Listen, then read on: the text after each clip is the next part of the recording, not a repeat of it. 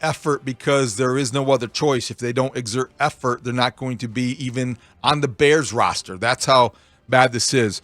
As far as Ryan Poles trying to put a positive spin on this, I suppose there's no other way to look at it if you're sitting in his chair. I do not want to hear him on a weekly basis bemoan the fact that they are so limited, because I think that would sound like he's whining.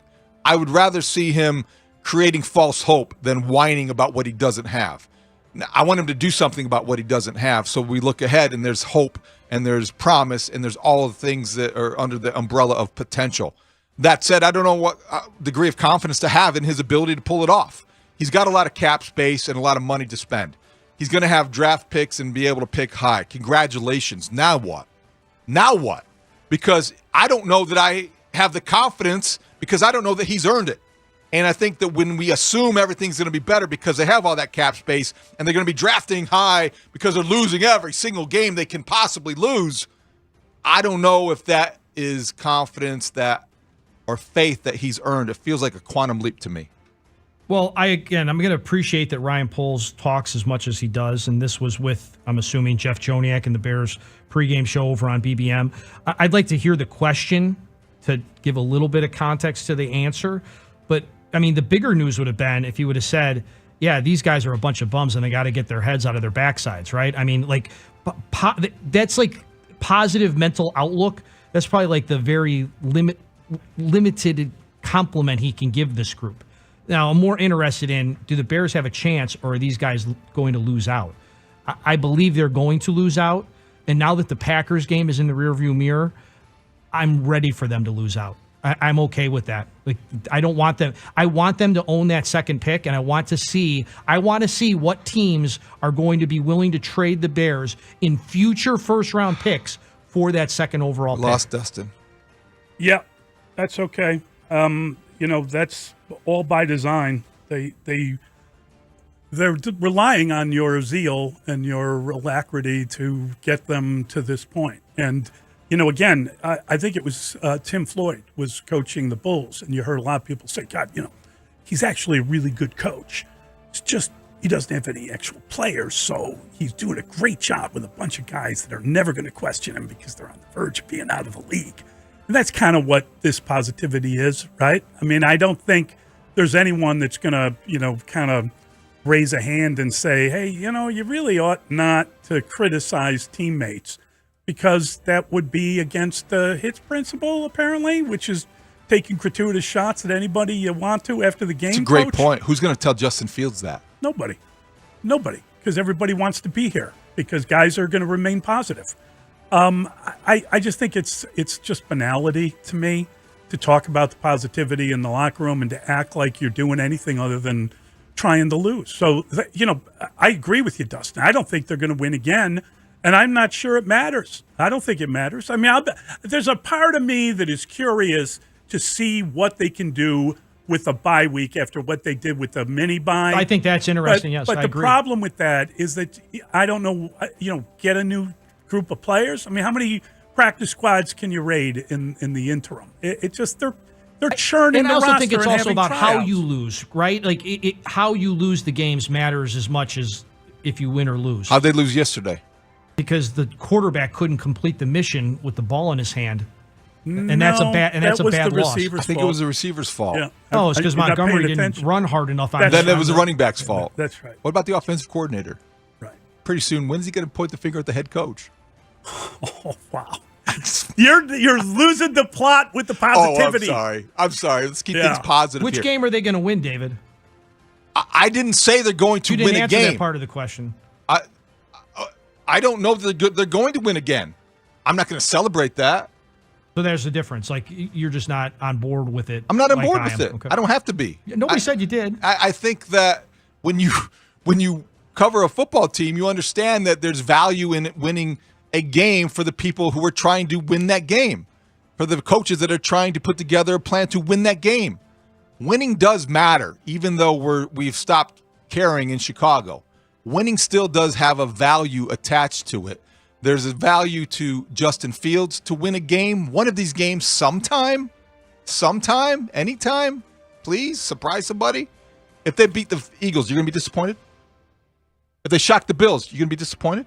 I mean, at the moment, I won't be. It'll be, the Bills. We'll go to the Bills. It'll be Christmas Eve, right? It'll be, maybe into the eggnog a little bit or something. So, sure.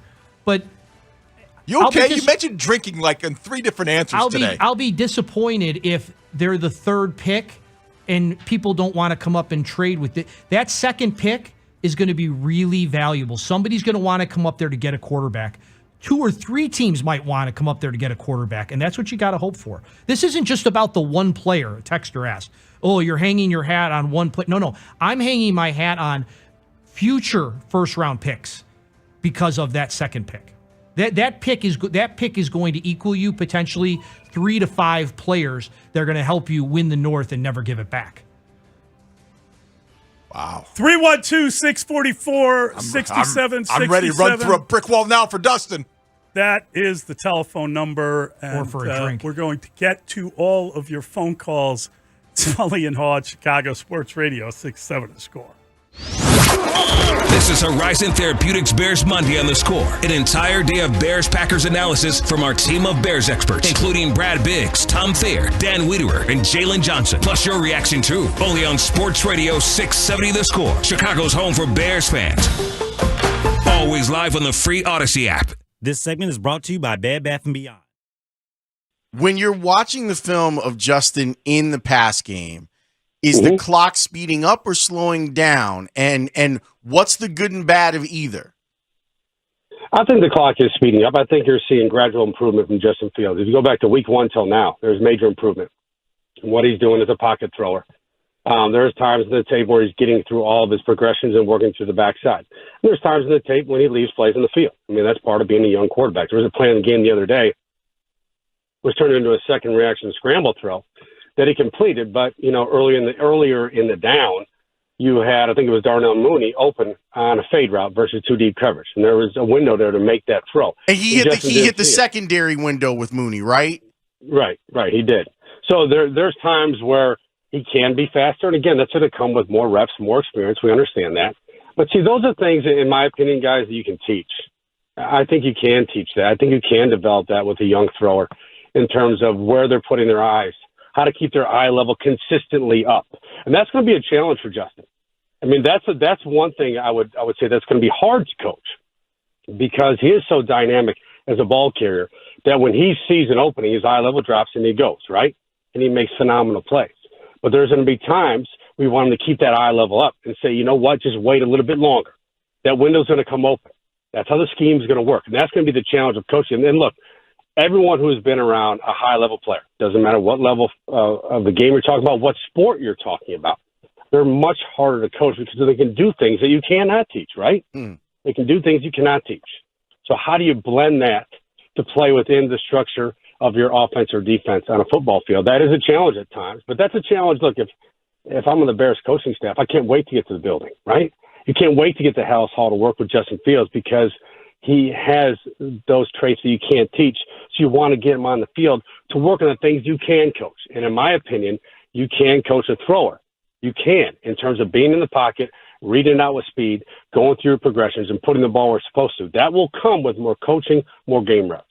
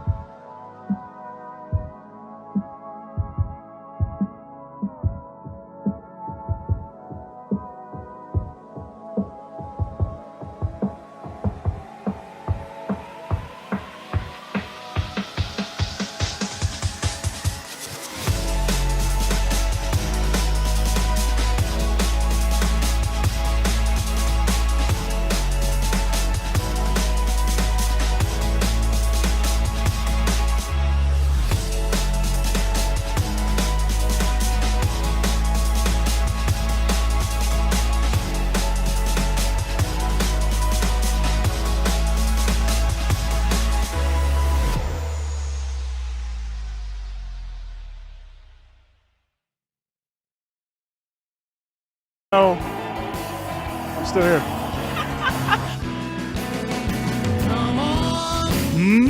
Mully and Haugh, Chicago Sports Radio 6-7 to the score. That's the great one himself. That is Aaron Rodgers.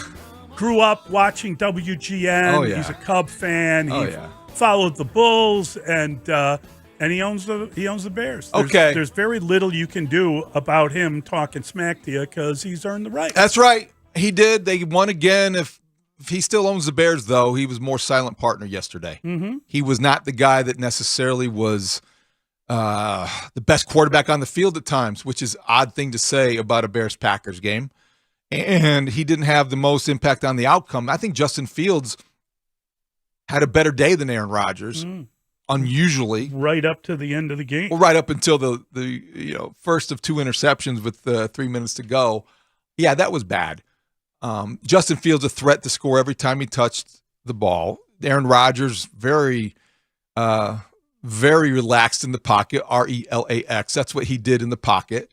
And he was able to pick his receivers.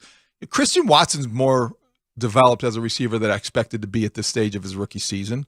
Randall Cobb's still Randall Cobb. Lazard got open a couple times, but that's not a great receiving core. And he certainly had a compromised offensive line. So that may have contributed to his pedestrian numbers, but they were pretty pedestrian by Aaron Rodgers standards. 312-644-6767. That's the telephone number. We'll start the conversation this morning with Devin. He's in Valpo. Hey, Devin. Hey, how's it going, guys? Good. I am calling because I don't think it gets talked about enough, but Aaron Rodgers personally saying that he owns the Bears rings more every single time he converts a fourth down, and especially when it's fourth down. Yeah, your phone's cutting out. Phone's cutting out. Doesn't like what Aaron Rodgers had to say. Doesn't like the way he backs it up. I'm guessing what he was about to say. Did you see where Aaron Rodgers really let his sideline have it again? And here we are kind of talking about Justin Fields post-game being very candid about Equanimeous St. Brown not running the right route and David Montgomery not running hard enough. Is this just a quarterback thing? If you're a franchise quarterback, you are entitled to say and do whatever you want? Because Aaron Rodgers, boy, he is on the Packer hierarchy. There's Mark Murphy. Yeah. There's Aaron Rodgers. Okay. There's Matt LaFleur. Where's Gutekunst in there? Probably somewhere in the middle. But Aaron Rodgers was pretty vocal yesterday during the game, whether he's yelling at officials or his own coach. Oh, that's so funny. 312-644-6767. Jeff is in Rockford. Hey, Jeff. Hey, guys. How you doing? Good. I get it. Justin Fields he makes mistakes. He owns his mistakes, but Mooney's been running crappy routes all year. He admitted it. A lot of those things everybody's blaming on Fields, is on the receivers, and he's probably tired of, that affecting the perspective on him. And enough with these stupid screen passes to Claypool. Who is get the blaming, guy down the field. Who is blaming Fields for anything? I'm I'm being honest. I don't know where you're getting that, and I is. don't know where he'd get that. This is the conquering hero. This is the champion of the people. I don't agree with that assessment that anybody, thinks that Fields isn't. Fields has had nothing but people kind of. Where's his fawning over him. criticism? Now, I don't understand who's criticizing Justin Fields. Nobody. Not every observation about Justin Fields as a quarterback has to induce an argument. Not every critique is criticism. Right. It's evaluation. And to have an objective, remember objectivity? Remember that is? To have an objective analysis of where he is in his second season as a Bears starter, a guy who has emerged as their franchise quarterback this year because of his unique skill set, because of his explosive running ability, because he is special. You can still mention things along the way that stand out as part of that evaluation. That is not criticism. I agree. I don't think that anybody has. I think Justin Fields has had a fantastic year, and he has, maybe to the chagrin of the general manager, proven to be someone that you can build around. You know, they didn't necessarily give him the weapons to prove that, but he did it on his own. The play caller definitely gets a big assist in that one, but I don't know that anybody has thought anything other than Justin Fields looks like a very promising player. Honestly, I haven't heard a lot of people turn on him at all. That's not the consensus, and I don't even think that's a very loud voice in the wilderness, if you will. I don't think people have looked at him and been, I'm out on him. I'm out on Justin Fields. He's not a pocket passer. No, I think that we are being honest about the box that remains unchecked. You'd like to see him win that game yesterday when he has an opportunity to make something happen that affects a victory, that causes a victory, right? That leads to one. You'd prefer not to see him throw 2 interceptions in the final 3 minutes. That's not exactly breaking ground as far as observations, and that's not being critical. That's being honest without having any emotional investment in him being great or him being bad. That's just being honest. 312-644-6767. We're going to take your calls all morning. We're going to bring in Tom Thayer. We will talk to the great man himself next. It's Mully and Haugh on The Score. The Bears lose to the Packers. It's now 6 in a row, and our neighbors to the north continue with bragging rights. I own you continues. Danny Parkins here from the Parkins and Spiegel Show, afternoons 2 to 6. Keep it here. We got a full breakdown of the loss. It was good to see Justin Fields back and doing his thing and looking like he was all right. You know, I was really concerned going into this game that he wasn't going to be okay, but he made it through without any significant hits or without injury. On top of that, he gave you the big-time run. He gave you a couple of big-time throws, too. We saw him do some really nice things from the pocket. Outside of that last interception that pretty much ended the game, he did some great stuff. That first one, I have that one on an Equanimous, who had a pretty good game himself until that play, and then Jair Alexander made a great play on that. I'm not as enamored with some of the coaching decisions that went on in this game. I thought the timeout in the first half before with 20 seconds left, that gave Green Bay their opportunity to figure out what they wanted to do instead of forcing them to either use the clock or their timeout. I thought that was a bad moment for Matt Eberflus. You could also question what Luke Getsy and the Bears offense was doing in the second half of the game. I know that Green Bay made some adjustments, but there were some plays that were out there to be made, and it seemed like they were afraid to let Justin Fields do that stuff when he had proven in the first half that he could. So overall, it's a win because Justin Fields played really well, showed you some of that special stuff.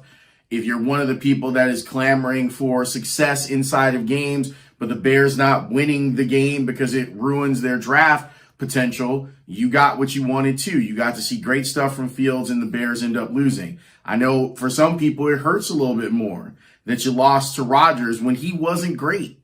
Like, this was a game when he could have been had and the Bears weren't able to close the door on him. So that's kind of upsetting. But Dan and I will work through all of it over the next few days. I promise you that. Monday through Friday, 10 to 2, Bernstein and Holmes on The Score.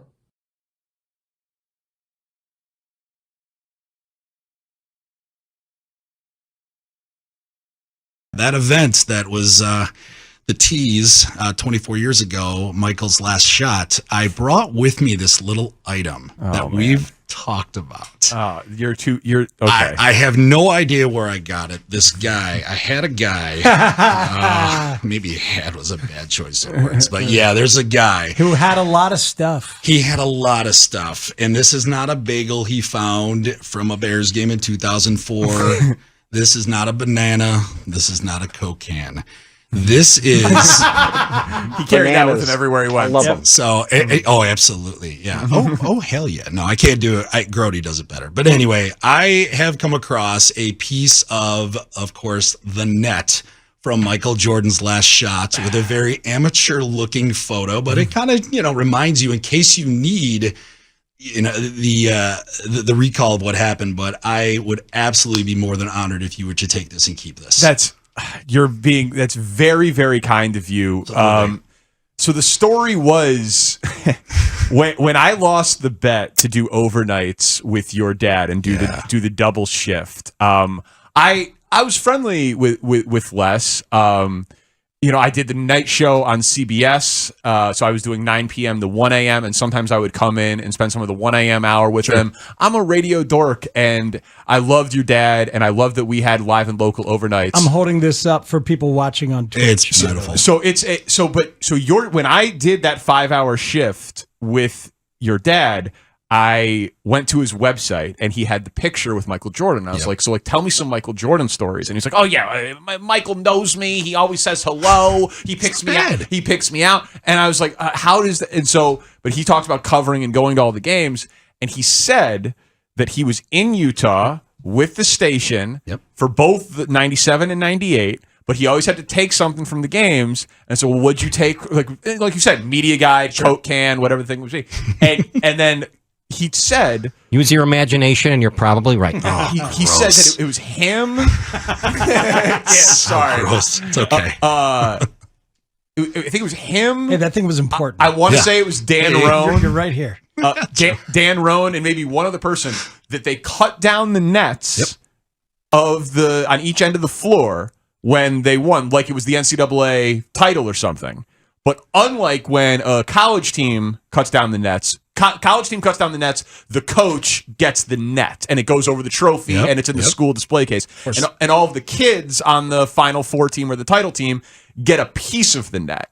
But the NBA teams don't often cut down the nets, and so your dad said the pieces of the net were still hanging in the metal rim, and him... And I think it was Dan Roan, and I forget the third media member, climbed up on the ladder took down the netting pieces from the side of the court that Jordan hit his final shot with the Bulls. And I'm like, I'm a Jordan junkie, like the signed jersey, like all the trading cards. I was like, Les, that's the coolest piece of memorabilia I've ever heard of. Like, you have a piece of the net, and here it is, that Jordan hit the final shot, and there it is. How he didn't get tackled trying to do that.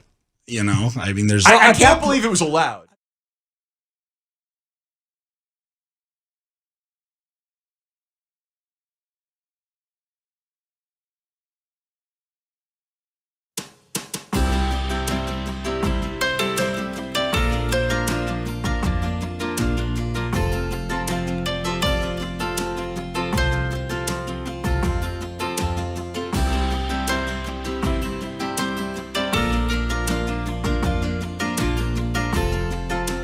SCR and HD Chicago. WBMX HD2 Chicago.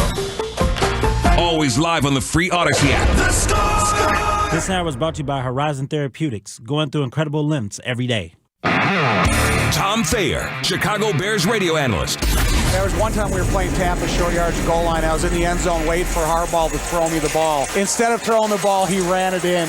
And I go, Jim, you could have padded your stats by throwing me a 1-yard pass. He goes, I know, but I thought you would drop it. Did you think you had good hands? I know I did. 41-12. Look at these things. 1985 Super Bowl champion. Walter Payton, Mike Ditka, hungry Chicago, finally champions on this January day in New Orleans. Tom Thayer with Mully and Haugh on 670 The Score. Bears.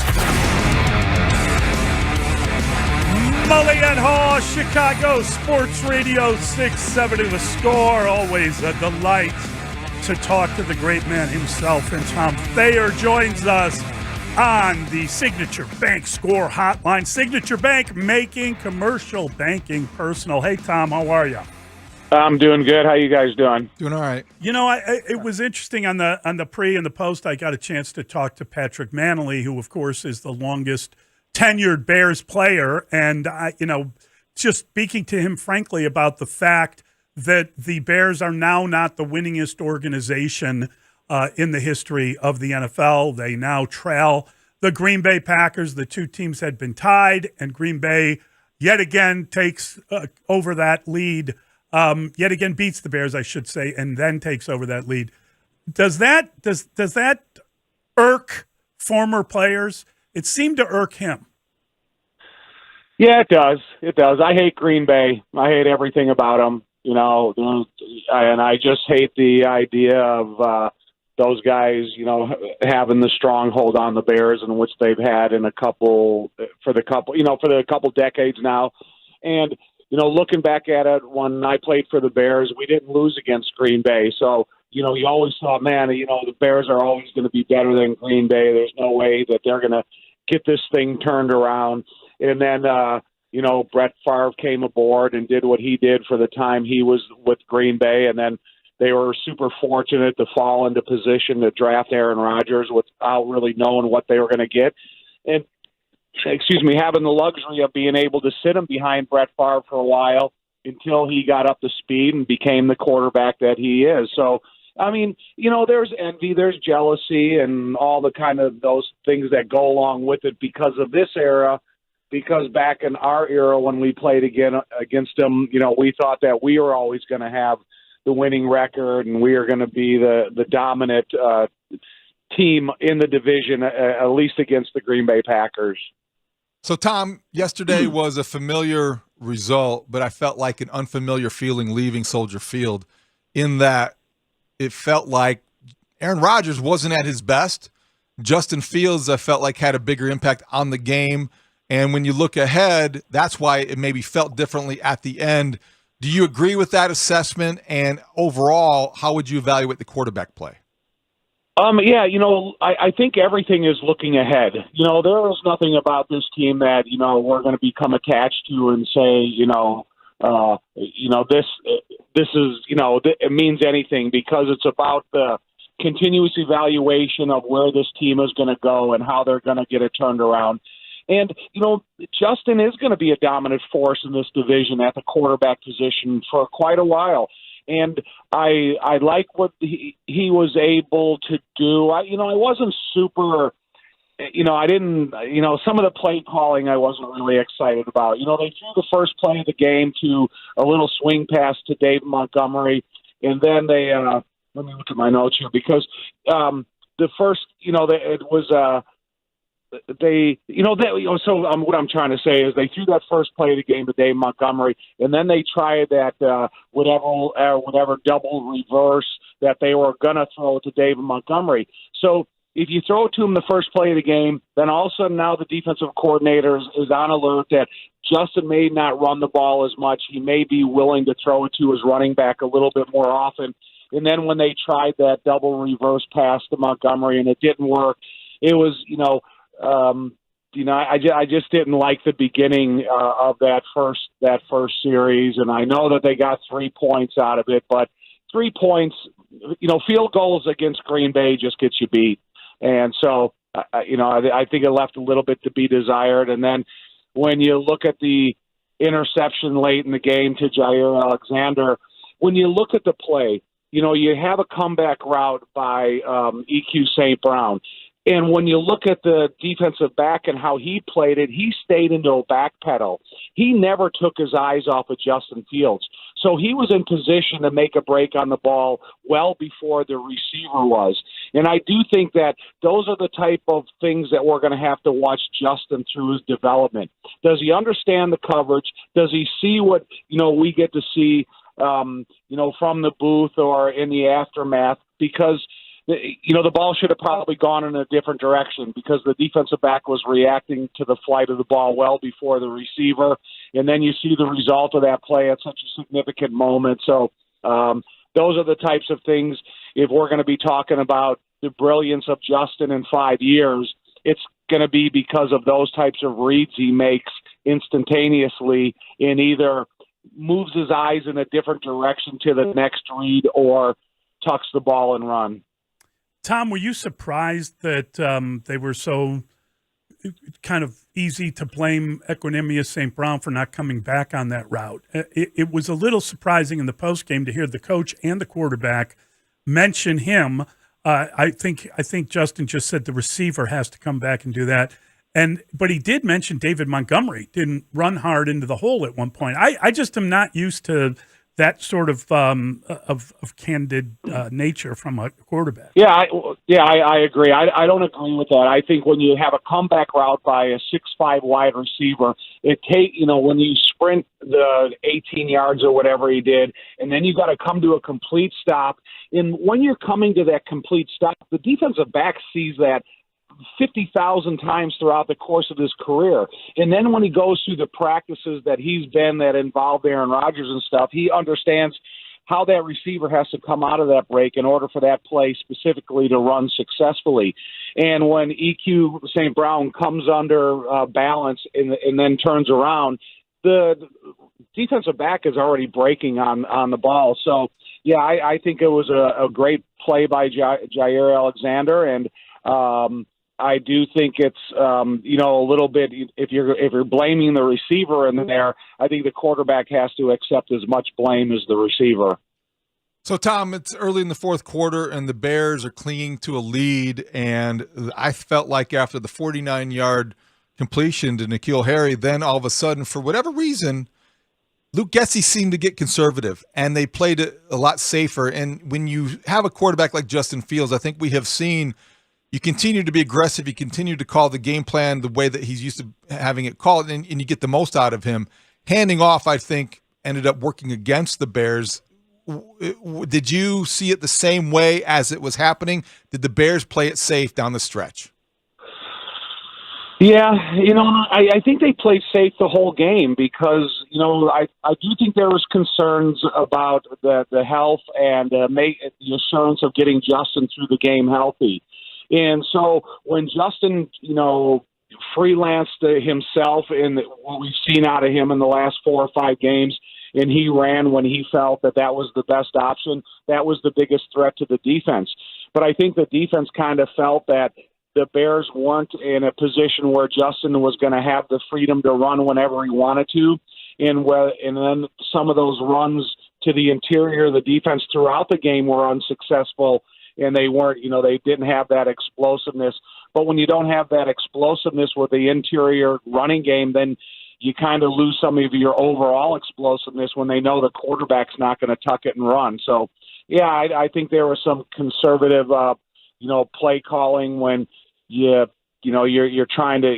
You got to be aggressive at this point in the season when you're 3-9 at that point, which led you to 3-10, and you got to take some chances and try to get out of it what you can get out of it and become more threatening of what you can offer, whether it's getting Cole involved in that passing game in that area of the field, or allowing Justin to run it. You did early in the game, so you should have let him run it at the most important part of the game. Tom, what typically do teams do on the bye week, and what will be different about this team and what they do on the bye week?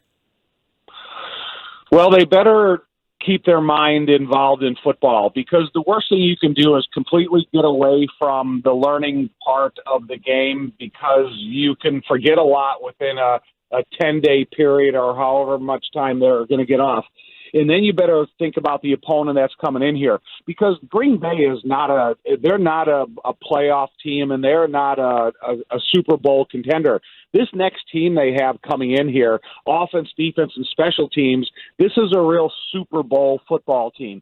And so if you think that you can have a nonchalant approach to the remaining games in the season, then you're going to go out and you're going to get embarrassed at home. And that's the worst thing that can happen after coming off of a bye week. And, unfortunately, we have some of those haunting things that have happened to the Bears in the past, not with this regime, with old regimes that have come and said, oh, we're going to reboot during the bye week, and then they go up and give up 50. And so I do think that you'd still have to have some type of focus on the game. And I'm not telling these guys to go back home with the limited time off they have and be in their tablet for 5 hours a day. But if you have a guy like Alex Leatherwood that's learning the system, stay in the system. If you have guys out there that these defensive backs that are playing in place of injured players, go through and understand what the requirements of the defense is called. And if you have a young guy as brilliantly as he's playing, a guy like Jack Sanborn, don't completely ignore what you've been able to accomplish up until this point. And so, for us, if we ever went through a bye week, Dick always dangled the carrot in front of us. If you guys do well, you're going to get some time off. If you don't do well, you're going to come to practice Tuesday, Wednesday, and Thursday, and we're going to go full pads and we're going to go hard, and then I'll give you the weekend off. So it's differently run now because of the collective bargaining agreement. There's a requirement of how much time you have to give off. But if you're a young player and you really have a desire to keep an NFL career going, then don't ignore what you've learned up until this point. Tom, back to the game. It's the end of the first half, and it's 4th and 4 from the 14-yard line. The Packers have the ball, and time is ticking down, 23 seconds left. Bears call a timeout. Now, Matt Eberflus explained afterward why he did that in terms of wanting to get set up, wanting to force them to make a decision. I think that was already made. They had already gone for it on 4th and 7, I believe, earlier on the previous series, and they didn't make it. I didn't understand that timeout. We're learning a lot about Matt Eberflus, the game day coach. I didn't like what that necessarily represented because I just didn't understand it. Did you? No, but, I don't. I think some of those decisions are out of Matt's hands. I think that he has an advisor that makes those decisions for him according to the analytics of how things should be run according to the book. So I don't know if they ever, freelance some of that decisions. I do think they're going by the exact measure of, how things are charted and, like I said, how analytics now play a part in the game. You mentioned Alex Leatherwood. We saw him for the first time. I believe he was on the field for 10 plays. What did you think of him? How about his usage? Any ideas from that snapshot? Well, so a complete pass, incomplete pass, complete pass with a chip. Then there was another pass that they slid his way. Then there was a complete to EQ St. Brown. He had a one-on-one against Garvin. Then they had the Montgomery touchdown where he and Devin had a good double team. That was the initial point of attack, but David decided to go the opposite way. Then he was in there for a complete to N'Keal Harry. He had a one-on-one against Lowry with a little help from Tevin. His 8th play was a complete pass to Montgomery, and they slid his way again. His 9th play was a run to Montgomery. He had good movement on 2nd and 12 where they had a gain of 7 yards, and he was at the point of attack. And then his last play was an inside trap, but he did a nice job of working upfield. I saw enough encouraging things that I would definitely give him double his workload or, maybe a series to series with Riley Reif. And I'm not disappointed in Riley Reif, but you really have to see what you have going forward and what he is and mean in terms of the future of this offensive line. So I'm not sitting here going, oh, my God, this was a waste of time and a waste of a choice. He showed me enough where I really have to see him. Things that I need to see him do better, he has to get more in tune with the snap count. And I don't know if he's thinking at the line of scrimmage. You got to get off the ball a little bit quicker. He showed good power at times. But like I said, this defensive front that he played against the Green Bay, it's not as threatening as what he's going to see here in the next couple weeks. So if he goes out and say he has 20 plays against the Eagles and 5 of them or 4 of them, he's the point of attack, and then 4 or 5 of the pass protections, he's got an individual assignment, and he succeeds in those terms, then, hey, maybe he is the man and the future at the right tackle position, and maybe he can work alongside Tevin Jenkins, and they can give him a good physical, hard-fighting right side. Tom, I don't know if the answer to this is obvious or not, but I'll ask it. Was Sunday a positive step in the development of Justin Fields? Yes, I do think so. I think he threw the ball well. We had some good decisions. It's unfortunate because of the pass he threw right before the injury to Chase Claypool was a nice decision to the outside right, and then he threw the pass to Chase Claypool, which I think was the right decision. He put in a position where the receiver could continue to be the aggressor after he made the catch. The defensive back came over the top of him, swatted the ball away, and we all see the results of that. I think it was a nice throw to N'Keal Harry to give him the opportunity to be a big receiver and climb up to the top of the football and make the catch over the DB. He made a nice decision climbing up inside the pocket and found Cole Kmet off to the left-hand side of the field. So it was encouraging to see Justin throw the ball. If he ever has a healthy combination where he can stay as threatening with his legs as he is, and then he continues to develop, good instincts and understanding of how and when to throw the ball, I think that he did take a big step forward. But let's hold off and see how he reacts against the defense like the Eagles. This segment with Tom Thayer is brought to you by Horizon Therapeutics, a global biotech company going to incredible lengths. And Tom, I think it's fairly obvious from the results as much as anything else that the Bears are having open tryouts on the defensive line at this point. You see him sign a guy off a practice squad, and then boom, he's in there, and they're trying to get something out of him. And Taco Charlton was signed, 3 weeks ago from the practice squad. What are you seeing in terms of guys that are going to be holdovers from that group? We've talked about it, and it would appear that Dominique Robinson, they drafted him, they like him. He's got to learn how to play the position a little bit more, but I think that he'll be back next year. I don't really know how deep it goes after that, because even with Jones, you don't know. The guy's doing fine, and he's better than a lot of the guys they have, but you would think that that's a primary position in this defense that they'll be looking to upgrade. Talking about the three technique, and conceivably he could be moved into a rotation, but who knows? What are you seeing? Well, all defensive lines now are a rotation, but they have to be effective within their rotation.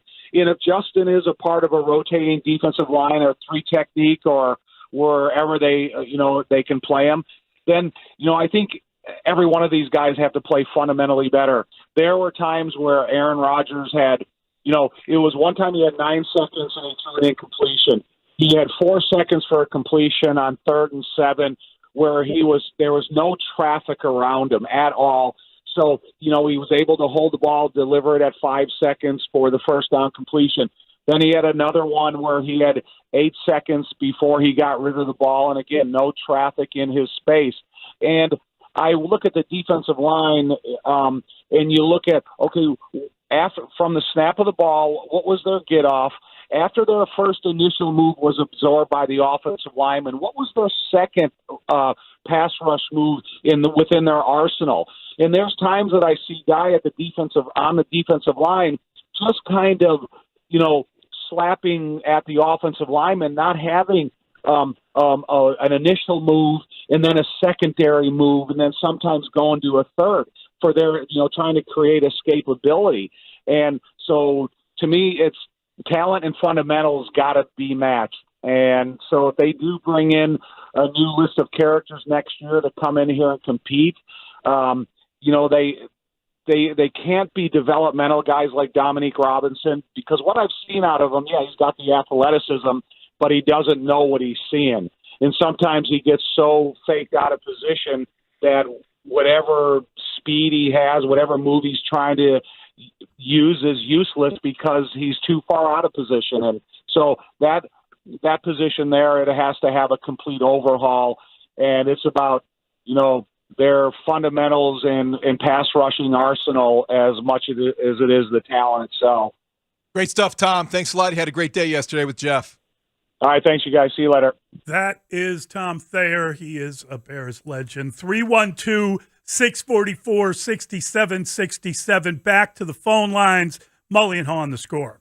Bears lose. They lose their 6th in a row as they fall to the Packers. Keep it here for full reaction to the loss from all our shows and team of Bears experts, along with your reaction too. Plus, we'll discuss what the Bears can work on during their much-needed bye week. We're talking Bears here on Sports Radio 670 The Score. Chicago's home. What do you thought of the rookie DBs for the Bears? Brisker, and how has he done? What do you think of him, and what do you think of Gordon? I think they're good. I think Gordon is a good player. I think Brisker can be a really good player. Me too. I think Brisker is everything we've wanted since Amos left. and I guess Mike Brown and Chris Harris. So he's fallen in that line to me because he's not afraid to come up and knock the piss out of you. He makes plays on the ball. So I'm not going to call him this because he's a first-year guy, but if he ends up being a bigger Mike Brown, oh my gosh, what do we have? You know what I mean? I said bigger Bob Sanders. Oh, well, yeah. I don't know if he hits like Bob. I don't know if he hit Bob. Bob would knock the heck out of you, man. Which is crazy because he was my size. Yeah, Bob would blow himself up. Yeah, he'd be gone, and then he'd magically show up for the Super Bowl and be a problem for the Bears in the Super Bowl. Exactly. Yes, but I think Brisker can be a Pro Bowl level type player for years. I think Gordon can be a good player. It's just it's the big plays. Gordon, if he makes the big plays, he'll be a Pro Bowl level type player. But people got to throw the ball to him. Right now, we can't stop the run, so people don't have to throw it. We got to stop the run. So, but as far as those two, I believe Posum got it right, and you can see it in the first year. And it doesn't take 2-3 years for you to be able to see that these guys came out right away and they started making plays. They're not top 10 picks. It's just making the right pick and getting football players as opposed to getting guys that are big, fast, and jump high. I don't care about the combine warrior.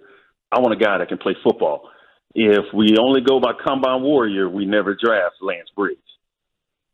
Right? Because he's not that. He is a football player, and that's what he does. He don't draft me. Heck, I was horrible at the combine, but I'm glad, Chicago, I'm glad you drafted me.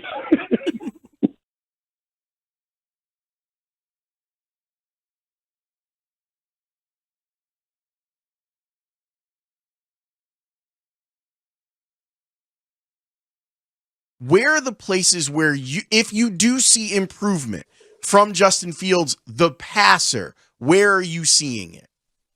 He's more decisive with the ball. Okay, and that's a general term, but what if you're talking about anyone who's playing high-level football at the quarterback position when they're throwing the ball? Are they decisive?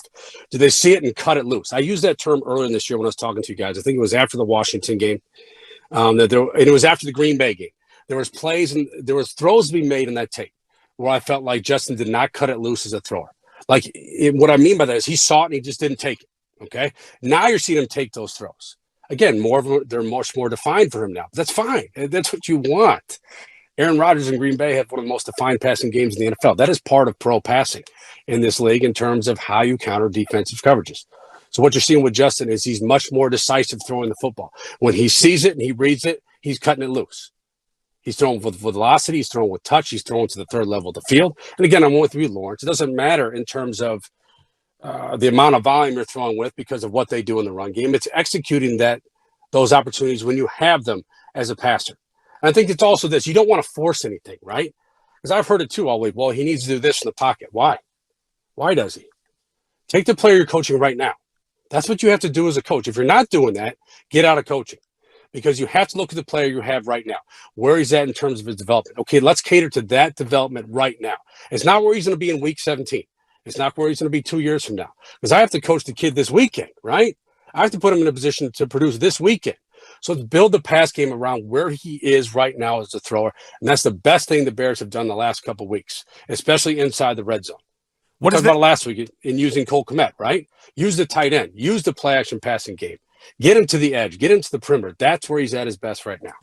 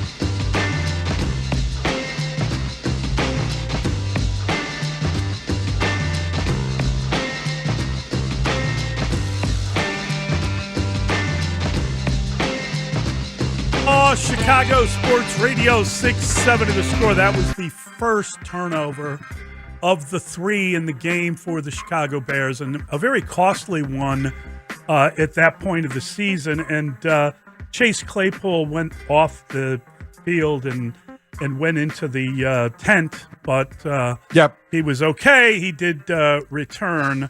And, I don't know how you feel about Chase Claypool and his performance in the game. Certainly with Mooney out, we had talked about trying to target him and use him as much as you could. This I thought was really interesting. So I'm doing the post game with Patrick Manley, and here's his response to that play. Chase Claypool fumble hurt too. I mean, that hurt pretty bad. That hurt a lot. And I always joke, was it one of those NFL missed layups, and you go and you hold your ankle like it was your ankle's fault why you missed the layup because he went right to his knee. And I was scared that maybe he did hurt himself, and I'm glad he didn't at all. But I'm hoping he's just not one of those that blames something else for why he fumbled it. That he's going to fake blame it or whatever. But he's got to hold on to that. He definitely has to hold on to that. I got to tell you, that went through my head watching the play, because he really needs to hang on to that ball. Well, and then if he hurt his knee, you don't want him to be hurt, and he goes off and they check the knee and he's okay, but he dropped the ball. Yeah, that's a heck of a thing to lay on a player. And Pat Manley has as much experience as anybody who's worn a Bears uniform, so it's very interesting coming from him. I think that when I saw the replay, and immediately you wonder how badly he's hurt, and so you look for signs. It appeared to me that he was almost like cringing in some sort of pain when it happened, and then the ball was punched out. Maybe he stayed down as a result of that or not, but I didn't doubt the injury, only because it was something that when you saw the replay and you saw his expression, like, wow, that's in real time. He's reacting to that. Now, whether or not it hurt a little bit more because he fumbled, that may be human nature. That might be possible. Right. I don't know, and I don't know what kind of player or Chase Claypool is introducing himself to Chicago this year, and a lot of people have been critical of the fact it's taken him longer to the onboarding process, and that's fair because he's not been as productive as he's going to need to be to justify the draft pick. That trade is going to be a constant source of evaluation and scrutiny. I don't know about the injury if it's related to the fumble, but we'll find out if he's he did return, right? Yep. And he went in the injury tent and then out of the injury tent and then back into the tent and then back in and out, and then he played the rest of the game. I don't know if he was compromised or not, but yeah, when you hear something like that from an ex-player, it does kind of resonate.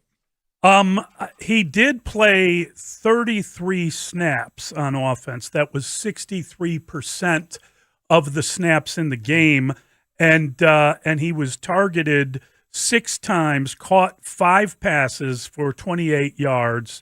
The long was 15.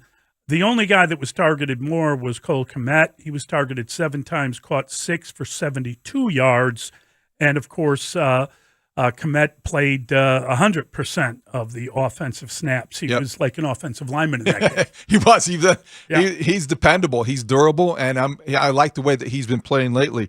That turnover, the Packers, that was a series where they went for it on 4th and 6 or 4th and 7, and at the end of the second quarter, before the final drive, when they did convert, but they did not convert the turnover into points.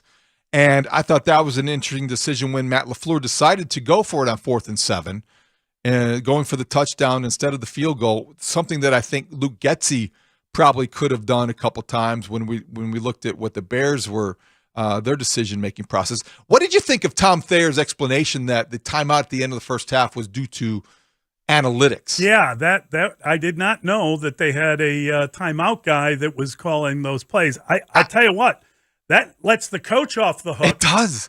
I don't know. I don't know if I like it. I'm not comfortable with that necessarily because, number one, you're the head coach. Yeah, exactly. And you're writing down all your little notes to get better. Right? He's involved, engaged. You're not calling defenses. You're not one or the other. You're the head coach. The other thing is that what analytic tells you that on 4th and 4 from the 14 with 30 seconds left to go in the game, you call a timeout to get your defense set to force them to make a decision. I don't know I don't know if there's one that applies to that. Here's the thing. The Packers have no respect for the Bears defense, and I don't think anyone in the league would have a lot of respect for it, even if they were at full strength. But when they were as compromised as they were, you don't think twice about going for it on 4th and 8. And when they don't get it, you think, wow, what a good victory for the Bears. Then when they go for it on 4th and 4 and you let them get a touchdown, you think, boy, no wonder no one has any respect for the Bears defense. Yeah, no kidding. I mean, that's exactly what you thought. That's really because that was one of those plays where, okay, Rodgers has all day. He spins out of, makes his spin move, and he doesn't look quite as graceful doing it as Justin Fields does. And then he waits, and he waits, and he waits some more. And then finally, Christian Watson gets free of Elijah Hicks, who, would under ordinary circumstances never be on the field in that situation. And he hits it for a touchdown. So that was a bad timeout as in retrospect, because it allowed the Packers to take a deep breath, to regather and reload. And okay, we're going to call this play and it's going to work. And it did. Listen, Bears Mondays are presented by Horizon Therapeutics. We appreciate their contribution. Let's get out to the phone lines. We have a lot of people that want to check in, and we should let you know that the listener line is powered by BetQL. Bet smarter, beat the books. Download that BetQL app today or visit BetQL.com. And the BetQL network is available nationwide on the Odyssey mobile app and website, over 10,000 home and auto-connected devices, and BetQLnetwork.com. Larry is in Oak Lawn. Hey, Larry. Hey, good morning. Morning to you. Yeah, I just called in with a simple question, and I hope I'd like to see a top-line center finally after all these years. And then what's Fields worth in the draft or in trade rate? You're not trading Justin Fields. No. You're not trading Justin Fields. You can long for a different center if you want, and Sam Mustipher. Well, don't forget that Lucas Patrick. Yeah, okay. I was going to say, your guy's coming back to save the day next year, right? That's right. I don't know if that was my idea. It was your guy. I know you're a big Lucas Patrick guy. Continue to stress the intangibles. And you know what? He is a great weightlifter. He's got a lot of enthusiasm. He's tremendous in the weight room. I don't know that center is among your top 5 priorities going into the offseason. Maybe it's under the umbrella of offensive line upgrades, but you have so many other needs, which is why we talk about how far they have to go. I think that when you have a great center, and the Bears have had some great ones, you feel great about that, and it really helps a ton. I also think that if you look around the league, it is not all that unusual to see an undrafted free agent like Sam Mustipher as your starting center. That is, I believe, of all the positions in the NFL, the one most often occupied by an undrafted free agent, or at least it used to be back in the day. So I'm not against the idea of getting an upgrade. I think that they tried to get an upgrade. Just the guy they signed couldn't stay healthy. Why do you think that is? Play center. I agree with you. I think you often see the either late round draft pick blossom and hang around and be that guy, or the undrafted free agent emerge as a surprise, and they often play center, and they're the guy that is basically the brains, calling out signals, identifying defenses. Why do you think that position is without way? Disrespecting anyone, I think that if you are, I think the guard position is probably more valuable, and we know that tackles are the most valuable, and failed tackles are guards, according to what Tony Wise told us. And so I think that if you've got a guy that is able to function as a guard, you have him play that position, and you can rely upon a overachieving, smarter type guy to play center, because they can pick up things and they can be bright enough to use intangibles to get them into the starting lineup. And I think that, when you're going with undersized, smarter type of guys at that position at the college level, they're unlikely to be drafted into the NFL. And then when you find them, you realize, wow, this guy is a dog. I mean, he really cares, and he's really going to fight and battle. And I just think it's the nature of the position. I think that's a good explanation. I think because you look at how many other positions of value you need to prioritize over center, whether it's, first of all, quarterback, then your wide receiver, then your left tackle, and then, oh, by the way, do we have a difference maker at running back? Oh, no, running backs are a dime a dozen. So that almost falls into by the time you get to a center, how often do you hear the term difference-making center?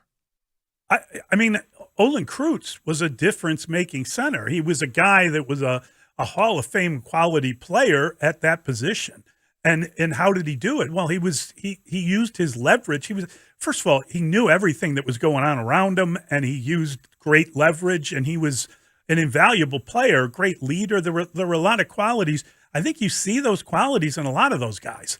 I really do. I think that's usually a position, and that's why they signed Lucas Patrick, not because of his physical ability, because they felt that he was a guy that really worked hard in the weight room. Leader. Yes.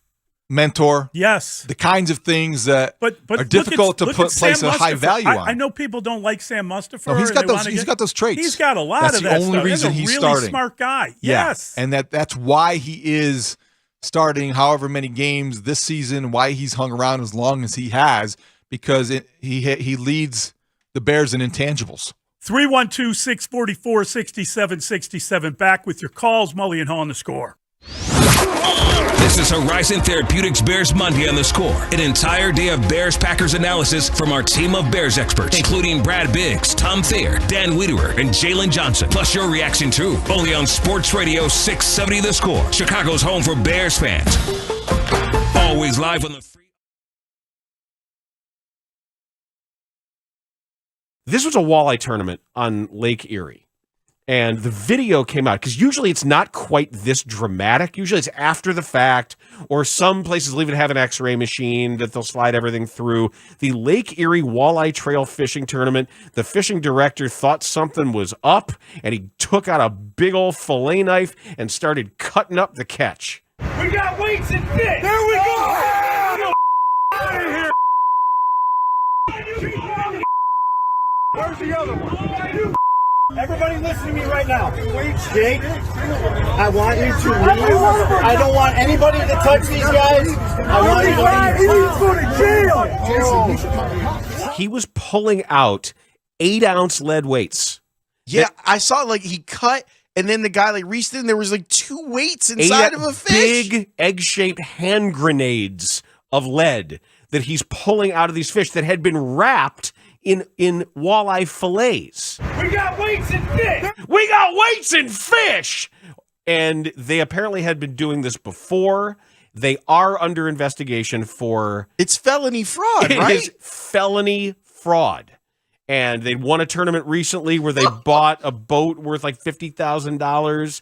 And this isn't big money, but it's enough that it's felony fraud. You can't do this. And the overdoing of it, if you look at this, I looked at one of these fish, and I thought, I'm a pretty good estimator of weight of a fish. You've done it. Most fishermen are. You lift it up, I can get it within a quarter of a pound. And this one that is maybe 4.5 should not be weighing at 7.9. There's a very profanity-laced moment I kept out of this clip here that we played, where somebody says, "This guy's been doing this for years." Yep. So this guy's been making money for years off of this. But they got him caught now. He got caught right there, and he pulled out the knife, and I didn't know you could bring dead fish to a weigh-in. I thought that the fish being alive and releasable was part of it. Maybe not on Lake Erie. What an aha moment! I was amazed by it. You cut into and drop the sound. Thud. Right. Yep. I'm telling you, they're like little hand grenades he's pulling out. Weights and fish. There we go. There we go. And people were going to kill the guy. They were going to drag the guy behind a truck. And they said, no, don't touch him. There were partners. One guy ran to his truck and locked the door. And the other guy stood there, stone-faced. And the Cuyahoga County is looking into this, as well they should. But the stories about the early days of competitive bass fishing, it wasn't just weights in fish. There were guys, and Carl Hyacin wrote about this. His first novel, his second novel, Double Whammy, was about this, where somebody would go catch big bass, and stash them in underwater cages. And then when the tournament began, off go the boats, and then in come the boats, and the guys were using the actual same fish for multiple tournaments. Oh, look, I got old Bessie again, same 8.5 pounder, and would keep it and feed it and make sure that this thing would grow big in this cage, and they would just so happen to know where this thing was hidden and be able to go find it for each tournament. The 630. He goes, I love how relaxing fishing is. Yeah. We got weights and fish. There we go.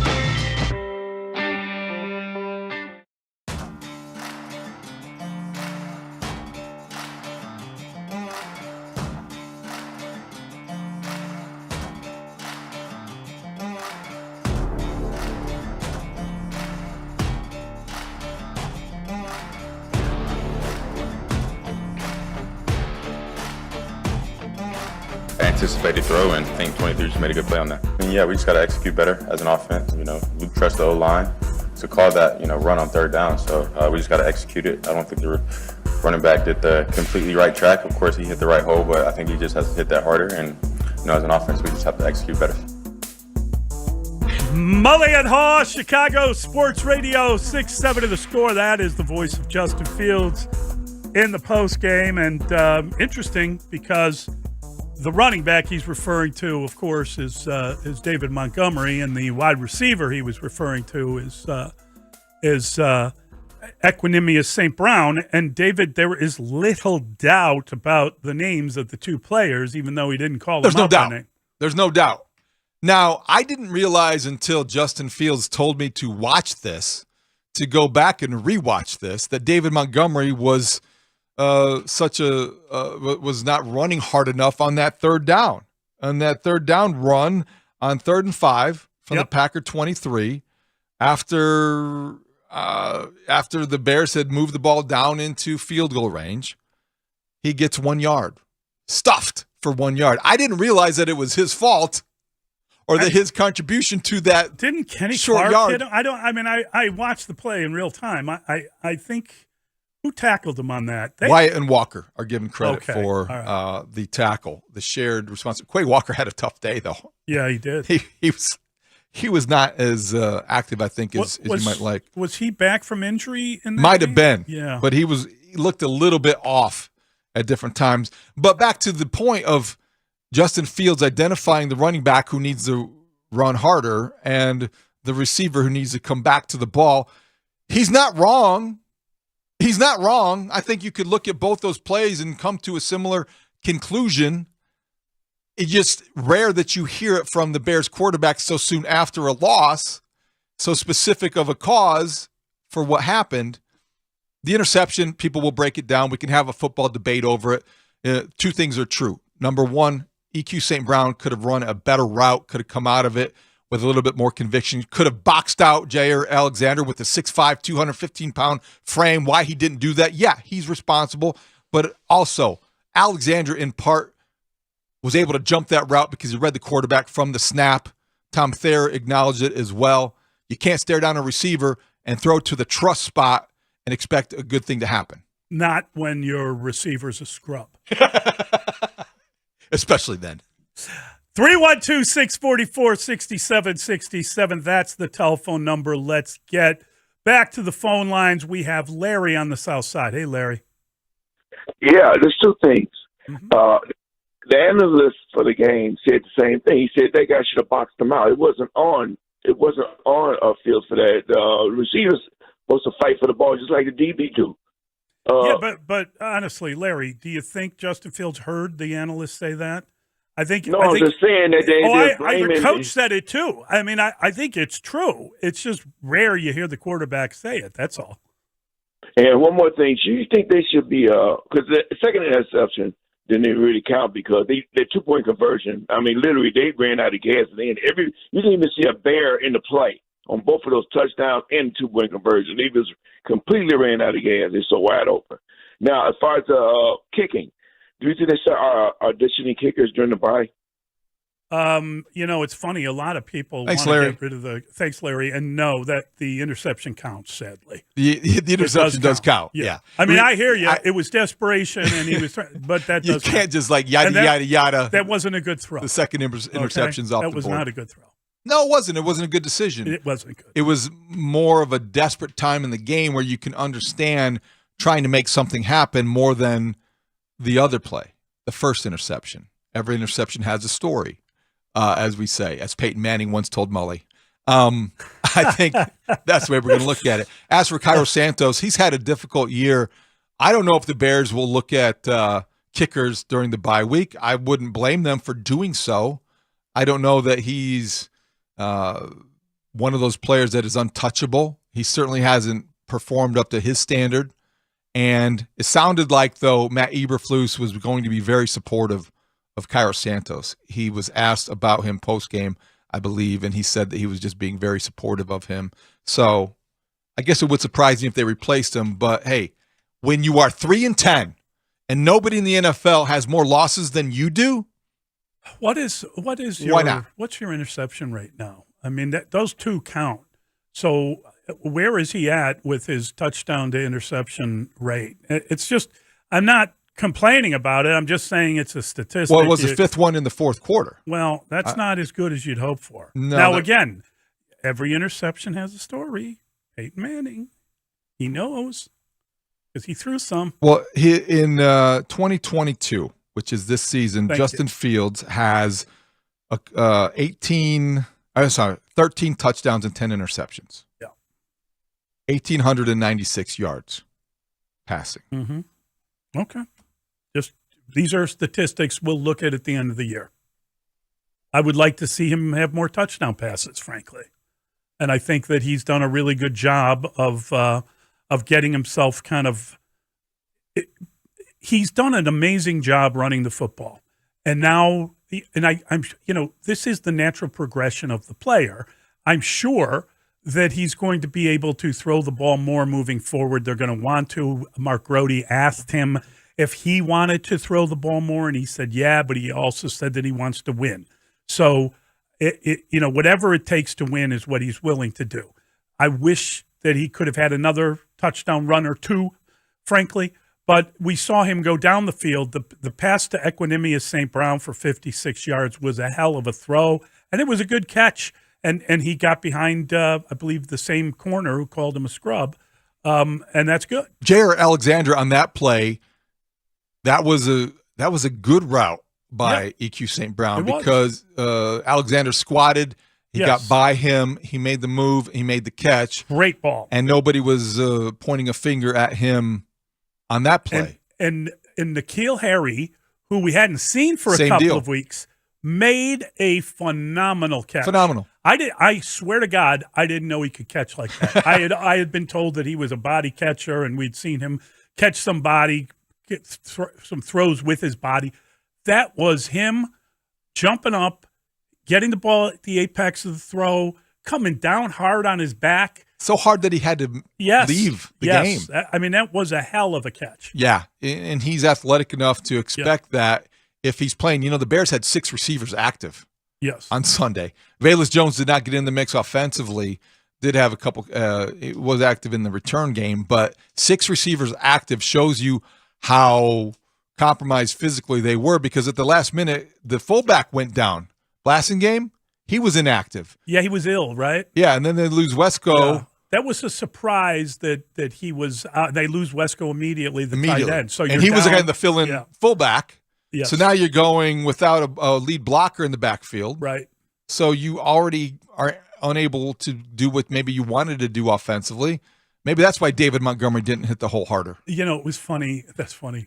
We were on the pregame, and no one could understand why Blasingame was suddenly not available, and they didn't have a reason. And we knew Kendall Vildor was a late scratch, but he had an ankle during the week. What was wrong with Blasingame? And everyone was kind of like a little there was a bit of a kerfluffle as to what the problem was, and then it came out. They announced, oh, by the way, he's got an illness. You thought he got hurt during pregame. Well, you couldn't help but worry about his oblique. No. That's awful. All right, let's try. No, we're going to have to take a break. We've got Biggs time next. We're going to come back with our guy, Brad Biggs. We'll get his insights into the game, and then we will have your calls. We'll get to the phone lines. You will have your chance to speak. Biggs time next. Mully and Haugh on the score. Yeah, whatever. Hey, Bears fans, the losing streak continues. The Bears fall to the Packers yet again, 6 in a row. Mully here from the Mully and Haugh Show. Mornings 5:30 to 10. Keep it here. Mark is in Schaumburg. He wants to talk Super Bowl week with Spigs. It is Super Bowl week, and I want Justin Fields to full-on put Aaron Rodgers in a coffin. Now, let me tell you why. This is not about Bears-Packers. This is not about Bears versus Aaron Rodgers. This is QB1 versus Aaron Rodgers. This is literally Superman versus Lex Luger. And I'm not going to sit on my couch on Sunday and root for Lex Luger to win. I'm not going to do it. Luther. Danny, you are my favorite analyst on the score by far. I think you are the best in that office. But, dude, are you a robot? How are you going to be able to sit there on your couch and go yeah, this is okay. It's okay that Lex Luger is beating up on my quarterback. No, I want Superman to win. Forget it, he's rolling. Yeah. Well, first of all, thank you so much, Mark. Are you a robot? You didn't answer if you're a robot or not. That's a good question. I've lost all human emotion. My brain's a neural net processor, a learning computer, made by Boston Dynamics. I got to go in this week and get a RAM update. Yeah, I don't know. I shoot civilians. Whoa. Yeah, too far. By the way, Lex Luger, that is a terrific weapon. Yeah, dangerous. I have friends who own a Lex Luger. Be careful, folks. Keep that safety on. Lockbox. Yeah, the whole thing. That is spectacular.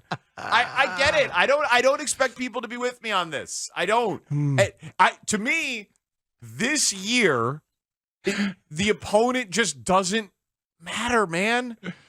But this week it does. I know, but my point is, and it's the home game. You're supposed to win. Beat them here. Good. Okay. I feel like it's being misconstrued. If they win, it's not like I'm going to be mad. I don't think that the Packer or the Bears should tank. Like, the players should try, the coaches should try, all of that stuff. Yeah. I'm just saying it's kind of crazy how well this is going. Man, everyone on defense is hurt. Hey, man, look, I'm here. I'm here for the intellectualizing. I'm here for it. I'm here for the big picture and thinking long term. But I'm not here for it this week.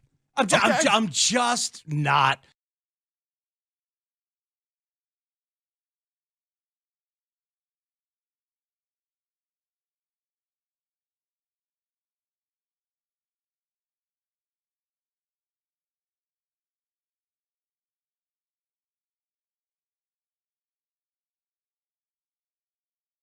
It takes a long time for a receiver to learn an offense and come over midstream. Not this offense. Listen, I could learn this offense in 24 hours. Okay. The passing game.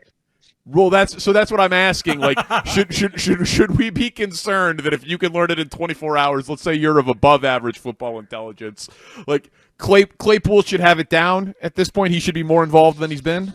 Yes, and yes, and I like Pringle as a blocker. They're all blockers. St. Brown's a blocker. St. Brown, yeah. One thing, you're not going to be able to attract anybody. You're going to have to draft them, because you're not going to get a free agent when you're tilted this one direction run pass, because they all want to go where they're going to get fed the rock and make Pro Bowls and get their incentives, as they should. You won't be able to sell the quarterback is going to be a great player, because any agent and free agent is going to be like, no, the proof's in the pudding. You guys ran it 66% of the time. I ain't going there. I didn't sign up to be a tight end, right? So yeah, you're gonna have that issue. And yeah, I think I don't know what you have in Claypool, because you don't throw it enough, right? And then the ones you're really trying to throw, and I don't blame him. I design every play for Mooney as well. I think the kid's special. I think he's the next McLaurin. You know what I mean? The kid at Washington that came out of nowhere has become one of the best players in the league. I think Mooney could be as good as anybody. Komet's awesome. So you have two really good players. Why not try to develop another one? The backs are good receivers. That's another thing. We're talking about throwing the ball. You can throw the ball to the backs. Like, there's no rule against, Bill Walsh did a pretty good job throwing the ball to Roger Craig 100 times a year. Like, you can get the ball out quick and throw the ball to the back. Like, there's a lot of things you can do in the passing game that basically are runs that protect a bad offensive line. So, again, I don't want to be the one that's just pouring on Getsy. I think he's really good. I think he's going to be phenomenal. But at some point, the head coach has to say, bro, just quit worrying about all these design runs. Go up there on a Monday and be like, I want to see triple the catalog in passing. I want to see it throwing twice as much in practice, and I want more than 30 throws in the game. And we'll deal with the rest.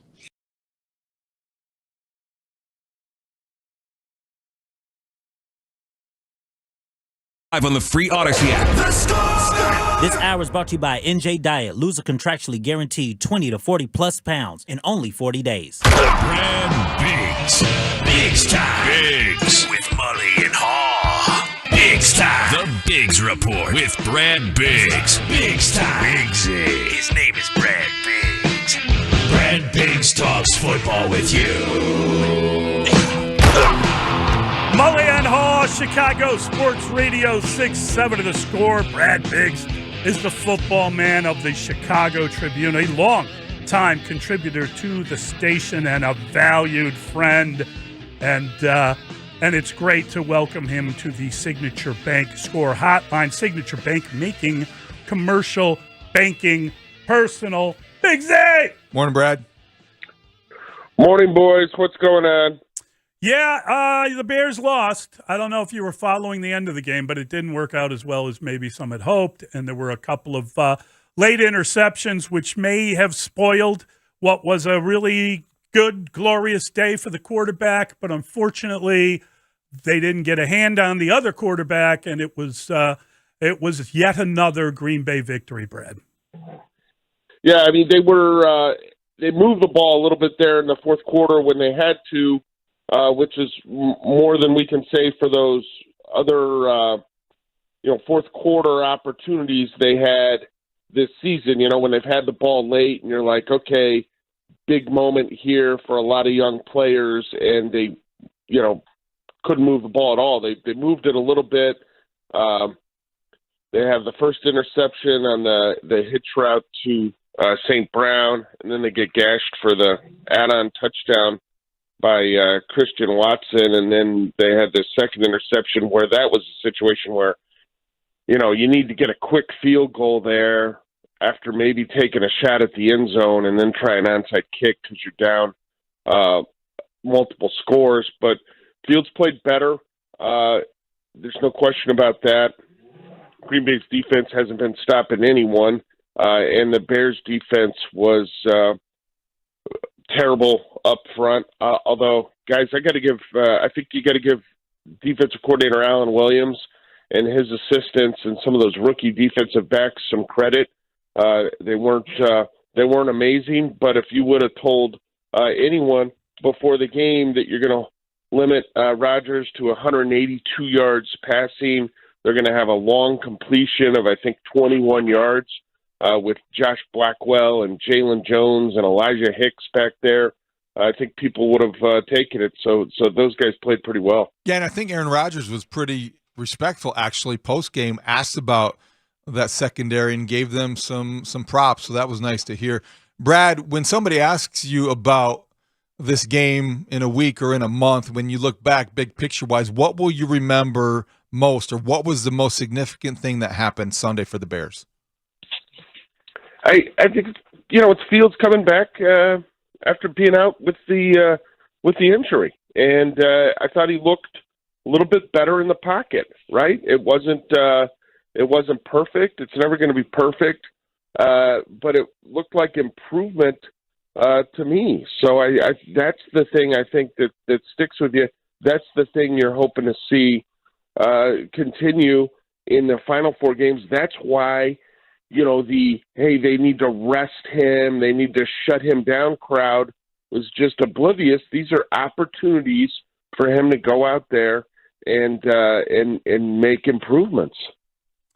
This segment with Brad Biggs is brought to you by a global biotech company, Horizon Therapeutics, where science and compassion work together to transform lives.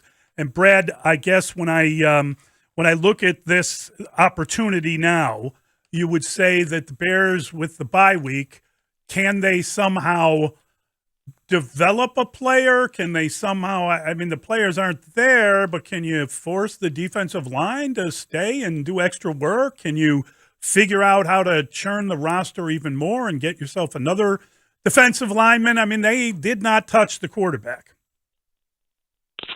Yeah, and that was abysmal. They got to the end of the game, they had 0 quarterback hits, and I thought to myself last night, I said, boy, this probably hasn't happened in a long time. How it's probably going to take me a while to dig this one up. And you go back and you look and know on Halloween last year against Jimmy Garoppolo and the 49ers, they didn't lay a finger on him. So it hadn't been that long. No, you're not going to all of a sudden develop a defensive lineman over the bye week and in the final 4 games. That's simply not going to happen. They're sort of grasping at straws at that position. What you will see on occasion late in the season, and the Bears have made 2 of those moves already, is potentially trying to poach a player off another team's practice squad. The Bears signed, obviously, the quarterback Tim Boyle away from the Detroit Lions because they were worried they would be undermanned. And then they signed Andrew Brown, a defensive lineman from the Arizona Cardinals practice squad. And gosh, he actually had a uniform. He was up yesterday. He got out there a little bit. He made 1 play in the running game that I recall, but he was barely out there. Well, shoot, more snaps than I thought. 23 snaps for Andrew Brown yesterday. So you potentially could see another move or 2 in terms of signing a guy off someone else's practice squad. But no, there's not going to be crazy roster changes. But, the mini buys seemed to serve this team really well back in October after the loss to Washington. So you wonder if Eberflus's position coaches can come up with something to sort of challenge their players to get a little bit better here for the stretch run. All right, Brad, so it'll take us till the end of the show to go through every quarterback you've covered or seen go to the podium after a Bears game at Soldier Field. But yesterday when Justin Fields did that, and he was very direct in his identifying David Montgomery and needing to run harder on that 3rd down, and Equanimeous St. Brown needing to come out of that break and that route that it led to the interception, it was very direct criticism, if not by name, by position. How unusual is it for a Bears quarterback to be that honest and candid postgame? It probably doesn't happen that often.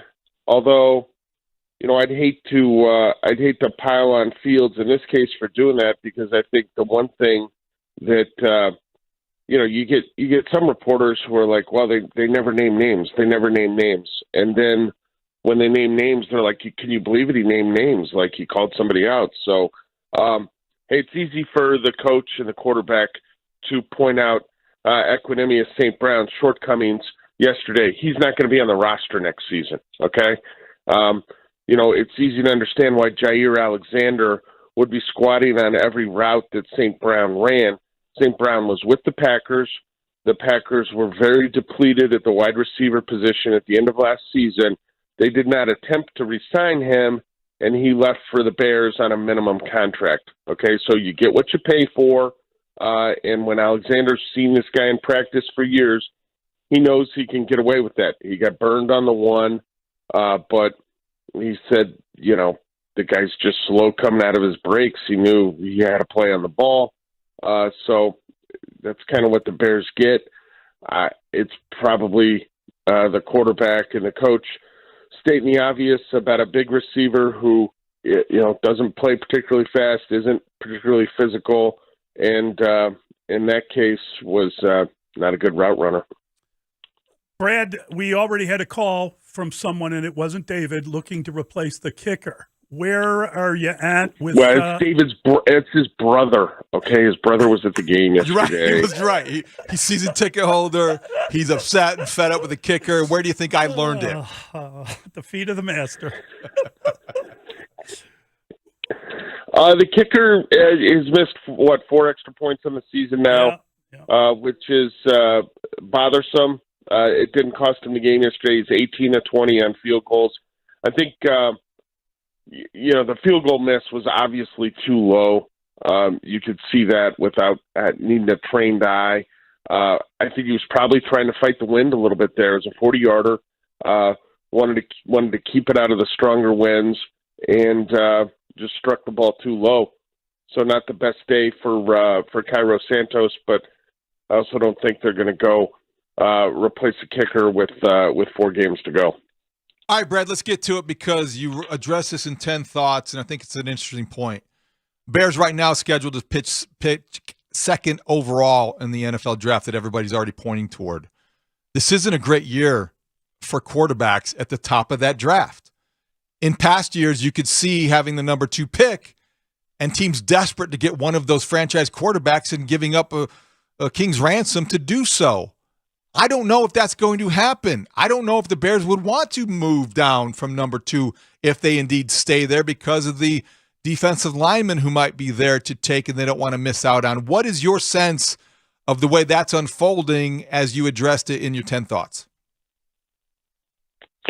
Yeah, I kind of have doubts at this point that this is the kind of quarterback draft that's going to create a big-time movement near the top of the draft, and maybe I'm wrong, and it would just take one team to fall in love with one player to make some kind of trade that basically everyone else thinks is over the top to get a guy. Most people right now seem to think that Bryce Young is the best prospect out there. He's like 5'11". Okay, he's a little guy, and that concerns a lot of people. C.J. Stroud, Will Levis. I don't know where they'll go, and they'll surely end up going higher than I probably imagine, and potentially higher than they should go. But I don't know that teams sitting there in the top 5 are going to be able to hold up other clubs hostage to trade those picks. I don't know this is the year that's going to happen. If it is, and if it is not, that's fine. There's going to be some super talented players there, but I don't know that this is a situation where Ryan Poles can turn the number 2 pick or number 4 pick or whatever it is into multiple first-round draft picks and other picks and all things shiny and bright. I want to get back to Equinemius St. Brown for a second. Did you kind of cut him there when we were just talking about him? It looks like, he's a guy who's 6'5". He doesn't seem to use his height or size in a very good way. I don't know that there's anybody in this receiving core that you want to build around right now. I suppose Chase Claypool, there's a heavy investment there. But, we heard... How about Claypool getting hurt on the fumble? Yeah. What was... Did that bother you? That bothered Patrick Manley a little. Well, I'm not... I'm not sure he was injured. That's kind of what I'm trying to figure out there, because you saw him go to the sideline, he was fine. Then he's jogging on the side, and you're like, well, were you hurt, or were you just hurt that you fumbled? Yeah, David said that that he saw him grimace. Looks like he was in some pain during the replay before he fumbled, before he had the ball dislodged. Maybe it hurt a lot more when he lost the fumble, but it did appear that he was in some obvious pain somehow. Right, and then I don't believe he missed a snap. Like he was on. Now he's not out there every play, but that just struck me as bizarre. But back to what was St. Brown? I heard Jair Alexander, his former teammate, called him a scrub. And a scrub is a guy that thinks he's fly, also known as a buster. I don't know how you feel about a scrub.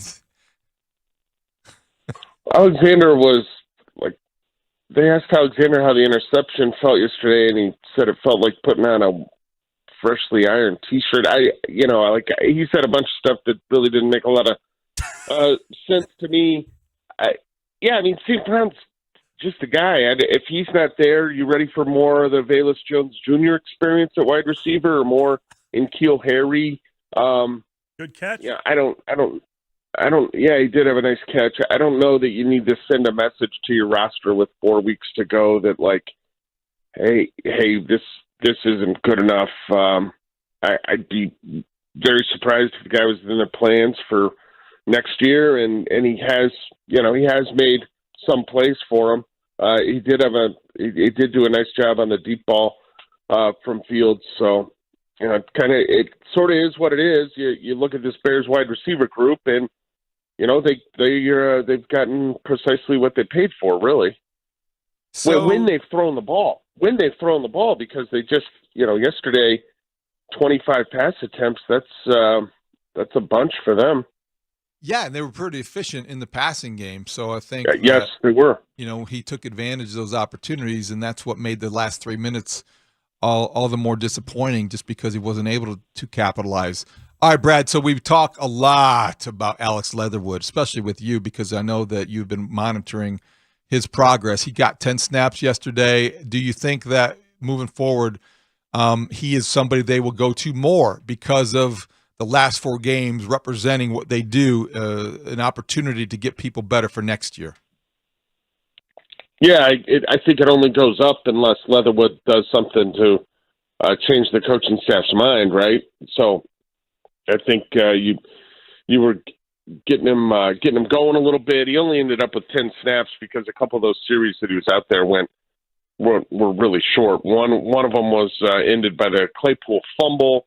Another was that they had the deep pass, and then Montgomery scores on the next play.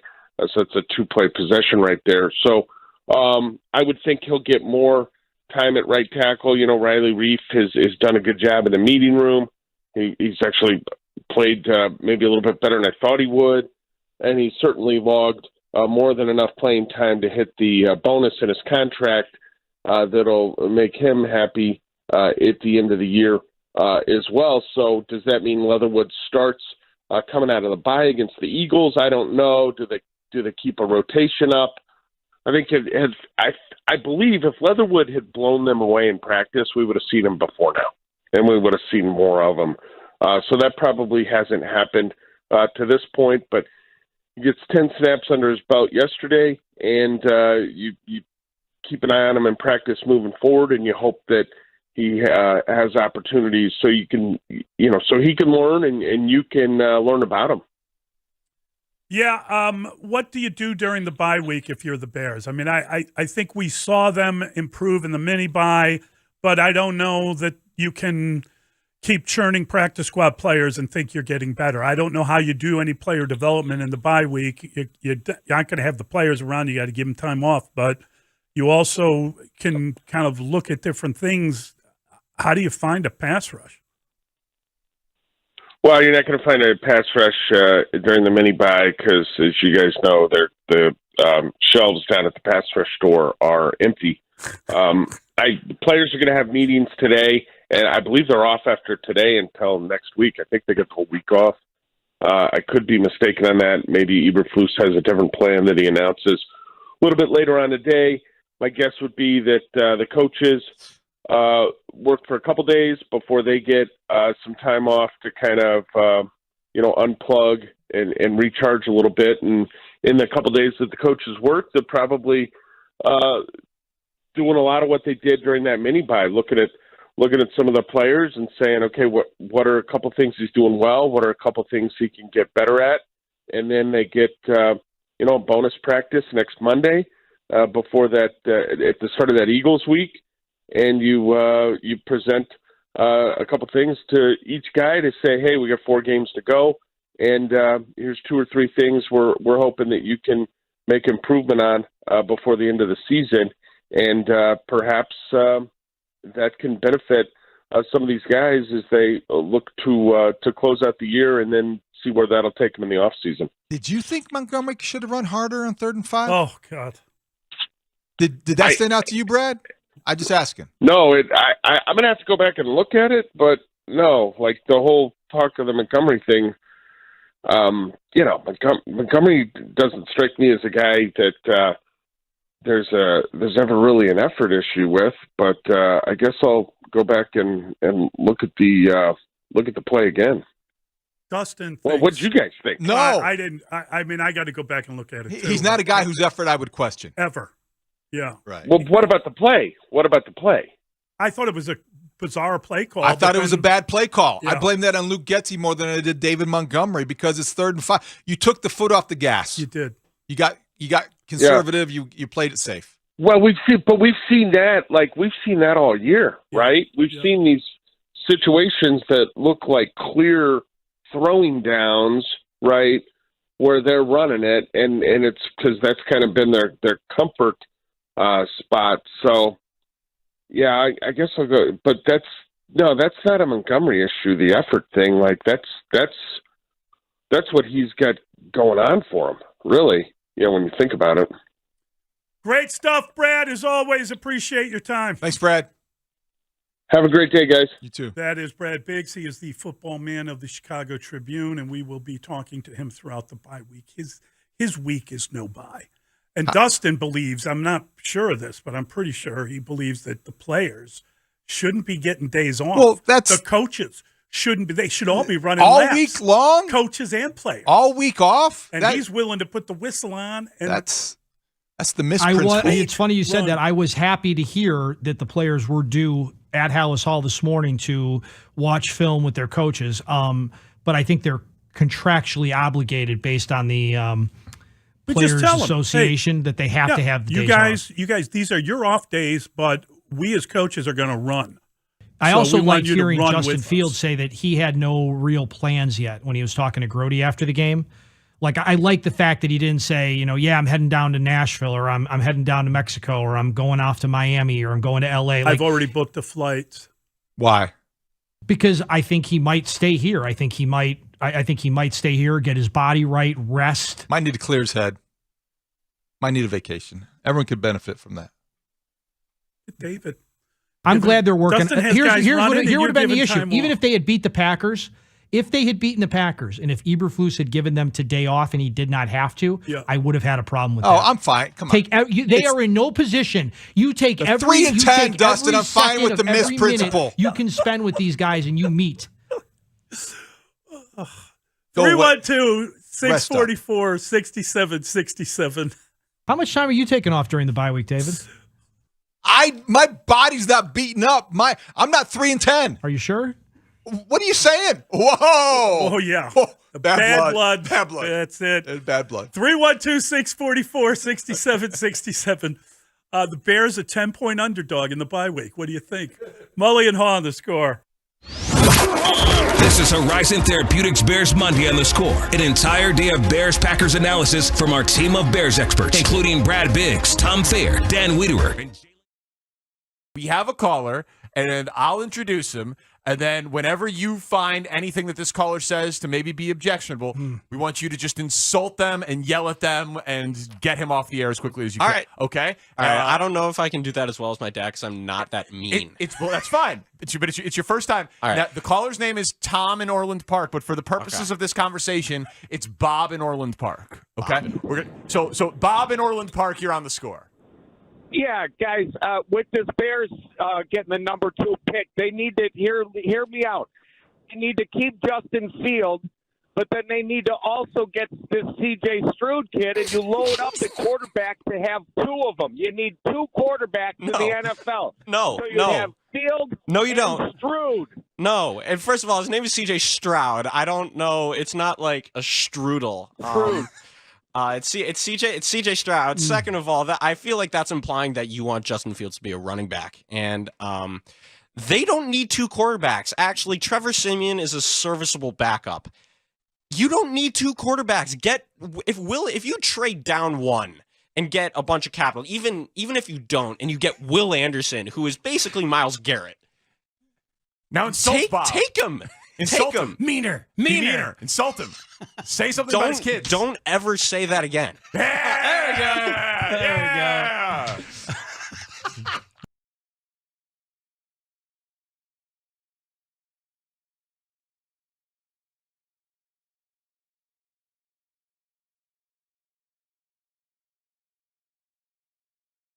And I don't know if this is good or not, but hustling Justin Fields, I don't know. And maybe, but great party. Bears. Yeah, good save. They saved there at the end. Good save, Mike. People are bringing nickname opportunities for the party. When people start drowning at the end of their calls, it's just like, Bears. This is such a sausage party. Where are the women? Hey, man, invite some. Debbie, you're in town. Yeah. We need some estrogen at this party. What's up, Debbie? I got lots of estrogen for you guys. Oh, good. Pass some out. Thank you. Welcome to our QB1 party. How are we celebrating Justin Fields' arrival? Oh, my God. I was there. I flew down there for the Texans game, and to see the improvement over the last few weeks has just been amazing. And it's so amazing not to be last in every single statistic on the TV. It's just so uplifting that we have a particularly great quarterback. And I'm looking forward to Green Bay and beating that Aaron Rodgers. Yeah! Oh, we dumped Debbie? Oh, we can't say that on the air. Sure you can. Leave it. Good job, Debbie. The one woman who shows up at the party, at least the first woman, is the one who has to get dumped. On Twitch. We've been told there's some on Twitch. Oh, Becky's man. on Twitch. That's tremendous. Yeah, Debbie. Yeah, I love the Bears. Thank you, Simmons. Toilet mouth Debbie. Come on. It's amazing. What a great party. People are starting to feel, a little lubed up. They're cursing a little bit, getting comfortable, got a nice bass down.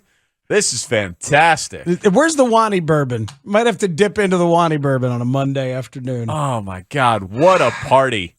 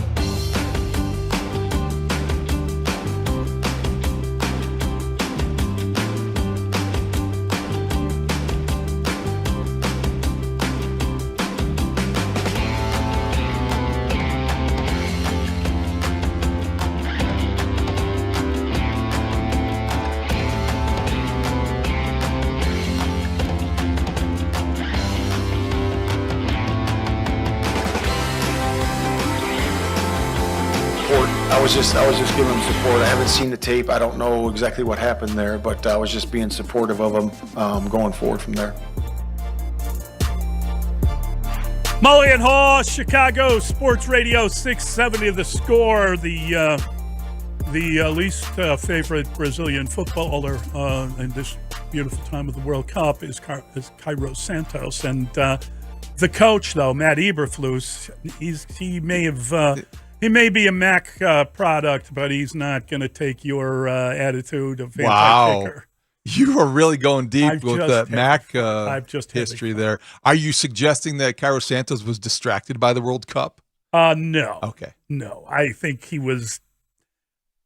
He's got to be better. He's got to kick extra points. I know they made it more difficult, David, but that's supposed to be automatic. It should be automatic, and he should be above this. He is a guy that you started to take for granted. He was that consistent, and that was 2021. That was the beginning of this year, but there has been something. I don't know what it is, but you can't walk away during the PAT anymore from the Bears games. You can't kind of look away. You can't be going to the bathroom or getting something to drink or walking away because he might miss. It happens too often, and it happened yesterday again, and then the field goal, which they said it was it in fact tipped? Was it in fact blocked? Because in different replays you can see, I don't know if he just hit it I think it was poorly. tipped. I think it was a low tipped. trajectory. Yes. And I think maybe that was a 40-yarder, so maybe he was trying to do that on purpose. But bottom line is the Bears that was one position you didn't worry about that now you're beginning to worry about a little bit more. 312-644-6767. We're going to get to all your phone calls in a second. I just wanted to give a shout out to Dustin's favorite quarterback, Jimmy Garoppolo. Local guy made good, guy that beat the Packers in the playoffs last year and celebrated with Robbie Gould. That was fun to watch. He suffered a broken foot, a couple of bones broken in his foot, and he is done for the year. The San Francisco 49ers, he was injured and knocked out of the game against Miami. Brock Purdy, he looked awful Purdy, and he came in and they won that game. And I'm sure that they'll be trying to figure out how they've banked some wins. I think they're a playoff team, but boy, it's a big difference losing your quarterback. Tough one. Their second quarterback they've lost this year. Yeah. Jimmy in a contract year and a broken foot now, so you feel bad for him. The third string guy, though, was pretty good. Purdy was pretty good. He looked pretty He was the last pick of last year's draft. Mr. Irrelevant now becomes Mr. Interesting because he's as relevant as ever. I think he's in a good position to succeed, oddly enough.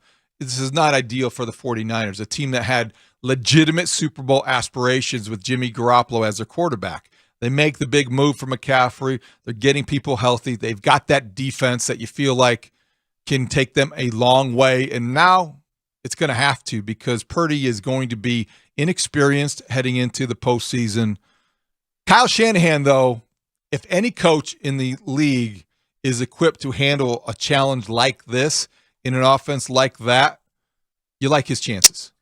Mr. Irrelevant is one of the great contests that is out there. If you are the last pick in the draft, you're taken to Southern California, you're feted with feted with a parade and a party. And I remember talking to one of the celebrated is what I meant. One of the Mr. Irrelevance. He was a kicker who came in and tried out with the Bears at one point, I think maybe a year later. And I was talking to him about what it was like being Mr. Irrelevant. He told the story of like going to this parade. They went to the, I believe it is the John Wayne Hospital there. They had like a little ceremony, and then they brought him to a bar where they had a drinking contest. And after he had like whatever, 3 or 4 chugged drinks, they threw him on ESPN, and he said he could barely speak English. Like, they really have a lot of fun with the whole Mr. Irrelevant thing. And it's kind of amusing.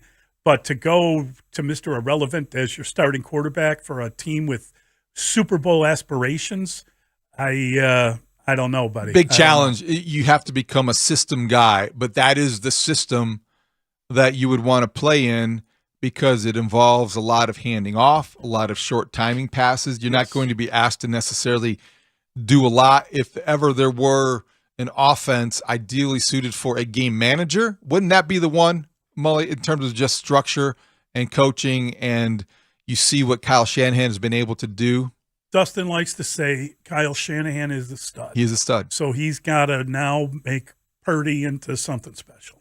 Well, or just first do no harm, right? Yes. Well, they've got Christian McCaffrey. They've got Deebo Samuel. I mean, they've got weapons. Don't turn the ball over. You're right. You got to figure out a way to be able to make a play here and there and run the ball and play that great defense. It's going to be a fascinating contrast in styles no matter who they end up playing in the NFC. Maybe it will be the Eagles, maybe it will be somebody else, but they're going to probably have to limit their ambition and what they're able to do from the quarterback position in the passing game. They may just run the ball down everybody's throat. Thank God that the Bears jumped in and got Tim Boyle before the Niners got there. 312-644-6767. Kevin is in St. Charles. Good morning, Kevin. Hello. Hey, Kevin. Good morning, guys. I don't know. It's not really a happy Bears Monday. It's a Bears Monday, but it's a victory Monday because we're winners. We're not scrubs. What are you saying? Yeah. So maybe some of us are. I'm not one of them. But so before the break, you were giving the Bears 10.5 on the bye week. I'll take the bye week on that one because that's the kind of year it is. So this is a player development year, right? That's what we know. It's going to be a crappy record, regardless. No one expected us to go to the playoffs. But that being said, we had a couple fourth quarter opportunities this year to do comebacks, right? And we saw the strips, we saw fumbles, we saw not getting out of bounds or whatever. And then this one, Justin Fields actually had the opportunity, and I was a little bummed because there's got to be about 3 minutes left in the game. Work the clock. You're down by 1. All you need is a field goal. Play the strategic part of the game. And on that second interception, he had both Montgomery and Kmet on underneath routes wide open. And though, I'm happy to see him passing as much as the audience wants from him, there was an opportunity there. I wish maybe he can learn from this is hit your underneath guy, keep moving the chains, keep running the clock, get within 15 yards, take the field goal, win the game. It's what the great teams really do. They don't go for the home run every time. Tom Brady's a master at just taking what the defense gives them. So there's that. And then what was the second thing I was going to say? Just the defense is so horrendous. I can't wait till they do draft for the defense. But thanks for taking my call, Thank you guys. Thank you, Kevin. Appreciate it. Thanks, Kevin. Appreciate it. Listen, the defense, it's hard to develop players on a defense when you don't have players to develop right now. That's when the everybody's reality. injured. Everybody's hurt. I mean, would it be great to see Dominic Robinson develop before the year is out? I think they've tried that. I just think that you're still worried about his pad leg. There's just a lot of things that he's trying to figure out. He needs to get stronger. He's got to get a year in the more weight physical. Yes. He is a project who would never be seeing the field on a defense that was playoff caliber. Let's be honest about what he is and what he offers. His best use for the Bears would be ideally in a defense where he's a pass rush specialist, able to play between 15 and 20 snaps a game, not the role he's forced to play because of attrition.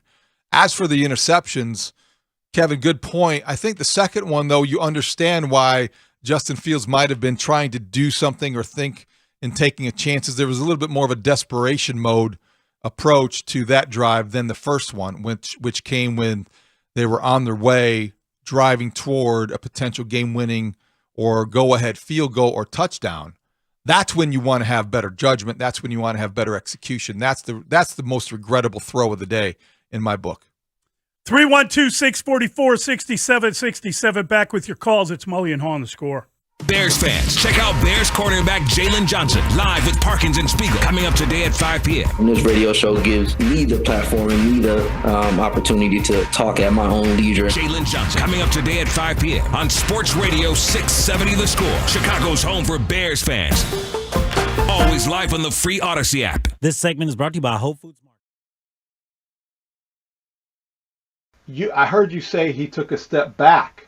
So he did take a step back in your It's not that binary, David. It's not that binary. He took a step back just in his diagnosis of the defenses and in his readiness to let it rip. But it's not as simple and cut and dry as just did he step forward or did he step back? Because he took a step forward, and to me, just the intangible chemical aspect of showing leadership, showing fortitude to his team, and that's what. And I don't know if it might have. Was it you who kind of reacted to Matt Eberflus when I asked him to clarify it? Yeah. I wanted to. Yeah, and I think it's clear. I think it was a very fair clarification to ask for. But I think in the end, because it did get some reaction, where how dare he say he did see progress in Justin Fields last night? And that's not the way you were framing it, I think. But on the whole, where it was a fair follow-up, and then Eberflus reacts to it, saying, well, yeah. And I don't think he was saying Justin Fields played a perfect game or there's not still room for growth. But the point I believe he made, and I addressed this on Bears Post Game Live when we came out and listening to Eberflus live out of it,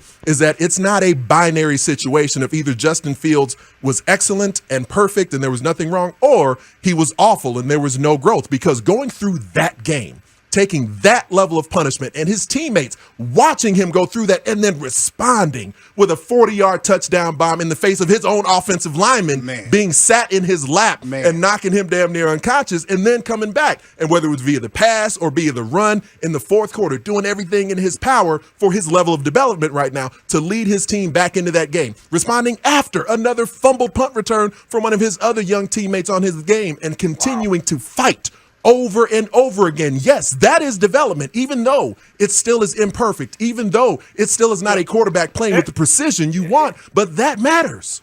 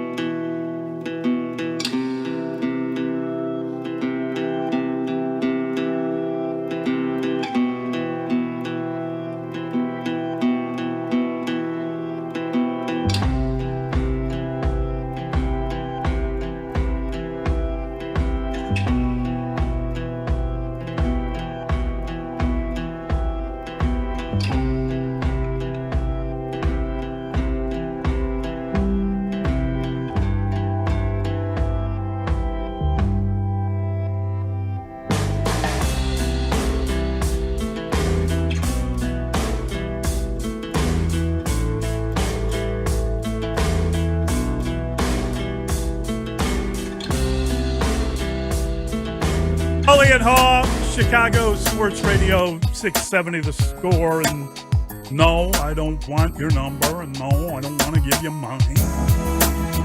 This is, of course, no scrubs.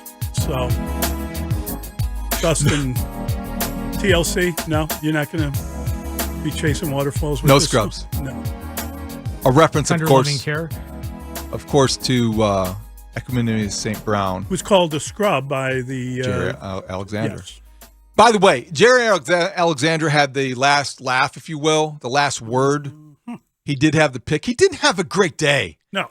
I guess that's the cornerback mentality. You get the pick in crunch time. That's you all can that say matters. whatever you want. Yeah. That's all that matters. But first of all, you were pretty much burnt all day. You gave up 6 catches for over 100 yards before that point. Second of all, your defense stinks. The Packers' defense stinks. And yesterday, the Bears did not make them pay for that, but that was a game between two very limited defenses. No question about it. And it's a pity that you are allowed to win and then name call, but that is how life works. So unfortunately, we didn't hear any response from Equanimous St. Brown. I don't know if he'll be talking to the media this week. I don't know if anybody will be, given the fact that they obviously are going to be off. And so by the time he's back on the field getting ready for the Eagles, this all may have been forgotten. Well, he didn't speak to reporters yesterday. He was on his way and then didn't finish real strong. Yeah, But no. That's too bad. That's too bad. That happens. What are you going to do? Wasn't the first time that happened No. to him on Sunday. No, unfortunately. 312-644-6767. Colin is on the north side. Hey, Colin. Hey, good morning, guys. How's it going? Oh, Colin. Hey, Colin. Bless you, buddy. Sorry. We're having some issues. Colin Bott. Yeah, we'll try to clean up that phone line. Maybe we'll have you call back in. We'll get to you, but Colin or Alvin? Not with that high pitched. Morning, boys. What's going on? Big Z, you already talked. Let Colin have his moment. Herschel's on the road. Hey, Herschel. Hey, Herschel. What's up, guys? How's it going? Love you, Haugh. What's going on, brothers? I'm doing well. How you doing, Herschel? Hey, I'm just living the dream, baby. I got a real quick statement. I got to take my wife to work, so because she's pissed at me. All right. Anyway, she's a Packer fan. Anyway, I'm gonna say this: the whole Claypool thing. I don't want people need to lay off him because it's hard to learn a playbook, let alone an NFL playbook. So people need to give him a chance. He's not going to learn nothing really in the first 3 games or whatever. We got to wait till next year. If he's 3 games in the next season, he's messing up, then yeah, then kick him out, judge him, whatever. You know what I'm saying? And Dustin was right earlier. The Eberflus should not be taking no days off. We need to learn as much education as we can. Period. You know what I mean? So we need to just lay off and just take a step back, take a deep breath. Let's enjoy this top 5 pick we're gonna have, and let's go get a defensive guy, free technique. You know what I mean? So like I say, shout out to my boys at the store and Robbie, and you guys have a great Thanksgiving because I won't probably talk to you till afterwards because she's gonna kick my ass if I don't, get on the road. How about Christmas, Herschel? Thanks, we have a Herschel. good Christmas. Yeah, we had a You good enjoyed Thanksgiving. We did that already. But I appreciate the sentiment. Yeah. I understand what he's saying about Chase Claypool. I am willing to be more patient in evaluating this trade because next season I think will be a different context. So far, the results have not been what you wanted them to be. All right. So let's say that the salary cap does get up to 200, whatever 220 is what the rumors have been, maybe 224. And let's say that you have whatever it is, 125 to spend next year. You're going to have to make a decision pretty soon on whether you want David Montgomery or not. And I'm talking about just an offer. It would appear no. I don't know why you would suddenly make that decision. But next year, you got to figure out contracts for a few different players. Obviously, do you want Jalen Johnson back? You would think that he'd be a guy that'd be in line for a pay raise. You asking me if I want Jalen Johnson back? I'm asking you how you're going to handle these following players. Okay. Cole Kmet, right? You got to figure out what you're going to do with Chase Claypool, who is your guy. Yeah. It's not a guy you inherited. And who's the fourth? There's one other young player that is up that I'm drawing a blank. Did you mention on. Montgomery? Yeah, Montgomery's this year. Next Right. year is the other. Oh, you group. mean looking ahead? Yeah. Well, I think that you're not in a position with your roster to be discarding players whose development you have invested time and resources in this year and have probably, for the most part, the ones you mentioned, not been disappointing. Jalen Johnson's somebody you want to bring back and lock up long term. Darnell Mooney. Darnell Mooney, let's wait and see what happens with his return So from an injury. you're not locked into Darnell Mooney coming back with the contract. I'm just saying these are decisions next year. Are you gonna asking have me all in the this money. offseason if I'm going to lock up Darnell Mooney? Yes. Why would you right now? Okay, no. There's too much uncertainty surrounding that ankle surgery. Is a no? Is that Komet's a yes. Komet's a yes. Yeah. Who else? do we Claypool. have? Johnson. Jalen Johnson's a yes for me. And Claypool? Claypool's let's wait and see. I want to wait and see. You don't have to make a decision this offseason on Chase Claypool. Okay. I want to see more evidence. I want to see more production. 3 of them were inherited and 1 you brought in. Doesn't Right. that impact whether or not you want to make a commitment? If 2 of them are definitely yeses and you're I gonna understand why we look at it in those terms. I think that if you're Ryan Poles, you got to get past this idea of looking at guys whether I inherited them or brought them in. You got to get past your preconceived notions about Jalen Johnson. He's not your guy, but you inherited him, okay? Or Cole Kmet or Darnell Mooney, I guess, to a lesser degree. You got to look at them. Are they football players that fit what we're looking for? Can we see them playing a role on a very good team? And I think they're all yeses, frankly. And I think the problem, if I'm Darnell Mooney and then he becomes a no and you don't want him back, that's a guy that sacrificed for the team that got injured while blocking. I just think that it's a harsh reality, and the NFL is harsh. I'm not saying it's fair. I'm not saying it's fair at all. Yeah. But can you tell me what kind of condition he's going to come back? No. From the surgery? No. So are you willing to invest blindly into a contract with a guy you don't know how much of a burst he might have lost and how much? And the other element here is that I don't think you're going to offend any other players if you don't. I think that players care about themselves.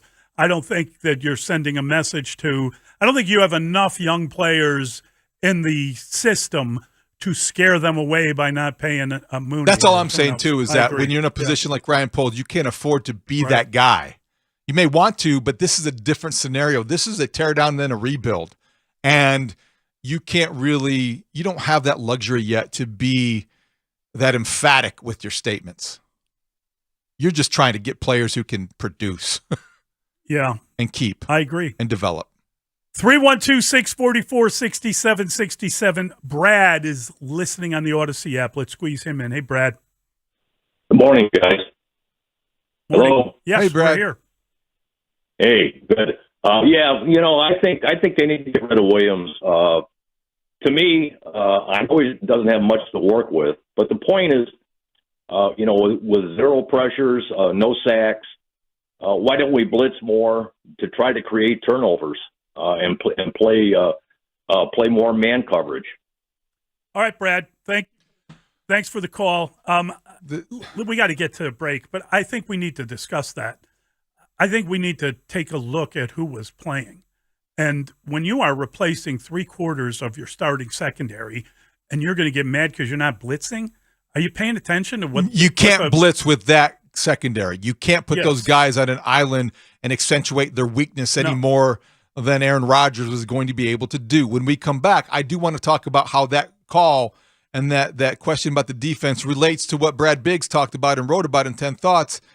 The Bears are that high in the draft and they choose not to trade down. It will be because they've identified a generational talent on the defensive line because the need is so glaring. 312-644-6767. Mully and Haugh on the score. The Bears lost the Super Bowl to the Packers. What does it mean? Is it actually a tank win? We'll discuss on Parkins and Spiegel all afternoon, right after Bernstein and Holmes. Trent Dilfer scheduled to join us. We sure hope so. And Jalen Johnson at 5 o'clock. Be listening to Parkins and Spiegel on 670 The Score at 2.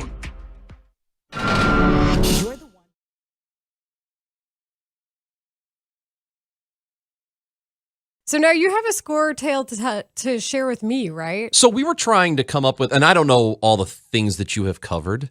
One of my favorite things, and this is one that you have not, and it only happened for a short period of time when the Bors and Bernstein show was going on, and it was probably about, like 2004-ish, 2003, so it was a while ago.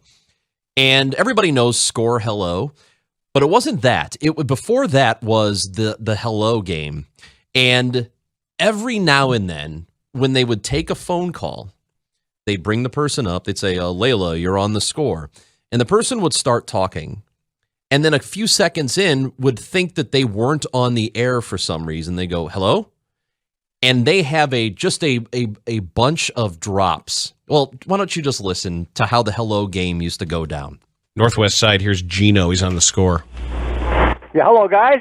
Yes. Hello? Yeah, hello? Yes, hello? Hello? Hello there. Yeah, this is Gino, Northwest side. Oh, for the love of God, speak to us. Hello? Hello? Hello?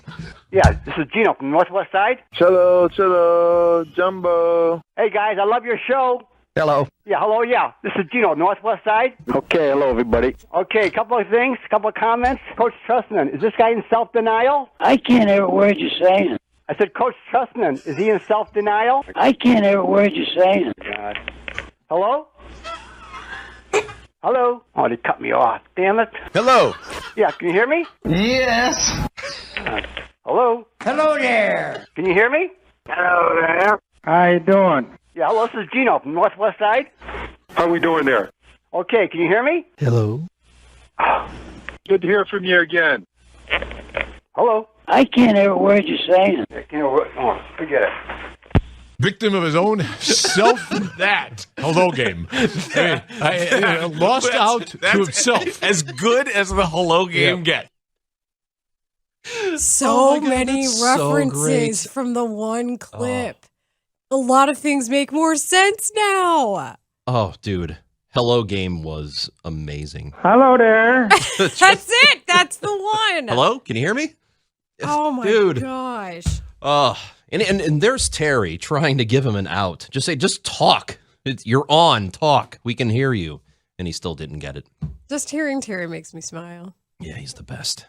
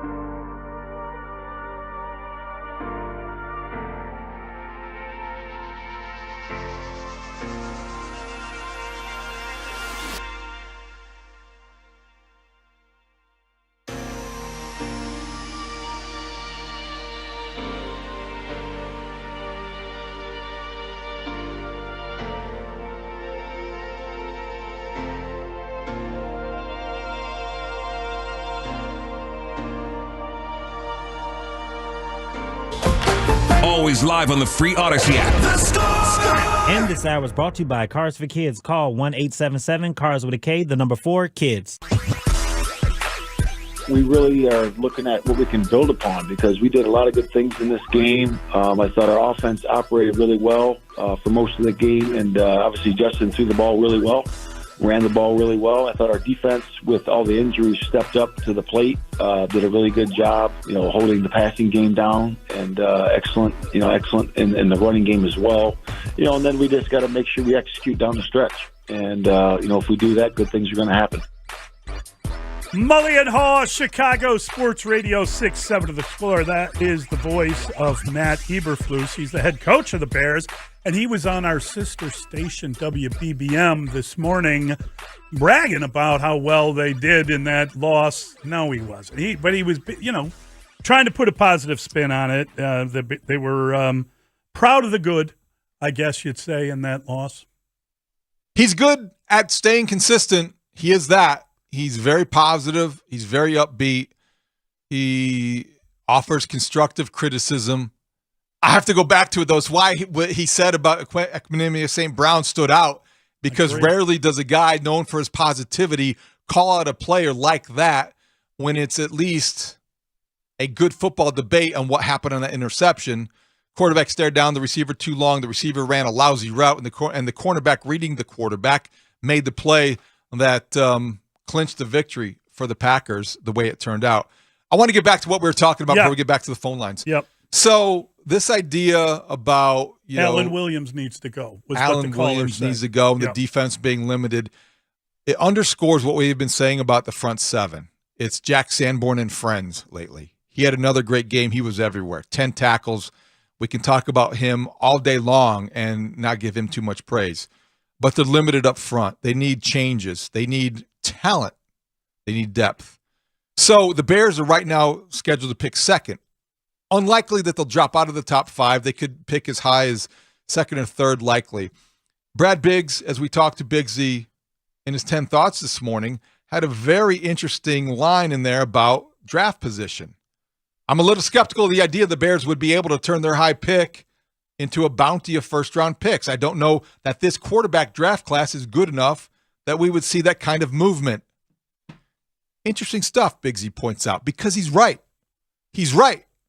And you also balance that reality, Mully, with the need, the glaring need for a defensive upgrade up front. And you look at Jalen Carter, the Georgia defensive tackle, who, by the way, did you see him pick up Jaden Daniels the other day? Yeah. With one arm like, hey, come here, son. Oh, my God. Oh, my God. He's a generational talent at defensive tackle. Will Anderson from Alabama is an edge rusher who looks like he's ready to make an immediate impact. If you're staring at the possibility, and we have plenty of time to debate this, but it's December 5th. If you're staring at the possibility of getting one of those two guys or trading down for a not so attractive bounty, as Biggsy referred to it, because nobody's that motivated to get a quarterback they're not sure about, the Bears may finish in the, where they finish, pick third overall, second overall, and stay there and get their defensive linemen. How would people feel about that? I don't know. But I think that's a possibility you can't rule out given the way this draft is looking at the quarterback position. Again, I respectfully would say that we haven't even begun the draft process. You look at last year and you look at the first 3 quarterbacks that were taken. I'm talking about the Fields year, 2 years ago. And obviously it was the Trevor Lawrence draft. Everyone was waiting for Trevor Lawrence. You thought Fields would be the second quarterback taken, but somehow it ended up being Zach Wilson. Everybody, oh my God, look at Zach Wilson. He was kind of a product of that, of all of the kind of everything from the combine through the workouts and all that stuff. Trey Lance wound up being the third quarterback, and that was where the bounty of picks went for him. And that was well before the draft. So you don't even know what they were thinking in San Francisco. But I think that there will be, if the quarterbacks are not lined up, there will be a lean toward that because that's such an important position. So I don't know if the top players in the draft have yet to reveal themselves. And I think Fair enough. What you're saying is accurate. There are two really premier, a defensive tackle and a defensive end that look like they're going to. Now, again, you got to get through the draft process. You got to get through the bowl season and make sure everyone's healthy and available to go. That influences things too.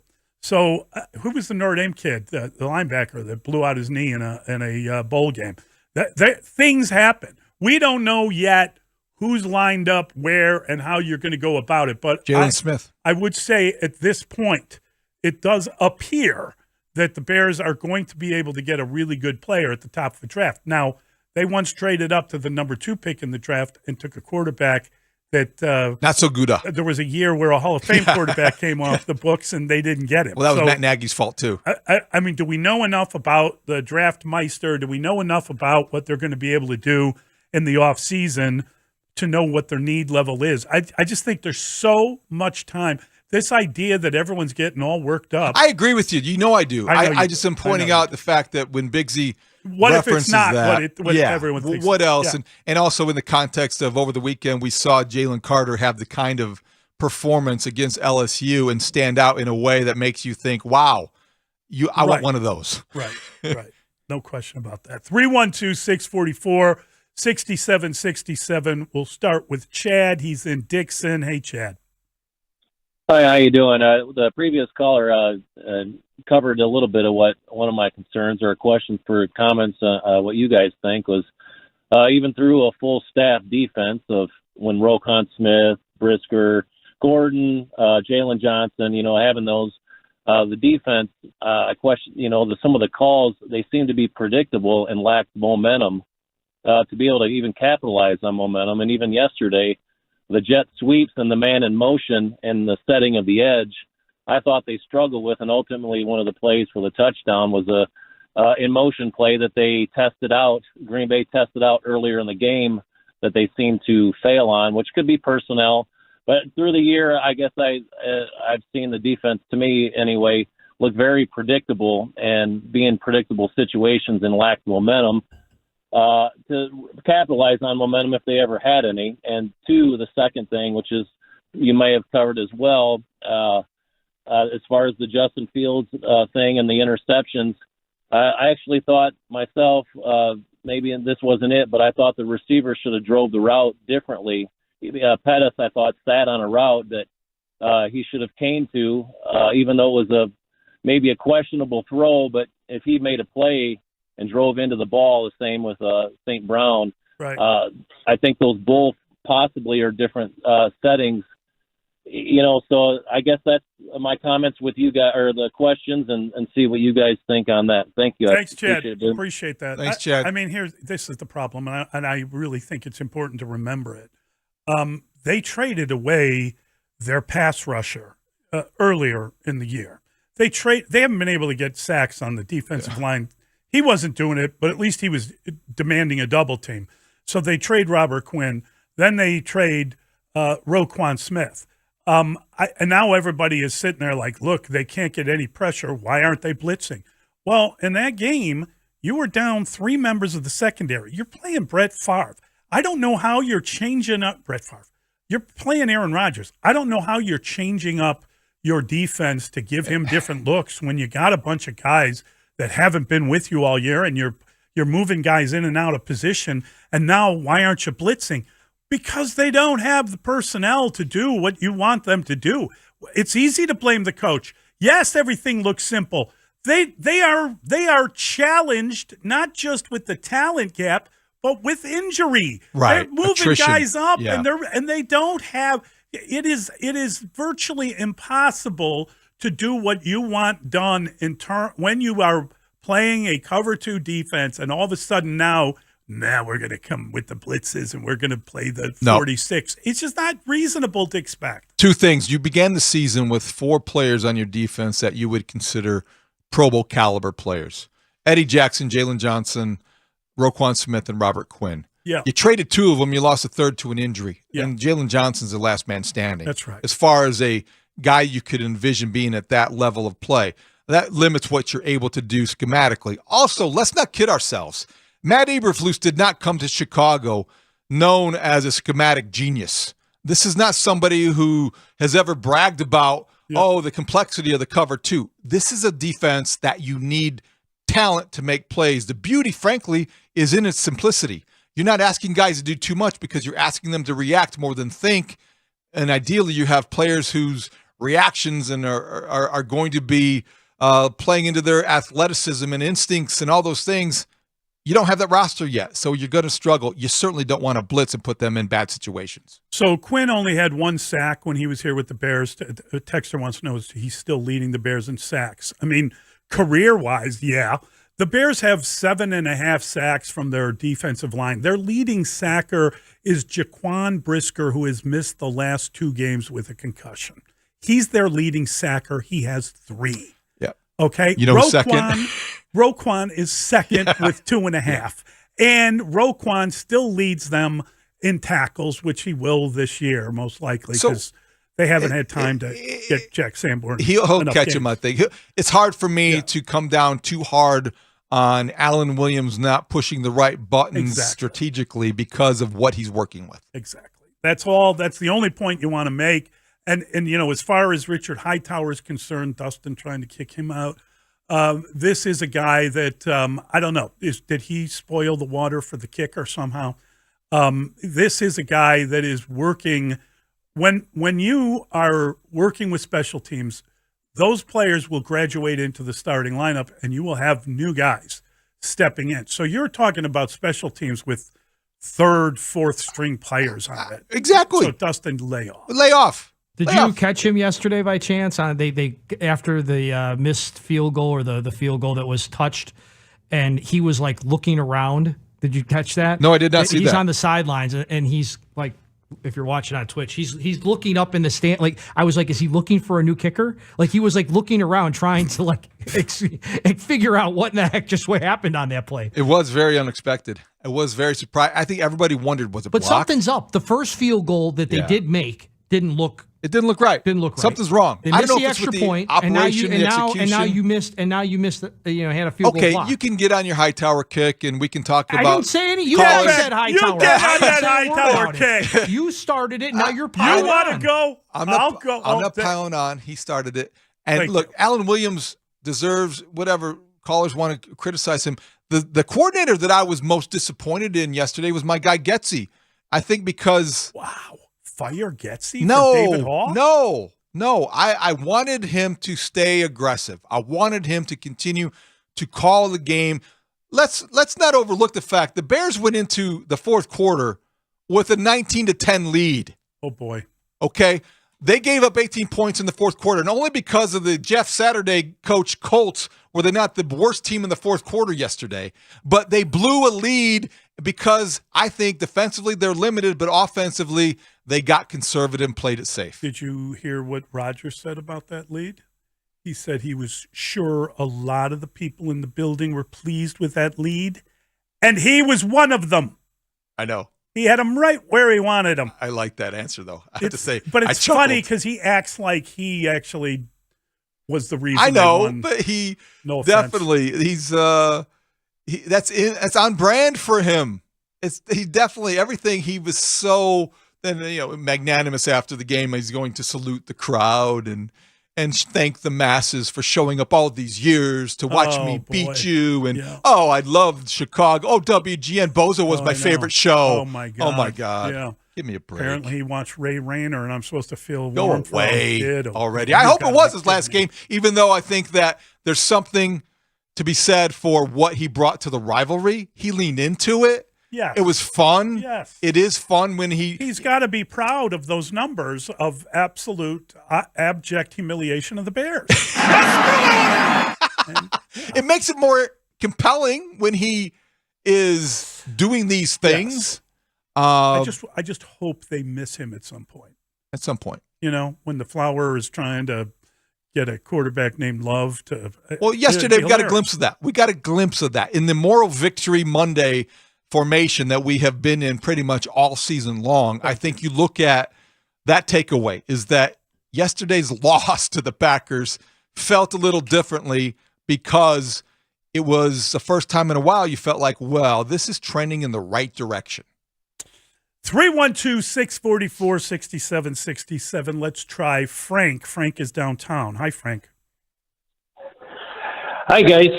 Big fan of the show. Bless you. Thanks, Frank. One. Hey, Mully, by the way, I'm originally from the South Side, St. Paul's Parish. I always say the rosary for our White Sox all the time. So, oh, boy. God bless you. They need it. You know, this is just a comment that I like to say with the situation, how the season's going.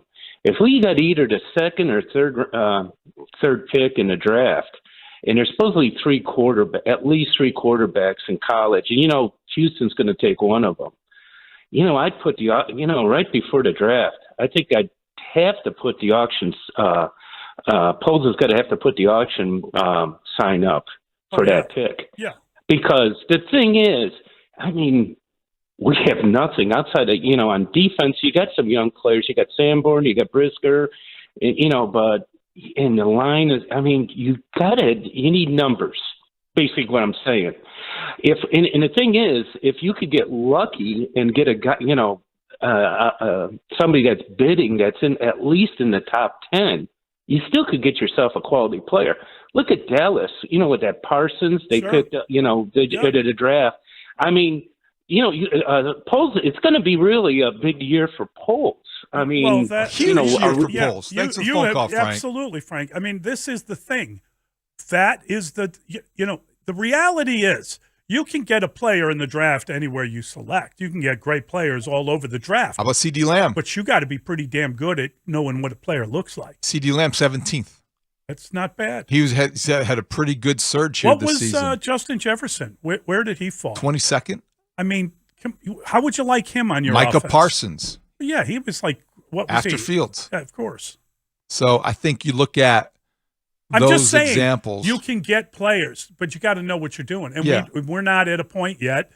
It'll take draft classes to evaluate how the draft team has worked. Not to trigger you again, but I think that is it about the happy, joyful? Yeah, it's when positivity? so let me say this. When you hear Ryan Poles talk about the positivity that he referenced before the game in an interview with Jeff Joniak, I think it triggered you because we have not seen reason to believe in him yet. There's not enough evidence to buy into that he's going to be the guy that you trust to fix this, so you don't want him to praise the players who won't be here for their attitude and contributions. Is that accurate? I mean, the reality is, if you have guys that, you know, either you're going to be out of the league or we're going to give you a chance, man, they're really remaining upbeat and positive. What else are they going to do? That is the life situation they're in. It's not like you're managing a bunch of, you know, really talented but kind of half angry guys, or, you know, there were 6 more arrests. When you have guys that are on the edge of staying in the league, they're gonna be good citizens, and they're gonna remain positive, and they're gonna work their rear ends off. You know why? They have no other choice. And so I'm not gonna sit here and feel like, yeah, rah, look how great this group is.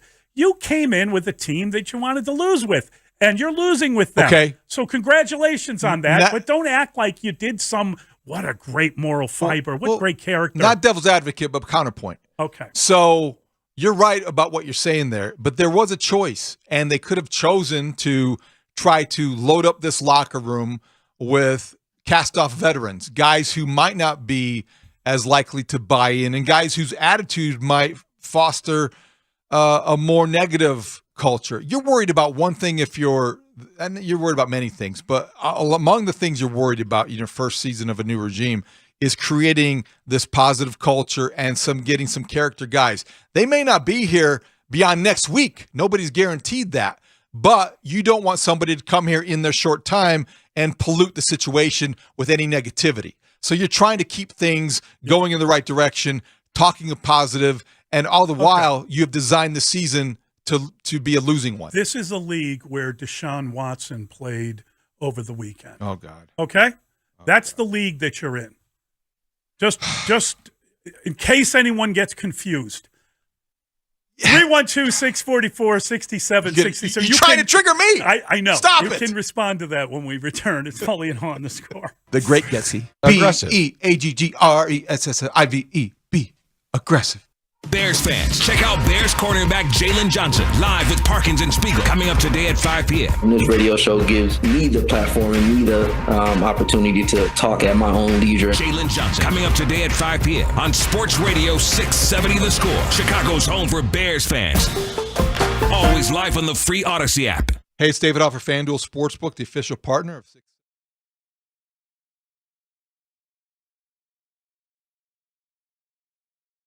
Were you surprised that you didn't make it first time, and how excited are you about getting there eventually? I was very surprised, to be honest with you. I from everything leading up to the Hall of Fame, I got an opportunity to talk to the president, and we had a conversation after I didn't get voted, and my answer was, what was the reason why? And he said, out of every guy that got cut off the list, you was the hardest one. And I was like, could you be more specific? And he was like, well, to be honest, you was the last one to get cut. Yeah. So if it was a cutoff at 5 players, you was the 6th guy. And it was just like you came in with a uncomfortable position where we didn't know what to do. Right. And it was more so, we know you're gonna get in. And he was like, we know that's not a question. We know you're gonna get in. There's some guys out there that been waiting a while. So we're going to go ahead and let those guys get in, and because we know you're going to get in all the way. So that was really the answer. But I was more upset because as being the Hall of Fame is great, but it's being the first ballot is like being in the first round of the draft pick. If you don't make the first round as a player, you're like, I don't care what round I go, second, third, it don't matter now. Right. But being the first round draft pick is the big name. So for me, going in and having the opportunity to be able to make the Hall of Fame and to be able to be a first ballot was a big thing for me. And when you look at the Hall of Fame, you look at the best at the position. And it's so frustrating because now I'm in a situation where I'm in a list of guys that's ranked 30th in running back or 29th best quarterback. You know what I mean? You have to, and when it comes to Hall of Fame, you have to pick the best at that position. And if you have a guy that's on the list right now that's everybody's looking at as the greatest of all time, right? Why not put him in there?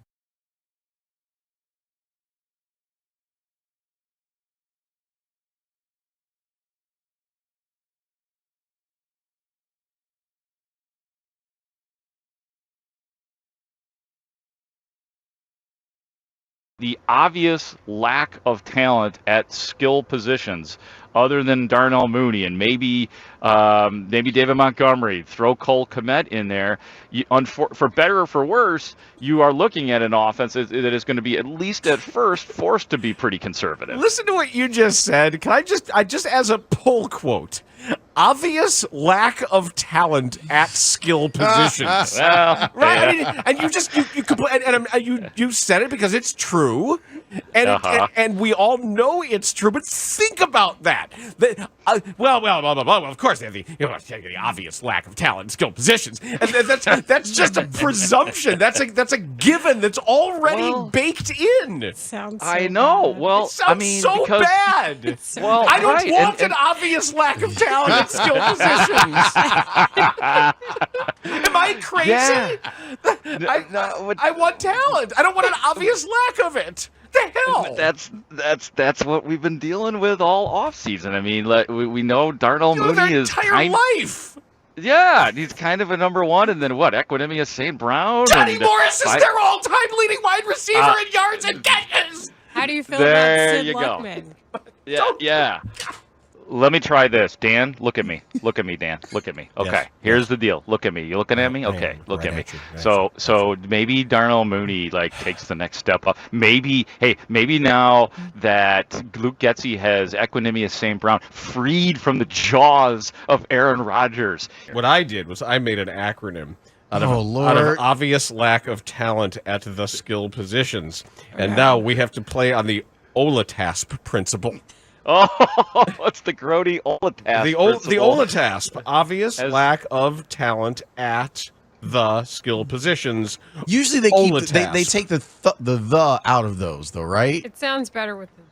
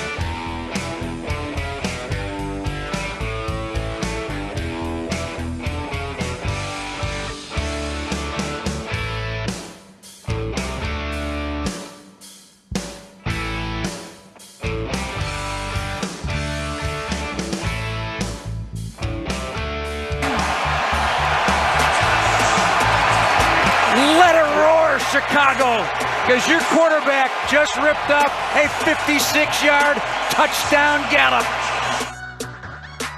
Okay, baby, that is the great clip of the week. And right now, just be the sixth caller to the Scores contest line. That number, 312-540-0670.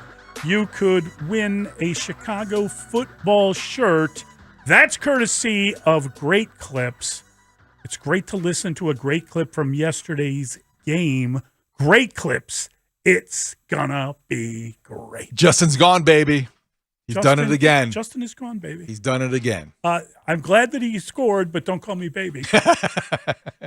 He did do it again. That was an outstanding play. 4 Packers had a chance to make a tackle on that run, and 4 Packers failed miserably to get the job done. And then he kicked it into another gear. Thought it was funny post-game when he was asked about his speed, and he said he wanted to get up to 21 miles per hour.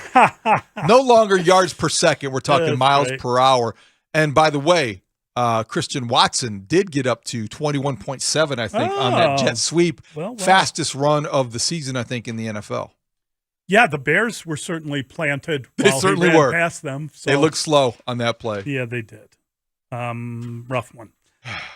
Did you want to say Well, something? Yeah, I think because we talked earlier about Tom Thayer, Yes. his comment. I asked him a question about the timeout that Matt Eberflus used on 4th and 4 at the 14 with 30 seconds to go in the first half, and this is what Tom had to say about that. No, but I don't. I think some of those decisions are out of Matt's hands. I think that he has an advisor that makes those decisions for him according to the analytics of how things should be run according to the book. So I don't know if they ever freelance some of that decisions. I do think they're going by the exact measure of how things are charted and like I said, how analytics now play a part in the game. Dan Bernstein will be delighted. I am not, if that's true. I am not. I would not like that. If that is the case, then that's overly intrusive. You do not want that at that time. But what if it was Robot Bigsy? Yeah. I think Robot Bigsy would be fine. I think Robot from the press box. I could see Brad, him. what do we do here? Brad, what do we do? Morning, boys. What's going on? No, we don't have time for hello. I would take advice from Robot Bigsy because Robot Bigsy I on a know. Sunday is somebody you want to take advice from. Mully, I don't understand. I'm with you. It's weird. I appreciate where Tom's coming from, and I know that he means what he said. I don't accept the fact that you have a head coach that when he makes a decision like that, it's not on him. It's got to be on him. He's got to be the head coach. You are literally pounding the table. I pounded the table. I literally did pound the table there. I don't think that you want to necessarily need. I didn't get the question answered yesterday either from Matt Eberflus. I don't know why they called timeout there. They allowed the Packers to come up with their best play. They allowed maybe the Bears defense to get their best personnel on the field, perhaps. But there wasn't a situation. Oh! What the heck was that? What was that? Holy cow. Something just. Did you see me jump? Yeah, I did see you jump. Like, what? I immediately got into like a Karate Man pose. What happened there? I don't know, but someone could have gotten hurt. Honestly, something just collapsed somewhere. I don't know what collapsed. Did you guys hear that? I heard it and I looked up. I mean, is there anything laying around you right now? There's a body. Does that count? No, I don't know. I don't know what that Something was. fell There's out nothing. below me, I think Oh, it was. It was the banging. That's what happened. He was pounding the table. I barely pounded the table. You pounded it with your shoe. Maybe it had something to do with your read. All right. That's it. We digress. That I literally, I'm sure that will sound funny because I did let out kind of a surprised yell. And Go ahead. You're overstating how much I pounded the desk. I was just kind of. No, you're like gently touching. I don't want to touch anything else. I don't want to trigger. This whole building is coming down. It's coming down. But why the timeout there? Why then? What was the purpose? It wasn't because of analytics. Analytics is whether or not to punt on 4th and 5 at the 47, or whether or not to kick a field goal when you're down a certain number of points, or go for 2. I don't know how analytics enters into call a timeout on 4th and 4 from the 14 with 30 seconds left. Why do you want to get the ball back? You want to force their hand? They were clearly going to go for it. They just had gone for it the previous series on 4th and 7. Okay. I'm shaking a little bit. Let's get back to the phone lines. Ralph's on the north side. Hey, Ralph. Been a long time. Been a long time, guys. Hey, Ralph. The last time I called was on the day they hired Eberflus. I called him Everlose that day. Everlose is what he is. Okay, I was upset when he got hired in the first place because I wanted Dayball and Sean. That's the winning combination, an offensive-minded head coach and a great GM. You hire this guy who's a defensive coach who's playing a scheme that's been basically out of favor for 10 years. And it was out of favor in the Super Bowl in 2006 when you had the greatest middle linebacker in terms of coverage in the middle of the field possible, and it still didn't work. And you had Pro Bowlers all over the field on defense on the verge of Hall of Famers, and it didn't work. So now you bring this guy in here with a bunch of bums, and this is what he's going to run. It's what he's going to keep running. And as soon as they get a decent offensive OC, and it turns out, well, he's going to be gone, and he's going to get a head coaching job, and it's going to be the same thing over and over, and it's going to be another 10 years of misery, and I'm sick of it. He's going to be ever lose, I guarantee it. Thanks, Ralph. Appreciate the phone call. It's totally unfair. I think it's totally unfair. But consistent. Consistent.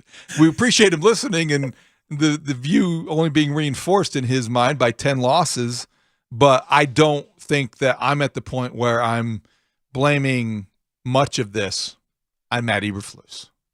And I'm not going to give him a nickname he doesn't deserve. Is he going along with it? Is he going along with the program? The lose program. They're gonna lose 14 consecutive. What else can he do?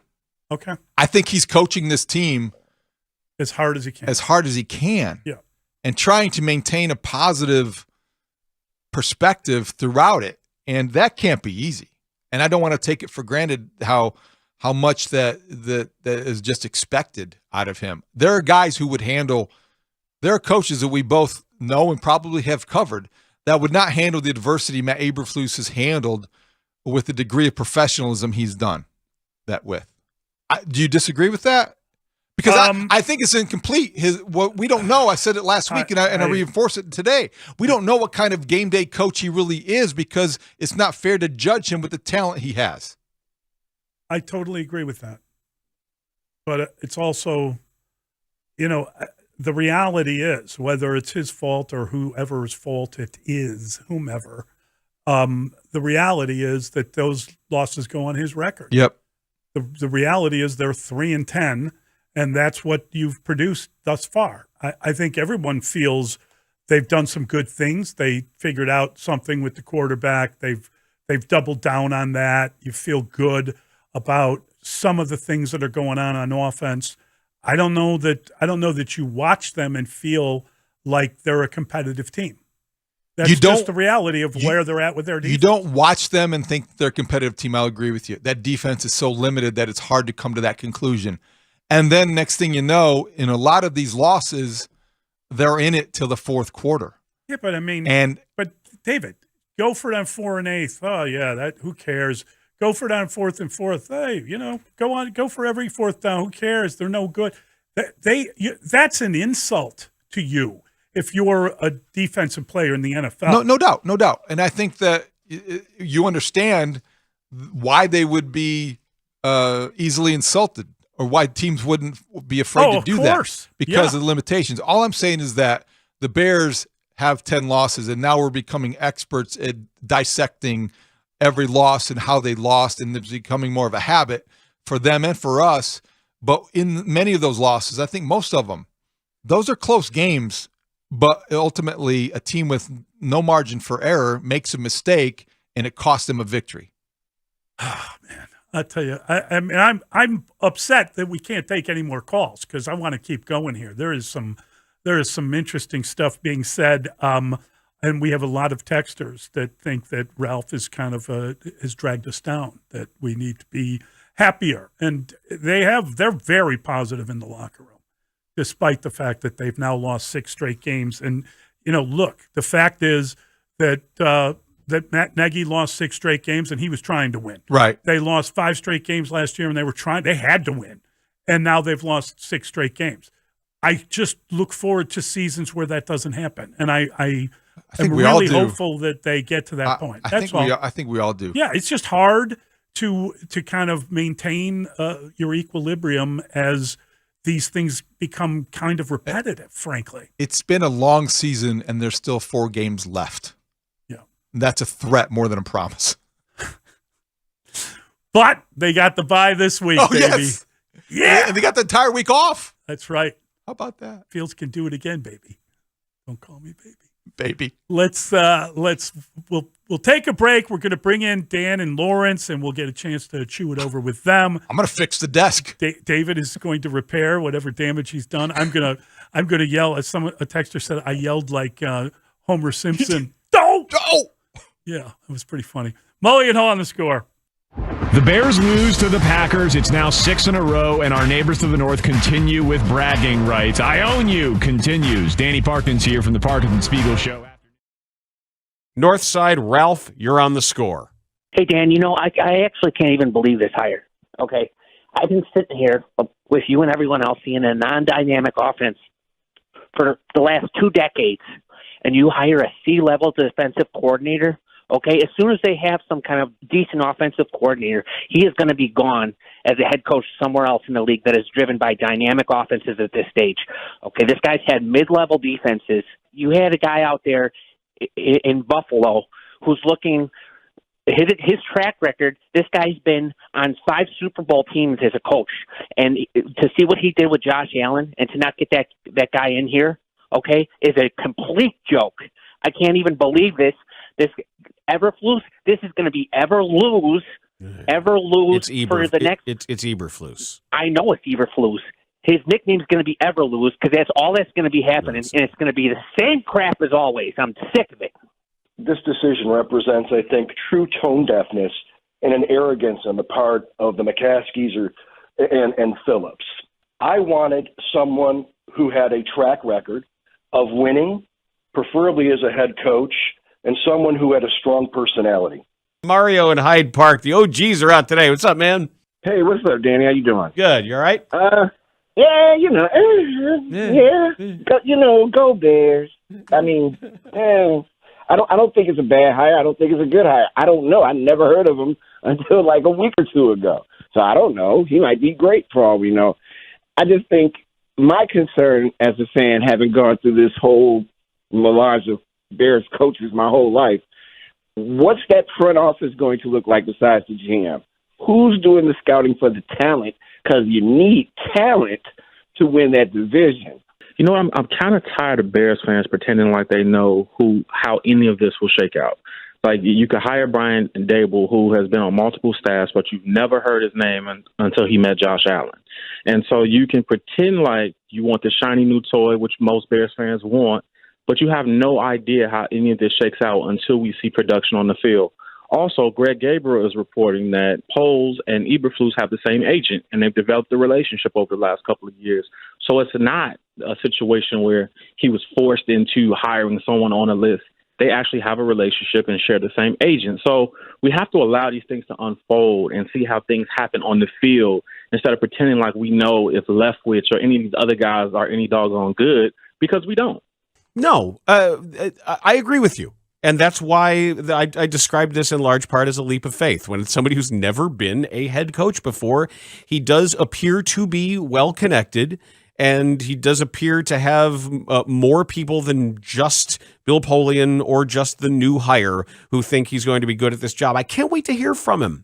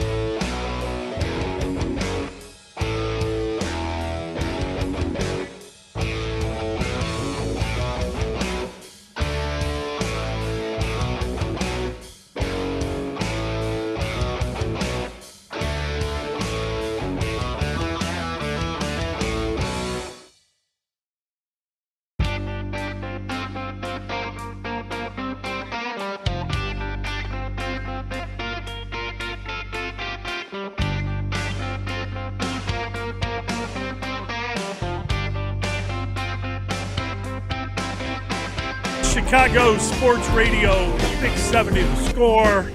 We are broadcasting live from the Score Hyundai Studios. What's left of them, brought to you by your local Hyundai dealers. Want to thank them for their contribution. I'm innocent. David broke the studio. It's okay. Mitch came in.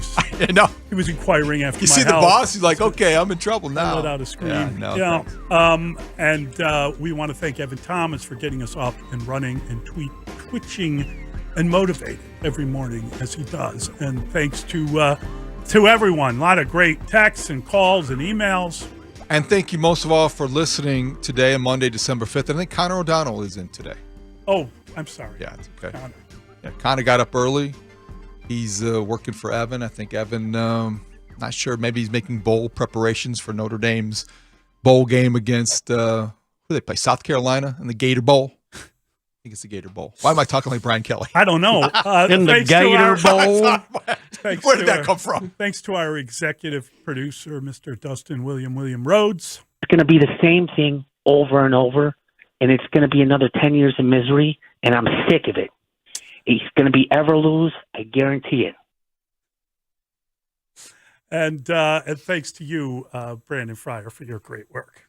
No, I don't want your number, and no, I don't want to give you money. Yeah. How about that? Don't want no scrubs. Yeah, but that was what Jair Alexander called Equanimity of St. Brown. And he's appropriately. Right. Yes. You had a lot of things come out of your mouth this morning that I didn't expect. What the hell is going on in this show? Why don't you stop breaking the studio? All right, so what's fun wrong? morning. What happened? We've got Dan Bernstein. Did something fall from Yeah, the... there's a panel. It's underneath the Oh, desk. down there. No I thought harm. something like fell No, on top of no, you. we're I did too. fine. Oh, We're all okay. fine. It's Okay. all fine. David was literally took his shoe off and he's pounding the table. I believe that's We the will panel bury you. that Rich Wyatt keeps coming in here to fix during our show. Oh. Mm-hmm. So I it's- thought he was fixing the television. No, he's fixing this thing that's connected down here. I mean, the screen down here is what he's fixing. Yeah. That's what I mean. But not... Oh, But So he I- has to open the panel to get in there, I'm guessing. Is that what Lawrence okay. is saying? Well, I blame Rich. See, Okay, you're not to blame, David. Thank you, Rich. Yeah, I think I blame Rich is fine. He knows how to fix things. I don't. Can I just intercede and say that I think Rich Wyatt is one of God's great men who does a ton of really good work. He does. He And does. someone needs to point it out. Yep. And he broke the studio. It's all the pounding. I broke the studio. I guess. Why were you pounding the What was I table pounding today, the David? table about today? The timeout at the end of the Yes. first half. I mean, That's that what it was really awful. We found out that that timeout was called by the robot because of analytics. And David, I said that Dan Bernstein would love that, and next thing you know, It he's pounding didn't make sense to me that analytics would be invoked in that situation of the game because there's nothing analytical really to do at that point except for let them burn their timeout. Yes. You're deciding what they want to do. 30 seconds to go. It's 4th and 4. You have a decision to make. You're And at you the only 14, have one timeout. and you still have a lead, a commanding lead at that point. Yeah. Why would you want to give them a chance to catch their breath? I don't care who made the decision. It was the wrong one. That was, to me, the worst on-field management moment of Matt Eberflus's I'm close to pounding career. the fist, but And apparently it was made by the robot. Or by the, Do they by actually have a robot? Well, No. They should. If Corey they don't. Wooten? they should. Yeah, they should. It should be. probably It should be Tweaky from Buck Rogers. Beaky. Yep, just standing right there making the timeout calls. They have a bunch of What's going on? they have a bunch of analysts who sit in the press box, Mm-hmm. and they take up an entire row in the press box. So maybe they could make room for a robot in the press box too, or the coaching booth, whatever. Well, But they they're- take those slide rules out of their pockets and take the tape Pocket off of their protector. glasses. You are a steely-eyed missile man. Oh boy! But anyway, that's how we got to the point we were. Anyway, in the next thing you studio. know, there was noise. And, There was noise. and I started, and I believe I said, "Go!" Mully went all Homer went Simpson all on Homer us. Here. I just know I will take the timing combo of noon Bears, 5 o'clock Bulls.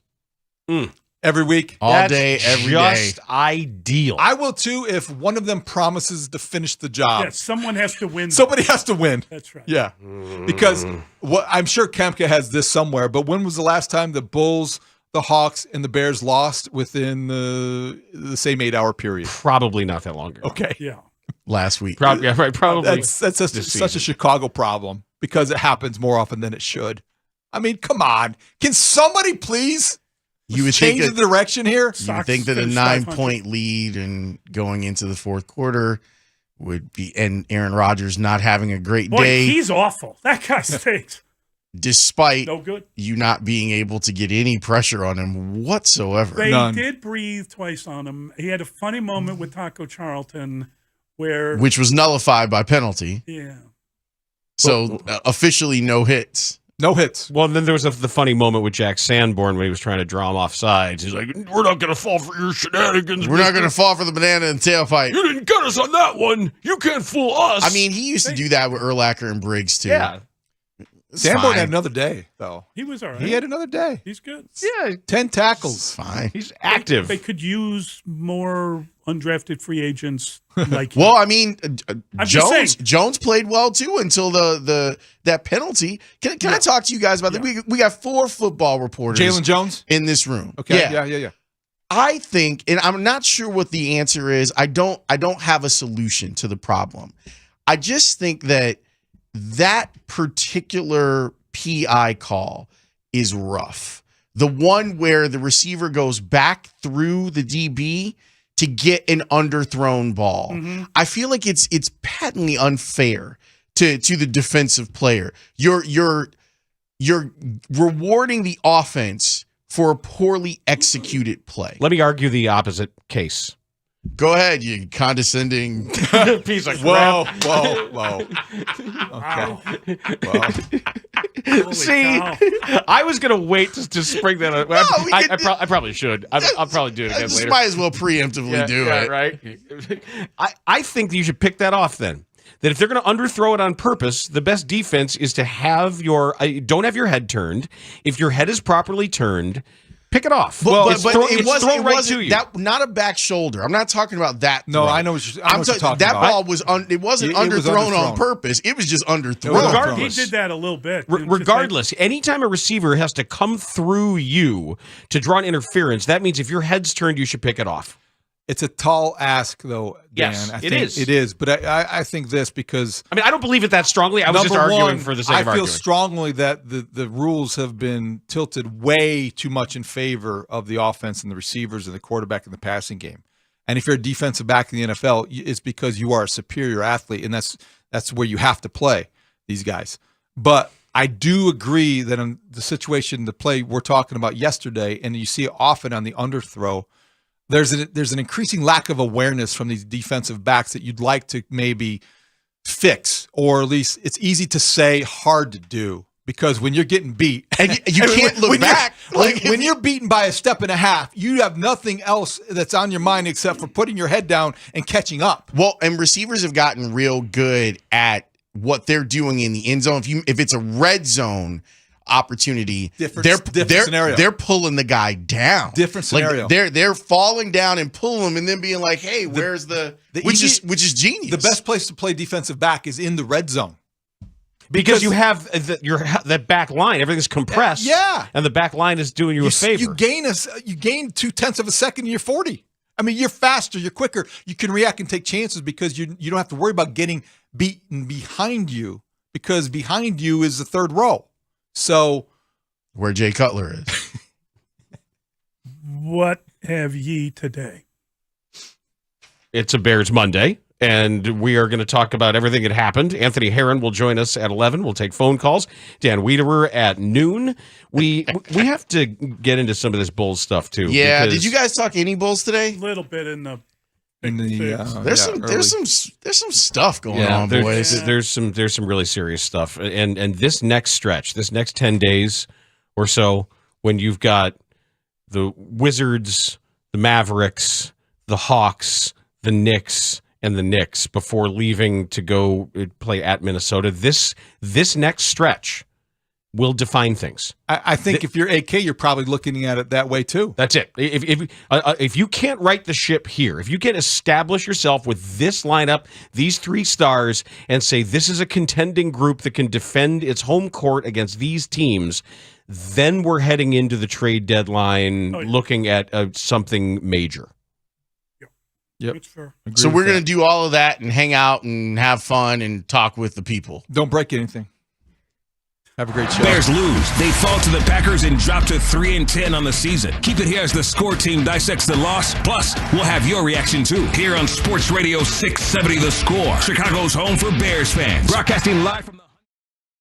I've never been more nervous seeing that Bears helmet in Lambeau Field. To me, it was, a big game feeling, like a huge game feeling for me. And obviously that's from growing up here in Chicago, but also just the week of practice leading up to it, there was more intensity. It was more tempo in practice. It had a bigger feel to it because it was Bears-Packers. That's not my favorite story from your Packers days. Lawrence, you've heard him tell a story about when he got locked out of his hotel room. Yes. That was in Champaign. That was a game in Champaign. And it was Monday Night Football, so I was nervous, and I wet my bed, and I put all my sheets together. And because when you're on the road in the NFL, you can go down to, you're staying like the Ritz and stuff. You just call someone, they fix everything for you. We were staying in a hotel in Rantoul, Illinois. Okay, so we weren't downtown Chicago. And so I had to get rid of it. And Aaron Campman was my roommate, and Campman played for the Packers a long time, played with me at Iowa. I wasn't going to wake him up. So I put a towel on and walked downstairs, and there was no one anywhere.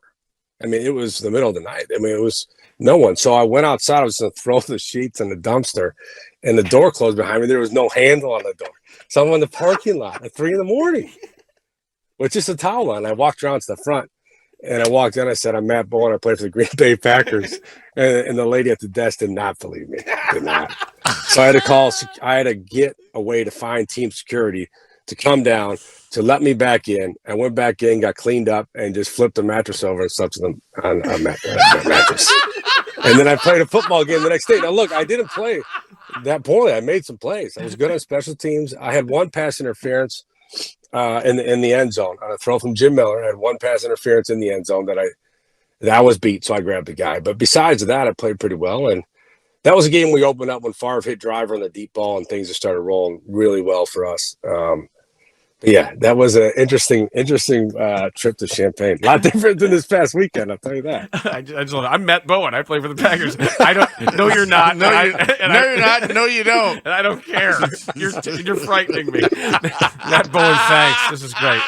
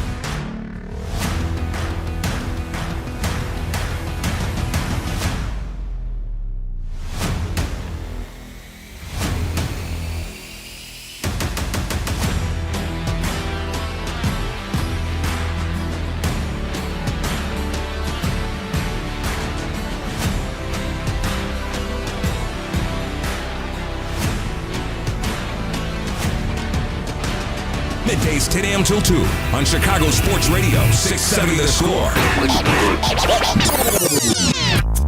Dan Bernstein. I do need new shoes, though. I figured out. I think it's enough of these. I've been doing so much walking. Although, why can't I just put new insoles in these? No, get new shoes. Have you gone probably 500 miles in those shoes? I would walk 500 miles. And I would walk 500 more to be the man who walked 5,000 miles to fall down at the door.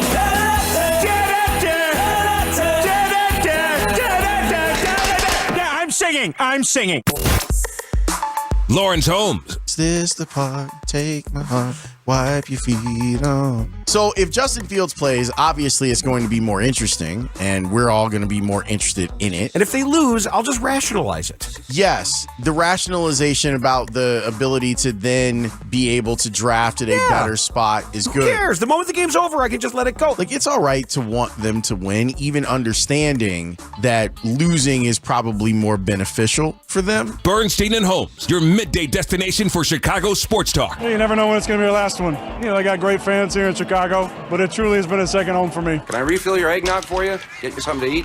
Drive you out to the middle of nowhere? Leave you for dead? On Chicago Sports Radio, 670 The Score.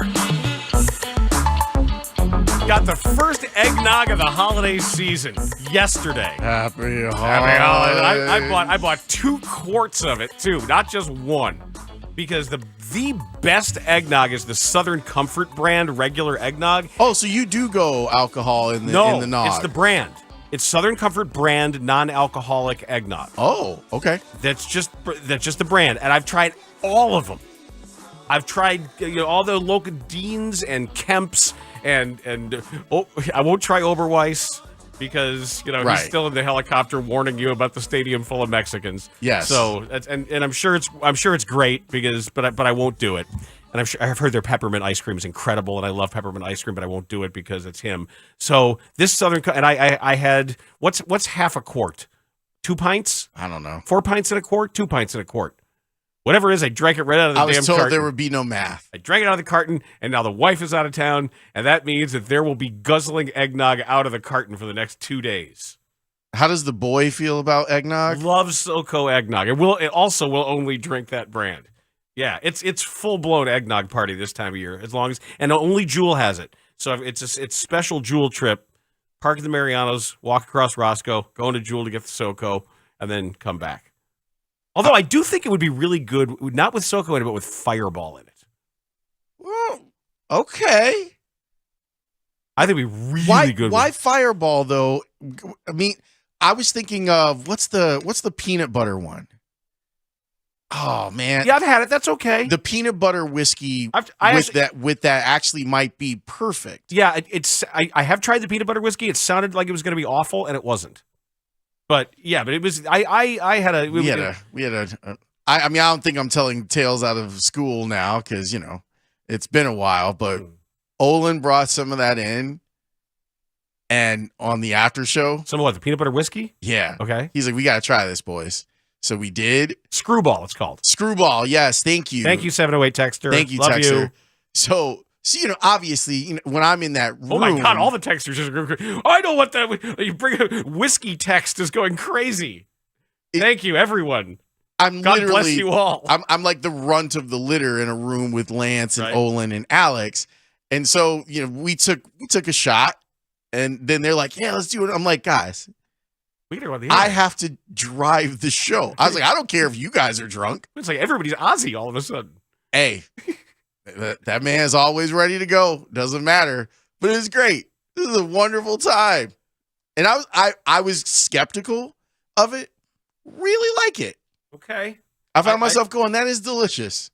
So shout out to Olin. Yeah, it's not the kind of thing where you don't want to wake up with a screwball hangover. No. Like that would be a nightmare. Yeah, that would be bad. Like that would turn you off. That's why to this day I can't have peach schnapps. There was a bad day at Black Rock. There was a bad day. There was a bad last night at camp for the junior counselors. Oh boy. We were out at the rifle range with the old fuzzy navels.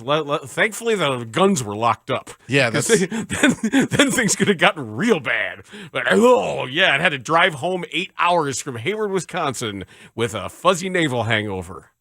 Mike Rankin never again. Is there a? I don't know if you're a man that enjoys a beverage, although I imagine because of Freedom 35, you probably are playing bags with a beverage in your hand.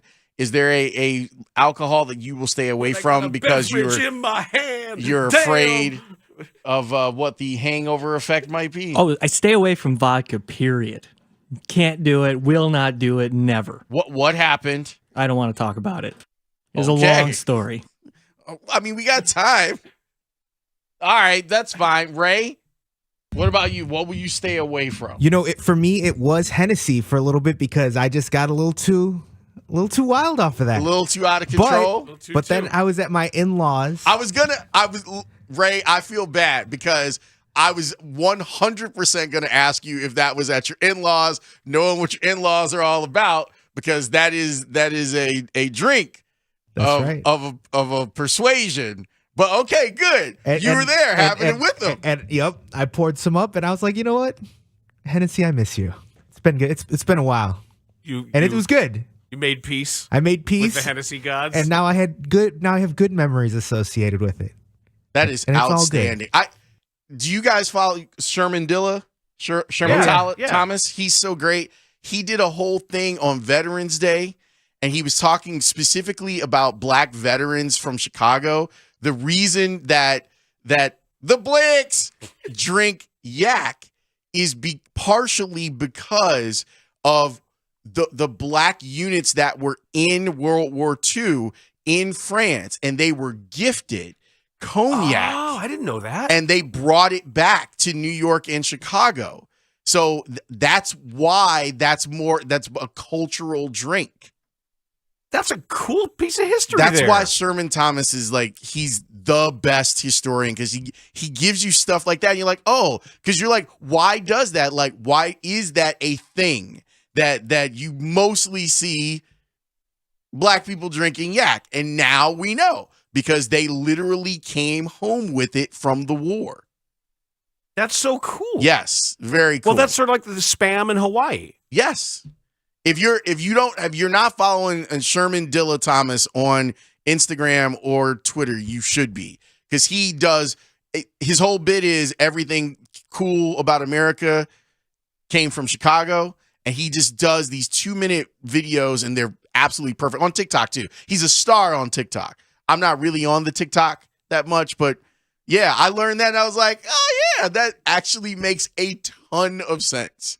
A ton. The black units are coming back and like, yeah, we had this drink while we were over there, and we like it. So now we got to go find it and share it at holiday greetings and whatnot. I was thinking about spiking my coffee on a cold day on Saturday when we were out with the family volunteering, but then I thought better of it. I probably could have, but it would not have helped the job that we did. Because you were on ladders, Dan. That wouldn't have helped at all. It was a Curb Your Enthusiasm episode. At least the first house was. We were helping out with My Block, My Hood, My City, which is a fantastic organization, and they want to decorate houses on King Drive. And if you volunteer with your group, they give you a bin of decorations. They give you 2 houses, and you call ahead of time. They've already signed up to, so you do the decoration. It just makes King Drive look really, really cool. And they had a couple of bands going, and Jamal Cole was speaking, and they had other speakers there as well, and food trucks and all that. Was great. And we just weren't equipped, man. Next year, I think Beth and Dan and Jason Bernstein will be better public servants and better volunteers for a good cause if we're not asked to do light construction. Are you like, look, we can only deal with bungalows? Something. It was tough. And we apologized and actually talked to the organization and said, hey, we couldn't do a good enough job on this first house. Please, they're going to do it another week. Please have somebody redo this to do. The second house is fine because there's wrought iron railings. Yeah. And you're sending 3 small Jews to do Christmas decoration. What? I mean, seriously. It's like a Saturday Night Live. It was bit. a Curb Your Enthusiasm, and I felt so bad. And she was trying to be nice, like, "Oh, this is great." I mean, no, it's not great. Don't pretend we're doing a good job. Just say we're doing a horrible job, and we're really wanting to help, and this is just not great. We trust us. We mean well. It was the first one, but it was the camaraderie was great. The energy there was great. The music was awesome. Whatever that band was great. It was cold too. And they're all standing there in like bubble coats playing the bass. Hey, man. Everybody is bundled up. You got to go where the gig is. You know what I'm saying? Yeah, and I mean, there was a food truck. It was a sweets girl. Never had it. She was in the homemade hot chocolate with marshmallows and whipped cream and I dig cupcakes and yeah. So it was cold, but it was a good day, and I could have used a little bit of the screwball or some fireball or something in there. Before we get into the Bears stuff, and don't worry, there will be Bears conversations. Saturday, I went to DePaul Loyola at the Gentile Center. Man, that place is it's my favorite venue to watch college basketball in the city. Loud as all get out in there. The student section at Loyola is what every school should aspire to have as a student section. They are loud. They are engaged. The stadium ops knows exactly the songs to play, to have them sing along during breaks. It is 2 hours worth of awesome energy. And I love going there because I think it's just the building itself. I think it holds like 4,500. I think it's more than that. I think it's over 5. Is it? I think so. It feels so intimate. Like it's such a great venue to watch a game. Cameron Krutwig was at the game. I saw him. And as I was walking in, and he was sitting front row. No, you're right. 4486. So I was like almost exactly right. You're almost exactly right. Yeah, yes. Thank you. And it's just, if you have the chance this winter, go see a conference game there. Like if you already missed the DePaul game, which was sold out, but man, they make it fun. Like you'll feel old, but there's a good energy to that place. And so thanks to everyone up there. DePaul won, which made it even better that I didn't have to walk out of there holding an L. DePaul came back and won, and it was fun. It was just really like exactly the type of atmosphere that you want for local college basketball. Here come the texters. I don't understand. You're the dumbass that signed up to do it. You're decorating houses for Christmas. You know that you're Jewish. Yeah, but that's fine. Like we didn't know. Dan, do you know that they weren't going to, like, I didn't know that they were going to ask us like from whole cloth. I thought maybe you hang a wreath or you run some tinsel around something. I didn't know that it was going to be light construction. Like, I've never decorated a house. I've never put Christmas lights up before. We pay somebody to put a couple of lights. Our neighborhood, ever since COVID, we do these PVC pipe tunnels. So we do like a every house has an identical looking PVC sort of canopy.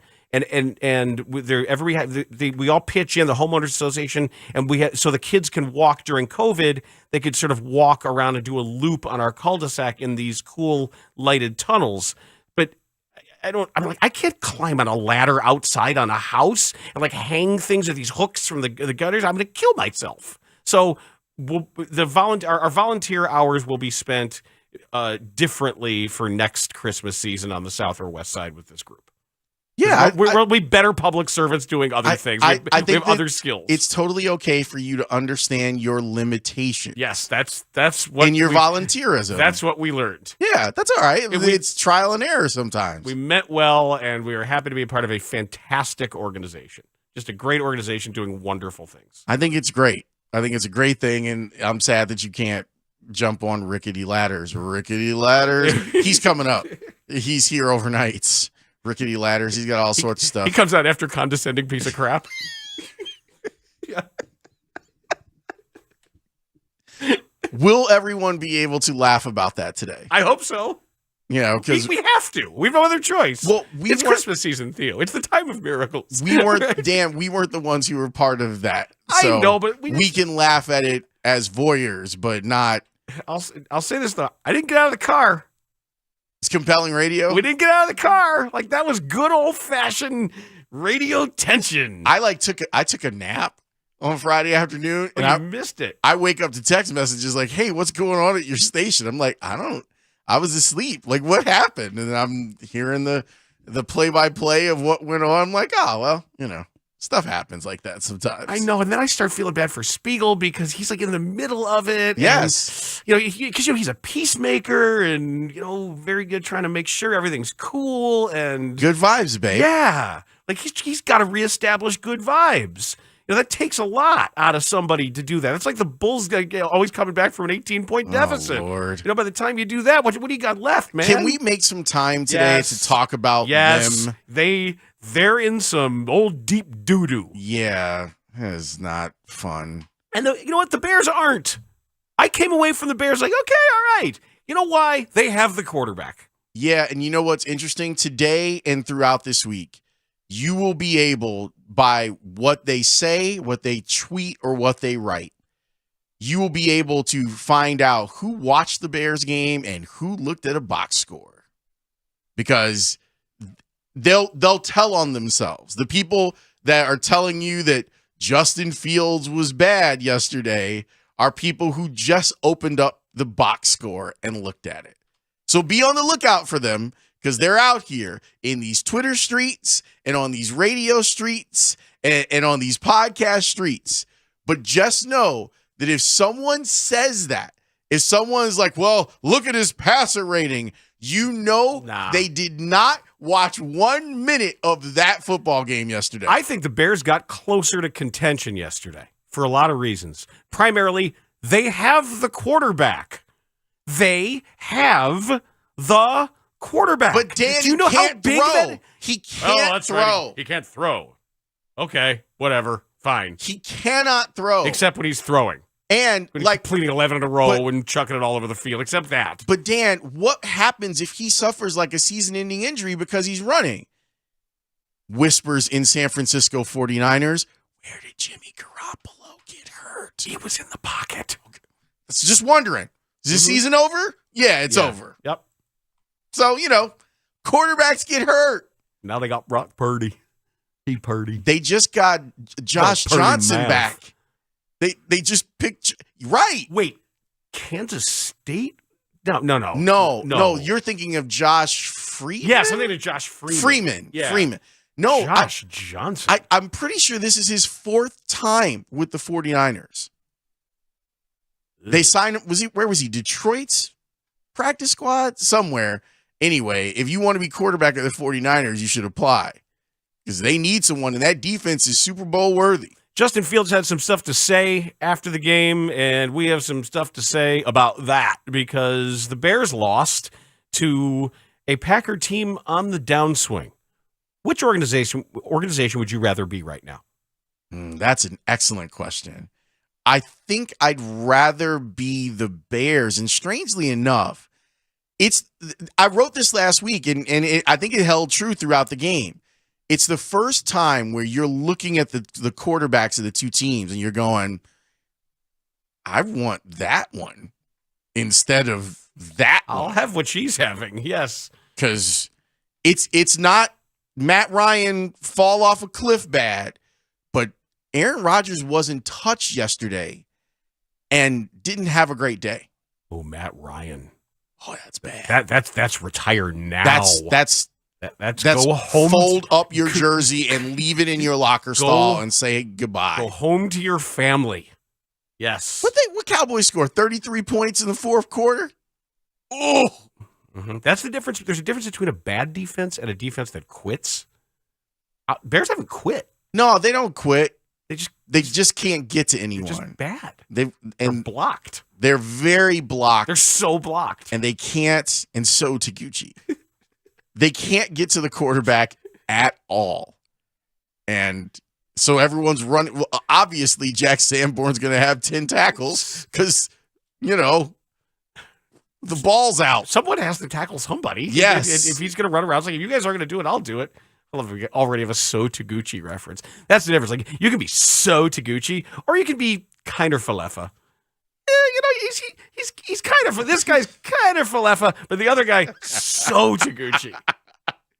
He's kind of Falefa. Ray, can you check this stat for me? Does Roquan Smith still lead the Bears in tackles? Yes. Yes, Okay. I know that. I knew that definitively because Adam Amin said it during the game, towards the end of the game yesterday, I believe. That's Wow. not good. Well, I think No. after looking at game film, the coaches also retroactively credited Brian Urlacher with a series of tackles watching this game film. They watched the game film and they were like, well, Cutler was there, so it's close enough. We'll just give Brian all of these tackles. Diving into Bears Monday, brought to you by Horizon Therapeutics. Bernstein and Holmes continuing in a moment on the score. Bears lose. They lose their 6th in a row as they fall to the Packers. Keep it here for full reaction to the loss from all our shows and team of Bears experts, along with your reaction too. Plus, we'll discuss what the Bears can work on. Is Justin Fields your QB1? Yes, he is. Wow. QB1. First Man, I time? never thought. He's ahead of Patrick Mahomes and Jalen Hurts. Josh Allen. I mean, what does the world come to? The world has come to Justin Fields, damn it. Hasn't it? He is 6th in the NFL in rushing yards. He's now on pace for a 1,300 rushing yard season with 10 scores on the ground, and he's going to face a terrible secondary. The whole thing could come together with the passing and the running in this game. So, this transformation is stunning, and it's totally changed fantasy leagues. You know, the people that do and don't have Justin Fields, it's changing the delta of whole seasons right now. Wow. I never thought we'd be saying this. When's the last time that you can remember any Bears quarterback was QB1? Oh my God.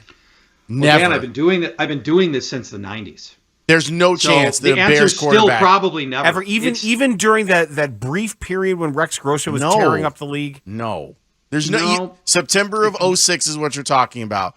And there's no way that you were making him Eric QB1. Kramer in 95. No. If anything, it would have been the guy from Denver. Cutler. It would have Cutler, but he was guy never. from Denver. That guy, I forget. I've been trying to forget him. I know it can't be that I've ever gone through a week and said a Chicago quarterback is number one, and I've been doing this 25 years, and for every week of the season, never until now. Wow.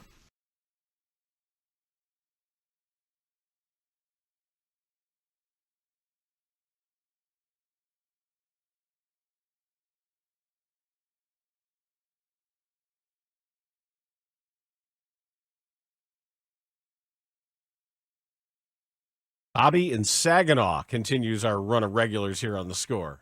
Hey, boys, I just cannot get over the coaching advantage the Bears showed up in New England on Monday Night Football and totally pantsed Bill Belichick. What excites me further than just what they did yesterday is where the offense can go running this kind of scheme.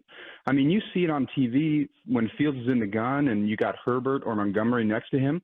Even when they're just handing it to the running back, your eyes are just staying on Fields for that extra half a second. And it just raises the floor to me of what the offense can do. This is the second game where the Bears have held the opponent under 300 yards. And in today's NFL, that's a big deal. You noticed it more this week because they had 4 takeaways as well. But if they can get to the point where only elite offenses can put big numbers on them, that's going to allow the Bears offense to stay in this run mode. And that's good because they're getting like 5.3 a carry, I think, in this last game. But on only 21 pass attempts, they surrendered 4 sacks. That's almost a 20% sack rate, which if it was half that much would be terrible. This is Giovanni in St. Cloud, Florida. You're on the score. Good afternoon, gentlemen. Enjoy that victory chicken. I just want to say bear down, and the Bears are back, baby. The Bears. Okay. How did we go from a whole segment of really good callers to the Go Bears guy? Who literally can't pick up the phone, and he just can't. I'm sorry. I let that one through for this very moment. I had to do it. It's like a landmine. I planted in here. Yeah! Bears. I just want to say, bear down, go Bears. I'm still drunk. Yeah, totally. I told Mike, this is the guy. This is the guy right here. And I put him on hold and I sent him through. Some random place in Florida, probably sitting in his carport. Hey, someone on Twitch said that they love the "oh bleep, I'm on the line" phone fumble. Right. Oh, here we go. Hey guys. Hey guys, this is Leatherneck Tom, and just for the record, I was the first person to ever call into this radio station. I'm 44 years old. I did it when I was 14. The Bears game last night was incredible. I remember the 85 Super Bowl.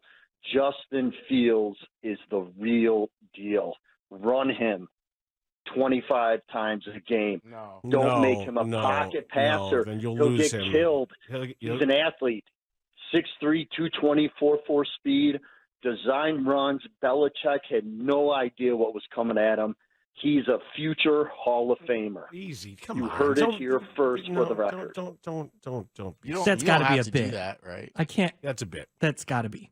He's very proud. He that checked he's- all the boxes. Yeah, right. 85 Bears. First caller to the his score. Gives his own nickname. Gives his own nickname. Gives his score resume. Right. Then his Bears fan resume, and then has a bad football thought. You heard it here first. He called in, and when I picked up the phone, he said, "Yeah, I'm well known." To whom? No, he didn't. He- I don't believe you. He did. I would not lie. I He would said, not lie about "I'm that. well known." Something along those lines. I'm paraphrasing, but he said, I'm well known. This is an entertaining day to be by these phones. I love this.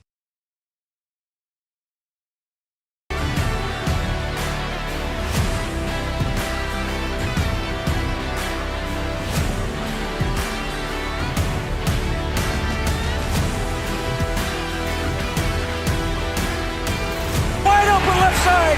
Come at the catch. Terrific job, Justin Fields, to find him instead of leaving the pocket 24 yards and a first down. This is the maturity that we talk about with a young quarterback.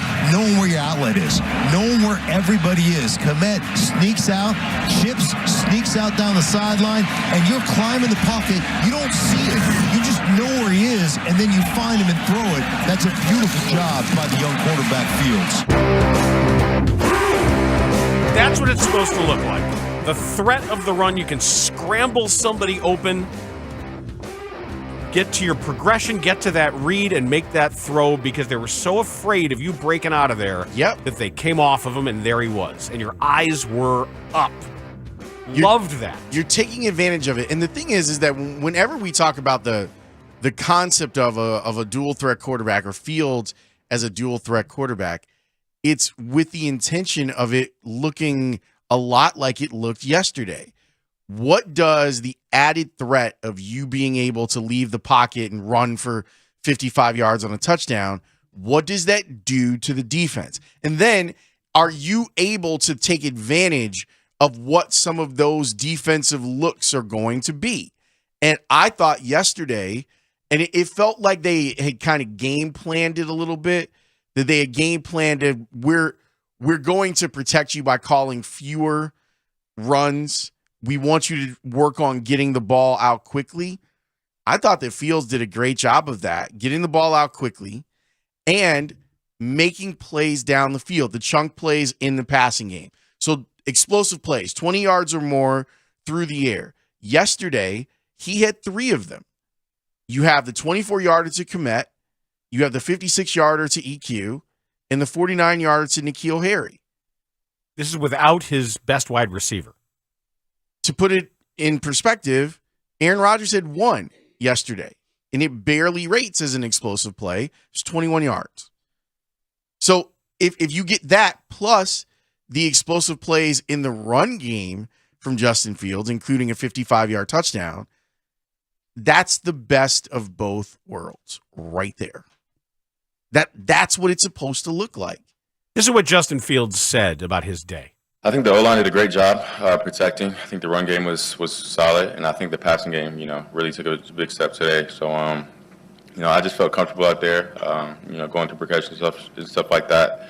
And again, like I said, the O-line did a great job in, pass pro. Do you feel like this is your most complete game to date? Because obviously you're running for a touchdown, you're throwing the 50-50 ball, the tight window throw, putting it all together. Was this your most complete game this I think so. I think this was my one of my best games passing-wise. I mean, of course, the stats are going to show that, but I felt really comfortable out there, in the passing game, and, just going to keep improving and keep getting better. I thought so, too.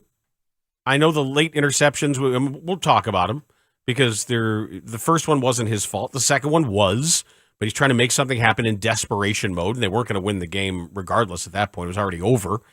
And if you watch the game and watched his comfort level, he appeared to be unhurried mentally, like his clock didn't speed up. He sensed pressure well. He looked like a more polished quarterback than we've seen. They have the quarterback.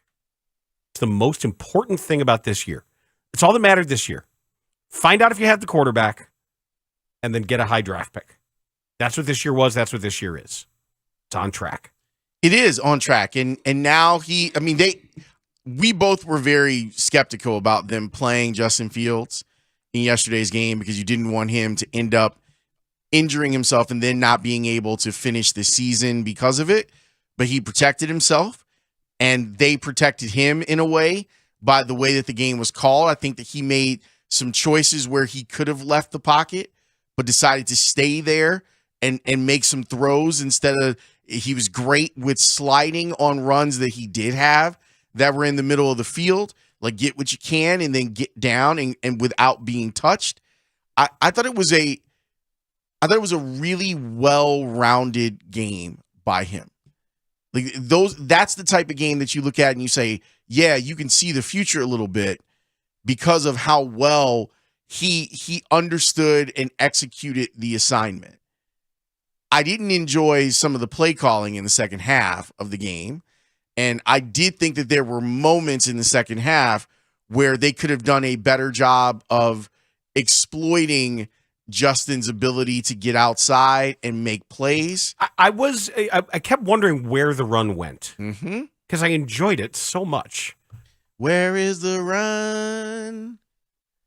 Where is the run? I was wondering that too. I get it. If that was to protect him, even though they had him diving into the pile early, maybe Fields went back and said, hey, Luke, let's not do knock that crap off. I mean, that hurt. They could have. I like, isn't that they did it later? But I'm like, isn't that the David Montgomery direct snap play that you want? Isn't that the Cole Kmet motioning in to take the snap play that you want instead of saying, here's the play, Justin, we want you to lower your shoulder into the line. The one I hurt? Yes. Okay. To get a yard? Yes. All right. Let's not. I mean, I'll do it, but maybe later we could have someone else do that. Hey, by the way, look up, you mentioned Josh Johnson. Yeah. Look up his Wikipedia page. Just for giggles, since you brought his name up, I want you to just look at his Wikipedia page. Okay. Ooh, he's 36. But look at the career history and look at the Was I right? It's four times? Look at the asterisks. Oh, where he didn't play. Off-season and or practice squad member only. Yeah. Look at that. Starting in 2008, going to now. God. Buccaneers, Niners, Sacramento Mountain Lions, Browns, Bengals, Niners, Bengals, Jets, Colts, Bills, Ravens, Giants, Texans, Raiders, Washington, San Diego Fleet, Lions, Los Angeles Wildcats, Niners, Jets, Ravens, Broncos, Niners. Have a career. And I count 1, 2, 3, 4, 5, 6, 7 asterisks about his not being on the actual team. Wasn't really on team. I mean, it's fine. Those off-season contracts, but yeah, that's a hell of a career, man. 13 touchdowns, 16 interceptions, 2,300 passing yards, a passer rating of 70.7, 422 rushing yards, and 1 rushing touchdown. Yep. Let's go. Get paid. But now are we thinking that Baker Mayfield ends up in San Francisco? Because he's about to be released. That's not a terrible fit. It is not a terrible fit. When you think about it's probably the best fit for him. A Shanahan short, controlled, sort of meted out passing game where it's going to rein in some of the silliness. Just do this, or this. And that's not an awful fit. I don't know. I don't know if they like Brock Purdy or not. I think it makes sense instead of having Mr. Irrelevant out there, but with that defense, it might not matter. You might be good enough. Okay, Dan, so here's one of those texts that I was talking about. Yeah. Dual threat? How is he a threat other than running the ball? Watch the game. Just watch it. Just do me a favor. I was dealing with those texters all day yesterday, and on the morning, I saw 2 interceptions, and he's not clutch. Just watch the games. Just watch him develop. This is a young, developing, multi-skilled player setting records with his feet, setting records, doing things we've never seen, and still, I don't know. I'm not sure. Okay. That's fine. What are you not sure about? Like, I understand that there still needs to be progress in who he is, but considering where the Bears offense started with this and where he's at right now, I can't imagine I can imagine the type of people that are still looking for ways to make him lesser. I think it's just a default setting that Bears fans have instead of. I don't even think that I don't even think that honestly it's Bears fans, Dan. I think they're just people that are out here. This doesn't look like the way that it looked that they had in their mind. He doesn't look like what they imagine a quarterback looks like. It's a big part of it. There's no question. And so any opportunity to try to make him lesser is going to be used. All I know is every time he touches the ball, you're getting the equivalent of the possibility of a Devin Hester punt return. Mm-hmm. Every time he drops back to pass. Every single time. How about the one that was called back earlier, too? With all these numbers that we're looking at, the one where we had the phantom call on bum-ass wide receiver hyphen name. What was his name? What was it? Dingleberry Johnson? Marset. Omar Smith. Emir Smith Marset. If they don't Not Omar Sharif. No, I know that. Great bridge player, Omar Sharif, an actor. But if that doesn't happen, and that was another one of those runs. They were like, oh boy, it was like a season highlight, and then he did it 3 more times. Yes. Because he does that stuff. People forgot about that one. And that should not have been flagged. There should have been 4. No quarterback ever. Do you realize that? He's the first quarterback ever with 3 career 50-yard touchdown runs. He's done it in 4 games. It's exciting. No one's ever in a career. And like watching them not be able to catch him. And that would have been fun. And not even close, too. And I mean, they knew it. Well, they had him. Like they had called the right defense on the play. They had the edge defender there. And he made you miss. And once you missed, it's over. Like, it's rare that you can find someone to run with him. And he just just gone. Wally West style, gone. Up the middle of the field. And it makes you laugh, like how fast he is compared to NFL defensive backs. Like, this isn't him in a high school game. Like, obviously, you see that in a high school game. It's how everybody's high school tape looks. Right. All NFL players' high school tape looks like that. But this was him doing it in the NFL multiple times, 2 different teams. Against defensive backs. He's not just running away from linemen and linebackers. Correct. He gets into the secondary, and they have the angle on him. They're like, oh, boy. And he's gone. It's amazing. And I'm seeing him also do better in the passing game and seeing the placement of the ball on the deep passes yesterday to EQ and to N'Keal Harry. Incredible. I also like that. I thought N'Keal Harry did a great job, and the Bears offense did a great job of taking advantage of Jair Alexander trying to jump routes, because he's one of the best corners in the league. So I would like for them to take that smoke route to the Chase Claypool Claypool. one? Yeah. I need them to put it on the shelf for 2 weeks, or to add something to it like that, where you're saying look, the DB is going to jump it and you're taking off. And we'll hit you for a nice gainer. But they can't just keep running it because it has become pretty predictable. So figure out a way to counter off of the way that defenses are trying to attack when you're trying to run that route. But that's all part of the growth. And finding wide receivers that you trust is part of the growth. And on the interception, my problem with St. Brown, unlike his brother, I think his brother does a better job of this. His brother's a better player by a mile. Well, I think part of the reason that he's a better player is that he's a hands catcher. And EQ is a body catcher. So is N'Keal Harry. Yeah, it's unfortunate. But, I mean, look, I don't mind. You need a couple of those. You need guys that are going to run inside routes and use their body as a shield to make plays. Like, I'm here for that. But that guy, he needs the ball to, like, come into his body. And it's part of the reason that ball got picked off. You want a guy running back to the quarterback that has his hands out to try and make that play. We'll break down everything on that play a little bit later on in the show. But coming up next, I want you to whiteboard the end of half timeout debacle and the logic or lack thereof behind what they did. Yeah, it's one of those things where you're going, what are you doing? And then the worst possible outcome happens after you go, what are you doing? We'll discuss it next here on The Score. This is Horizon Therapeutics Bears Monday on The Score. An entire day of Bears-Packers analysis from our team of Bears experts, including Brad Biggs, Tom Thayer, Dan Wiederer, and Jalen Johnson. Plus your reaction, too. Only on Sports Radio 670 The Score. Chicago's home for Bears.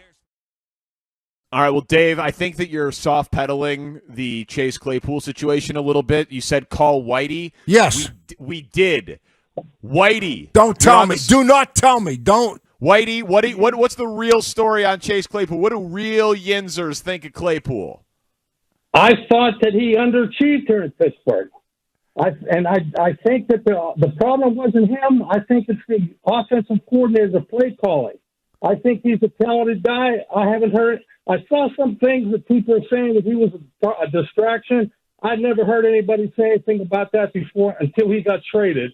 And I think he's very, very good. I think he's a tremendous athlete. I think he'll do well in Chicago because he played at Notre Dame. He'll have some hometown feeling. And the reason guys are making one-handed catches, Dave, is because the defensive backs are holding their other arm. That's the simple fact. Whitey likes offense. I like this guy. Whitey, are you drinking Iron City Mango or are you drinking Iron City Light? That's all I really want to know. I don't want to hear about what your opinion of a receiver is. I want to know what you're drinking. You know what? I do have mango, but no Iron City Light.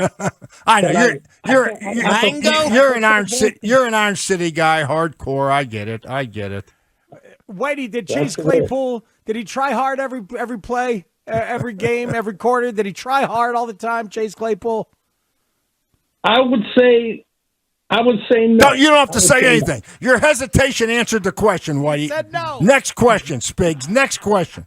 You guys are sick. I'll tell you what. Dave Wannsted's friend Whitey. My feelings are hurt. You would resort to Whitey's opinion over mine. I'll tell you what. Not over. We like to get multiple sources. We need multiple Yinzers on the show, Dave. People want Whitey and Wani to be a show, which I think is no, because I didn't like how he responded to that.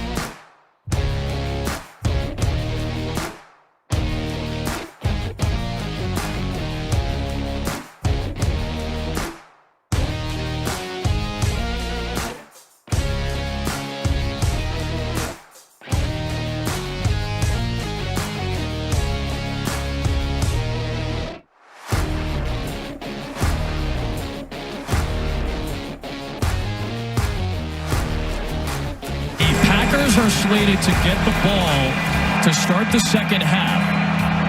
On 4th down and 4, they leave the offense on the field. They still have a timeout to use as well if they convert. Rodgers steps up, end zone, Watson, he's got it again.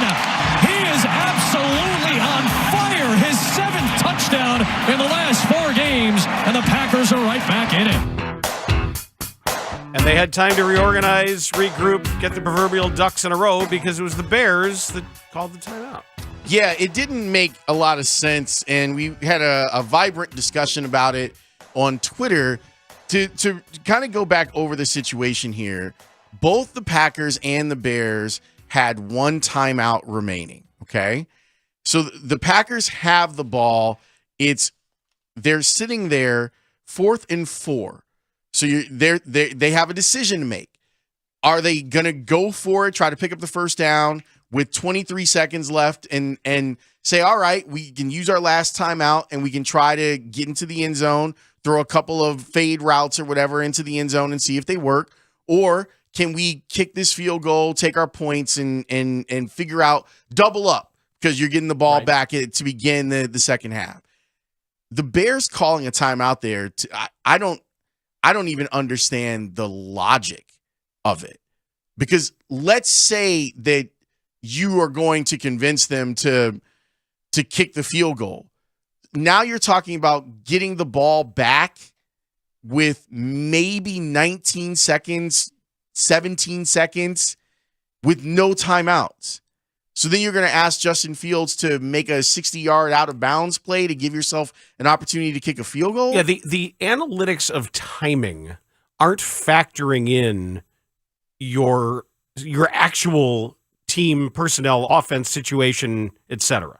They may be factoring in, if you wanted those 19 seconds that desperately, if those precious seconds were meaningful to you, then you run the analytics playbook. But I don't know that they really wanted that time. And the other part is you have them in a position where you can force them into a decision. Right. Let them make the decision. Let them burn their time out to try and figure out their 4th down play. You gave them a free bite at the apple. You calling timeout. I mean, look, I'm not sure what they were going to do. It looked like they were going to kick it, but I'm not sure. But I felt like LaFleur was going to run the clock down, call his timeout, kick the field goal, go into halftime, get the ball back. I think everybody thought that. But once you call the timeout, Aaron Rodgers goes over there and is like, no, I got something. There's something that we saw. We can make a play here. We'll at least get the first down, but maybe we'll get it into the end zone. If by the letter of the law, if they say to preserve that last 20 seconds, this is what one does, fine. And if that's what you're going to do later when your team is better, and later when maybe you've got a quick strike offense capable of just eating up chunks of yards. That's still not enough time. I agree. I'm trying to give them every benefit here.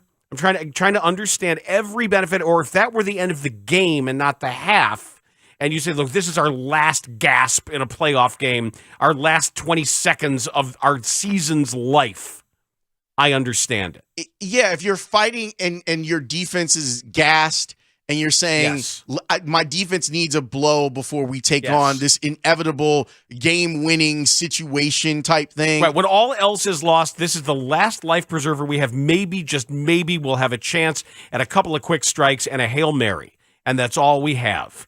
Then I would understand applying whatever analytics would tell you, whatever the matrix tells you, this is what you do to keep that time. Yeah, but this is one of those moments where your coach has to take all the information given and go. Just to feel the game. Right. Yeah. Like, we got these guys right now. Like, that's the way he should be thinking. It's 16-3. Like, he should be thinking, we have them on the ropes. Why throw them the life preserver, to mix metaphors? Why do that? Why give Aaron Rodgers an opportunity to examine what is happening on the field? I think it is Matt Eberflus's worst moment as coach on the field. Really? Mm-hmm. Because nothing about the process makes sense. I mean, obviously the result sucks, but nothing about that process makes any sense. Here's ideally what a head coach should do is have the quote unquote correct analytical move at his disposal. Have them tell him, if you want that last 20 seconds, if you really want to do this, you need to take this time out. And that he should be wise enough in the moment to understand not to take it. I want him being told that. I want him having it. Chewy, don't ever tell me the odds. Or whoever told him. Or 3PO, don't ever tell me the odds. But part of the problem is you have a run play that starts with 30 seconds left. Right. And then you don't take the timeout until 23 seconds left. Yeah, then that's not consistent. Pick a lane. That's got to be one or the other. Like if the run play happens, and take the timeout immediately. And the one thing we have to get to, this is something that I also saw in the conversation during the game yesterday that I'm seeing on Twitter right now from the 708. The odd conservative calls like running on second and goal for the 20 means the Bears quietly want to lose games. I disagree. We got to stop with that. That is not happening. They are not calling plays to lose games because they're tanking. That is not happening. That's not what teams do. It's not how they operate. If you want to rip Luke Getsy a new one for being too conservative, do that. But everything they're doing, they're trying to win the game. Otherwise, you're not coaching in the NFL. If you want to talk about who's playing, if you want to talk about when guys come out of a game or who's rotating in and understanding where you are in a season and the scope of a whole season in that regard. But when it comes to, no one is calling plays to intentionally make them less likely to lose a game. To win a game, excuse me. I'm with you wholeheartedly on that. I'm getting tired of it. Like, they're tanking. No. Like, that is the amount of disrespect that shows to the people that are playing the game. And coaching it. The roster says that they're tanking. Right. It's bad, but they're putting game plans together to try and win each game. That's what it is. This text says, I was at the game and I never saw the kicking team come out. Yeah, that wasn't what they were going to do. They weren't going to kick it with 23 seconds left. They were going to kick it with 3 seconds left.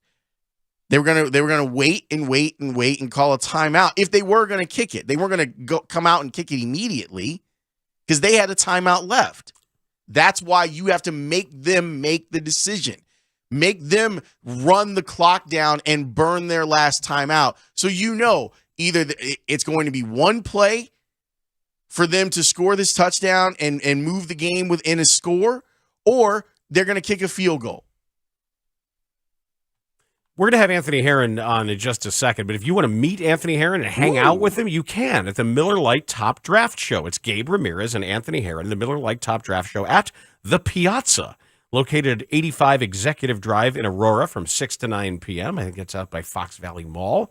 And while you're enjoying the broadcast, you can register to win Bears tickets and other great prizes brought to you by Miller Lite. It's Miller time. It's Anthony Herron time next on The Score. Hey, Bears fans, the losing streak continues. The Bears fall to the Packers yet again, 6 in a row. Mully here from the Mully and Haugh Show. Mornings 5:30 to 10. Keep it here for a full reaction to this awful loss from all of our shows and team of Bears experts. I came back in to work with Adam Haugh yesterday, and on the bar outside of the studio here, I saw your chicken carcass. It was still there. 23 hours, maybe 22 hours after you did your chicken devouring. And what the hell, man? What the hell? Why didn't you throw your chicken carcass away? As we finished the show on Monday, I was about done with the chicken. Gabe Ramirez walked into the studio. I'm about to throw it away. I asked Gabe was, gazing at the chicken, looking hungry. I believe he began to drool at one point. He was admiring the chicken. I said, well, Gabe, do you want to try some of this before I get rid of it? It wasn't very voluptuous. It was, as you said Monday, it was very voluptuous. He said he wanted to have some chicken. I said, all right, I'll leave you a knife and a fork, and I left the chicken right there. That is new information. I left it in the care of my good friend Gabe. Because... So what the hell is Gabe doing? Because what Who happened was on overnights that night? Perhaps he passed it along to the overnight person. I don't know. You think there was a chain of command for the chicken? Could have been. I don't know. Was Studs on overnights or something that night? I'm not sure. Because it ended up lasting all the way to the morning, right?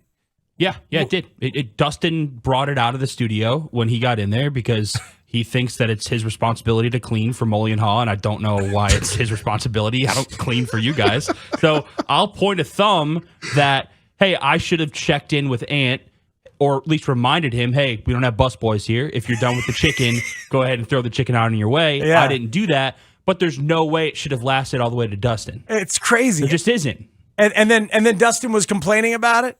So I decided, first I thought, maybe I will put this in Shane's workspace and leave it there as a reminder to maybe clean Bad up. idea. Is that what you did? I did not. Bad no, idea. I decided to be a little bit of an adult, Good and for you. I put it on the bar instead, outside of here, and left it there. And then I took a picture of it, and I sent it to Shane, and I said, not cool. So then Shane blamed the next two producers He for didn't not do that. cleaning up. Then he blamed Anthony Herron for not cleaning up. Then Tannehill had an issue that I put it on the bar and just didn't throw it out myself. And then Haugh said, yeah, that sounds like something Dustin would do. I mean, I've met Adam Haugh like 2 times. And you'd think at this point, based on current events and past events, that maybe, you shouldn't just run your lips. Well, Really? That was for Adam Haugh? Okay. Saying Haugh shouldn't. Wow. Dustin's got to go all old. Yeah, first That of all, wasn't excessive at all. Wow. Dustin is a liar. He texted me when we talked about the chicken in transition at 2:08. He texted me, Anthony Chicken out on bar. And I said, yeah. No idea why he didn't throw it away instead, but now we know why. Uh-huh. And Dustin said, yeah, not cool to find this morning. Oh. Just throw it away, Dustin. I mean, Send me a picture of it. You precede yourself with your reputation. Can I ask a question, though? fastidious Of all the individual. things you just said. About cleaning, I mean, can't the believe you fact went that it's there. an issue that But- there's a half-eaten chicken left in the on-air studio. why- Shame on me. Why didn't you just throw it away? I mean, again, A statement needed to be made. why is it my job? I mean, it's not my job to throw it away. It's my job to clean up the studio. But I mean, like, as an example, Dave Wanstead might have left a coffee cup behind. I make sure I get that out of the way for Dan and Lawrence. They don't want to But you come in throw and it sit- away. You don't put it on a No, bar. because Sit. I was doing, but it's my job to clean up after Yeah. the morning show. Right. I'm part of the morning show. We're pretty tidy. Yeah, we must exhaust him with our filth. I mean, I have a lot of paper sometimes spread out, but I don't really have a lot of leftover. I'm going to food or need a drink. sponge bath as soon as we're off the air today. I'd like to be fanned.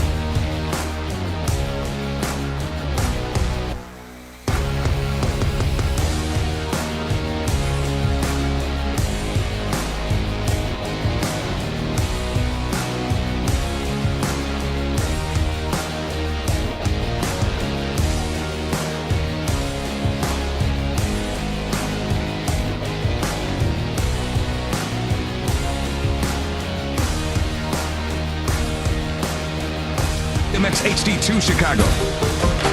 Always live on the free Odyssey app. This hour is brought to you by EOC Audio. They make today's home technology simple. Check them out at eocaudio.com. Anthony Herron, Score football analyst. David Montgomery struggled with early in his career. There's a lot of dancing in the backfield. He's gotten more and more effective throughout his time with the Bears at getting downhill. Former NFL defensive lineman and Iowa Hawkeye. And as long as that ends up being the case, hey, Bishop, I'm still on the radio. No, it's all right. You can hang. Paw Patrol. I need another Paw Patrol. Okay, I'm going to come turn it on in just a couple of moments, all right? Big and Herron. Mr. Hedden, I want to compliment you. You're doing a fine job. With Bernstein and Holmes on the Score. Anthony Herron's brought to you by global biotech company Horizon Therapeutics, where the mission to transform patients' lives is personal. He's up close and personal with us on the Score Hotline, presented by Circa Resort and Casino in Las Vegas, home of the world's largest sports book, and on Twitch. Hello, twitch.tv/Chicago670. The Score. Big Ant, what is up? What's up, fellas? First time, long time. How's it going? Things are good, man. How are you? I'm good. I'm very good. It was a very, very busy football weekend, Bears happenings and Big Ten news and the college football world at large. A lot that I was able to cover. I was blessed to be involved in, but very limited sleep. So it's a bit of a loopy Monday morning. Oh, great. We're getting sleep deprived, Big Ann Heron. I am here for that. That is a very, very good thing. So what did you see as far as Justin Fields, the passer, yesterday?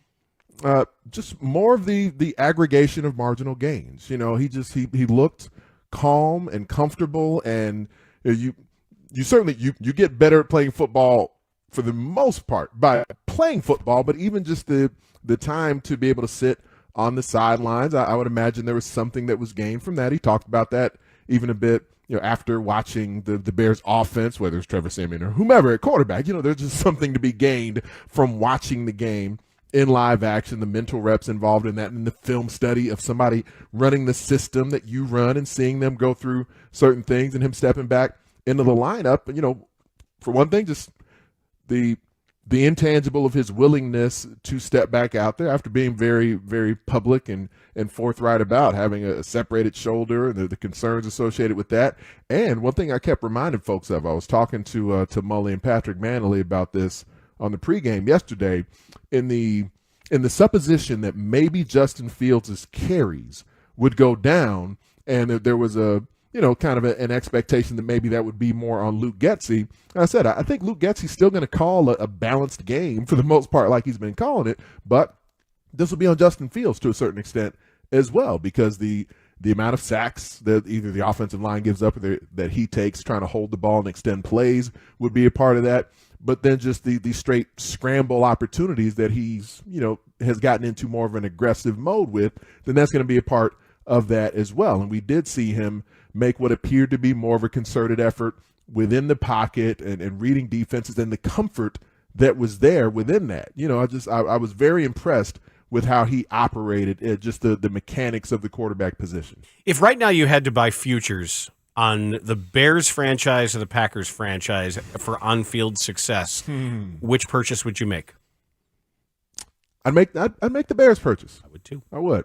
Yeah, I think at the moment that's the direction I'd go with things. I mean, it's all an educated guess, obviously, and who knows what the future holds for Jordan Love and whatnot, but they got some cap issues that are coming up. A lot of teams are very adept at handling whatever cap issues are thrown at them. New Orleans had spent a bunch of years being able to just figure that out. How do we kick the can down the road? The Packers have been able to do that effectively. The Patriots, and yes, okay, Tom Brady took lower than market value for a while. There's a lot of other highly paid players during that stretch of dominance for the New England Patriots as well. There are certain teams who just kind of figure it out. San Francisco has figured it out. Denver for a while figured it out. The Bears. Denver may be the team, if you could short the futures contracts, like the last stock you want to buy would be that one. No pun intended on shorting the future. Yeah, right. Denver. Right. The diminutive quarterback. I do think that for where the Bears are situated right now, though, there's a lot to be really excited about, because we're seeing in real time Justin Fields develop week in, week out as a passer, as a runner, as a decision maker, a playmaker. And, it's that part is fun. And then that they'll be able to access weaponry to be able to provide some other stability, some other playmakers to this roster. The issue is they need guys everywhere. And that's why the home stretch of this season matters, because beyond the quarterback, you got to have some, and it doesn't look like it's necessarily coming in at any high level, but it would be nice if there were some other guys that truly materialized, that you felt like, man, all right, here's a nice surprise, a pleasant surprise. It looks like they can play winning football and be a part of this thing and maybe shore up a position. Like, is that Jack Sanborn? I don't know, maybe it is, but maybe it ends up being Jack Sanborn almost by default, because he's at least been definitively productive week in and week out. And then you're in a situation where you say, we got higher priorities elsewhere, because there's a lot of money to spend, but there's a lot of holes to fill. What looked different to you in the Bears offense from the first half to the second, if anything? They ran less plays. I don't even know what the exact split of plays was from half one to half two, but the Bears were explosive early in the game. There were combustible plays, run plays of 50-plus yards, pass plays of 50-plus yards. And then Green Bay controlled the clock a lot more in the second half of the game than they did in the first half of the game. So, the Bears didn't have the ball a lot, it seemed to me, in half number 2. And so even in scenarios where it looked like there were some opportunities where, okay, you end up with 1st and goal from the 9 after a chunk run from Darrington Evans. Like, man, that looks really smooth and cool. And now it's 1st and goal from the 9. And then the next thing you know, you get a penalty, it knocks you back. You get a tackle for loss, it knocks you back further. And that's 3rd and goal from the 24. So in the limited drives that were there for the most part, until, you get into the latter stages of the fourth quarter, but they just didn't have the ball a lot for a big chunk of the second half until you got deep into the fourth quarter. Green Bay just mounted long, time-consuming drives and kept them off the field. I did feel like, on the whole, the offense continued to look effective, but you had a missed field goal in there. You had some key penalties in the third quarter that stalled drives and got you behind the chain. So they didn't execute either offensively or special teams wise. You throw the blocked field goal in there as well. It just wasn't as clean in half number 2. What is the fastest a quarterback has ever run past you? Because it's interesting to me, the mentality of the defenders, to watch them in real time. Go, oh my God! Kind of take an angle. It's like they turn you, and it's amazing to watch to see if I go, wait, no, wrong, I'm screwed, and how quickly they realize the speed at which someone that big is moving as a quarterback. It's so fun to watch the way that Justin Fields has now recognized it as well, just from the gear that he can access, that even fast people chasing him at the NFL level can't access. But on the whole, like, Mike Vick looked really fast when you watch Mike Vick run in person, because he was smaller in stature. His limbs just moved at a more rapid manner, so you could just see him going past like this blower. Where Donovan McNabb was really fast in person, but he was a big, somewhat more lumbering guy, and so it didn't look as swift, certainly not as sudden. But when Donovan McNabb got to top gear,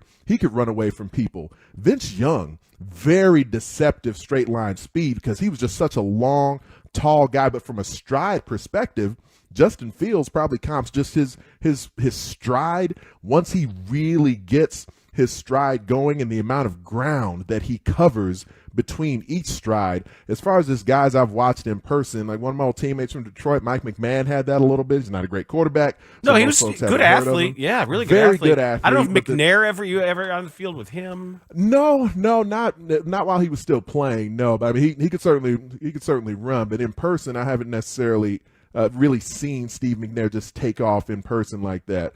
Who were the Big Ten quarterbacks when you were at Iowa? Tom Brady. Oh, I mean, Antoine Randall. I mean, as far as amongst the fastest guys I've ever chased as a quarterback, is a guy who didn't end up playing quarterback still when he got to the league. But I chased around Antoine Randall back in the, what was it? It was the Sicka West back in the day, where both Bolingbrook and Thornton were in the Sicka West, back in the mid-'90s, in the late 90s. Yeah, it was right after the move, because Thornton used to be Sicka East with us at HF.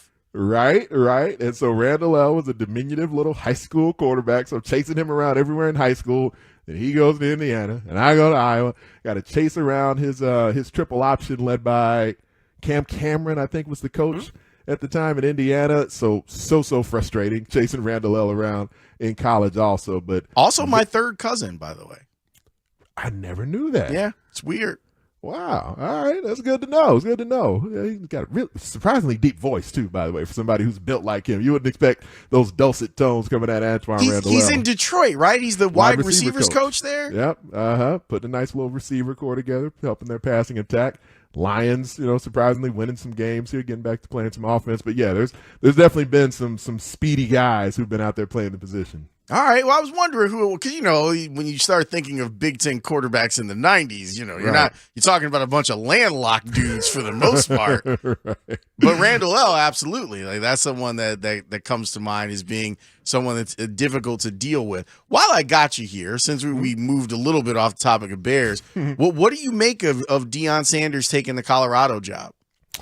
So, I mean, I love the fact that he's pursuing an opportunity, and I think it would be really cool if he stayed at Jackson State for the long term here, but I tend to bristle a bit just at the notion that whether you're talking, whether it's LeBron James should have stayed in Cleveland, and he's born and raised there. He gave a lot of his life to Cleveland. He moved on to greener pastures. Deion was in the SWAC and coaching HBCU football for a few years, brought a level of prominence to HBCU football within that brief period of time that HBCU has rarely, if ever, seen.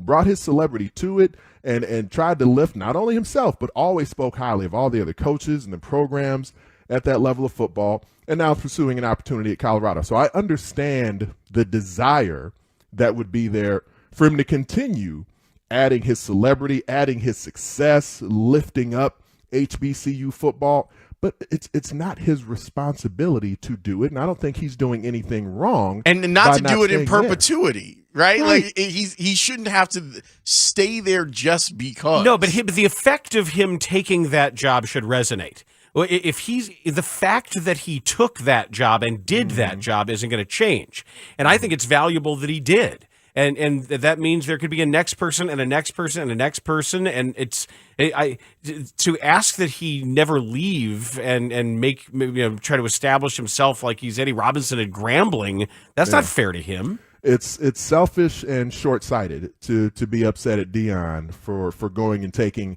another opportunity, a bigger opportunity, sure, a more lucrative opportunity as well. That's allowed to matter. And frankly, I don't think it's the only thing. I mean, his son, Shedeur Sanders, who was the SWAC Offensive Player of the Year, his quarterback at Jackson State in this undefeated season they've had.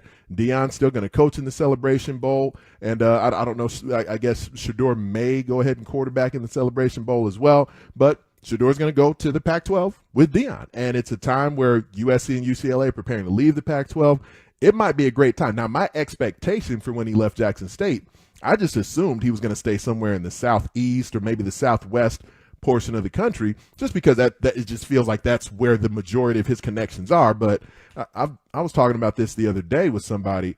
It's really impressive when you think about an athlete that was at his athletic peak in the 90s and the staying power, the Q rating that Deion Sanders still has. I mean, you think of it's basically Deion and basketball players. Like Michael Jordan is still world famous, even though he hadn't been Michael Jordan as an athlete since the 90s. Charles Barkley, because of his media presence, still world famous, even though he hadn't been Charles Barkley as an athlete since the 90s. Throw Shaq in that conversation. From a football perspective, who was at their prominence in the 90s who still resonates with modern athletes in the way that Deion Sanders does? It's really impressive when you think about just that macro sort of crossover appeal that he still has and the influencer that he still is at this point.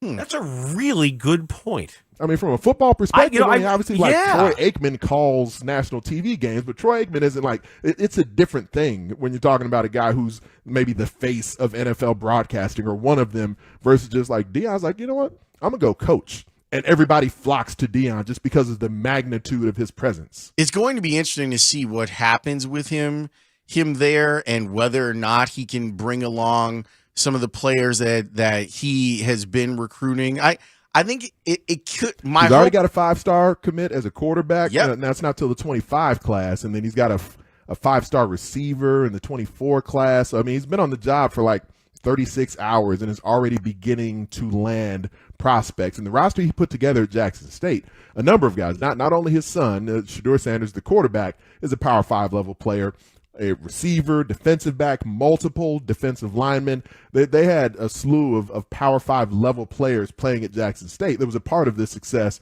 that they had. Now, you're not going to have a roster full of those guys based off who transfers from Jackson State, but he'll have a starting point of folks who know how he operates. And there's people who, there's a perception of Deion Sanders that is rightfully earned for the brashness of his persona. And there may be an assumption that he isn't like a grinder. He is, man. Like he was like day in, day out, even through having portions of his feet amputated via surgery a couple of seasons back, still like being back on the sideline in like a push cart, with the headset on, coaching away, cutting the grass himself there at Jackson State just because resources are limited. He's into this. He is about greatness. He wants to win at a high level, and I'm definitely not going to put it past him that he's going to be able to get it done at Colorado. I mean, I think that it probably suits us as older gentlemen of leisure a little bit better. That campus, I honestly don't know how you don't get commits. Gorgeous. It is gorgeous. And the people up there don't like to tell you this because it means you'll come up there. It's actually a wonderful place to be in the winter. Like nice. Denver and Boulder, kind of wonderful to be in. You get the snow, and then it's 50 degrees and sunny. Now, the only Denver, Boulder, yes, and even Breckenridge is gorgeous. For whatever reason, Breckenridge is the one place that I've ever had any effects from altitude, and I don't know why. Well, it's like 12,000 feet, right? Right? Because it's way up high. I really got high. out of the car in Breckenridge. We walked up to our Airbnb into the condo. I walked upstairs. I set down my suitcase, and I fell on the floor. Wait a minute. Why aren't my lungs expanding? I thought my lungs were supposed to expand. I'm in pretty good cardiovascular shape, and I passed my ass out. I mean, I didn't black out, but I got kind of gray. You know what I mean? And just needed to catch myself. It took me a good 2 full days to start to. I watched the drinking up there too. Yeah, one beer. One's like 3. That was when I first noticed it. My wife and I got there, and we put our bags down, put them in the room or whatever. We walked down the hill somewhere. We went and had one beer, and about halfway through a giant beer, my heart started to pump really fast. Wow, I got some blood flow going here. Let me finish this beer and go to one of these oxygen bars. And the thing, my wife's got asthma. Like, we're always worried about my wife at altitude, different places and everything. She was fine. It's the weird thing that, I'm usually, no matter where we're at, altitude or humidity, you name it, never have any issues. Something specific to Breckenridge got me for a couple of days. Well, it's significantly higher. Like Breckenridge is 9,600 feet. We climbed Mount Quandary. To now you're at 12,000, 13,000 feet. We hiked up the switchbacks to the snow line. And on July 28th, had a snowball fight as part of this bachelor That's party. awesome. Full-blown snowball fight in the middle of July because we hiked up all. Here's the snow, and you think it's going to be like this gradual thing. It is not. It is a hard line depending on where the sun is and depending on the day. And there it was, like, this is where the snow is now. And we walked past these unbelievable trout ponds, caught a bunch of cutthroat trout there. Probably should have gotten a license. And you can get to altitude really easily. Obviously, you can get to snow caps and skiing and snowboarding and everything else. But then also, there's a lot of sun. There are very few places in the United States with more sun on a daily basis than that Denver, Boulder. And you get 300 days of sun. That's what I'm saying. And like legal weed. Well, I mean, weed's legal a lot of places now. But but my point is that that's one of those campuses where you go, if you're a kid, I don't know if kids appreciate it the way that we as grown men do, but it's striking. Like you walk onto that campus, you're like, I never want to leave here. Ever. I mean, it's the most gorgeous place in the lower 48, in my opinion. And when you include everything, Hawaii, yes, it is paradise. It doesn't get more picturesque than Hawaii. But aside from that, man, the state of Colorado, especially that Boulder, Denver area, like I've called games at Colorado and Air Force and Colorado State, and you name it, man. Arizona State's a pretty cool place too. That's the other place, Nice. But I mean, different but nice. Yeah. Different, and it's another one of those places where you go, how do kids leave here and not sign?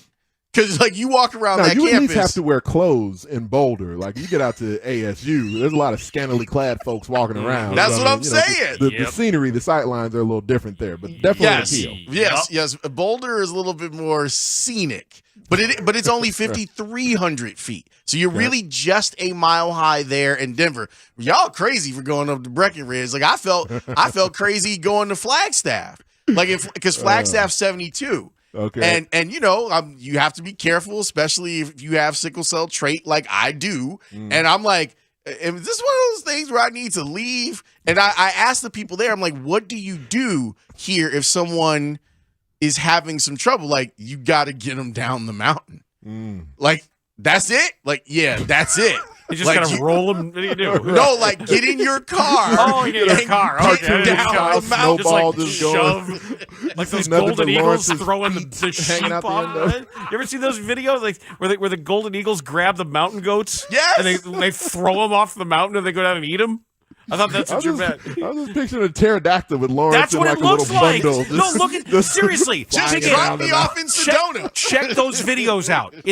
They learned. The eagles are like, well, how are we gonna get? Well, you can just grab them and you throw them off the mountain, and then they're dead, and then you go down and eat them. Okay, cool. I'm in.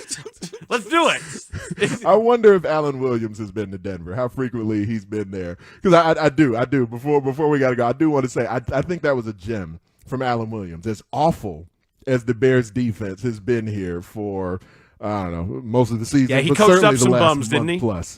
He coached up some bums. Especially that secondary, man, because they got bupkis yet again from the defensive line. But, I mean, whoever Jalen Jones is, he really played well. I don't know who so Josh too. Blackwell is, but he was outstanding yesterday. Whoever they might be. Yeah, but they balled, man, Yeah, against Duke Aaron football. Rodgers. Josh Yeah, they Blackwell. went out there and did it. And between, like Jalen Johnson was talking about a little bit after the game, between himself and DHC and DeAndre Houston Carson, like we know who he is and what he is at this point. You put him somewhere, if there's a football field, give him some pads and a helmet, he just figures it out. He makes plays, mainly a special teams dynamo, but he's made plays on defense in recent seasons. So credit to both of those guys for having 4 of your defensive backfield starters out of the game, facing Aaron Rodgers and the Packers and facing them down and being brash in the process. And, it wasn't just like lay back in cover 2. They manned up and got at it. And they were scissors concepts in the red zone. They're switching them off. Like that was a thing of beauty. I don't know if we can expect that week in and week out, but for the first foray into that, and then you got the bye week coming up, and then people are going to get healthy. But when we're talking competitive depth, and I've talked to you guys a lot about competitive depth. Alex Leatherwood getting a little bit of run on the O-line. Now we'll see what his physical gifts, if they're nurturing those correctly, the receiver position, some of that competitive depth, getting some opportunities in game action here too. A little more reps for Velus Jones. Back-to-back-to-back targets for Chase Claypool. And now in the secondary, it's the first time we've really needed to see competitive depth tested there over the last couple of weeks. And at least for one game, now, Packers receiver core is nothing great, but Christian Watson had been balling in recent weeks. He certainly made a couple of plays late, but for the bulk of that first half, Watson was frustrated. Rodgers was frustrated, playing against a bunch of guys who most of us barely knew their names, and they did really well. So that's a credit to Alan Williams for how that game played out. Anthony Herron, thank you, sir. Appreciate it much. All right, fellas.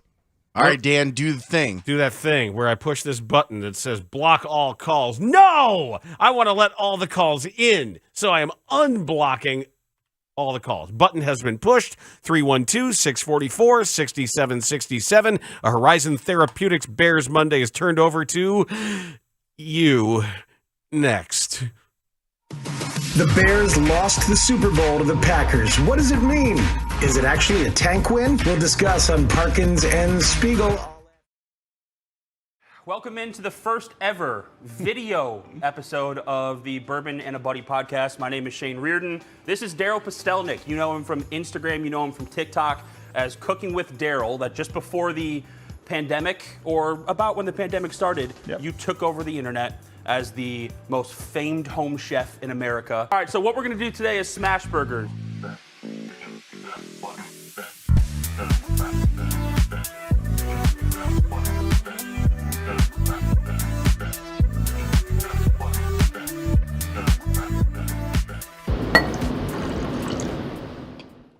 So first step on the mayonnaise, the base of the aioli. I put 3 egg yolks in here, right? So we want to hit that also with a little bit of acid, and I'm going to do it via white balsamic vinegar and also some freshly squeezed lemon juice. I'm going to go in with some whole chipotle peppers in adobo sauce, and then pretty much olive oil until this thing is at the consistency that we like. I like to wait and salt and then grate a little bit of garlic in there as well. How long will this last in the fridge? Honestly, Daryl, I have no clue. So I would just use, that's probably about the consistency. I would make as much as you want to use in that moment. Yeah, I am not good with like food safety. I'm just gonna be completely upfront. I'm not good with food safety. When I do my Shane's Meat hits on the Bernstein and Rahimi and Lawrence Holmes show. My thing is, don't be afraid to get sick every once in a while. And I know that's probably not great for someone who's trying to launch a little bit of a food thing here, but don't be afraid to get sick every once in a while. Did it Oh, yeah, need- it's got a kick. Definitely got a kick to it. All right, let's see. Perfect. That's what we're looking for. I'm gonna put that in, let it sit for a second, and then grab some butcher paper or parchment paper, and then your smasher. If you don't have a smasher, a couple spatulas, just a little bit of pressure. I'm gonna go right here, smash it down, hold for about 5-6 seconds, and come back up.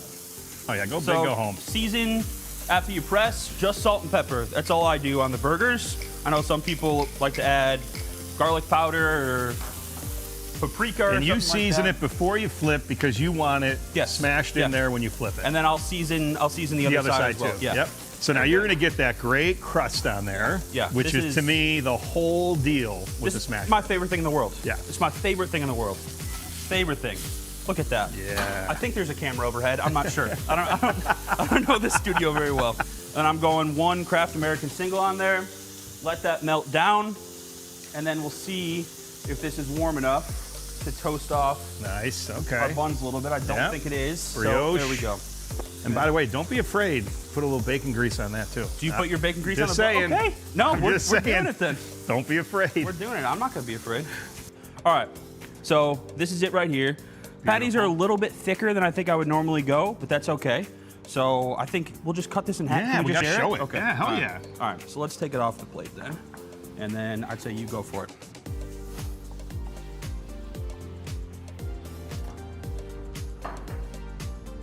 Ooh. Perfectly medium Look rare at burger. that. Look at it. Look at the juice. I love it. Throw this gum out. Oh, let's give it a shot.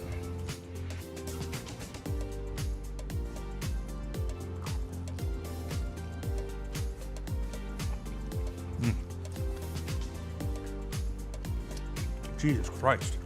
You kidding me? Are you kidding me? All right. I think that's pretty good. Aioli. It's a nice addition, right? Oh, yeah. You might be seeing that in the video. I'll give you a shout out. Oh, man. God damn. Yeah. Holy cow.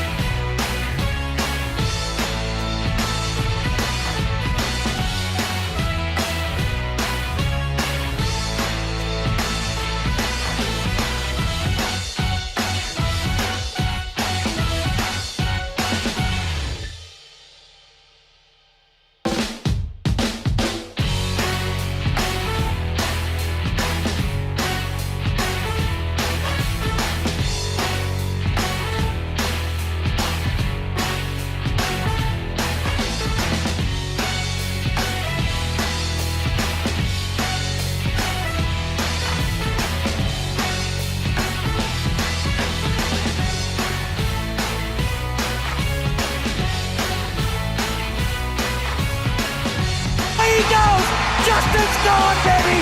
10-5, end zone. He's done it again. Cram it up your cram hole, LaFleur. Number one is a better athlete than you. He's like Globo Jim. I'm better than you, and I know it. Here at Globo Jim, we're better than you. And we know it.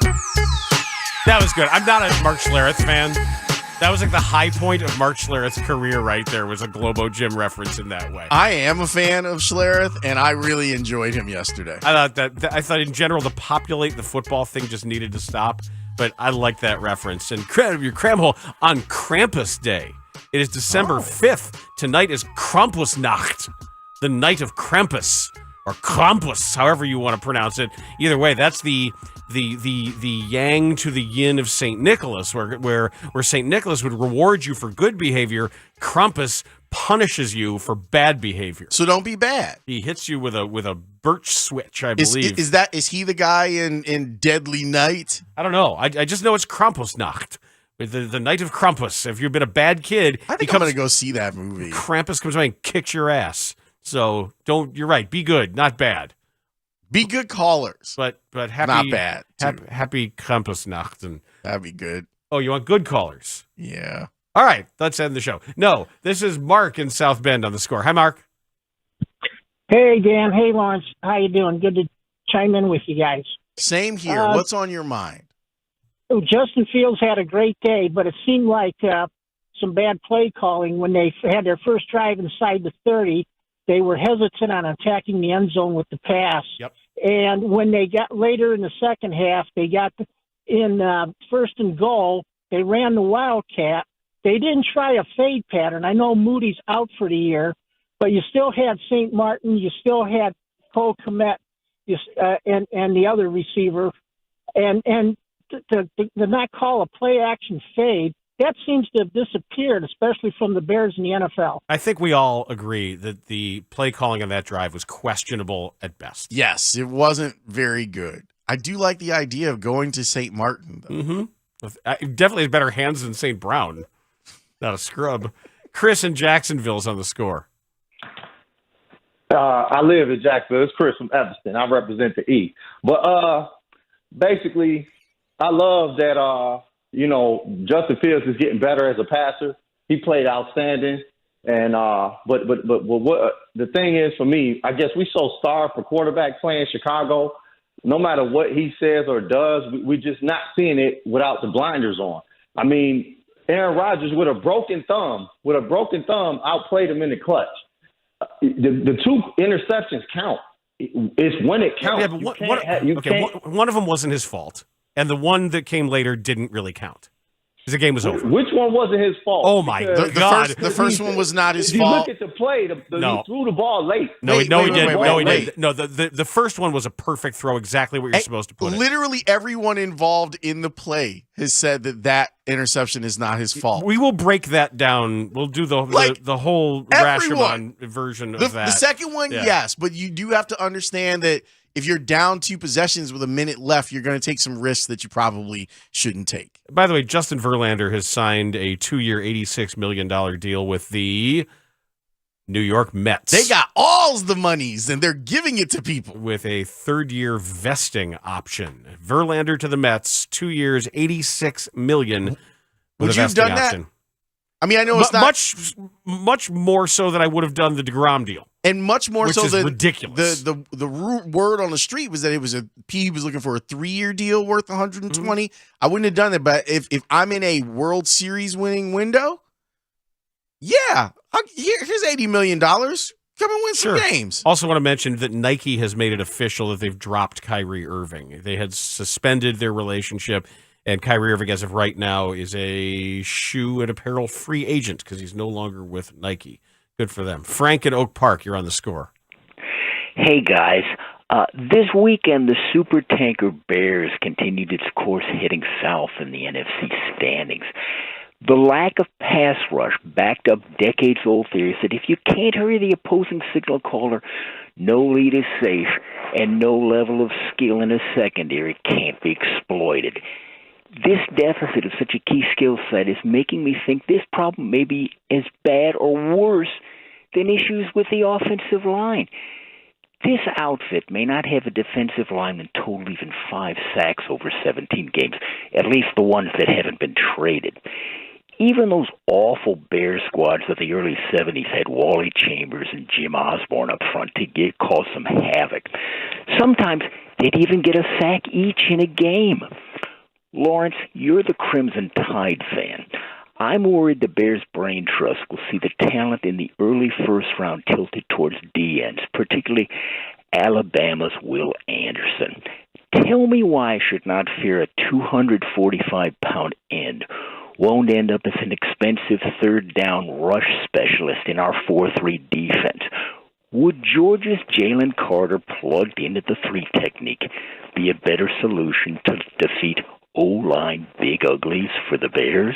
Thanks for the phone call, Frank. I think both guys are a match. You need to get both positions, and we've been discussing it on this show for weeks. You probably need 7 new players on defense. At least. Minimum. At least 7 new players on defense. I think Jones has been fine as a fall gap for Ogunjobi. As for the 2 players, Carter is the definition of a 3 technique, exactly what you're looking for. I think Will Anderson is a really good pass rusher. I also think he's an incredible football player. Like instinctive. He's got some of the things that are hard to describe just watching him, and he also has that leadership ability too. I think what the Bears should do, and I was telling Dan today, I think I've found their trade partner. That trade partner is the Indianapolis Colts. They can't do this again. They can't keep streaming quarterbacks like it's a fantasy team. It's bad. When we come back, more phone calls, because that's what we do at this time on Bears Monday, brought to you by Horizon Therapeutics on The Score. Bears fans, check out Bears cornerback Jalen Johnson live with Parkins and Spiegel coming up today at 5 p.m. And this radio show gives me the platform and me the opportunity to talk at my own leisure. Jalen Johnson coming up today at 5 p.m. on Sports Radio 670 The Score, Chicago's home for Bears fans. Always live on the free Odyssey app. This segment's brought to you by Bed, Bath, and Beyond.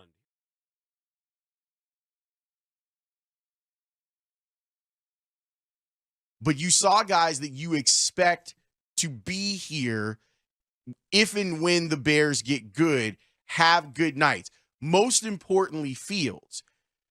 If you were one of those people that's like, I don't know, like I haven't seen enough, or it hasn't happened in enough games, or there hasn't been one signature performance that from start to finish, the quarterback looked great, for you to kind of wrap your arms around and say, yeah, here we go. Now you have that. There were moments, the second half against Minnesota, for example, the fourth quarter versus San Francisco.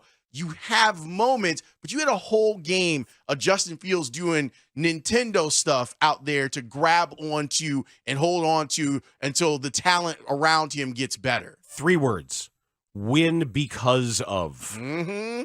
Not win with. Not win while he's out. Win because of.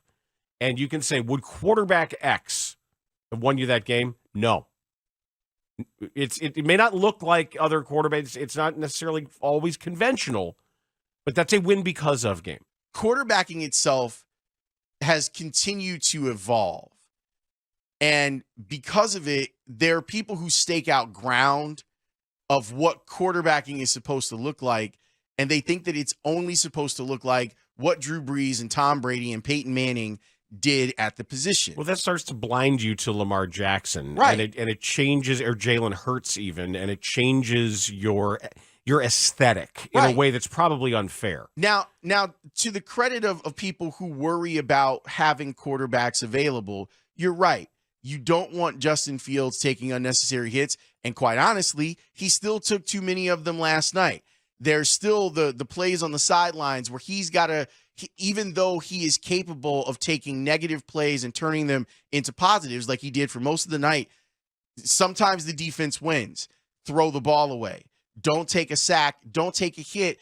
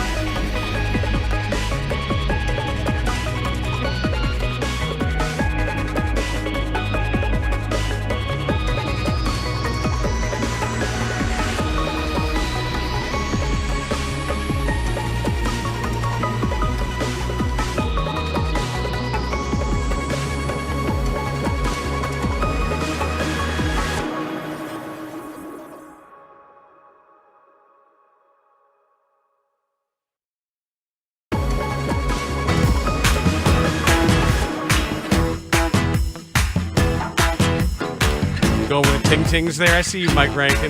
I see you with That's Not My Name. Yep, nicely done. That's okay. At this season, you put whoever you want on the Bears, man. You can bring back Alshon Jeffires if you want. I mean, you fight all the made-up receivers and put them out there because we'll bring the poor, the tired, the huddled masses yearning to catch balls. Last week, Dan, we had the Battle of Archer Avenue in the World Cup. This week, the East Side is popping right now. Well, because Croatia just defeated Japan on penalties. Man. Their goaltender did a thing. Yeah. Whoever that dude is. Really great match. And shout out to that Japanese team, man. They were a lot of fun. They were a lot of fun.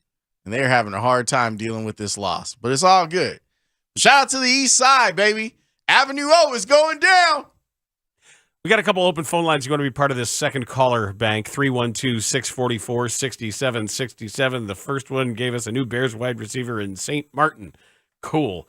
West Rogers Park and our first Bob of a Bears Monday on the score. Hey, Bob. Hey, hello, fitness friends. There's an old one. Wow, yeah. I go all the way back to my favorite guy, Terry. Anyway,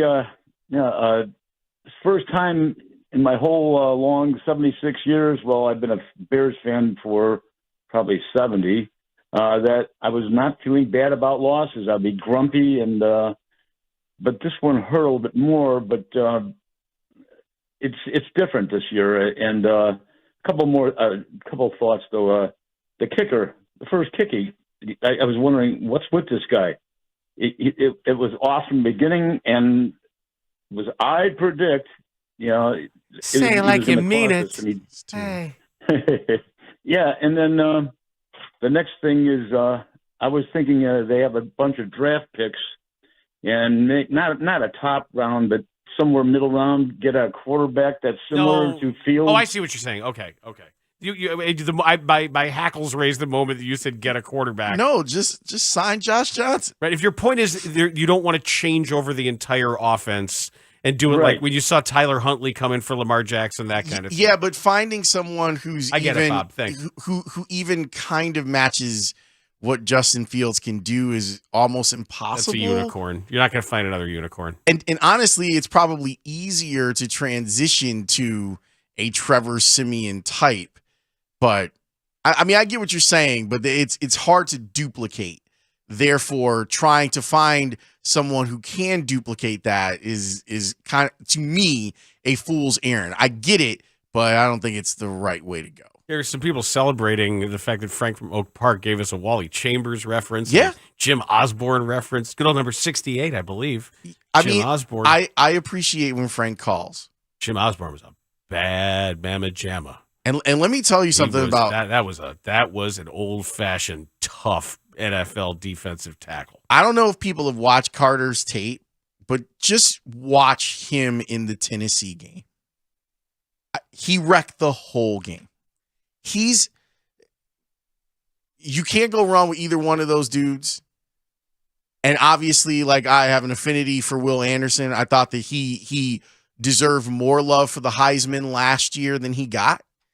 But that's a bad man that plays down in Athens, and that's what you need for someone to anchor your defensive line. Yeah. Meanwhile, your guy Saban, just as an aside here, that was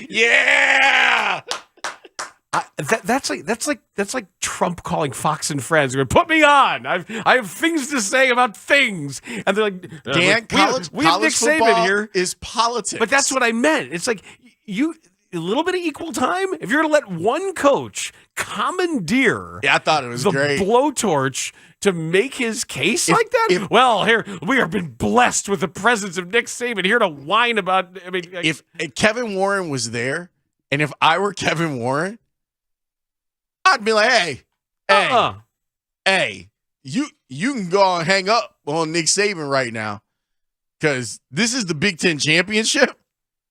I found it, and he would be taking a spot from a Big Ten team. Yes, I found it ridiculous. If I were now Nick Saban, I'm surprised that Kevin Warren. We didn't see a picture of him just being like, "Cut the feed," because I mean that's now one of the most powerful men in all of sports and sports broadcasting. I was surprised to see it. I would have expected to see it on ESPN, but hey, your coach has to do everything possible, right? I don't blame. Don't you want blame a coach Saban. who wants to do everything possible? I don't blame Saban for picking up the phone. Put me on. I've got stuff I gotta say. Can you imagine, like, I mean, I know this didn't happen. This was clearly like set up, but could you imagine like the switchboard? Fox Sports. Hi, this is Nick Saban. I'm the head coach of the University of Alabama. I'd like to speak with your broadcast team. Live right now. Please hold. Guys, Saban's on the phone. What, should I patch him through? Yes, patch him through. Or it's like Dr. Evil. Like you're up on the screen making his demands at that point. You put Alabama in, and I'm gonna ransom these missiles for $1 million. Hey man, they came close. It's fine. I think the committee got it right. That comeback that TCU had on Saturday was epic, even though it fell short. So really, I'm glad that I thought they dropped a 4 and still stay in it. I thought they deserved it. I think we're in for a very interesting semifinals. I just wonder how these Ohio State fans who are so busy sharpening the knives to fire their coach are like, never mind. Yeah. Come on. Right? What the hell? Clayton in Peoria. You're on the score. Hello. Hello. Yeah. I just wanted to, I don't know. I hear people talk about this trade back all the time. And, you want them to make a pick? Draft. Is that what you want them to do? No, I don't mind the trade back. I just see people posting these mock drafts with trading back, getting like 3-4 first rounders, and I just wanted to temper expectations. I mean, if you're going to trade back, expect to maybe get like I do like the Colts at 19 right now as it ends, at 9, but. People's thinking we're going to trade back to 5 and get a first rounder and then another first rounder, and I just think it's a little. I don't think that it's crazy that you do a switch pick in a future one. Oh yeah, no, a future one, sure, and then a switch pick in a future one, maybe a third. But I'm talking, you can't. I mean, maybe you're just in a different world. I'm seeing people thinking we're getting like 2 or 3. Don't worry about those people then. Yeah. And just remember, it's a different world from where you come from. I mean, if you're just seeing people saying stuff that bothers you, just don't let it bother you. I mean, I understand that. I do think that if done correctly, the Bears can come away with a lot of different picks for that pick. Or if they look at Carter and say, yeah, that's the dude, we gonna go get the dude. I'm cool with that too. I think that they should ransom the pick, but I would understand if they think that they have a generational stalwart in the middle of their defensive line. Why not? You know why? Because you got the quarterback. Terrell's on the west side. He's on Sports Radio 670 on a Horizon Therapeutics Bears Monday. Hello. What's going on? Hey, guys, I love your show. Thank you. I'm wondering, is it time to shuffle up that wide receiver group? Like, Pringle and Nikhil instead of forcing balls in the ESB a lot, because, I mean, man, that's just hard. That's the first thing. Second thing is, but shoot, Dante Pettis, if that was him, he'd be out there needing counseling, especially what he went through earlier this year. The second thing is, y'all were talking about like a mid-round, late-round QB. I like that guy from TSU. He could scoot. If he just does nothing but quarterback runs, it'd be all right. And I was wondering if next year, if they screw up like they did this year, what do you think about Eberflus? I mean, because I know they're gonna go and get draft picks. They're gonna go and get free agents, and then if they lay an egg again, I mean, then what? I mean, there's a lot on your plate, man. Wow, there's a lot there going on, man. Yeah, we'll deal with the Bears next year when the time comes. We need to also settle on what the initials are, because I keep hearing Bears players say EQ, so I've been saying EQ.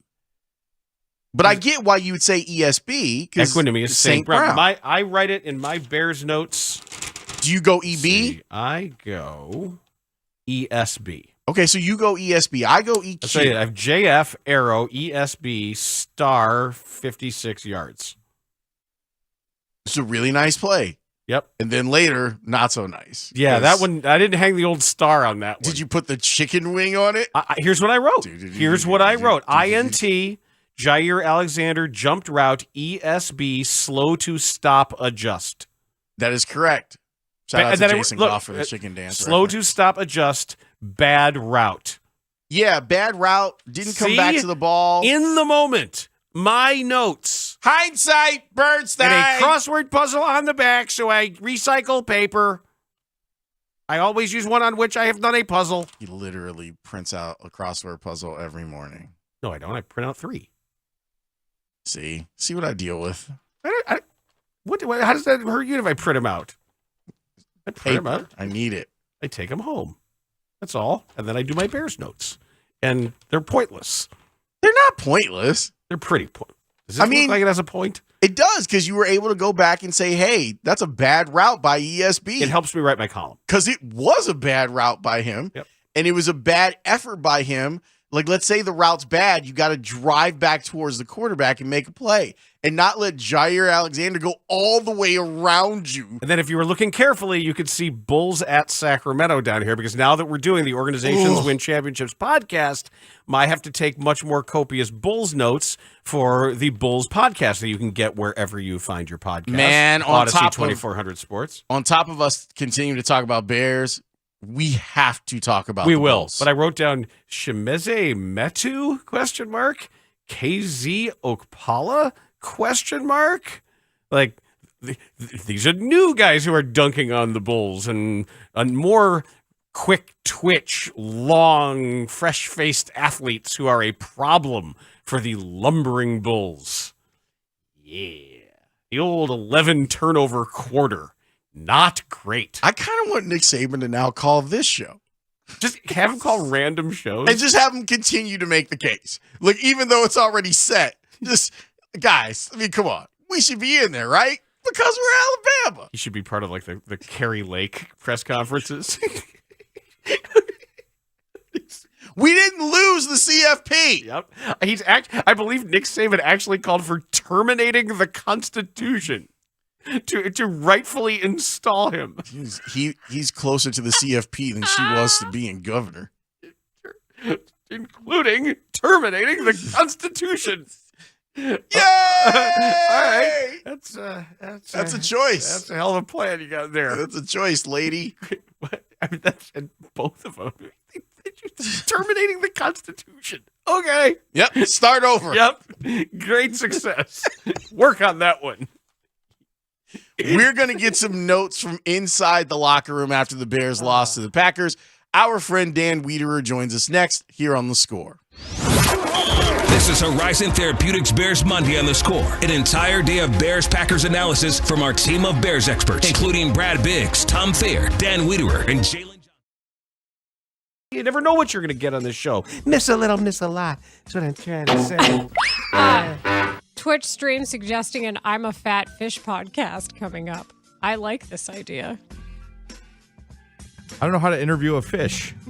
Just make it up. Who's going to voice the fish? Somebody at our station. I think you can do it, Layla.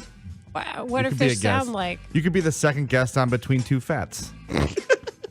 I've wanted to be on the I'm Fat podcast for a while. I think I even asked about this in like 2018 or something. You are not qualified. I need you to find the actor who played Parkins, the Jedi. The I know it was actually Y-wing fighter. Was he in? Gonna blow up the Death Star. No, it's on Parkins. The photon torpedoes, the design flaw. Many Bothans died to bring us this information. His real name is William Hootkins. Fully operational. That's a great name. And he won't be on because he's dead. He died in 2005. The actor died? Yes. Parkins from Star Wars. From Star Wars. Mob.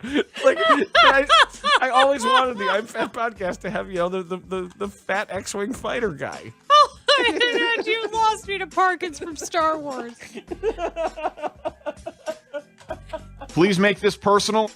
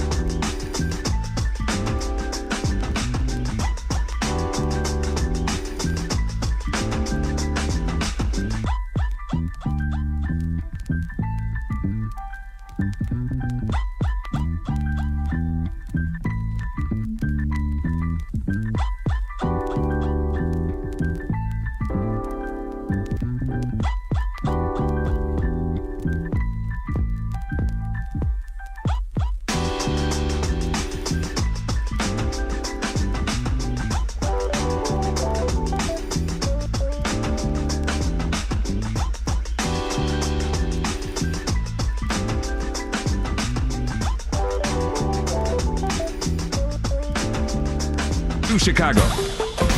Always live on the free Odyssey app. This hour is brought to you by CarX Tire and Auto, online at CarX.com.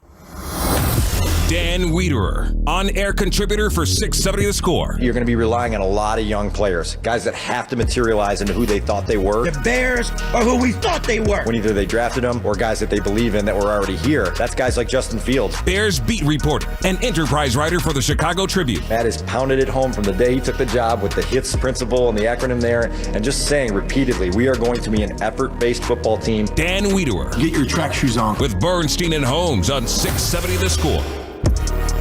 Dan Wiederer is brought to you by Horizon Therapeutics, a global biotech company going to incredible lengths. And he joins us on the Score Hotline, presented by Circa Resort and Casino in Las Vegas, home of the world's largest sportsbook, and on Twitch, twitch.tv/Chicago670.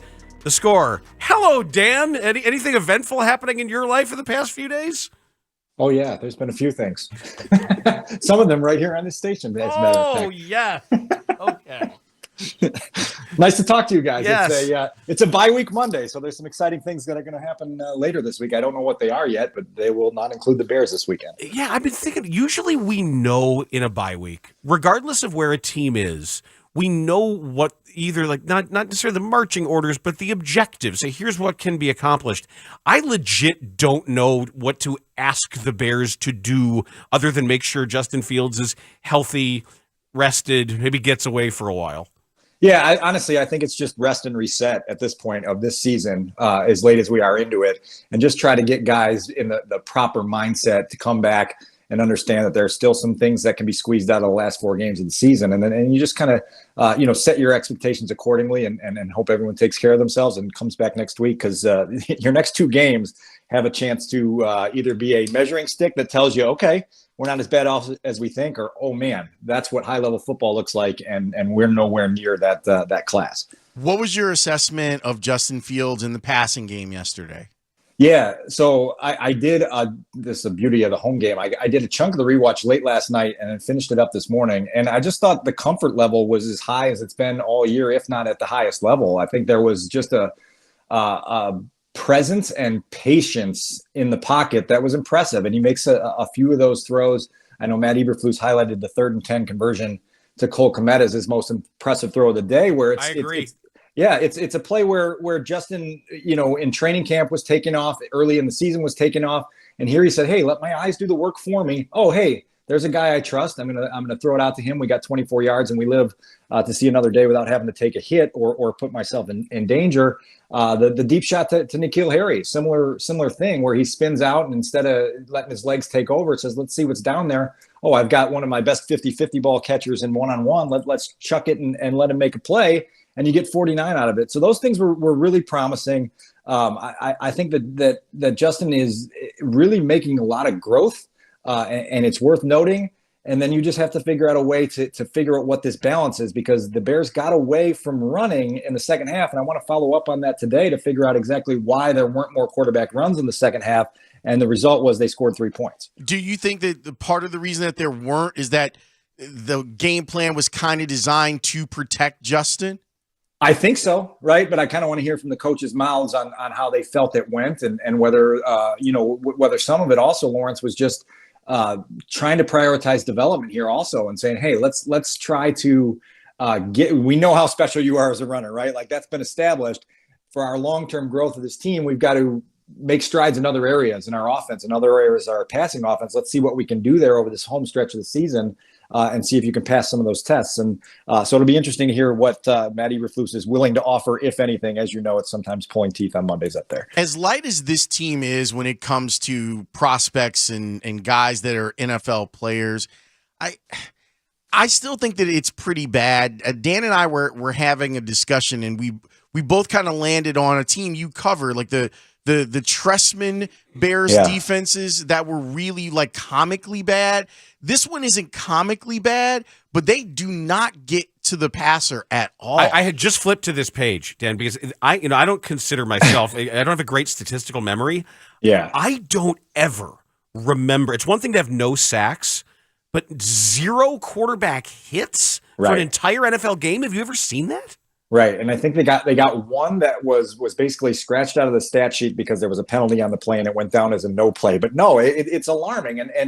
And to your point, there's no splash plays, right? And yes, you're missing the guys that make those splash plays, right? You've got Eddie Jackson on IR, you've got Brisker out, Roquan Smith is in Baltimore now, and you've got to start finding guys in the offseason. Preferably, it would be nice to find 2 or 3 guys in-house now that could be guys that you say, oh, that guy can make a big play for us at times, but they just have none of it. And it puts you at such a disadvantage because you're just not able to swing games. And then when you're not able to swing games, you leave the door open enough for a bad team like the Packers, and they are bad, by the way. If you watched that yesterday, it's like, whoa, that's woeful how far they've fallen in a year. But they hang around and they're able to beat you because you just don't have those moments where you can take the game and seize control of it.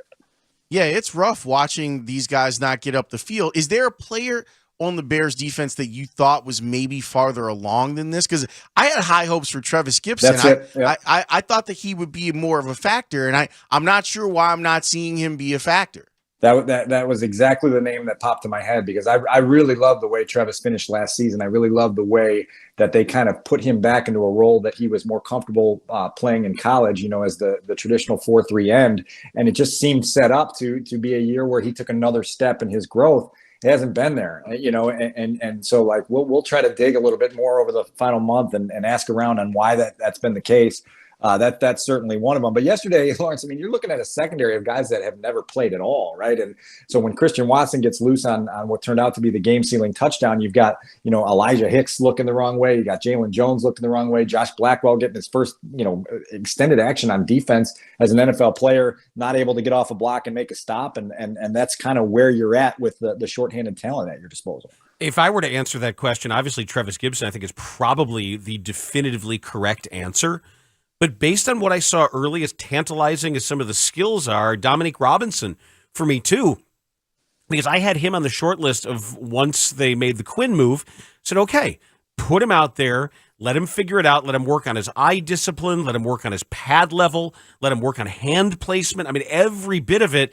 And he plays a position where you can just make a play. You can just be the guy in the backfield every once in a while, and I'm just seeing him hung up on blocks. Right. Well, and there's a lot of chicken and egg here because when you're not super reliable at stopping the run, you don't get obvious passing situations for a guy like Dominique Robinson just to do the one thing, right? Which is like, think of Mark Anderson as a rookie. It was like, hey, kid, we're going to get you some pass rush situations and go ahead and go dominate those. And he did, right? And Robinson just hasn't had a lot of opportunities because the Bears haven't had a lot of opportunities. And when he's had the opportunities, he hasn't gotten them done. This is why I'm not super eager to just forgive everything out of 2022, because you can't just say, oh, well, you whiffed on your entire draft class and you whiffed on your entire free agency class, and we'll just fix everything in the offseason of 2023. Somewhere along the line, you got to hope that somebody that is on your current roster surprises you to a point where you can put them in a heightened role. And then you can say, okay, now we can devote resources elsewhere. And right now they're struggling and scuffling to find those guys that are going to make things a little bit easier when they go into what is going to be an absolutely demanding 2023 offseason. Do you think that Alex Leatherwood earned more opportunities with the way that he played in limited opportunities yesterday? Yeah, I can't give you an informed answer on that. I know it was only 10 snaps. I got to go back and zero in specifically on him to see how he did in those 10 snaps and get a little bit closer. I think, look, like he didn't show up in a way where you say, boy, you can't afford to have, Justin Fields behind him and put him in danger. So I'd obviously like to see him more than I'd like to see Riley Reif down the stretch, but you just have to be sure you're making wise decisions with all of these things in mind, particularly with the guy wearing the one jersey behind center. The wind in the stadium looked far more severe than what the actual weather report said that the velocity was. They said it was like 15 miles an hour or something.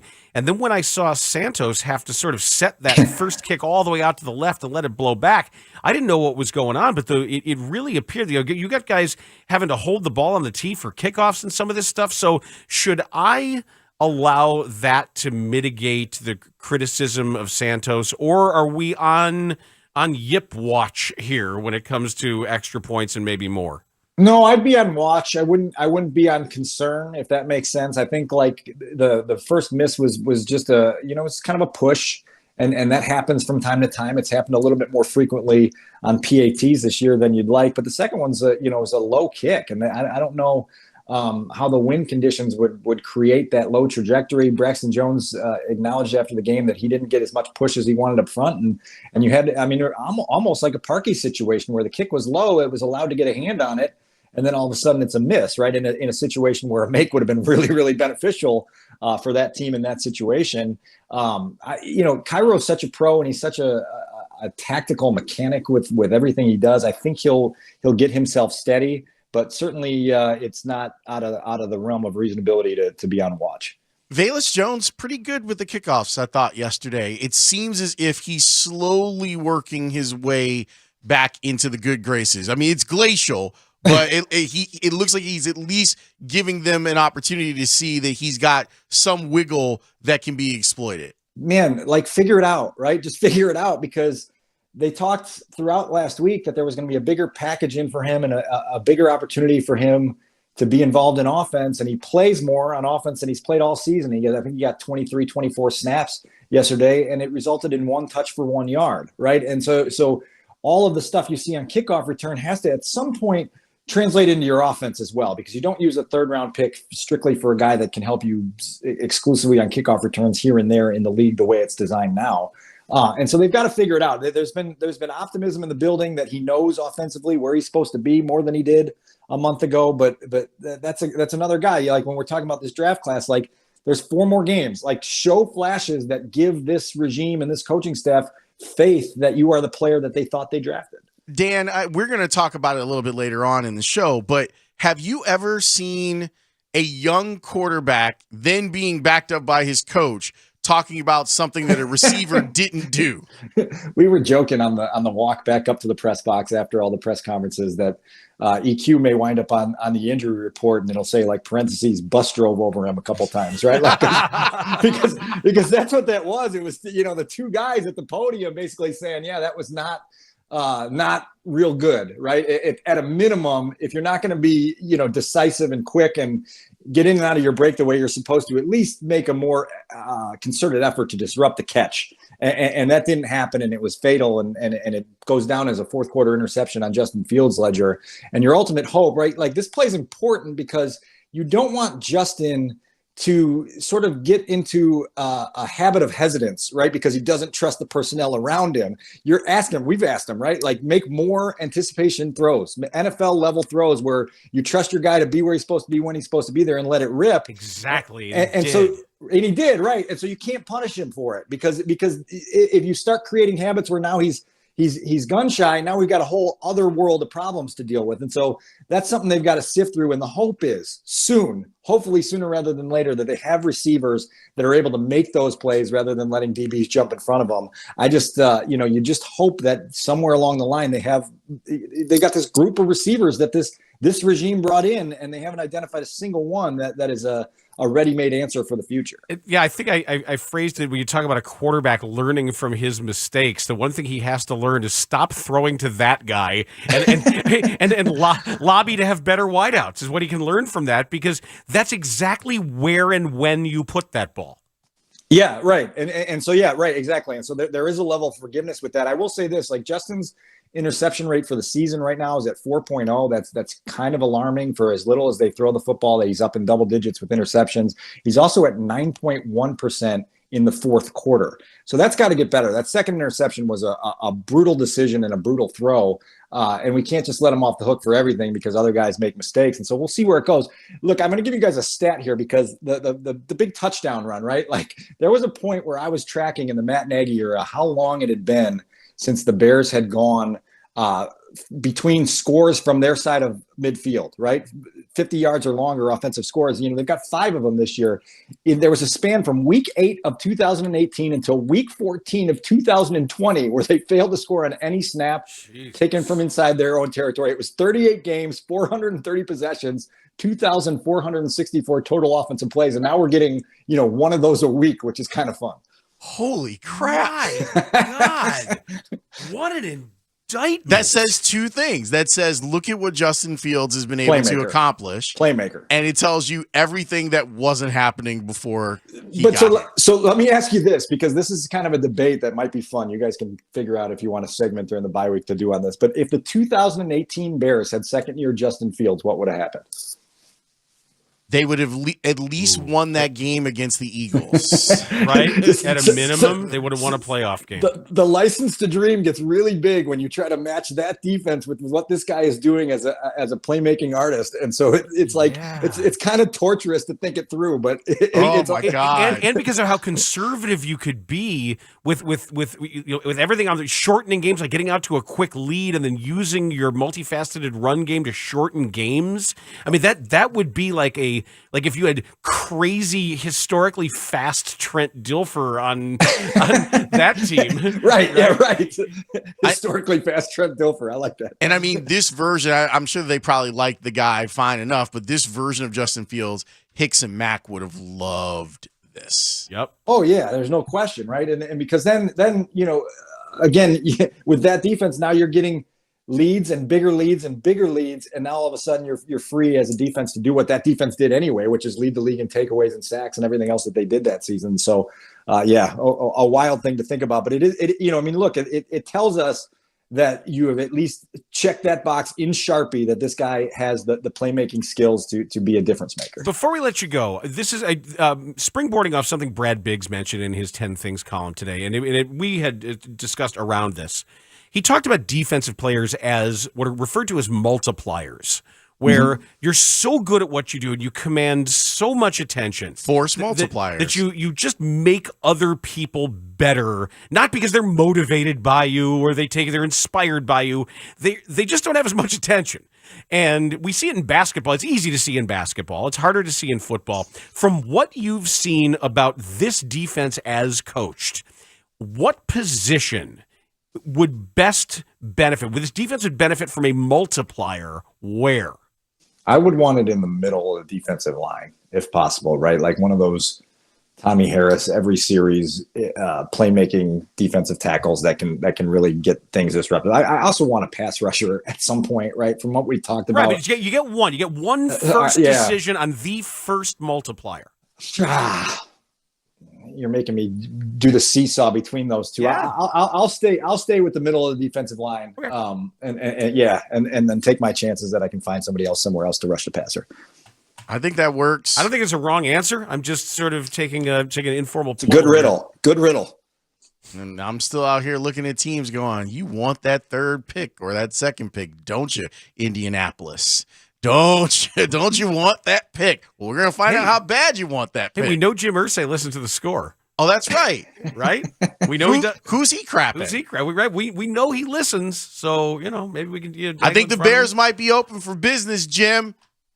See, now you guys are handling messaging. That's really, really, really next level stuff that you got going on right now. I mean, that's what you're, supposed to do with the radio show. Uh-huh. Dan, this was a nice, pleasant visit talking football with you, sir. Yeah, guys, thanks. That was pretty cordial and polite. And I feel better about my day as I hang up. Now get the hell out of here. All right.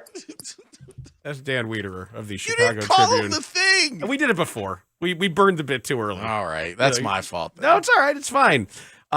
We got to talk Bulls. I know it's a Horizon Therapeutics Bears Monday, but there's stuff going on with this team during this road trip that is not good. Fam, we need to discuss the Chicago Bulls. And remember how we were sitting here last week going, why did the Bulls let that Billy Donovan stuff leak? Remember that? You remember what I said, though? I did say that sometimes you want to send a message that someone's not going anywhere. Yeah, and I think that message is starting to be sent a little bit louder. We will discuss on the other side of a timeout. It's Bernstein and Holmes here on The Score. The Bears lose to the Packers. It's now 6 in a row, and our neighbors to the north continue with bragging rights. I own you. Continue. The way they're playing, it doesn't remind me so much of the Boylan Bulls as it reminds me of the 3 Alphas year.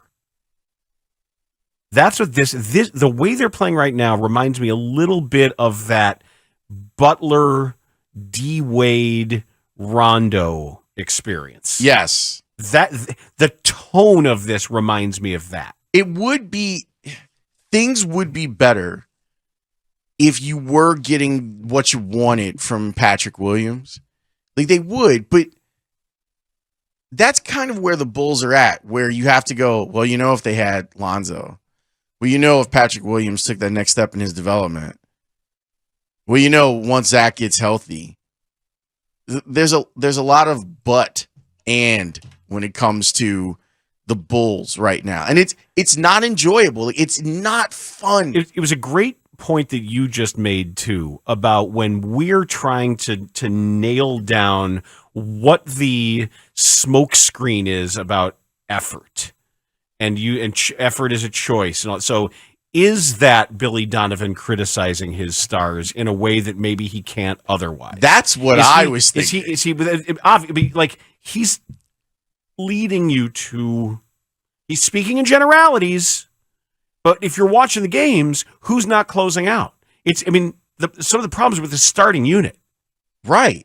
So when he's talking about that, he's discussing a lack of quality of play from the guys who are starting the game. And when you have guys that are all-stars, isn't it more equitable to ask them to do more because they can? Well, they also have to set the tone. They have to lead in that regard.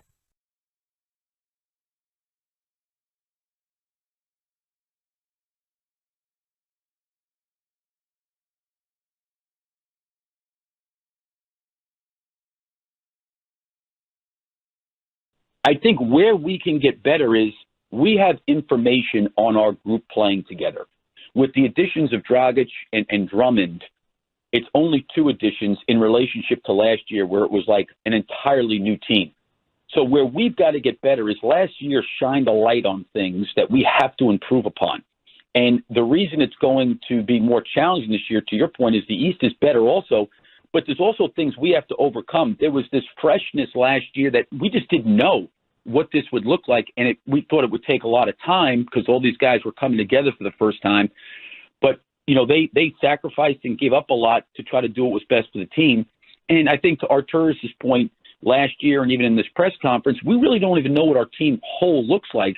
And we're starting this year, not without Lonzo.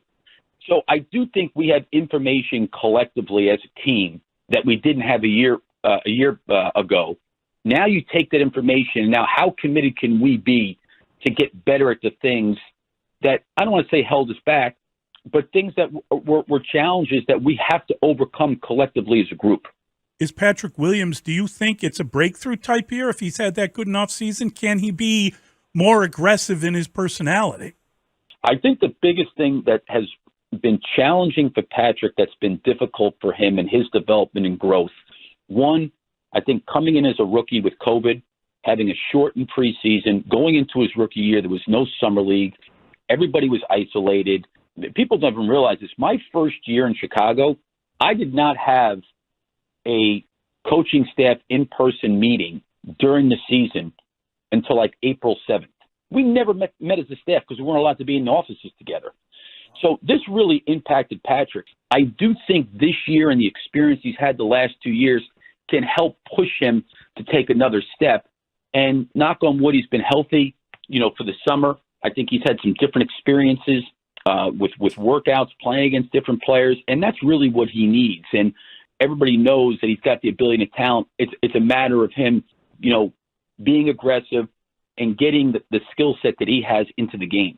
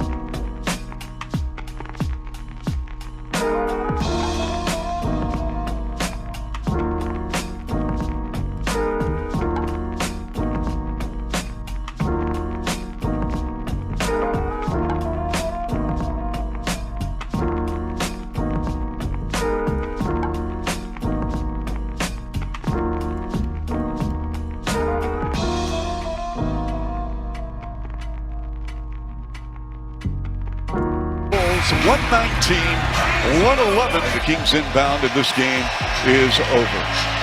Sacramento wins it 110 to 101.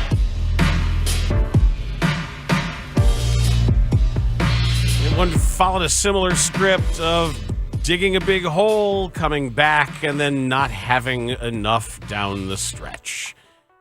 They just turned it over too many damn times. And if the other team is going to shoot threes at that kind of volume, at that kind of rate, you've got to offset it.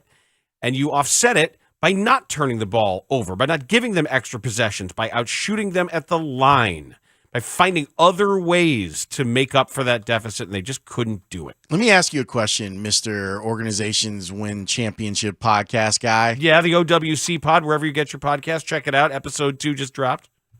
As I'm watching last night's game, because, we had that discussion about where are the Bulls on the spectrum of championship or rebuild.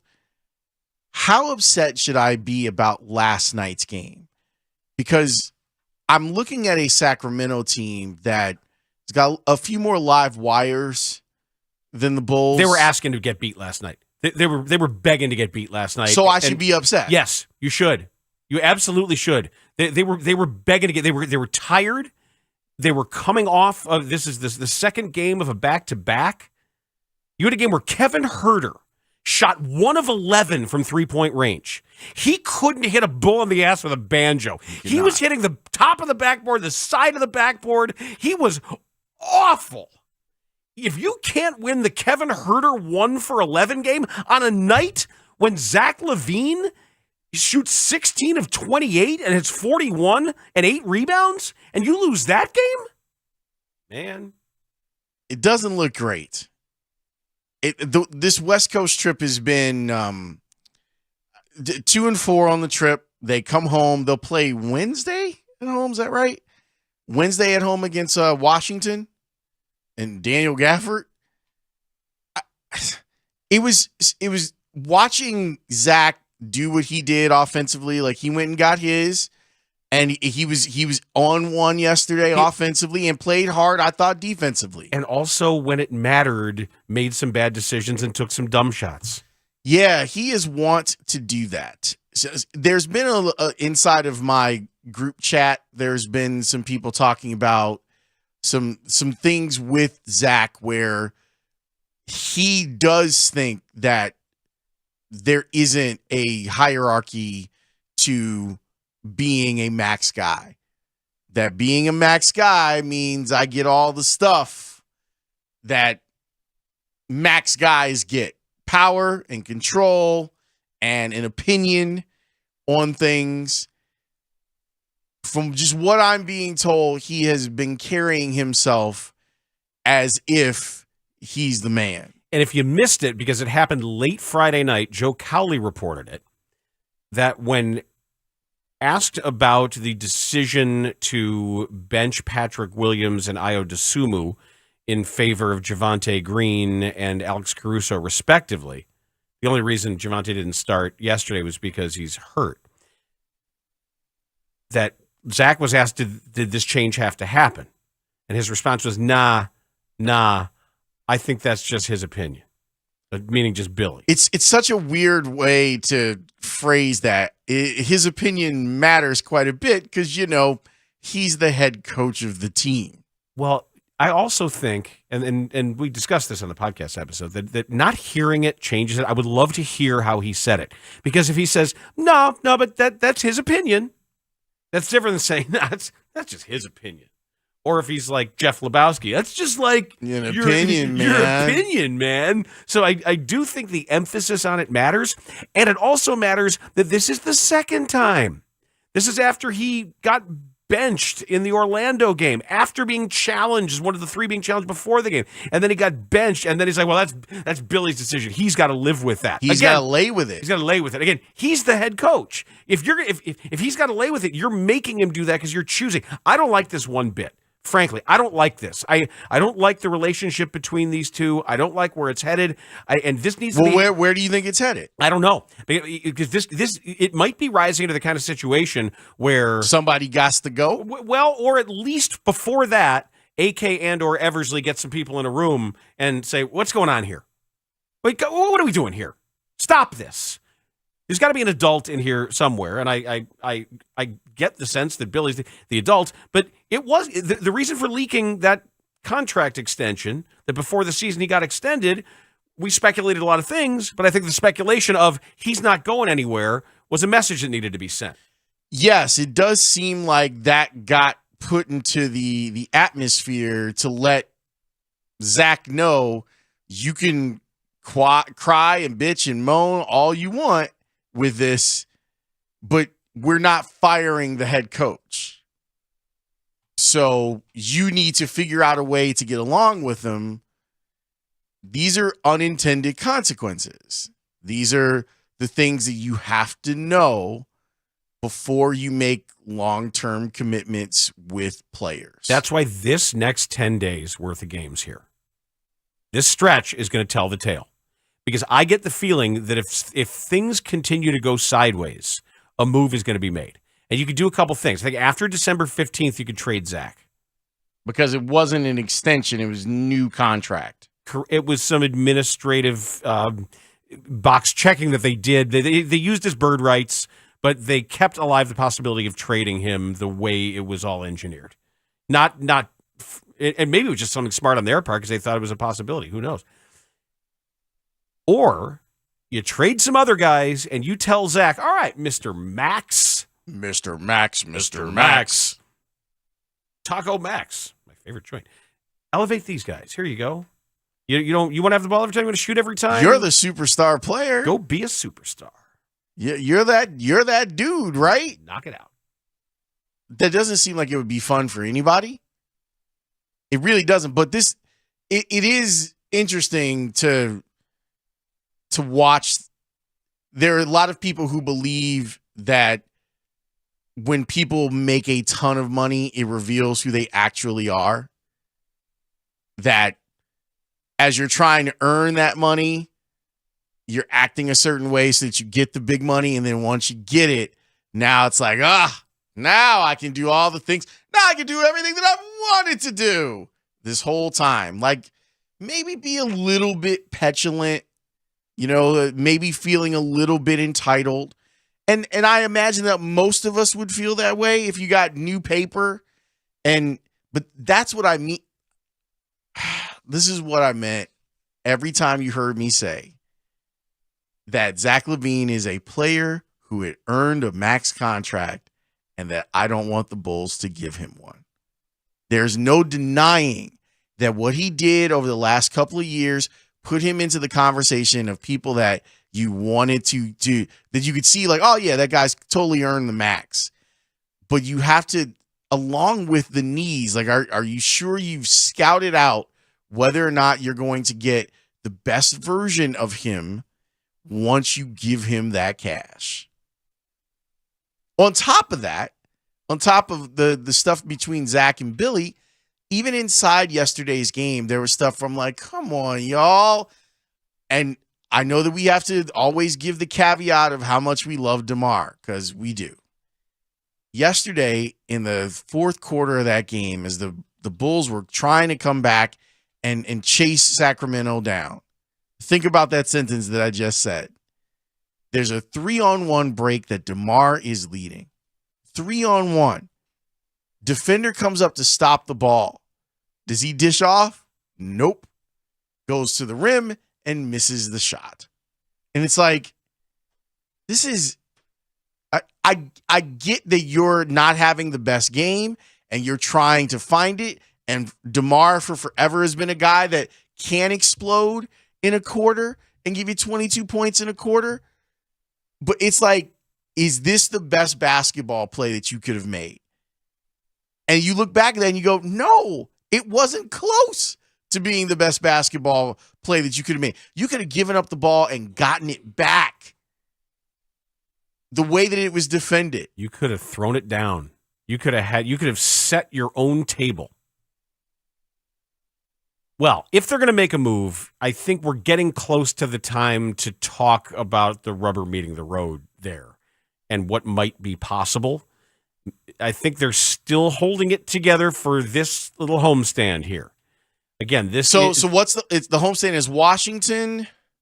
Atlanta, Washington, Dallas, Atlanta, Knicks, and then that's weird, right? Like that's a it's scheduling quirk where you have 2 home games against the same team, but it's not back-to-back nights. And Atlanta's got their own issues with their star and their coach, with Trae Young is not showing up at games because Nate McMillan doesn't believe that he's actually doing the rehab work or caring enough about what's going on. That's even more toxic. So when we come back, let's entertain the possibility here of the Bulls shifting here, the Bulls pivoting, and what they could possibly do. There's some national broadcasts that'll give us some perspective on that before we get back to Bears talk coming up at 1 o'clock. We are the Bernstein and Holmes Show on Horizon Therapeutics Bears Monday on The Score. The Bears lose to the Packers. It's now 6 in a row, and our neighbors to the north continue with bragging rights. I own you continues. Danny Parkins here from the Parkins and Spiegel Show, afternoons 2 to 6. Keep it here. We got a full breakdown of the loss. We go inside the locker room, our whole team of Bears experts. We hear from you as well. Plus, what's left to play for after the bye week? What do they work on during the bye? And where do the Bears go from here? We're always talking Bears on Sports Radio 670 The Score. Chicago's home for Bears fans. I've never been more nervous seeing that Bears helmet in Lambeau Field. To me, it was, a big game feeling, like a huge game feeling for me. And obviously that's from growing up here in Chicago, but also just the week of practice leading up to it, there was more intensity. It was more tempo in practice. It had a bigger feel to it because it was Bears-Packers. That's not my favorite story from your Packers days. Lawrence, you've heard him tell this story about when he got locked out of his hotel room. That was in Champaign. That was a game in Champaign.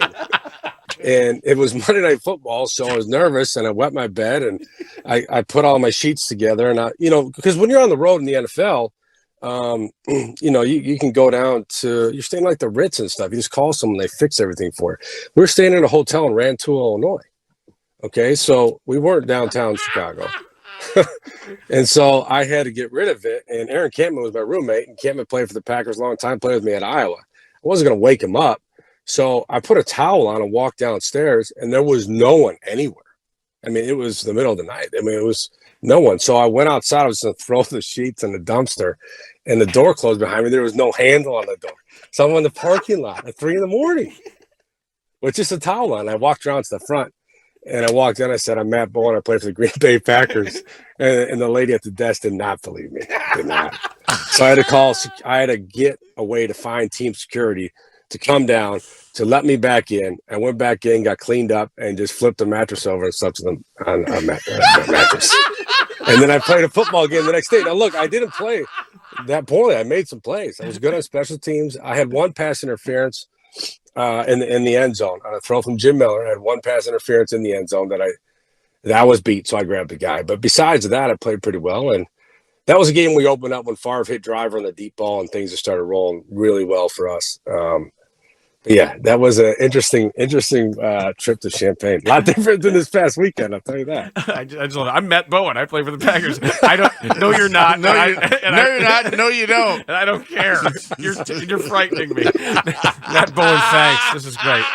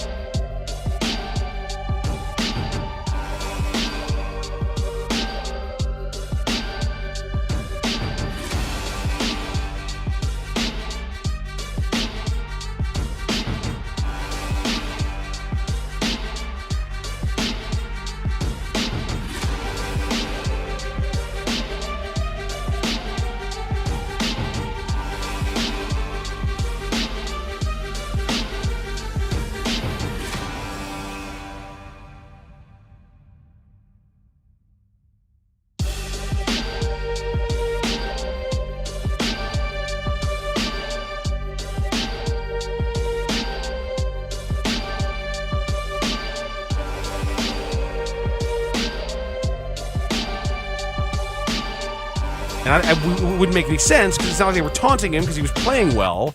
And I do remember he had signed an offer sheet there with Sacramento. Before they gave him the $80 million deal? Correct. But they were chanting, light the beam.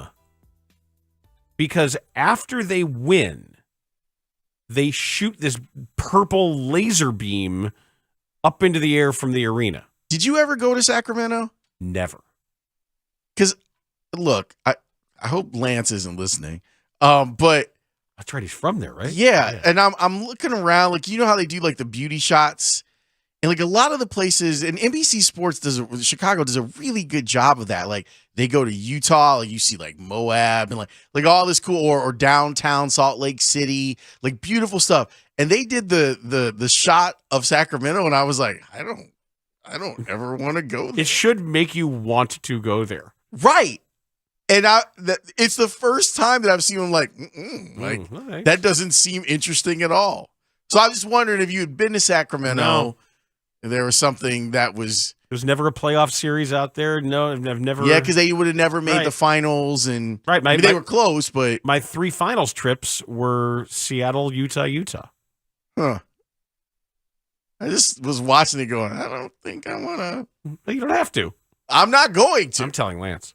Damn it. So if the Bulls were getting close to making a deal, if they're starting to think about it, I think it's okay to begin talking about it now. And I know Adrian Wojnarowski did. This was on ESPN talking about the possibility of Bulls trades. I think for the Lakers, a lot of teams in this league, they're going to be watching what happens with one of the teams we have playing tonight, the Chicago Bulls. Do the Bulls pivot at some point this season? Do some of their players become available? That's not the case now, but I think for the Lakers between now and February 9th, are there some high-end talent that is not available now that becomes available closer to the deadline? Are we speaking of a certain guy who just was paid $215 million and is from Southern California? Might his name come up? Zach LaVine, DeMar DeRozan, Nikola Vucevic. I think those are all players, people in the league, teams are waiting to see, will any of them be available by the trade deadline? Right now, this is a Chicago team that wants to make the playoffs, wants to get a healthy Lonzo Ball back. They're not ready to concede yet. Okay. The fact that it rose to the level of it's, if you and I are sitting here spitballing about it, and granted, we both know enough people in the Bulls organization, but for Woj on the broadcast to be talking about that maybe being a possibility is a little, it should start to let your spider senses tingle a little bit. This is Zach Lowe on the Lowe Post broadcast. I don't think Vucevic has a ton of trade value. DeRozan has some, but those 2 first-round picks are really, really valuable picks. Like that's not a crazy trade. The Bulls play things pretty close to the vest. So I don't know right now what their mindset is. I don't think the league at large, and I've asked other teams, knows what their mindset is. My assumption has been it's too painful and too embarrassing to bail on this team so soon after trading, the Franz Wagner pick, another pick out the door, Wendell Carter Jr., who's just flat better than Vucevic right now. Yeah. After trading all of that for DeRozan and Vucevic, and they didn't really end up trading that much for DeRozan, but still, that it would be too painful, too quick, too embarrassing. Yeah, but still, maybe you have to do it, and you just gotta eat dirt. Do you think that this front office has the humility to do that? I don't know yet. I don't know either. I do not know. Because doubling down on the coach would, when you didn't have to. Right. It leaves a lot of questions on how this is going to work. And now I feel like that slider that we've been using, I feel like you're toggling back towards rebuild with the Bulls. There's no question. Because if you want this team to make the playoffs, our goals for the season are to make the playoffs. Mike, stop doing that. We celebrated on the OWC pod. We celebrated the 4-year anniversary of the installation of Jim Boylan as head coach, because that was December 3rd of 2018 that Fred Hoiberg was relieved of his duties and the duties were assumed by Jim Boylan. And then we just took another opportunity to celebrate that Jim Boylan is still fired. So here's Bill Simmons on his podcast with some actual possible proposals. DeRozan and Vucevic to the Lakers for Russ in those 2 firsts, and make the 27 unprotected, make the 29 top 5 protected. If you're the Lakers, if you're going to keep Davis, which I think is insane, but it seems like they're going to, if you're going to have LeBron's already putting out all these feelers for, you don't want to waste a great year for me. And the West is wide open. So you could talk yourself into it. What happens to Pelinka if the trade doesn't work? He gets fired. He's going to get fired anyway.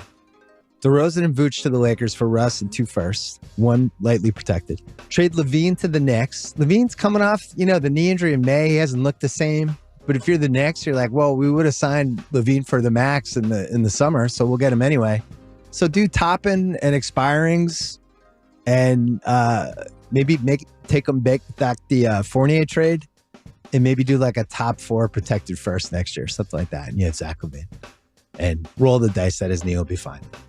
The Dave Brubeck 5. I mean, seriously, what's going on there? Hey, look, you can't knock the hustle. That man's got one of the most popular podcasts in America. I know, but it makes me kind of, I don't know, want an appetizer or something. I feel like... that's a good way to... Yeah, you're right. I'm expecting like a tuna crudo to be brought over. Right? Or like a, black cod and miso glaze or something. Just something to nibble on. I don't know. It's very relaxing. But it's supposed to put you in a mood, and it does. That's one of the problems with the NBA. The NBA makes it so that things have got to match up real well financially. Yeah, that's why I need other people to get into their machines and say, you can't do that trade because the machine says you can't. Okay, so, I know we're running out of time on this, but what makes more sense to do? To try and find Zach another place to play basketball, or to not do it out of spite, but to say we're going to rebuild, but it'll be around Zach?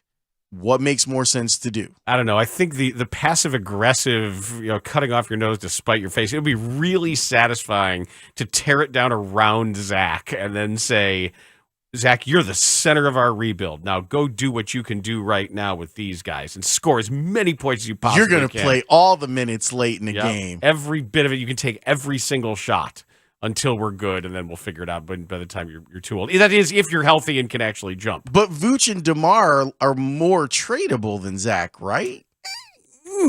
See, if you're really paying attention on DeMar, it's got to be such a specific fit. Yes, but I'm talking financially. Especially because, and I know DeMar's going to get mad, but he's not real spry. Right.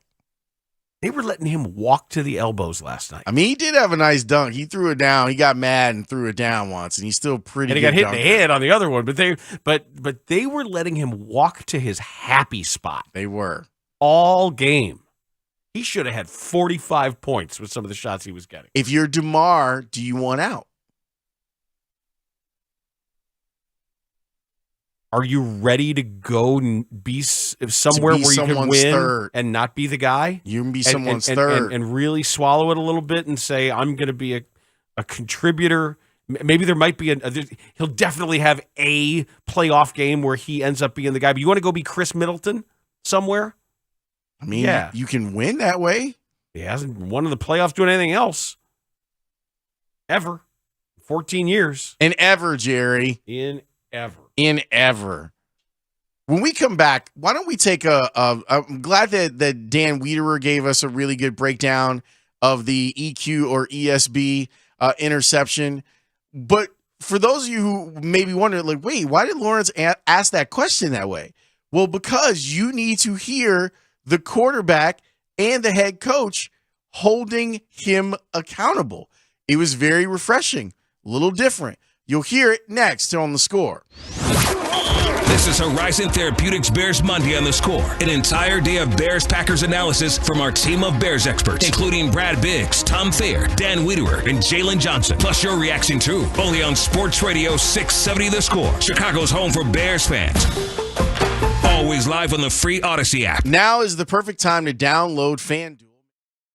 it was good to see Justin Fields back and doing his thing and looking like he was all right. You know, I was really concerned going into this game that he wasn't going to be okay, but he made it through without any significant hits or without injury.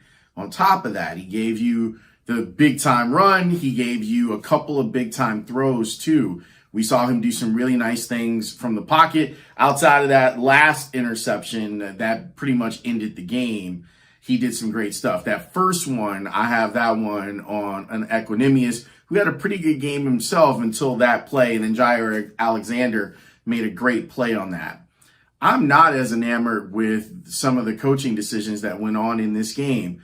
I thought the timeout in the first half before with 20 seconds left, that gave Green Bay their opportunity to figure out what they wanted to do instead of forcing them to either use the clock or their timeout. I thought that was a bad moment for Matt Eberflus. You could also question what Luke Getsy and the Bears offense was doing in the second half of the game. I know that Green Bay made some adjustments, but there were some plays that were out there to be made, and it seemed like they were afraid to let Justin Fields do that stuff when he had proven in the first half that he could. So overall, it's a win because Justin Fields played really well, showed you some of that special stuff.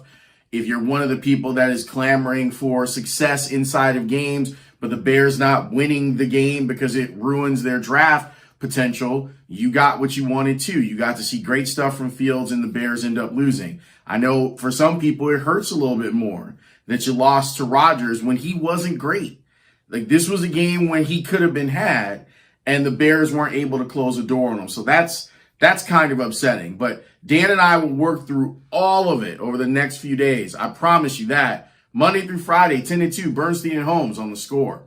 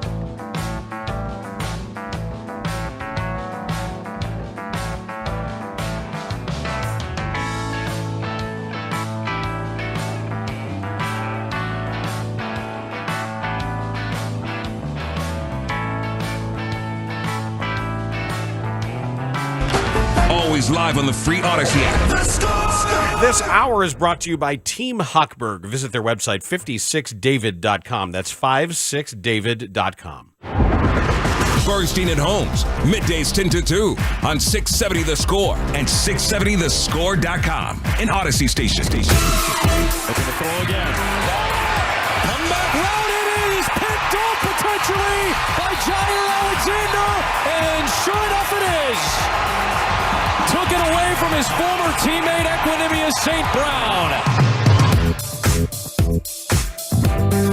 It should never have gotten to that. And like I say, I looked at my notes. I do take notes. They can be mostly unintelligible, but trust me, I know what I mean from some of this stuff. I learned this from Barry Rosner. Not really. His notes kind of look like mine too. I know what I mean. And I wrote down INT. Anytime it's a turnover, I'll underline it. Jair Alexander, jumped route, ESB, Equanimeous St. Brown, slow to stop, adjust, bad route. That's what I wrote. Yes. I want to just say, because I want to give Jair Alexander credit. I really enjoy watching him play. He's one of the best corners in the league, and you saw it on a couple different occasions yesterday. The Bears also took advantage of him being a guy that will jump a route, and they were able to get a chunk play out of that. But I love watching his technique at corner, and I love watching him be aggressive when it comes to getting downhill and trying to make a play on the ball. The play that he made against Equanimeous St. Brown was phenomenal because it wasn't the DB cutting off the receiver in a route where like you can play, like if you're going across a field and you play underneath that guy and you're able to cut him off from the ball. This was him saying, oh, his technique on this is really bad. I'm going to go around him and make a play on the ball. Well, did you see what Jason Goff tweeted with the slow-mo of the route? Yeah, that's what I was talking about with the chicken dance. Yeah. Watch. I mean, that's funny, but you watch this closely. It's really terrible. It's so bad when you stop it, and you can stop it right at what's supposed to be the end of the stem there. And arms flapping, pushing. What? Like I've never seen anything like this in my entire life. We have praised ESB or EQ for what he does when he doesn't get the ball, and I think that he is a willing blocker. He's a tough guy. I appreciate that. He had been having a pretty good game up until that point. That I imagine that he has been getting destroyed in film session today. And the only thing that's not NFL. Oh no, that's not even college. I see, and I would disagree with Jason Goff. He says arms flapping like the chicken dance was about to commence. You don't flap your arms before the chicken dance. You flap your arms during the chicken dance. It's not like, wait a second, we're about to do the chicken dance. I must flap my arms in anticipation of the chicken dance. No, it is the chicken dance. That would be my one quibble with the way. But this is so bad. It's a bad moment for him.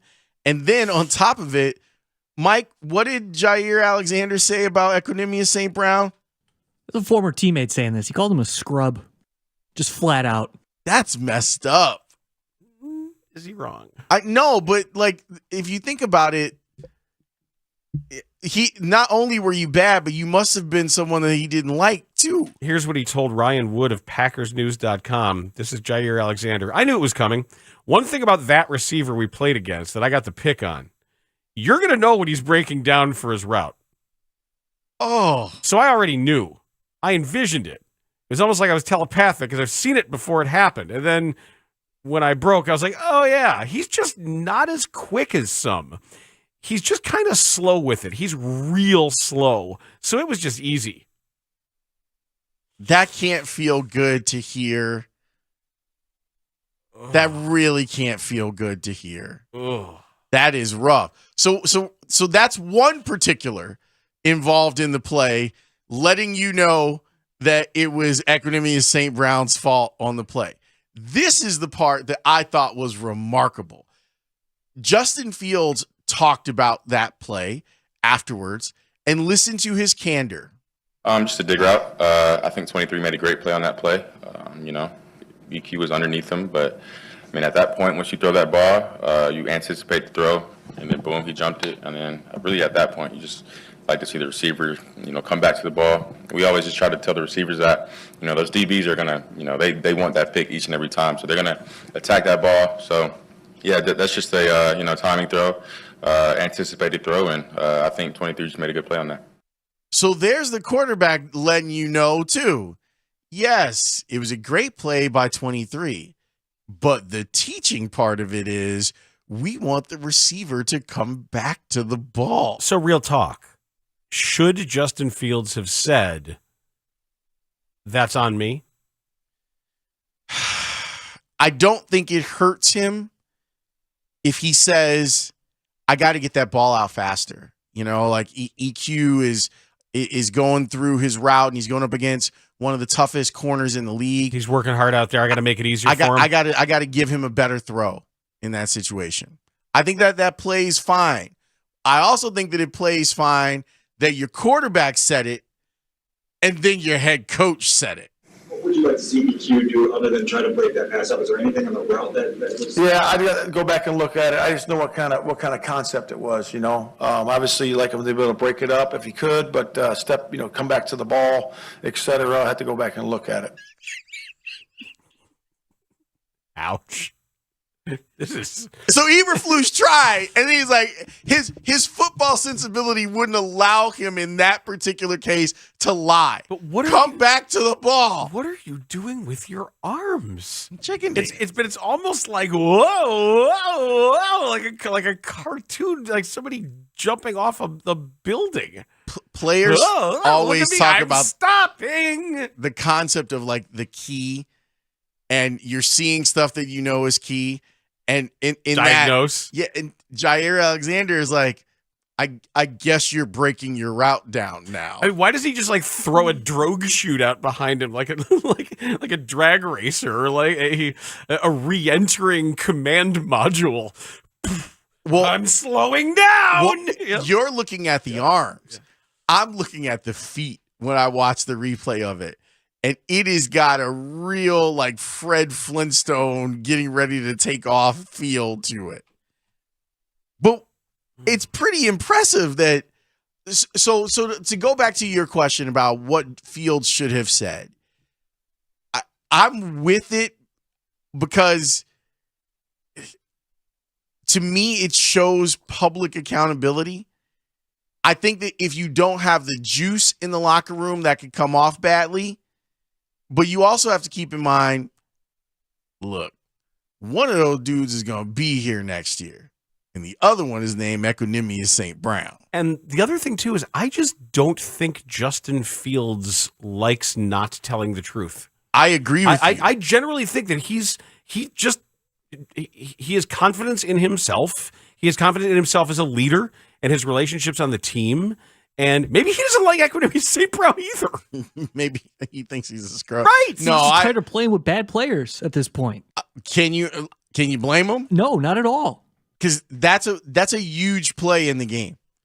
Where the amount of times, Lawrence, this season that players have made plays that have directly resulted or at least influenced the outcome of ball games, and they've resulted in losses. It's frustrating. You're a competitor. You're an athlete. And plus, you're thinking about all of the plays.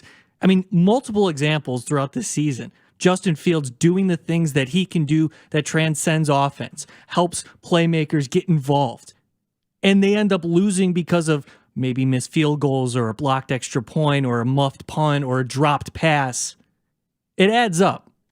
And to this point in the season and to this point in Justin Fields' career, he's held himself accountable when he's going to these microphones. No, you're right, He has Ray. held himself accountable, and he's not pulling like a Ben Roethlisberger and calling his radio show and dogging out each and every one of his teammates and never holding himself accountable. Yeah, and I mean, in the second, I don't know if there's even sound, but can we get him talking about the second interception? Because there, I think, is an example of it. Because that was on him. That was on him. But you're right. Ray, that's an excellent point that you make. This whole time, when he's been bad, he's actually been better at the podium than when he's had a good game, because he's talking about the things that he messed up on and the things that he missed and the things that, what do you have to get better at? Everything. I have to get better at everything. So this is one of those cases where I feel like it's all right to put a teammate on Front Street because there's enough capital. Now, you don't want to go like the Kyler Murray route, where everybody thinks you're a bag. Right. No, but also, and a good point. Or quite honestly, 2022 Aaron Rodgers. Because that's what he spent. He spent the whole fall doing. Not my fault. That guy's fault.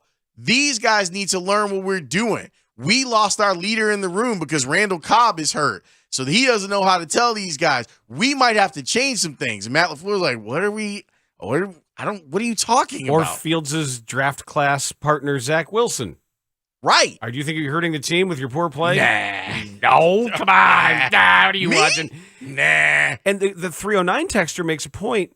He could have put St. Brown on blast after that fourth down throw went right through his hands. He sure could have. And he did. In the Lions game, right? That perfect throw. Right through both of his hands. The perfect throw that people still don't give Fields credit and use it as a knock against him. Oh, look at him in the fourth quarter. Well, what more do you want him to do? I put the ball right in his hand. Well, maybe you should have learned don't throw to St. Brown. Maybe he's learning that going forward. Maybe you were asking, Dan, what they should do during the bye week. Maybe that's something where Justin's like, hey, they did it with Smith Marset. Hey, I know he has value. He's on a minimum. It's a 1-year minimum deal. He's got value, but perhaps this means more you'll get that extra time with Claypool now, right? You get that extra time with Claypool that you can kind of get him up to speed on some of the stuff that you want to do. Give that job to N'Keal Harry. You've seen enough of St. Brown? No, I personally have. I think that that Equanimous has done a really good job of, for the most part, being a good teammate, like and saying, how can I help the team? Well, we run a lot of stuff. Can you block? Yeah, I don't care. I'll go out there and I'll block. Blocking's terrific. But if the first thing you're saying about a wide receiver is he's a good blocker, it's not a good wide receiver. No. I'm just saying that with Smith Marset, there was no reason for him to play. None.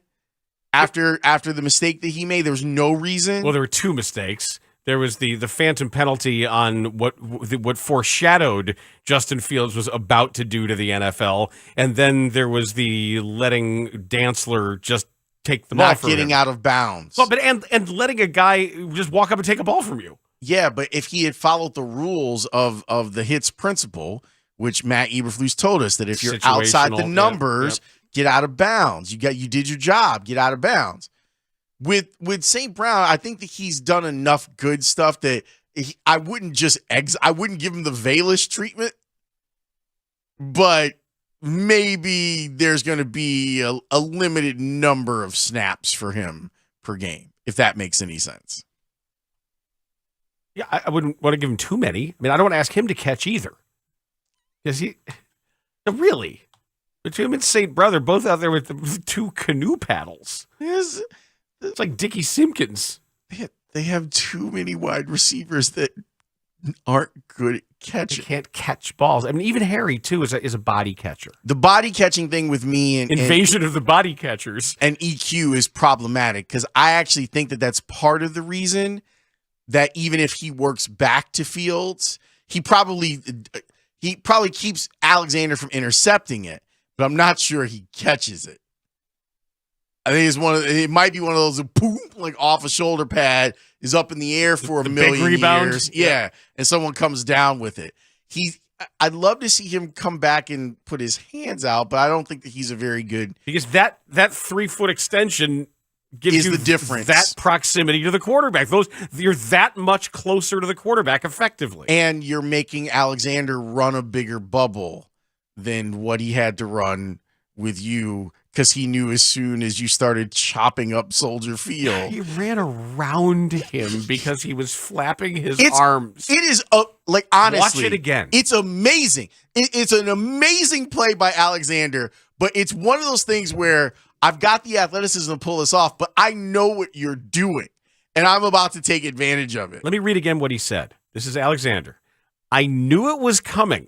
One thing about that receiver that we played against that I got the pick on, you're going to know when he's breaking down for his route. It's your teammate, man. So I already knew. I envisioned it. It was almost like I was telepathic because I've seen it before it happened. And then when I broke, I was like, oh, yeah, he's just not as quick as some. He's kind of slow with it. He's real slow. So it was just easy. God, you never hear stuff like this. An NFL player, talking about not just an NFL player, but a former teammate as of last year. Like you heard that when it was people talking about Jay Cutler.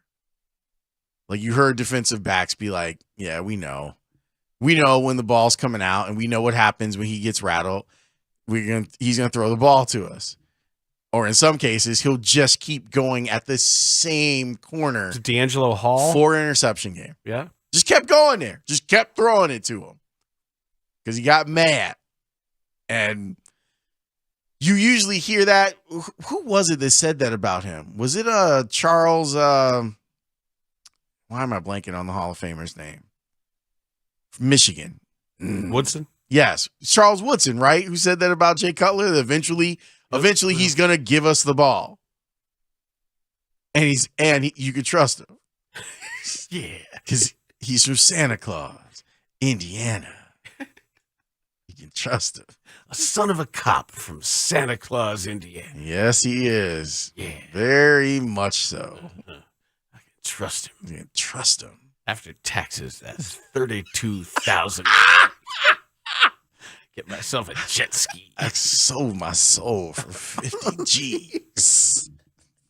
I threw away all of the goodwill I built up for 40 years because I thought I could trust him. Why isn't he down in Georgia right now doing the Lord's work down there? That's where they need him. I mean, that's what they need would him you be surprised if you saw an interview that he was moderating with Herschel? That's where they need him right now. Yeah. Yeah, look at him. You won a Heisman.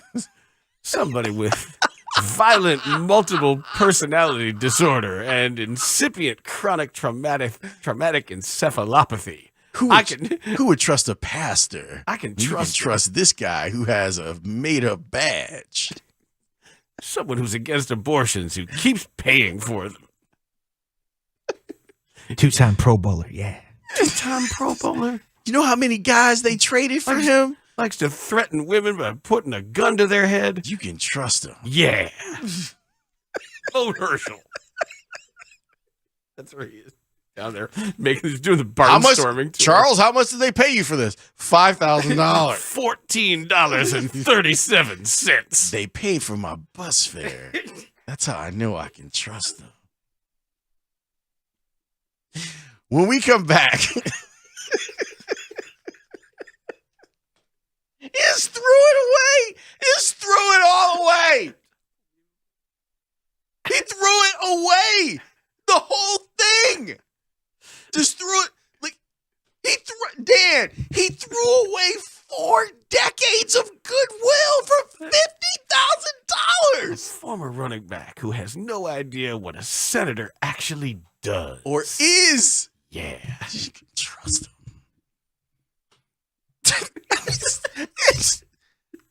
Like I said, at least with Richard Irvin, millions of dollars. And even if he lost the primary, still the mayor of the second biggest city in the state. Still his job.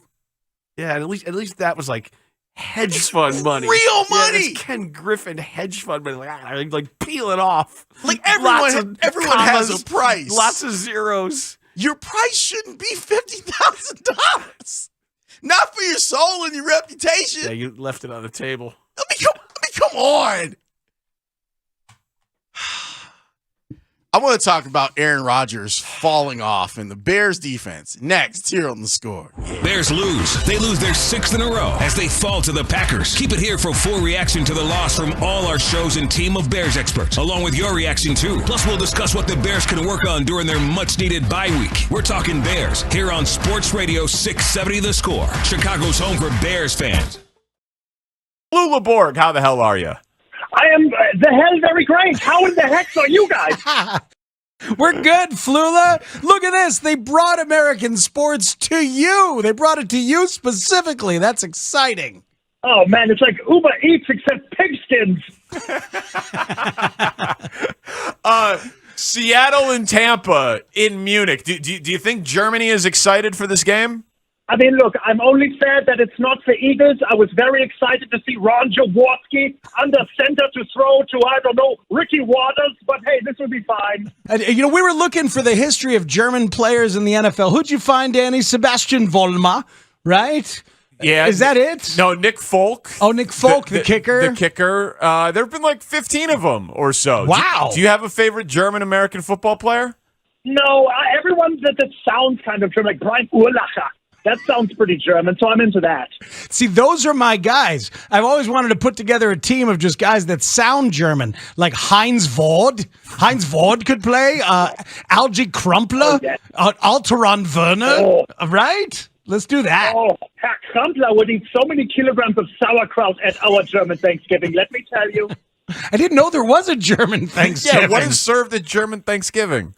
Oh, it's just me making an American Thanksgiving while hanging out in Heidelberg. It's the same thing. No one knows about it. It's my little secret. I know you love the NBA, and you're always looking for the next Dirk Nowitzki. Is he out there in Germany or in Belgium as you're patrolling the streets? I hope you find the next Dirk. There is only one Dirk, as we all know. He's a one-of-one. But if you must say, I think it's Victor Wembanyama. He's like Dirk Nowitzki, but taller and sassier.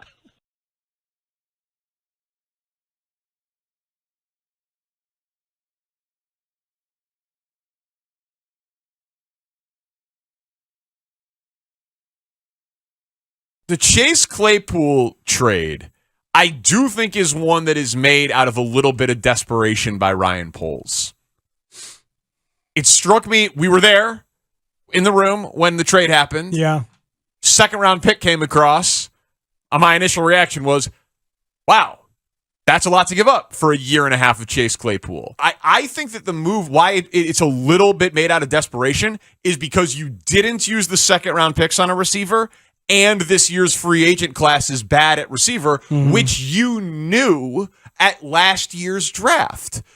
So that was my point. Like, they put themselves into a position of like, okay, well, damn, we need to get Justin a guy. Right, and they also look at their own, yes on all of that, but they also look at, Velus Jones. I don't know how much I can trust him and how much he's going to help me this year. Not a receiver. No, it doesn't seem like a receiver. Byron Pringle can't get on the field. We'll see now that the 21-day window has started where he could get on the field. Yeah. Equinemius St. Brown, real good at blocking. Yeah. And good at some other stuff, but not showing you those great hands or great Kuwagi. Dante Pettis, like you're looking at some of your own guys. Tajay Sharp didn't last, is gone. N'Keal Harry's now active. You've been able to take a look at him. Yeah. And you realize, oh, yeah, we still very much need a dude. The best part of it is the untapped potential. Like, he could be awesome. Like, if he, attention to detail, maximum speed, like if he ran the go route hard when he knew it was really designed to just take two defenders with him and open something up for an intermediate cross. Yeah, you're the assist. That's not been his MO. But there is no Deontay Johnson. There is no George Pickens. Ben Roethlisberger is gone. Any coach that you've had an issue with is gone. Claypool's an awesome talent. He had a 4-touchdown game as a rookie.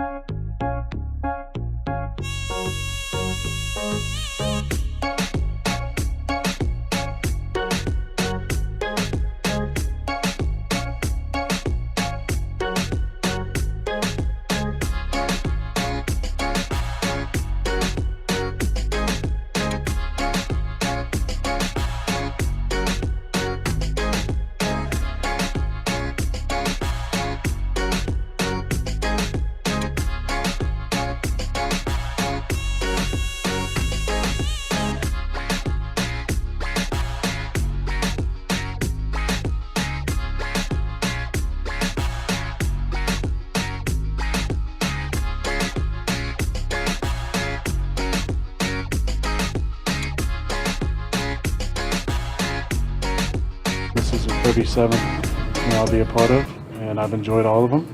It's a great rivalry, been around for a long, long time.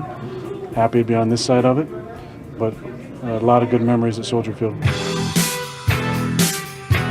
I bet. There have been a lot of good memories there. Went through Soldier Field to win your only Super Bowl. Chris Connie's out there still looking for Randall Cobb. There's a lot. Here's the crazy. Randall Cobb, by the way, is washed. He's still fine in the red zone for the most part. But he's bad now. Well, yeah. How old is he?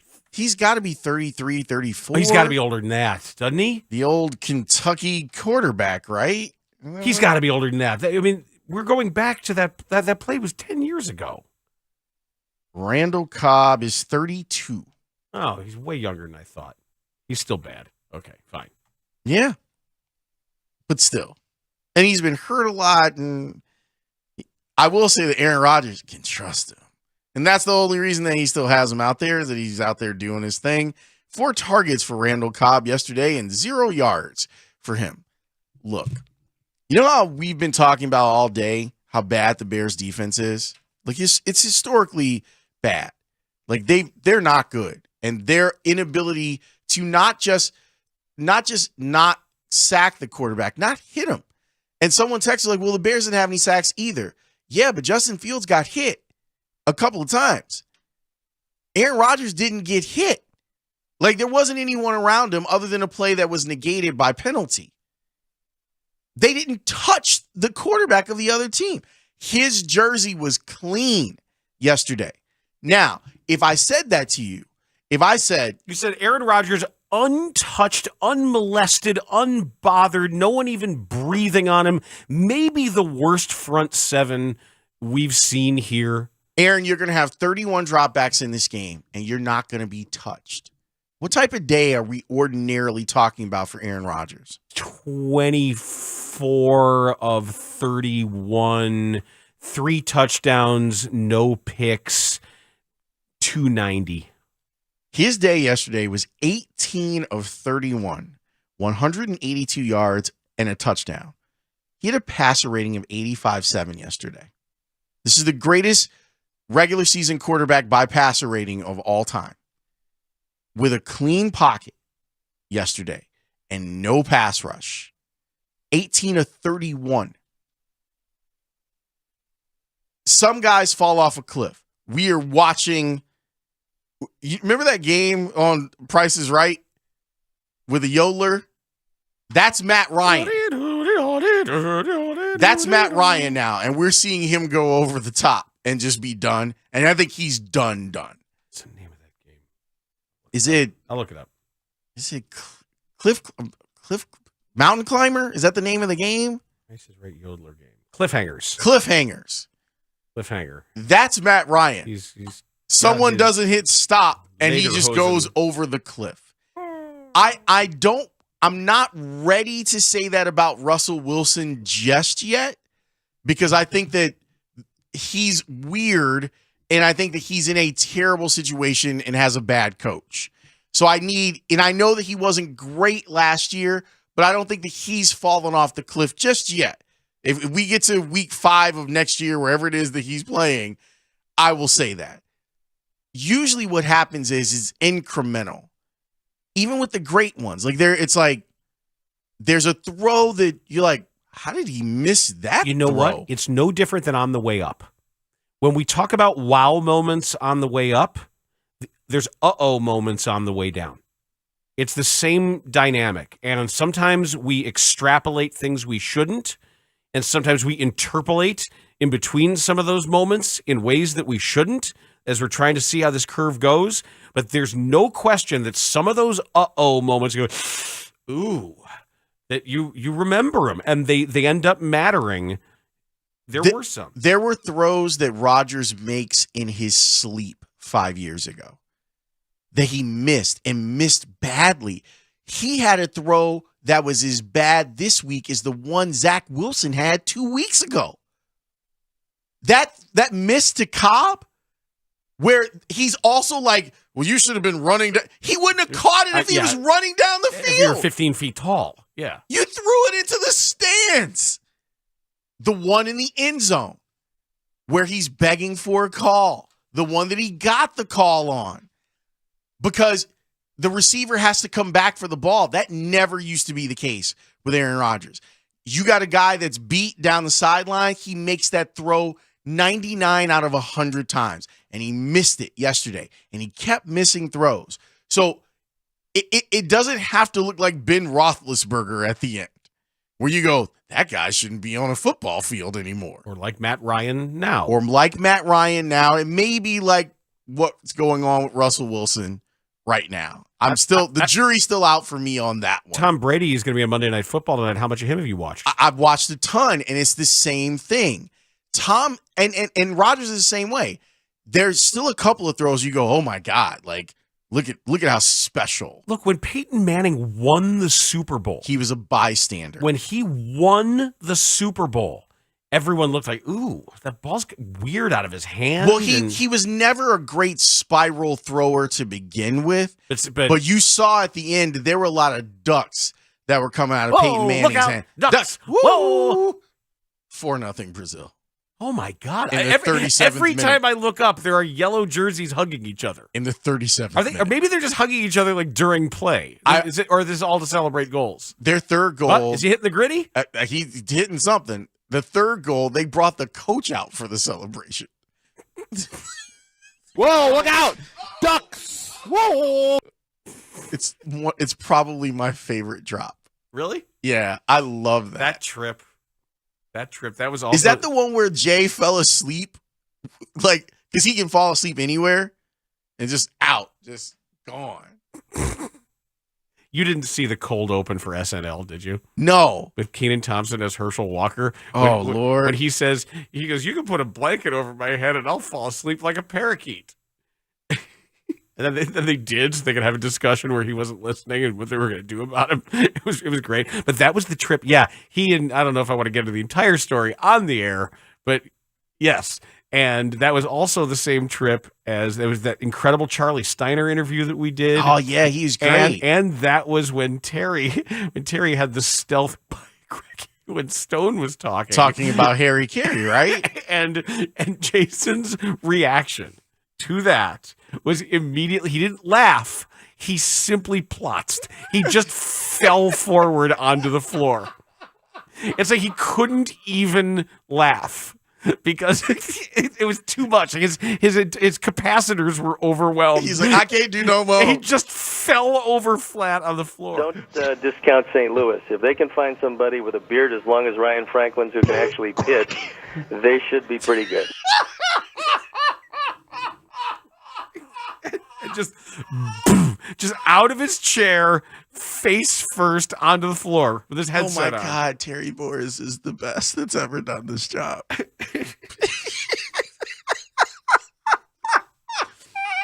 Mike, can I hear that one more time, please? Don't discount St. Louis. If they can find somebody with a beard as long as Ryan Franklin's who can actually pitch, they should be pretty good.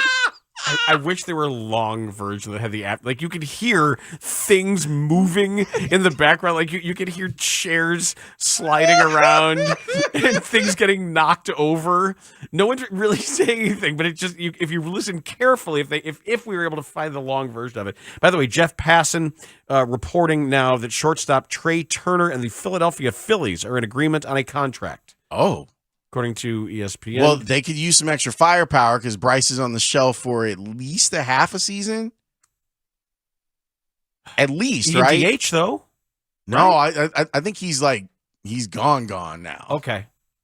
Well, that means maybe the shortstop market will pick up steam, and then if that I didn't. Well, there were reports that Xander Bogaerts and the Cubs were like that there was going to be an offer sent by the Cubs. Spanish language media had been kind of talking about this a little bit.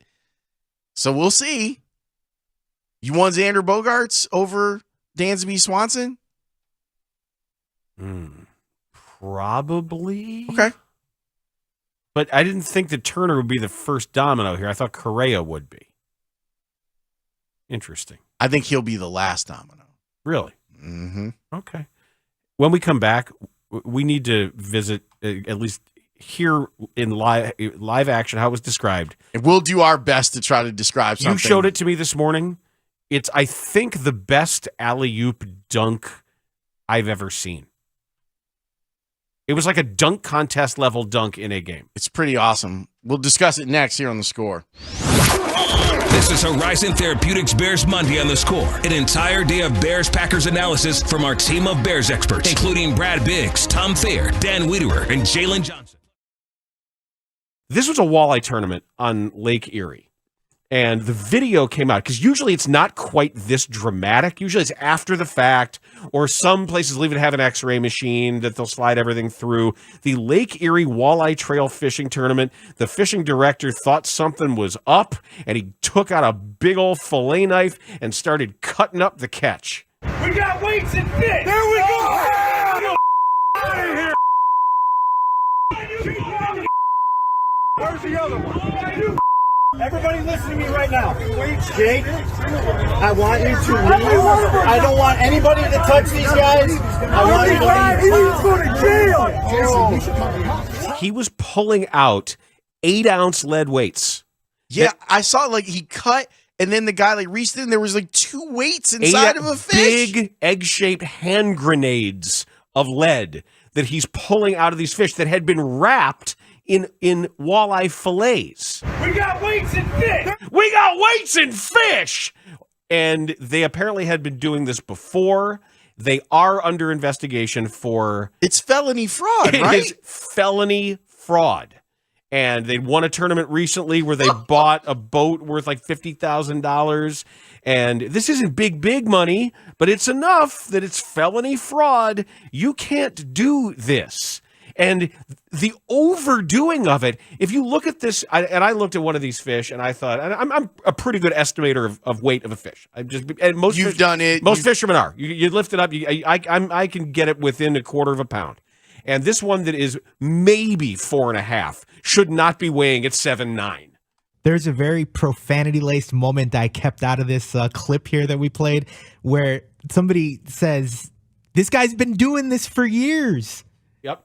So this guy's been making money for years off of this. But they got him caught now. He got caught right there, and he pulled out the knife, and I didn't know you could bring dead fish to a weigh-in. I thought that the fish being alive and releasable was part of it. Like, maybe not on Lake Erie. What an aha moment! Like when you, I was amazed by it. You cut into it like and drop like the sound thud. Right, yep. I'm telling you, they're like little hand grenades he's pulling out. Weights and fish. There we go. There we go. And people were going to kill the guy. They were going to drag the guy behind a truck. And they said, no, don't touch him. There were partners. One guy ran to his truck and locked the door. And the other guy stood there, stone-faced. And the Cuyahoga County is looking into this as well. They should. But the stories about the early days of competitive bass fishing, it wasn't just weights in fish. There were guys, and Carl Hyacin wrote about this. His first novel, his second novel, Double Whammy, was about this, where somebody would go catch big bass and stash them in underwater cages. And then when the tournament began, off go the boats, and then in come the boats, and the guys were using the actual same fish for multiple tournaments. Oh, look, I got old Bessie again, same 8.5 pounder, and would keep it and feed it and make sure that this thing would grow big in this cage, and they would just so happen to know where this thing was hidden and be able to go find it for each tournament. The 630. He goes, I love how relaxing fishing is. Yeah. We got weights and fish. There we go.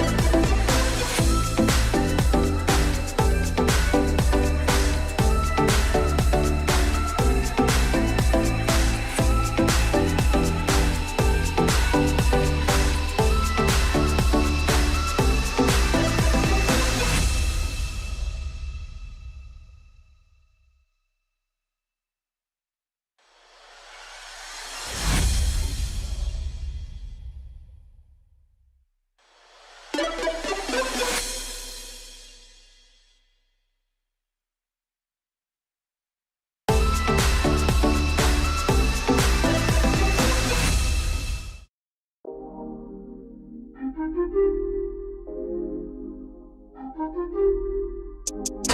to throw. How did he do it? Daniel Gafford. It's not over. LeBron James comes right back. I'll tell you what, the fans got their money's worth tonight. I couldn't believe it when I saw where Daniel Gafford caught that lob pass. I thought there is no way he corrals it. And if he does corral it, he's got to come down with it at that angle. Highlight cursive NBC Sports DC. And yeah, that is the only way that I can think to describe it. You guys know, you remember Daniel Gafford. He was a Bull for a short period of time. It's the Odell Beckham catch with a dunk. Yeah, where he stays elevated long enough to make an Odell Beckham catch, and then instead of falling on the ground, dunking it in a hoop 10 feet off the ground. It's amazing where he catches. It was a terrible lob. Where he catches it, because he's already in the air, the ball's behind him. And for him to go gadget arm it's not just straight behind him. It's back behind him. Like it isn't just reaching behind his head. You've got to see it. I hope we can do it justice describing it. The body control and the hand-eye for him to do that, and we will see the Washington Wizards in town against the Bulls on Wednesday night. It is worth 30 seconds for you to search down the Gafford dunk to watch it and see what he does. Do you like Jim Boylan? He aight. I don't like him a lot, but he okay. Got some things he can work on. Got some things he can get better at. As a person and as a coach. I'm not going to hate on him. I'm not going to hate the man. Too late. But you said as a person. Yeah, that's a no. That's you don't like him as a person or as a coach, and no one does. And that's fine, because you shouldn't. I coach by faith. Isn't Zach out here saying things again? Zach, Joe Cowley just published a piece. According to one Bulls veteran player, he writes in the Sun-Times, there's definitely going to be at least some tough love going on. Donovan gave his players Monday off. Zach said, there's going to be tough conversations. There's going to be words said. Sometimes you need that. From top to bottom, we've all got to try and figure it out because no one is going to dig us out of this hole besides us. All right. There'll be some tough conversations going on. Damn it. There's going to be some tough conversations going on with Parkins and Spiegel. Next, here on The Score. Do you like Jim Boylan? He aight. Hey, Bears fans, the losing streak continues. The Bears fall to the Packers yet again, 6 in a row. Mully here from the Mully and Haugh Show. Mornings 5:30 to 10. Keep it here for a full reaction to this awful loss from all of our shows and team of Bears experts. And, of course, we'll have your reaction, too. The Bears are probably going to lose the bye week as well. We're talking Bears here on Sports Radio 670 The Score. Chicago's home for Bears fans. Always live on the free Odyssey. He's comfortable with what he's seeing. You see everything you want to see in a franchise quarterback. You know, the ability to make those big throws down the field, the confidence to rip the football. You know, you guys know there's issues on that team, and you see him make up for some of those issues with his athleticism and the huge plays that he can make with his legs or buying time to get out on the edge. You know, the biggest thing is just, you know, what I say with NFL quarterbacks is that I love all the special stuff that you can bring, but I still believe being a franchise quarterback and being the quarterback that can win in the NFL, you have to make the layups. And what I mean by the layups are, if there's a throw that you're looking at, you got to be able to make that throw consistently. If there's a particular read that to me is a very simple read within the structure of what they're asking you to do, you've got to make the right read most of the time. You've got to be consistent with those things. And that's my biggest thing with Justin at this stage in his career, is he's not consistent with those things, is that I'm not really sure what I'm getting. And there'll be times that he's looking at something and he won't throw it. He hesitates to throw it. And I don't know what that is. Oftentimes what that means is they're not really seeing it. They might be looking in the right area, but they're not really seeing it, because if they saw it, they'd let it go. They throw it because that guy's open. And so that to me is where he's got to continue to get better. And, those things get accentuated when you're on a team that has a lot of issues, right? When, you're not protecting for 5 and 6 seconds and you got to make those decisions faster. Well, then it shows up that, hey, I need to get the ball out right there. When you've got guys that aren't making all the plays for you on the back end or aren't separating, getting great separation, then you got to be on time. Anybody that hears this, and I tell every quarterback that I come across, I am always happy to help anybody in any way that they think I possibly can. And so even if this gets back to Justin or any other young, player out there, whatever, I love helping. I love teaching the game. So I'm always available from that standpoint.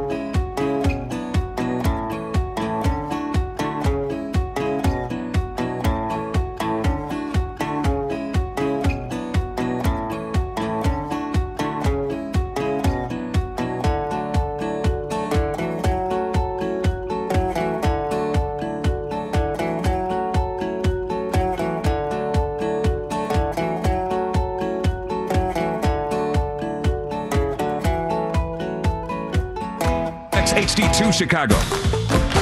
Always live on the free Odyssey app.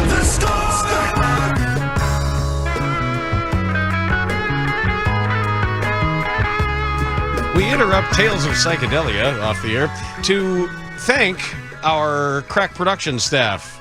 Connor O'Donnell, Brandon Fryer, Mike Rankin, and Ray Diaz. I did it in a different order because it's time for that to get to credit the video guy first, I think, for the work that he does. Are you on nitrous now? Maybe. I don't know. You never know. Might be in the cup. I don't know. Thanks to our guests, Dan Wiederer, He was great. So pleasant. Yeah, just really easygoing. Yeah. What's that like? It was just. I felt like really relaxed. I felt like it was a really relaxed, informed, conversation about football, Convivial. ideas being expressed. He didn't pick a fight through. with one of you guys? He was very pleasant with you guys today. That was a good conversation. And Anthony Herron. We should have picked a fight with Big Ant Herron. Thank you. That would have been funnier if we did that and did sort of a reverse lampooning of it. I mean, we could have done that. Been fine, but we spent Not an more actual time fight, talking about altitude and how awesome Boulder is. Yeah, but I wonder if Big Ant gets mad, we should have asked him with Adam Amin and Mark Schlereth calling AJ Dillon Quadzilla, because I always thought that Quadzilla was his nickname from Iowa. Yes, right. It was his nickname. I don't know. I guess there's room for multiple nicknames. Parkins and Spiegel are here. Hello. What's up, boys? Hi, guys. Hi, Danny. Hello. We Hey, lost, Speaks. we lost the Super Bowl. Oh, that's right. Very. But what were the best shirt, commercials? Lawrence. It was a tough day. What were the best commercials? I don't know. I was too busy helping make a halftime show happen. But it's very depressing to lose the Super Bowl. But I'll be over it at 310 because I decided, Danny, that a tank win, it takes like an hour to process, maybe. A Packers tank win, when you actually want to win the game, but then you don't, and then you realize that it's better, takes 24 hours to process. So You gave yourself the 24-hour rule? Yeah, so I'm about 22 hours and 50 minutes in. So I got another hour to be depressed about losing that game, which I wanted to win, and then it'll be fully processed as the tank win that it is. Because the tank win, not just a loss, but they play hard. They show you some stuff. Some important people are right there for you. Obvious, as Mr. Fields is. Justin Fields has a 90.6 QBR, which leads all passers. I believe he was number 1 in PFF rankings, That's too. what I'm saying. Yeah. Yeah, he's really good. He's really good. We got a guy. They have the quarterback. We got a guy.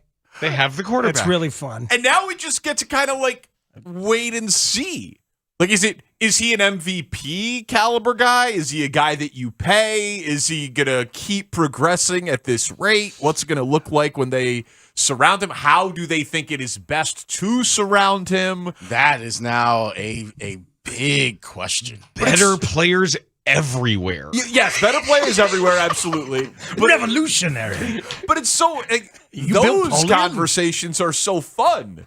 Because you could just have a great quarterback and then lose, but now you get to be like, okay, we have a great quarterback, and then you get to try to win and think about a 2-year plan and a 4-year plan and a 6-year plan. When's the point for the entire dais? When's the on the point on the dais? when we start really looking at the choices that have already been made by Ryan Poles and going, oh, are we sure that he's the person that can deliver what Justin Fields needs to get to that place where you take the North and the Take the North podcast and never give it back? Well, I mean, he obviously gets a couple more cycles, right? A GM doesn't get fired in one offseason, one trade deadline. But 6-7 years here. I guess what I'm asking is it fair to look at some of the decisions that have already been made and go, uh-oh. I'm worried about him that, analyzing and acquiring skill position talent.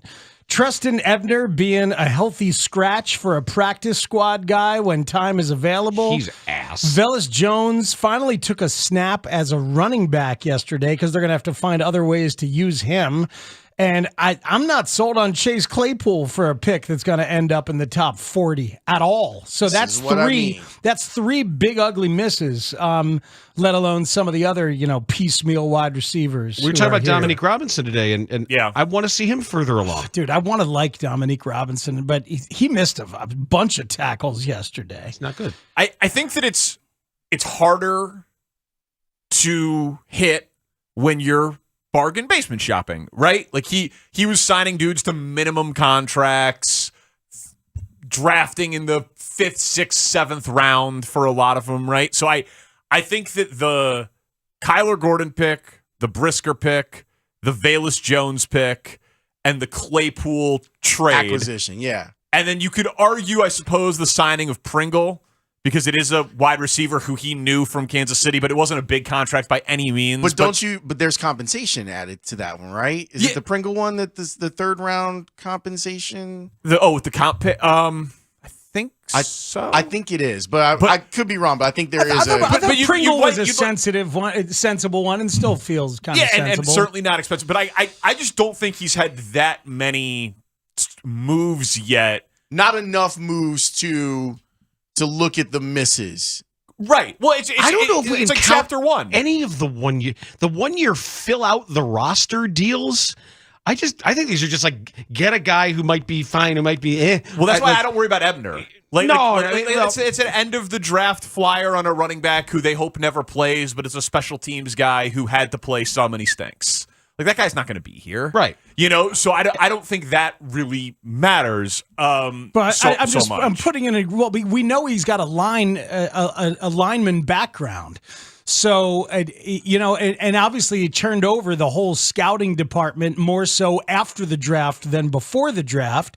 So we'll see who he brings in who's got an eye for that. But like Velus was a terrible process and decision as a pick. Yeah, because of his age. Because of his age and because of his immaturity as a route runner and his inexperience as a punt returner. But people said all these things. But because of his age, that meant they thought he could contribute immediately. Right, and he seems to not be able to. And I said it at the time. I mean, I remember, Lawrence, you loved Brisker coming out, and you and I talked about it a lot right after the draft, and you're looking like you're correct in terms of like him being a player, but my thing at the time was strictly positional value based. Yeah, and I think that's fair. Yeah, and because I was like, God, it just bothers me if he's the best box safety in the league.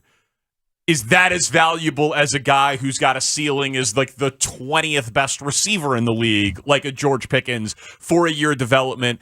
And what ended up happening was they pass on Pickens and then they trade a second rounder for Claypool because that team has Pickens. Right. And then you end up paying what is at this point the 33rd pick in the draft for a year and a half of Claypool, who was drafted later than that for 4 years ago. So like I do think, and I said it at the time, a draft pick of Pickens in that spot, you probably never trade for Claypool, and then you're heading into this draft with 2 second-round picks. The pick you got for Roquan and your pick, which is going to be at the top of the second round, plus your top 5 pick in the first round. Before we get into the weeds on this and these individual cases, the book on polls will take time to write.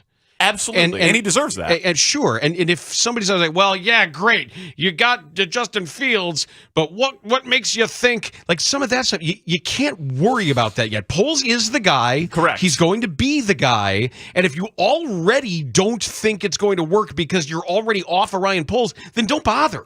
Well, that's right, Dave, because people have been ascribing that to me a lot because I've been so hard on the best outcome being the draft pick, and they're like, you don't even know if Poles is going to draft the right guys. You're like, yeah, I know. We're presuming that that's his job, and it'll be better than Ryan Pace, and we've got no choice. But I don't know if you should presume, because he's never done it before, though, Dan. Why would you presume that he's good at but I'm it? saying that it still doesn't mean like, well, I don't want draft picks because it's this guy's taking I them. always want the draft picks. I'm just saying that you can talk about both things on parallel tracks.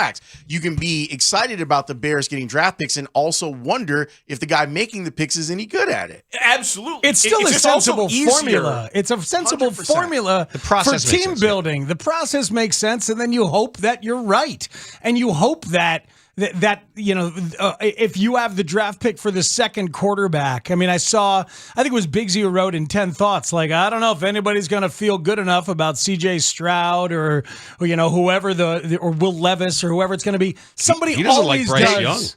Young. Somebody always They 100% does. will. They always 100%. will. There will be 3 quarterbacks taken in the top 6. Well, right, but that's a difference. Like, that's the draft that we just saw, the Burrow draft. Burrow went 1 and Washington had the second pick, and they just stayed put and took Chase Young, and then Tua went 5 and Herbert went 6. So there is a difference because you're less likely to trade a king's ransom to move up to 2 or 3 if it's not for a quarterback. But it does happen. And if you look at where the draft board is now, Indianapolis is sitting there at 10, and they clearly need a quarterback. The team I heard you mention Indy, and that one's fascinating. Well, the one that I think I would love to know what Detroit thinks about Goff, because they are putting up monstrous offensive numbers this year. Mm-hmm. Like, and he's a former number 1 pick with a replacement level Yeah. Quarterback or slightly better. Well, at least that's what we thought he was. But I mean, they've lost like 4 or 5 games this year scoring 30 or more. How old is Jared Goff? 30? I don't think so. Like 29? I don't even think he's that old. He barely finished that first deal. He's 28. He's 28. If you think that you've unlocked something, I wouldn't say first round quarterback if I'm them, but I would say quarterback. Well, because they have 2 picks. They have their pick and the Rams pick, which the Rams pick is looking like it's going to be a top 5 selection. And they have Aiden Hutchinson on that D-line already. So they could say, let's draft Jalen Carter or Will Anderson or whomever, and then take a corner and just say, man, our offense is good somehow. And Amon-Ra St. Brown. But I thought good St. Brown. Yeah, he's good. He's fast as hell. And then Jamal Williams has 14 touchdowns this year. DeAndre Swift is good. And they traded TJ Hawkinson and they're still scoring all of those points. Like I don't fully understand what's happening. We'll get a look at them in a couple of weeks. But yeah, that's a team with 2 first-round picks this year that if they convince themselves we need a quarterback. They already showed a willingness to trade within their own division in the Hawkinson trade. And the Rams are all out of first-round picks, right? Because screw them kids, right? Yes. Well, they traded it for Stafford. Because that's a team that should be looking for a quarterback. That's a team. But they don't have I know they don't have any. Them picks, we'll use them to go win more Super Bowls. Yeah, you're looking at them and you're like, all right, they should be taking advantage of a year of losing to make the most in the draft, but they don't have anything to do it with. You know what was a great sign yesterday? I love Eberflus winning the coin toss and saying, give me the ball. We got a guy, offense has been rolling, and they just believed that Justin was ready to show up, and he drove him down, and they got the field goal. I mean, seriously. Maybe he's like the rest of us. He just wanted to watch him. Well, and he's feeling it. That's the first thing I said. The Bears have elected a receiver. Like, good, Justin Fields right away. Yeah, let's see him. Let's see him. But he was asked about it in post, and he's like, we're confident in the offense. We told Justin this tone. week we were going to do it. Yeah. I normally I do think that the extra possession in the second half, of course, is like the game theory optimal play. Yeah, but I am team defer. But in a meaningless game, in a meaningless season, it was not? It was awesome. Well, but for him, it's a meaningful game. I felt like that he wanted to go out there and like say, by the way, we love our offense and we're going to take it to you.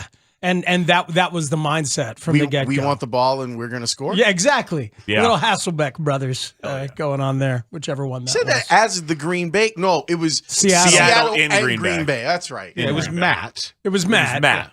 Yeah. Because Tim barely played. But yeah, it was Matt. We want the ball. We're going to score. And then he got it and threw a pick. And they lost the scored playoff game. The other team. Who's Eventually we're going to score. All right, so you were doing we some want GM the ball stuff and today. they're going to score.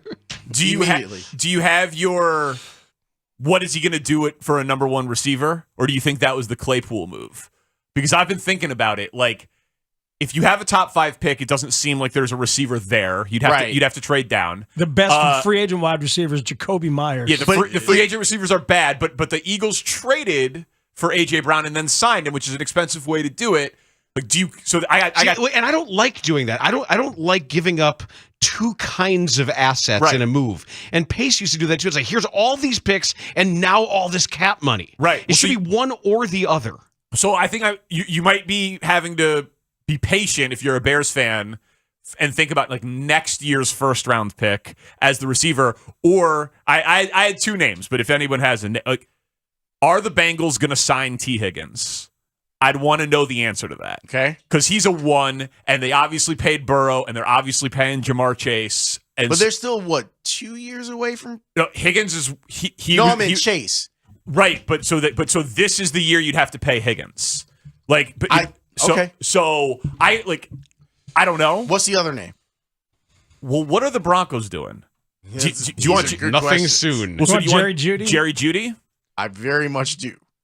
I'd be interested, right? Because that could be a teardown situation. So those were the 2 names of like young, haven't been paid, could grow with Fields. And Claypool's that move, though, isn't it? But he's not productive. Oh, well, I mean, but that I think book's not written yet. Yeah, either. no. Poles made that move and believes in it, and I'm not that impressed with Claypool, and I don't love what they gave up for just a year and change to try and prove it. But I think he's also shown you what he thinks, for better or for worse, of wide receiver talent in terms of surrounding a quarterback. Like, they're going to go out and get line, man. They're going to spend money and draft picks on D-line and maybe some O-line. And they need D-line desperately. Well, they do. Like that. There wasn't a single quarterback hit yesterday. Not one. Rodgers looked bothered sometimes and slow sometimes because of what? A makeshift secondary that actually did a pretty damn good job. It certainly wasn't because of pressure. No, it was not because of pressure. And they need, man, I wouldn't be, they need everything, so you can't be upset, whatever it is that they do for the most part, but you have to rebuild the interior of that offensive line and the entire defense except for Gordon and Brisker and Johnson. Like, legit. Like, you have. What about Jack Sanborn? Well, I mean, if you can make an argument for him to be the stopgap until you're in a position I think he's on the team for next year. I think he's your starting middle linebacker next year. He's 100% on the team. He I is. think he's the fifth linebacker on a team that's trying to win something. I don't know, man. You but that's find okay. guys there sometimes. Sometimes. I think they found a guy. He gets better if you surround him with better. Yes. Yes. They need a lot of better. A lot of better. They need a lot of better. Yeah, that's why I asked Wiederer, he who should not be named. I asked him. I asked him if you had to pick that one spot to be the force multiplier. You get one shot. And what we now know of watching this defense, not in theory but in practice, edge or 3. Yeah. Yeah. And I twisted his arm on it. I know. You said you're making me choose. I was like, yes. Yes, that's the way the question was phrased. And he eventually chose that 3 technique. As did Manley. We asked him the same thing Friday. I'm with him. Inside, just reeker of havoc and destruction. Because that's where quarterbacks are most uncomfortable, when there's pressure up the middle. That's where guys hate it. They hate not being able to climb the pocket. And if you've got a guy, for lack of a better example, if you've got a Tommy Harris in that 3-year span where he's just moving guys and getting up the field in one step. Warren Sapp is your ideal. And the reason being is nobody takes those 7-step dropbacks anymore. That the edge rusher can really have an impact if the quarterback drops to his spot and stands there. But how many times do we see that now? With all we talk about modern quarterbacking. Von Miller. Yeah, I mean, you see him wreaking havoc from that position. The Bosa brothers. But you can't do anything about that guy right over your center. That's what I'm saying. Or right over the outside shoulder of the guard. And he messes up the whole geometry of everything. As soon as he gets in there and people are crashing to get there, then it opens up gaps all over the place. To me, it's also which one of those guys, and they both have all these, we got a ton of time, but like, which one is truly special? Because one great defensive lineman, we've seen this so many times, like they don't, if it's just one guy, they don't really make much of an impact. It has to be a tandem where someone is destroying the inside of the offensive line and someone is wreaking havoc on the outside. So is Anderson, Myles Garrett? Well, then I'm interested. Is Carter Aaron Donald or Warren Sapp? Well, then I'm interested. But like if either one of them are just like merely just very good, then it's not really going to be that much of a difference maker anyway without other pieces around them. Which is fine, and that's part of the trade down argument, and that's part of the comfort in the trade down argument. I think that's the obvious play on the chessboard. Aaron Donald was at the Senior Bowl. Right. Like, Aaron Donald took a while to emerge. I remember that we had Matt Bowen on from the Senior Bowl. He's like, this guy Aaron Donald, he's got a high motor, and you should see him. And they thought he was too small. Yeah, he was too short. And then he was just... Wani wanted to redshirt him. Did? Yeah. He tells the story. He's like, my line coach came into the meeting and said, I think we need to take another look at this guy. And then the rest is history, and he's probably the best player he ever coached. I'm glad that he and Tony Wise didn't flip him over and make him a center. Yeah. I mean, knowing them, it's like, that doesn't take much. I know. Right? I know. It's a great story. He's like, I thought it was just going to take him a little longer to develop. And then we watched him again.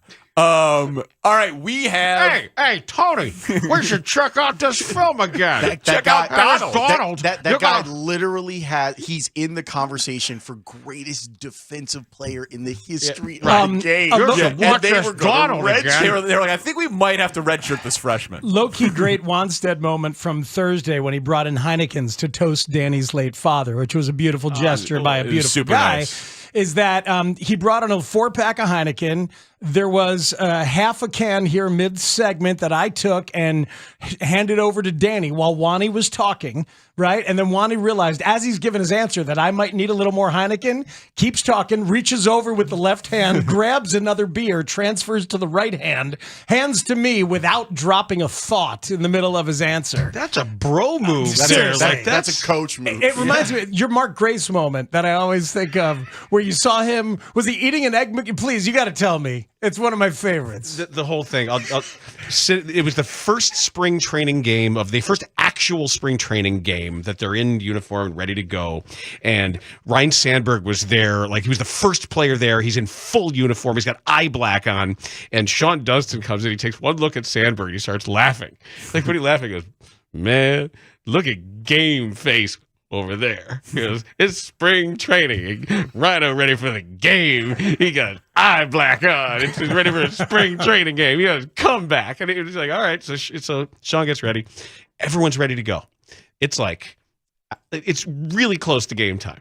We're still in the locker room. Where's Gracie? He'll be here. Where's Gracie? He'll be here. Doors open. He's here. I'm not making this up. Levi's with the top button unbuttoned, no belt, inside out sweatshirt, no shirt underneath, holding a bag of McDonald's, goes over to his locker. Everything's hanging, and I watched this, and I think I've told him this story. That I was there just standing there. He's got a sausage McMuffin with egg in one hand. It's a good choice. And an egg McMuffin in the other hand.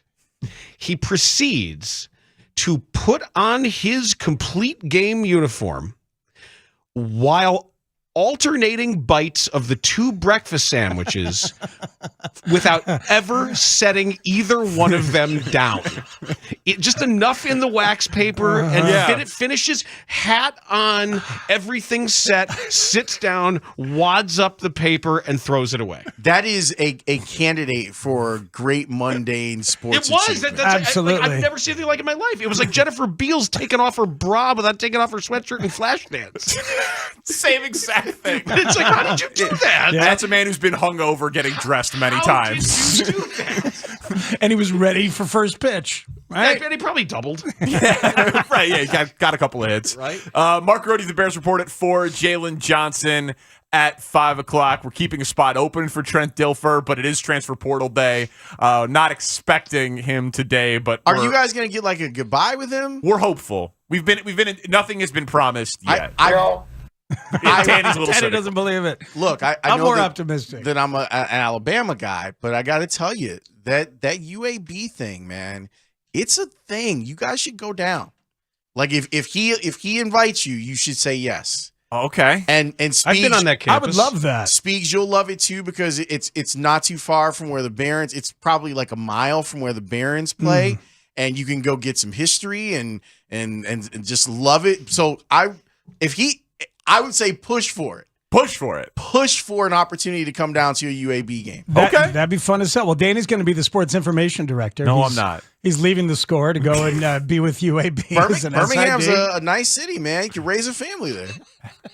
SID is a terrible job. Oh, it's really awful. What a nightmare. It's like my worst nightmare. It's like in The Wire when they transfer McNulty and they're like, where do you not want to go? He's like, just don't put me on the boat. And then they put him on the boat. I think that would be my least favorite job in sports media. I've accepted a role. Handing and organizing and just managing. And pretending like 40-6 losses are great because you have to lead the game story with like freshman kicker Jack Sanborn made 2 field goals and a loss. How about that all sports are important? You have to pretend all the sports. Well, we care deeply about field hockey Sure. here, right? I've No, I accepted couldn't a do job it. as chancellor of University of Alabama, Birmingham. Is that a good job, chancellor? Yeah, that's a good job. All right, yeah. Well, so we're either going to get You can make a invited lot for of the money doing tour, that. we're going to be hired on a staff, or we'll never hear from them again. Yeah. It's all really in play. Wide range. But yeah, that's the show. We will also begin with Justin Bleeping Fields. I love it.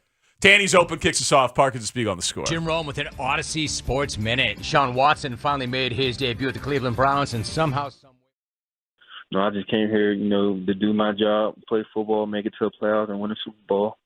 How do you feel like you fit in this defense, and what's the communication been like with you guys in the back four? I'll say I feel like, I fit well because they run and hit. That's what I do. I like to run, and I like to hit. That's what I do. I like to, come up and tackle, and then also I can show my coverage, on tight ends or, receivers out there. So I say I fit a lot in this defense because they just allow you to play fast. That's what I like to do, play fast and trust my teammates. And then, the communication in the back end has gone, very well, especially with the safeties and the corners. Usually it takes time with the corners, but, we've been on one heartbeat, this whole, camp and OTA, so we just got to keep going and moving forward. Can I take you back to a college play for a second? Because I watch it a lot. That interception that you had against Wisconsin, where, I mean, that's like an impossible play, man. Like, when you made that play, like, I'm actually watching the video right now of you, like, running off the field where you broke their heart. Well, so when you have a play like that in that moment, how good does that feel? And what did you see there? It felt great. But what I seen, we were in cover zero. I had the running back, but it was the red zone, so I knew if I came from depth, I wasn't gonna make it. So once the running back blocked, I knew that from watching previous film that they wanted to go to number 84. The whole time, especially in the red zone. He's big and things like that. So once I seen the running back block, I just went over there and just stole it, and then the rest goes back for itself.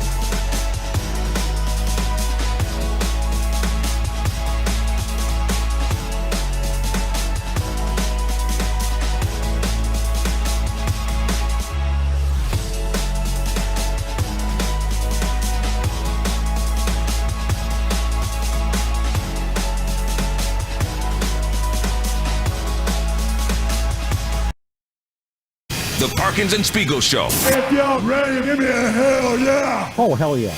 The most played rivalry in NFL history. Both teams tied for the most wins all time at 786. One of these teams will have the advantage after today. Fields, what a move to move past Nixon. And Justin Fields ahead of the field. And gone. What a run. The two-score Chicago lead. There was probably a lot of people that felt good at 1910. So did I. Here's the handoff, Dillon around the left side. Yeah. 15, he's to the 10, he's to the 5, fighting to the goal line. Touchdown, Green Bay Packers. So you definitely draw a lot of confidence and good memories off of this matchup. We've had a tremendous amount of success during my time against them. I've enjoyed playing here, a lot of great memories here. Rodgers under center, single back offense. Motion by Watson to the left side, give to Christian Watson around the left end. There he goes, 40, 30, 20, 15, 10, 5. He leaps into the end zone for the dagger. Fields looking to throw. Over the middle, it's intercepted. Intercepted by Jair Alexander inside the 30-yard line of the Green Bay Packers. It means a lot. I think that's part of the legacy. You always want to leave the place you're at better than you found it. And right now, we flipped the all-time series. We flipped the all-time wins. Had a lot of success against them. So I think in a few years, you look back and you feel pretty good about your contributions to the rivalry. Obviously, the significance of this game, that's a pretty cool deal for us to be the all-time winningest franchise. Whether this is the last one for Aaron Rodgers in this rivalry or not, it was a memorable one. He moves to 25-5 lifetime against the Chicago Bears. We didn't see any shouting into the crowd or anything today, but do you think the performance today keeps your ownership? Yes. A lot of middle fingers. Oh, hey, you. 1, 2, 3. Here we go, Ted. Here we go. Here we go, Ted. Here we go, Tony. The Parkins and Spiegel Show. Afternoons from 2 to 6 on 670 The Score in Odyssey Station. Patience sucked. It's coming. Sucked. I know. It really did suck. I don't expect most people to have enjoyed that. I had a great time. Yeah, but the whole time. And it freebases. It does. It freebased and sucked. In the last 2 minutes, 2.5, 3 minutes, whatever the F it was. Yeah. Rodgers is all happy. And yeah, he sure was. Justin's throwing picks. And then Christian Watson is running down the left sideline. And yep. Just all sucked. I was watching it with Pat Manley, and Manley was pissed. Name dropper. Well, felt good to be watching with somebody who cared. Yeah. Somebody who was upset. Sure. Kindred spirits right there. And now here they are. Yeah.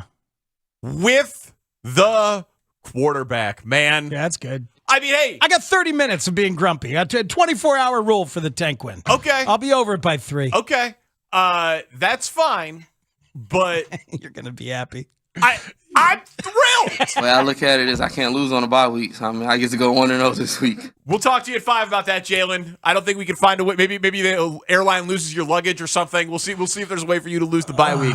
But, dude, they clearly stopped running Justin Fields out of some mechanism of protecting Justin Fields, and he still had a record-setting 50-plus yard electric touchdown run and had multiple crazy chunk yardage passing plays, a couple of them from the pocket. It was a good day for the pocket passer bucket. That bucket is the most full it has ever been after yesterday. Would you agree with that? Yes. I counted 6 different really good-looking aggressive pocket passer plays and completions for Justin Fields yesterday. He was awesome.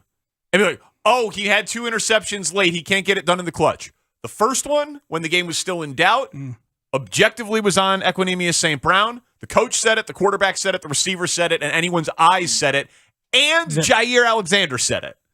Right? So, I mean, that was on the receiver for not being good enough. And then the second interception, There were 44 seconds left in the game, and he was down 9. Yeah, and absolutely. I mean, should he have checked it down and kicked a field goal to go down 6 to try to do the onside kick? Probably. Yes. But he had checked it down a few other times there. He saw an opening, and if you watch that thing from the back on the All-22, Pettis is open there for a second, throws a little bit late, and Pettis also doesn't come back for the ball at all to help him that's out. from the other hash across 2/3 of the field. That's a crazy high degree of difficulty throw, but it's an interception down 9 with 44 seconds left in the game when Green Bay's win probability at that point is like 99%. I'm cool with the interceptions because I want him to be trying to learn, to use these games to learn and develop, and there were lots of opportunities to do that yesterday. He was great. Like, full stop, Justin Fields was great yesterday. They didn't win, but he was great. They got no defensive line. They got no pass rush. They're bad against the run. They're injured. We don't know if the GM is good. We don't really know if the coach is good. We got play caller questions. We got pass blocking questions. We got pass catching questions. We got a lot of problems. But QB 8-1. QB 8-1. 99 problems at QB 8-1. Seriously, man. That should be the next parody song. Because no one listening ever has been able to say that about the Bears. It's never happened. This is a new way to lose. It's different. It is different. I of course want to win. Yeah. But this is a different, exciting, thrilling way to lose. The volume of winning opportunities affects a lot of thoughts and feelings. You know, the volume is massive. It is. There are 8 different games in which Fields and the Bears have had possession in the final 6 minutes or less with a chance to tie or go ahead. 8 different games. The only time it worked successfully was against the Houston Texans, and that was the field goal after the Roquan Smith interception where they gained 0 yards on that possession. Right, and Fields after the game said he was bad. Yes. Yeah. So that's the only one they've won when he's had the ball. He specifically has had the ball with a chance in the fourth quarter. I wish they would have lost. They'd have a shot at the number 1 pick. If they lose that game. If they lose to the Texans and the Texans have an extra win? Yeah. But that's a really high number. Just in terms of the experience for the fans watching the situational failure can test your belief, even in a year when you all know that losing helps draft position. And then for the players, and this is what we check in on, living through that situational failure in 7 games out of 8, it tests the will of the players and the vibes of the locker room. So we check on that. Yeah. And we will check on that with sound throughout the day, and we'll check on it throughout the rest of the year. You have to admit, that's a remarkably large sample of times to not come through. It is, but you've heard people talk about, like, is that glass half full or half empty? It's all a matter of perspective, man. What do you think the results of these games would be if they either didn't have Justin Fields or Justin Fields wasn't special? They would not have those chances to win. Correct. They'd be getting blown out. They would be playing non-competitive, uninteresting, not entertaining, horrifically boring football. You know what my evidence is? The Jets game, we just saw it. Like, the only reason they're even in these games with a chance to lose in heartbreaking close fashion is because Superman is their quarterback. It's the only reason. They would be winless if they didn't have Justin Fields. Like, the Washington game, lost by 5, could have won. Mooney drops the ball, right? The Lions game, Santos misses the extra point. Fields had the touchdown late, then the defense gives up a score, lose by 1. The Miami game, the NFL apologizes for not calling a pass interference on Claypool, would have had them in the red zone late, end up losing the game by 3. The Minnesota game, Amir Smith-Marset trying to prove his value to his old team. Gets cut immediately. The Atlanta. The Falcon. Fields gets hurt before he throws the interception. Literally separates his shoulder. Like, they're fine. And now the Green Bay game. The Green Bay game where they hit Aaron Rodgers 0 recorded times, had 4 starters in their secondary not in the game, and the secondary still played pretty damn well, and Justin Fields had arguably the most complete game of his 2-year NFL career. He did, and he knew it. Coming he off said an injury where a bunch of people said he shouldn't even play. The game-changing interception to Jair Alexander needs some focus. Yes. Unfortunately, we have people talking about it. We have people commenting on it. We have the dissection of it. And we should do that sooner rather than later, just in case anybody is sort of unclear on how that went down. Because this is one where, as you're watching, you're like, oh, man, you can't do that. Can't do that, Justin. And it's a terrible time, and cornerback jumps the route, but there are some very specific things we can discuss about that play. And we can get into that. Let's do it in the next segment. I want to throw this at you, though, because I feel like sometimes we're in a little bit of reruns here, but it's because I'm sad for Bears fans that aren't enjoying this as much as I am. I'm genuinely sad that, like, the cynicism and how beaten down you've been, and it's like the scene in Good Will Hunting 25 years ago today. Like, it's not your fault. It's not your fault. It's not your fault. I know that, Sean. I know that, Sean. It's not your fault. Whatever. It's not your fault. What are you doing to me? You haven't. That's a fun movie. You haven't seen special quarterback play ever. There's this Twitter account. The account is actually Start Kyle Orton, which is hilarious. Justin Fields is now 15th overall among quarterbacks in Pro Football Focus grades this year. 15th. That's an impressive climb considering after week 3, he was 33rd. Since week 4, he's 12th overall. Since the Patriots game, he's 10th overall. He has more touchdowns than Pat Mahomes does since week 9. This dude is special. He is doing it with virtually no help around him. So all it should take is like a smidge of imagination to be like, well, what about when he gets help? And I think that that's why the results of these games, win or lose, is not impacting me at all. Because it's like, oh my God, dude, we might have a guy for a decade who's a difference maker. Putting together a championship team in football is a puzzle. There's a lot of pieces, but they got the biggest one. Not at all, Danny. It's not impacting you at all. It doesn't impact me at all. Even yesterday? No. Dude. I'm standing at the bus stop yesterday. He was incredible yesterday. I'm waiting to come into the station yesterday, and a dude comes up in a Walter Payton jersey with like 3 down coats underneath the jersey. Yeah. And a Russian winter hat with the big ear flaps. Yeah. And he's like, Speaks! Super Bowl! Super Bowl! I got my tickets on Friday after listening to you guys. I'm ready. Let's go. Good. I'm sure he was sad. I'm sure. I was also sad. Pat Manley was feel. sad. You're telling me and Pat Manley not to be sad yesterday? Feel how I'm just I telling have you. 19 more minutes to be sad. That Christian Watson touchdown? Yeah. The receiving one, not the running one? Mm-hmm. He's guarded by Elijah Hicks. That's a 7th rounder, man. Playing cornerback against Aaron Rodgers. And he actually did a really good job yesterday. That's what I'm saying. Even on that play, he covered him a long time. But so, like, what am I supposed to do? I'm supposed to be upset because Elijah Hicks got beat after 5.5 seconds of protection for a first ballot Hall of Famer? I mean, come on. Yeah. It's not a fair fight. It soon will be a fair fight. I hope so.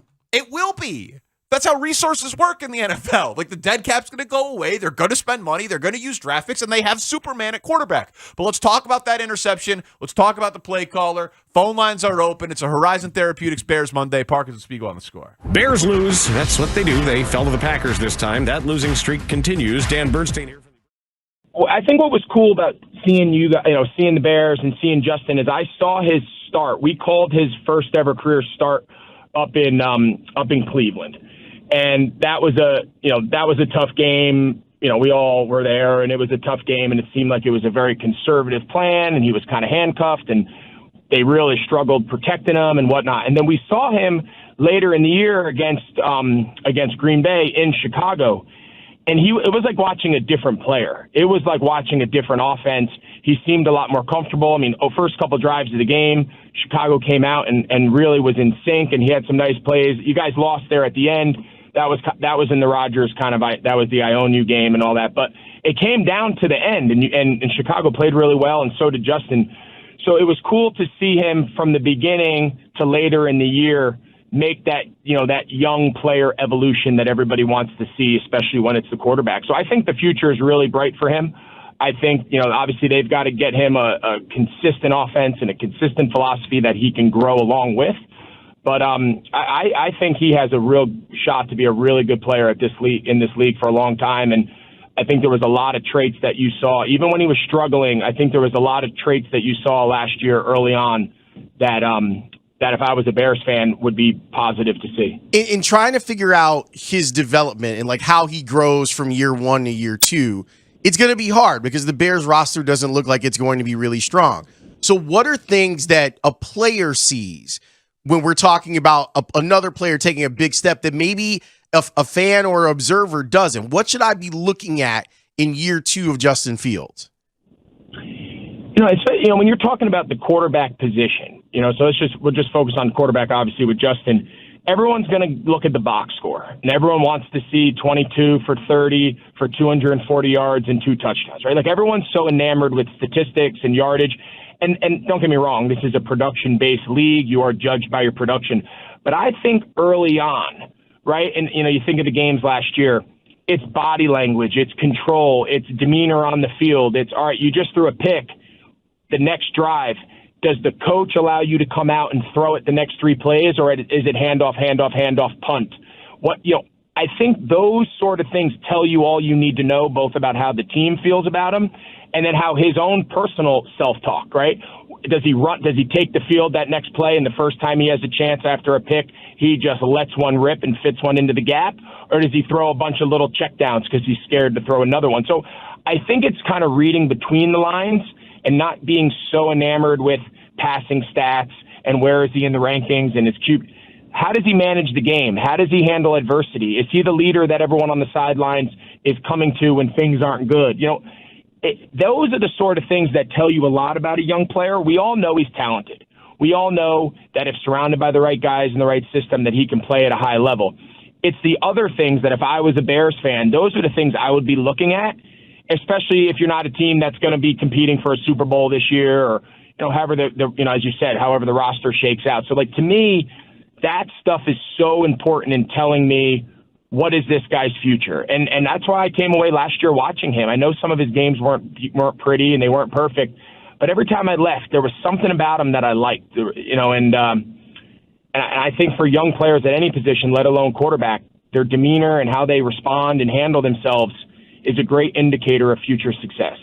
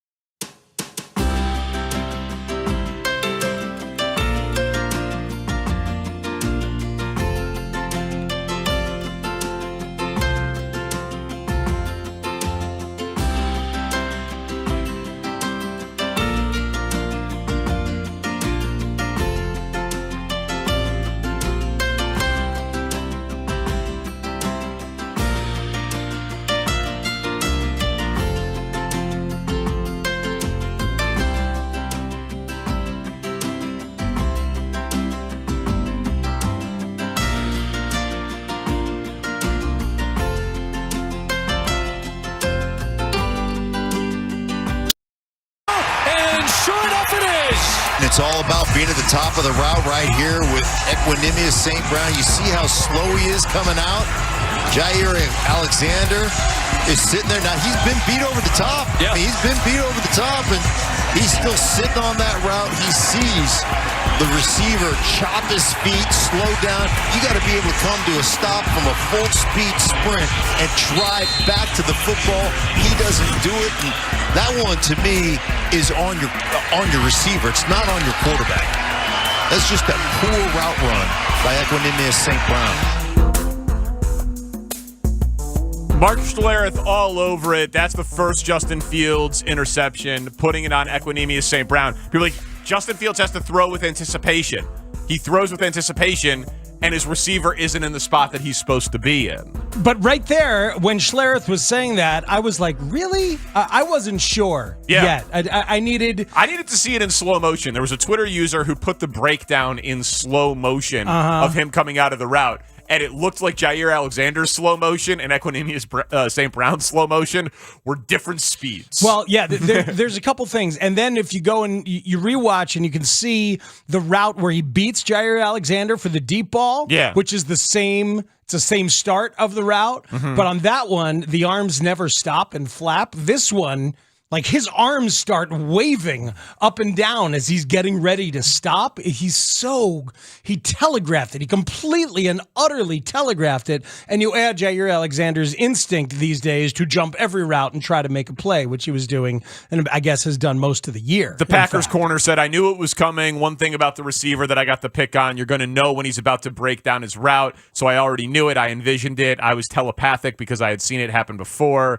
He's just not as quick as some. He's just kind of slow with it. He's real slow, so it was just easy. That is damning. About his former teammate. About his former teammate who we practiced against over and over and over again, and he knows exactly what EQ does when he's about to break a route down. He slows down, his steps get smaller, and he flaps his freaking arms like he's going to take off and fly. So here's Matt Eberflus on the interception when the game was still in doubt. We drive it down there to, I think it was 2 minutes and 52 seconds. We're on our own 43. And Justin's been ripping that pass a couple of times earlier, and that's a trust throw. When you have a trust throw, that means he's reading it, and man, he's going to let it rip. And the guy's got to do a great job of stepping up, making those plays. And I thought the corner made a nice play. He jumped it. But hopefully our receiver, can help out and, knock that down if possible. But it was unfortunate at that time. And then our defense has got to do a better job stepping up at the very end there. So on the first interception, the trust throw, that's a good throw? Well, no, it's not. It's not because it's an interception, but I'm just saying you got to let that thing rip. He's got to let it rip. We thought that the corner did a good job stepping in front of it. But again, hopefully we can break it up and move it from there. But again, overall, I thought he played good all day up to that point. So, what would you like to see EQ do other than try to break that pass up? Is there anything on the route that was? Yeah, I'd got to go back and look at it. I just know what kind of concept it was. Obviously, you like him to be able to break it up if he could, but come back to the ball, etc. I have to go back and look at it. So. Yeah, I mean, he's not going to go just flat out call out his wide receiver, but it's all right there. It's pretty close. It's pretty damn close. And then here's Justin Fields on the same play. Justin, the first interception. Can you just walk us through that play? Yeah, just a dig route. I think 23 made a great play on that play. EQ was underneath him, but at that point, once you throw that ball, you anticipate the throw, and then boom, he jumped it. And then really at that point, you just like to see the receiver, come back to the ball. We always just try to tell the receivers that, those DBs are gonna, they want that pick each and every time, so they're gonna attack that ball. So yeah, that's just a timing throw. Anticipated throw, and I think 23 just made a good play on that. So, kind of shockingly honest from Justin Fields. I think he was feeling himself after the game. He was very happy with how he played, even though he was disappointed in the loss. But that's a little bit of a bus toss of his own wide receiver, who's been a great teammate all year. Yeah, Tom Thayer, by the way, not thrilled. You want the locker room perspective or the ex-player perspective on how Fields handled that? Yeah, I agree. I don't agree with that. I think when you have a comeback route by a 6'5" wide receiver, when you sprint the 18 yards or whatever he did, and then you got to come to a complete stop. And when you're coming to that complete stop, the defensive back sees that 50,000 times throughout the course of his career. And then when he goes through the practices that he's been that involved Aaron Rodgers and stuff, he understands how that receiver has to come out of that break in order for that play specifically to run successfully. And when EQ St. Brown comes under balance and then turns around, the defensive back is already breaking on the ball. So, yeah, I think it was a great play by Jair Alexander, and I do think it's a little bit, if you're blaming the receiver in there, I think the quarterback has to accept as much blame as the receiver. Yeah, so good stuff from Thayer.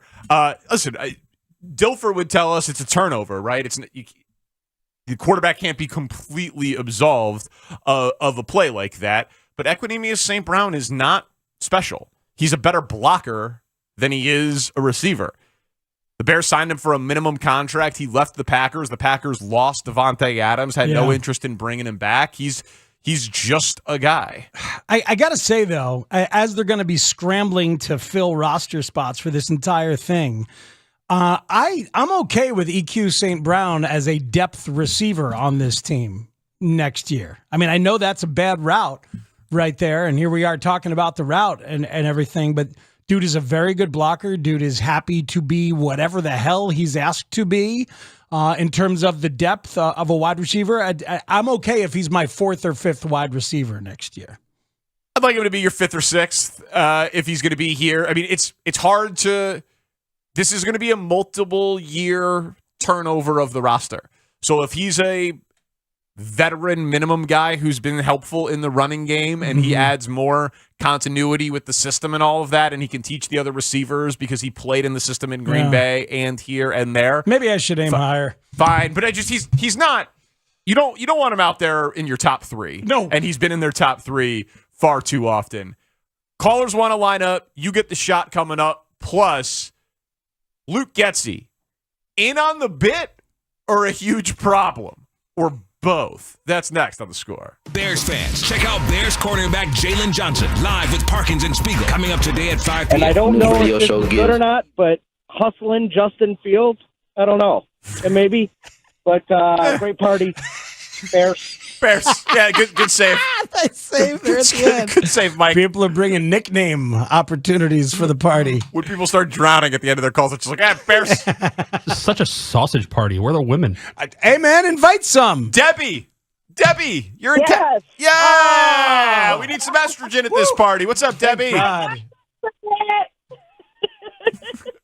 I got lots of estrogen for you guys. Oh, good. Pass some out. Thank you. Welcome to our QB1 party. How are we celebrating Justin Fields' arrival? Oh, my God. I was there. I flew down there for the Texans game, and to see the improvement over the last few weeks has just been amazing.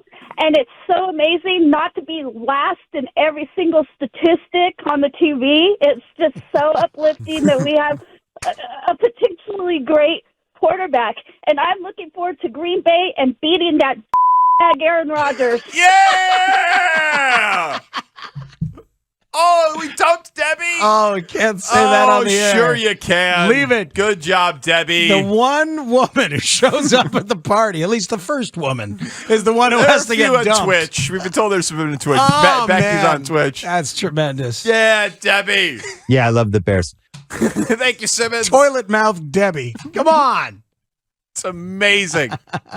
What a great party. People are starting to feel, a little lubed up. They're cursing a little bit, getting comfortable, got a nice bass down. This is fantastic. Where's the Wani bourbon? Might have to dip into the Wani bourbon on a Monday afternoon. Oh, my God. What a party.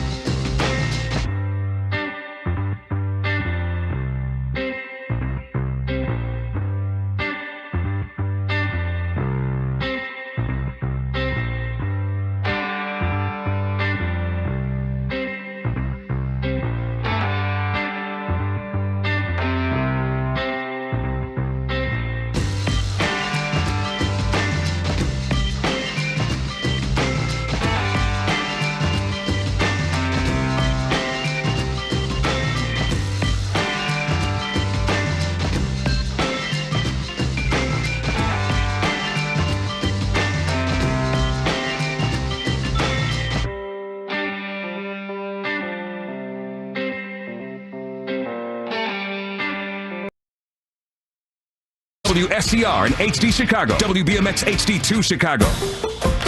Always live on the free Odyssey app. The Score! This hour brought to you by Vasectomy Clinics of Chicago. The Parkins and Spiegel Show. Yeah, Chicago sports for sure. Afternoons on The Score. Fields, what a move to move past Nixon. And Justin Fields ahead of the field. And gone. What a run. It's his third rushing touchdown of 50-plus yards this year. Boy, you can have it all diagnosed, and this is just beautiful. Pinch here, coming off the edge. You got it lit up? No, you don't, because you know what? Number one is a better athlete than you. He's like global, Jim. I'm better than you, and I know it. And he just makes the guy miss in Nixon and just goes to the house. To the 32 and down to the field in Christina. Yeah, and talking to Fields, and one of the reasons he wanted to play with this hurt shoulder, the first thing he brought up to us was leadership. He said, I don't play for myself. I play for my teammates. He said he didn't like the energy last week, thought they were a little too quiet on the sidelines, thought the team was dead, wanted to bring them some juice, and he certainly has sparked them so far in this game. Juice, the precious juice. Bears Report with Mark Grody in an hour. Jalen Johnson coming up at 5 o'clock. It's Parkins and Spiegel on The Score. No quarterback in NFL history has 3 runs of over 50 yards until Justin Fields. He's the only one to do it. All 3 came this year. Oh, he makes the great move to deke the corner. And then it's the subtle move, a couple of them, where he just like gets himself running straight as quickly as possible, most efficiently as possible. And they're little baby moves. I get why people keep saying it reminds them of Devin Hester. Yeah. Because that was Hester's great brilliance, was these tiny little adjustments that let him keep going at top speed in a direct way. You know what I mean? As opposed to like some wacky stop and start or something like that. Fields has such a great feel for that kind of running. It's crazy. Yeah, you can take it to the house at any moment. Must-see television, electrifying. And could you ever imagine? Like, I don't know that I've heard an athlete say something less relatable than him saying he felt slow on that run. He's like, yeah, I normally like to top out at 21 and a half. 21.5, yeah. He's only 20. I mean... The guys ran 20 miles an hour. One time felt slow. One time on an electric bike, Danny. Yeah. I got it up to about 23, 24 miles an hour. Yeah. Yeah, I was terrified. You could have chased down Justin Fields. Barely. Yeah. Barely. Yeah. That 56-yard touchdown run, how did it feel? I feel like I was moving kind of slow, to be honest with you, but felt good. Great way to come back from a week off to get the game started, so it felt good. Yeah, whatever. That's my quarterback. My quarterback's the one who feels slow on his 56-yard touchdown runs. Best athlete on the field?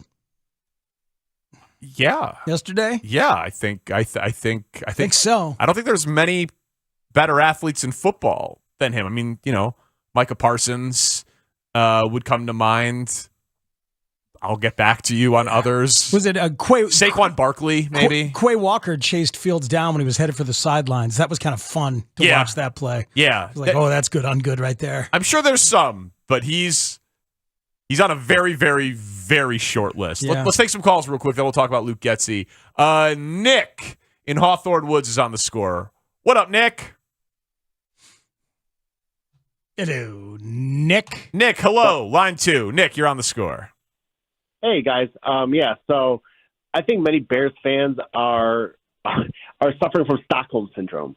I think our fathers and our grandfathers were taught that defense wins championships and you get off the bus running and everything like that. I think it's going to take a couple of years of them getting used to seeing a good quarterback in a Bears uniform. This is the most excited for a Bears losing team I've ever been. When you just mentioned Devin Hester, when Justin Fields has the ball in his hand, I feel the same way when Hester would get a punt or kickoff return. Like you never knew what was going to happen. So I think a lot of Bears fans just have to change their mindset a little bit. Give touchdowns a chance.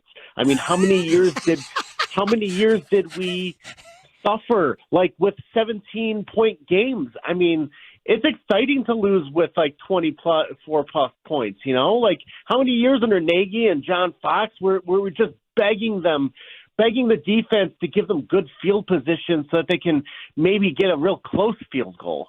Like this is an exciting team. And I don't think they'll be a good contender next year. There's too many holes. But, open up that window in 24, and I'm all in. I'm all in on Fields and this Bears team. Thanks, Nick. Great call, Nick. Only 19 points yesterday, but again, the chunk plays were there. They settled for some field goals. Mooney was hurt, and they don't have a ton of investment around Justin Fields. And I'm with them. There's a lot of holes here.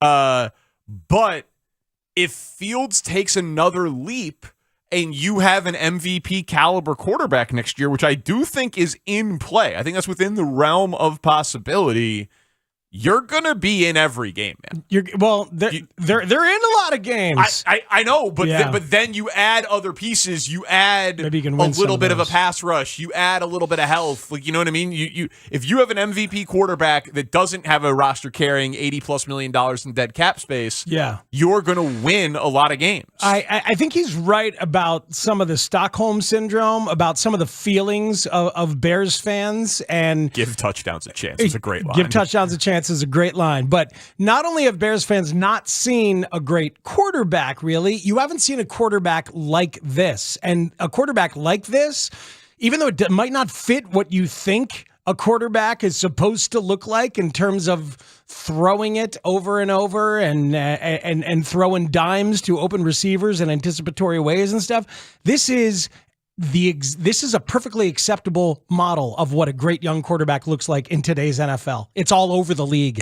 It's a little different, but it is exactly what is happening all over the league. Look around and you'll see it everywhere. So even if it feels a little unfamiliar and you're like, he looks kind of like a running back who's learning to throw. No, he's a quarterback who can beat you with his legs and kill you with his legs. And if he's more than 50% with his legs scaring you right now, that's okay. A lot of these quarterbacks started that way. I love this tweet from Studs, who's in for Shane today. He said, listen, guys, if you can watch Justin Fields outrun the entire defense for a 50-yard touchdown and turn around and toss a 60-yard bomb in the same half and not be sold on him, I don't know what to tell you. 2 drives apart. Like the guy's 2 drives apart. Yeah, the guy's got everything.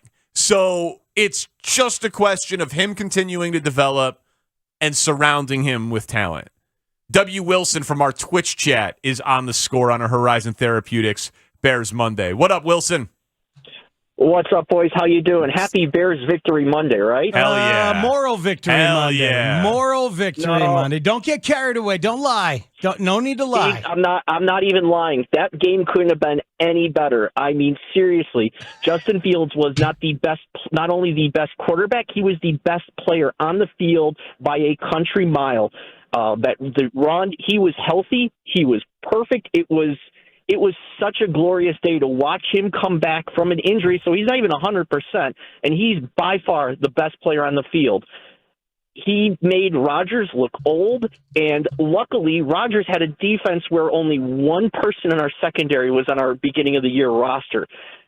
You lose that game with Fields putting 19 points up on the first half. Your kicker costs you 4 points, and then at the end of the game, you have some growing pains with arguably the best quarterback that we've ever seen in 70 years. Speaking of which, he literally tied a 70-year NFL record for the most consecutive games on a quarterback with a rushing touchdown. Yeah, 6 straight games with a rushing touchdown.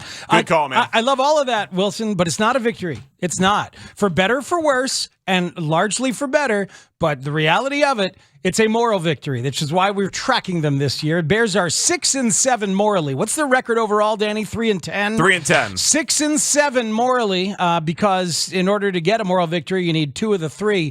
Eberflus and the coaches are competent. Ryan Pohl's talent acquisitions play well, and Justin Fields is good, and we know that one really counts for like 1.5. That's absolutely and obviously a moral victory yesterday. They're 6-7. Yeah, and Biggs was talking about this morning, and he wrote about it in 10 Thoughts, that maybe they won't be able to find a trade down partner. That would be a bummer, because so much of what I've been talking about is the second pick and finding someone to trade down and then having 3 or 4 bites at the apple over the next 2 drafts to fill in more holes and acquire more assets, to have more darts to throw at the dartboard.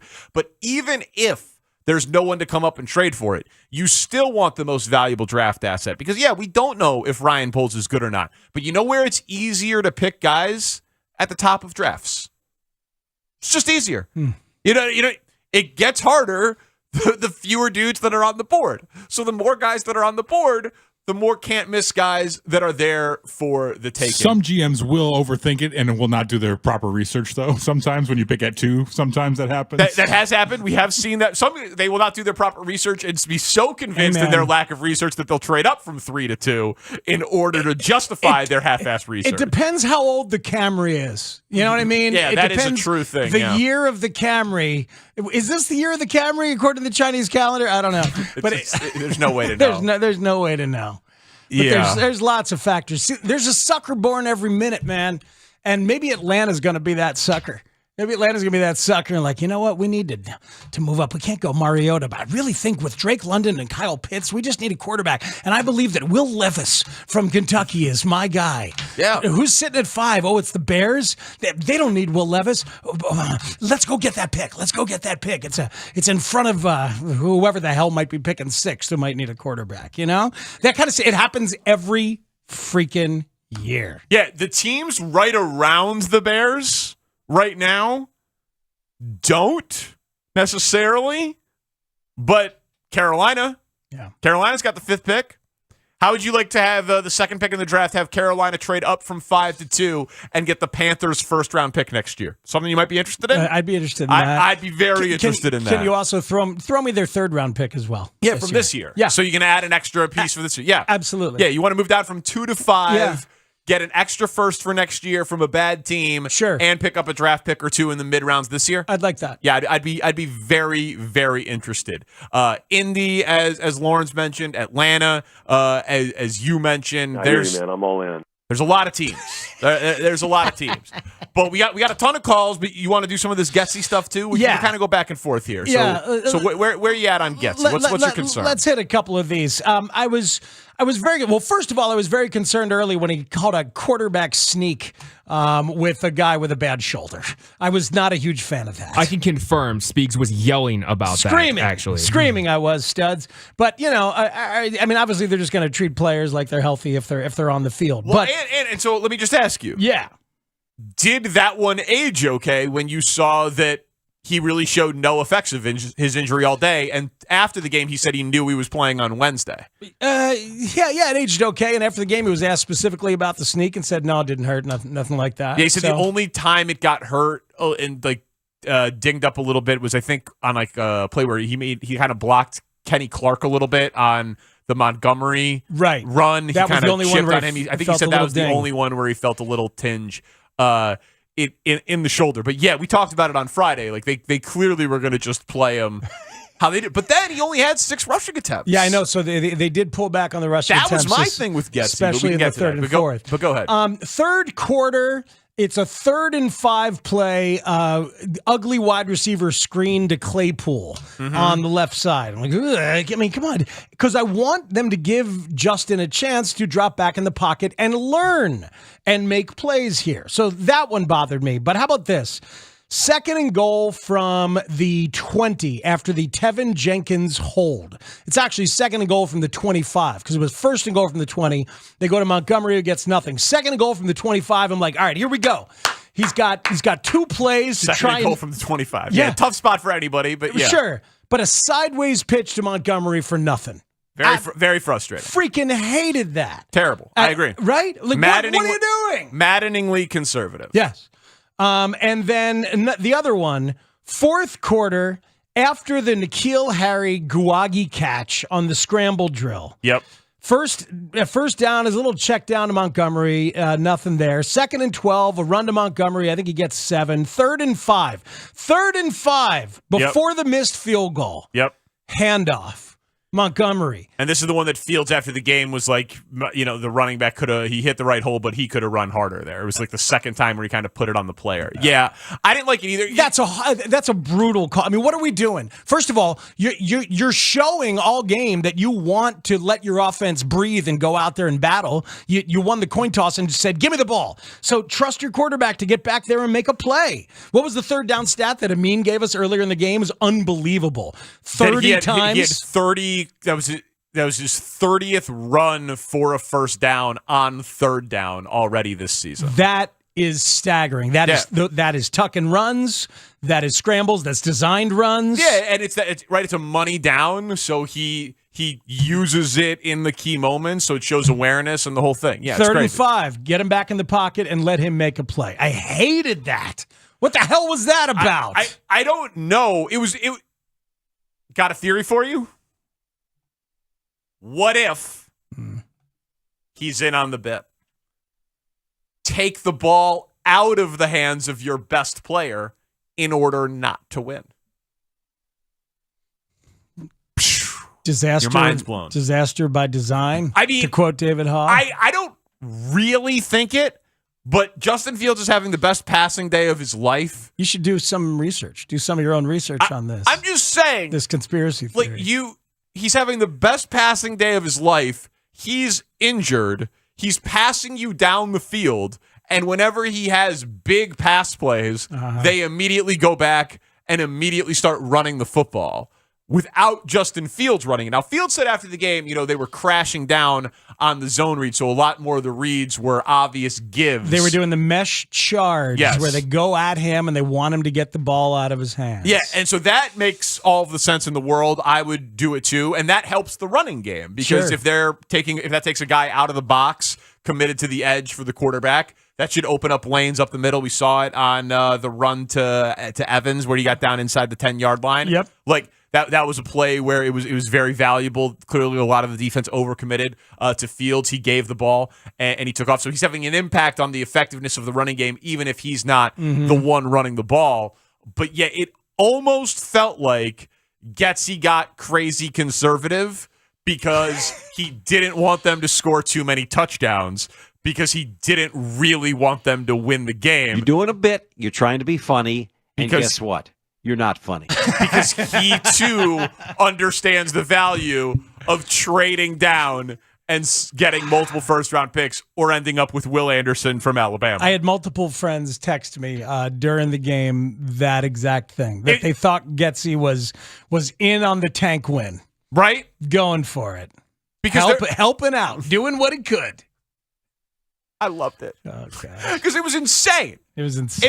It was insane, right? I wanted to win the game. I know you did. It's after 3 o'clock. I'm over it. Your 24-hour rule is over, my friend. By your own admission. But this is like you promising a song every week. Like no one said this to you. Wow, that was... No, it's not a shot. I'm saying you set your own parameters. Man. So don't be like, hey, now I'm holding you to your own parameters. God, I hate it here. No, you said you were not going to be angry after 3:10. I did. What? I really hate it here. Yeah, I don't like. I want to. Me too. I just don't want to be around anymore. Yeah. I don't even want to be around anymore. I get it, but it's the type of thing where I think you got to be open to the possibility that Getsy maybe, just maybe, is aware that what's in their best interest is to lose. Well, then you really want him to stay. That's what I'm saying. Keep him around forever. He probably follows me on Twitter. Dude listens to the show. That's a guy who gets it. His burner account is Adam Studzinski. That's the plot thickens. My new theory. Let's you want to take Adam in Crystal Lake? Let's get Adam on the score. What up, Adam? It's the home of Brian Beluga right there. Hello, Adam. Yeah. Hello. Hey guys. Nice to hear you. I was wondering, just talking about Getsy. Some people call him Gutless Getsy, by the way. Oh. But do you think that if this isn't intentional and if this is incompetence, should we be rethinking maybe for a new play caller next year? No.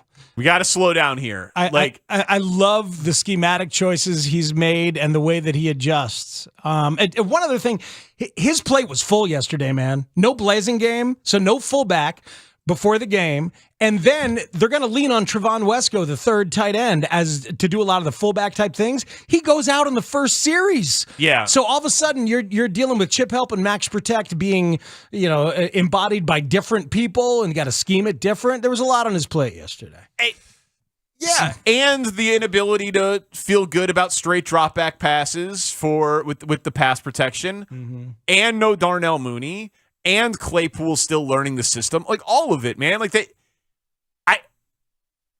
Getsy has had questionable play calls that is being generous. Absolutely right. true. He had bad moments. I am with you. I called it maddeningly conservative on Twitter when I was going through it. I hated the 3rd and 5 run. I thought it was insane. Take the ball out of Justin Fields' hands when he's the reason that you're even in the game seems crazy to me, right? All of it. And I thought that it was bizarre that the designed quarterback runs went away. Like, you did it early. You had success with it. He was clearly healthy. So I thought that was curious in and of itself, even though he was having plenty of success passing the ball. But on the whole this year, it's a huge. He's been great. It's a great season for Luke Getsy. Whole, it's a great season. The fact, I mean, just never forget that the adjustment that they made at the mini bye is something that franchises have called for offensive coordinators to do year after year after year on the fly, and very, very few are able to do it. John Harbaugh did it with Greg Roman for Lamar Jackson. Good night, everybody. I mean, maybe Brian Daboll has done it, but he had a whole offseason to do it for Daniel Jones. You know, it's just, it has not happened, especially mid-season. One other thing on Getsy, did you see him call for a timeout? He's on the sideline. Yeah, he's not allowed to do that. just technically speaking. Right, coach and then quarterback, players on the field. Any player. Any player can call for it. On the field. Head coach on the field. Head coach can call for it.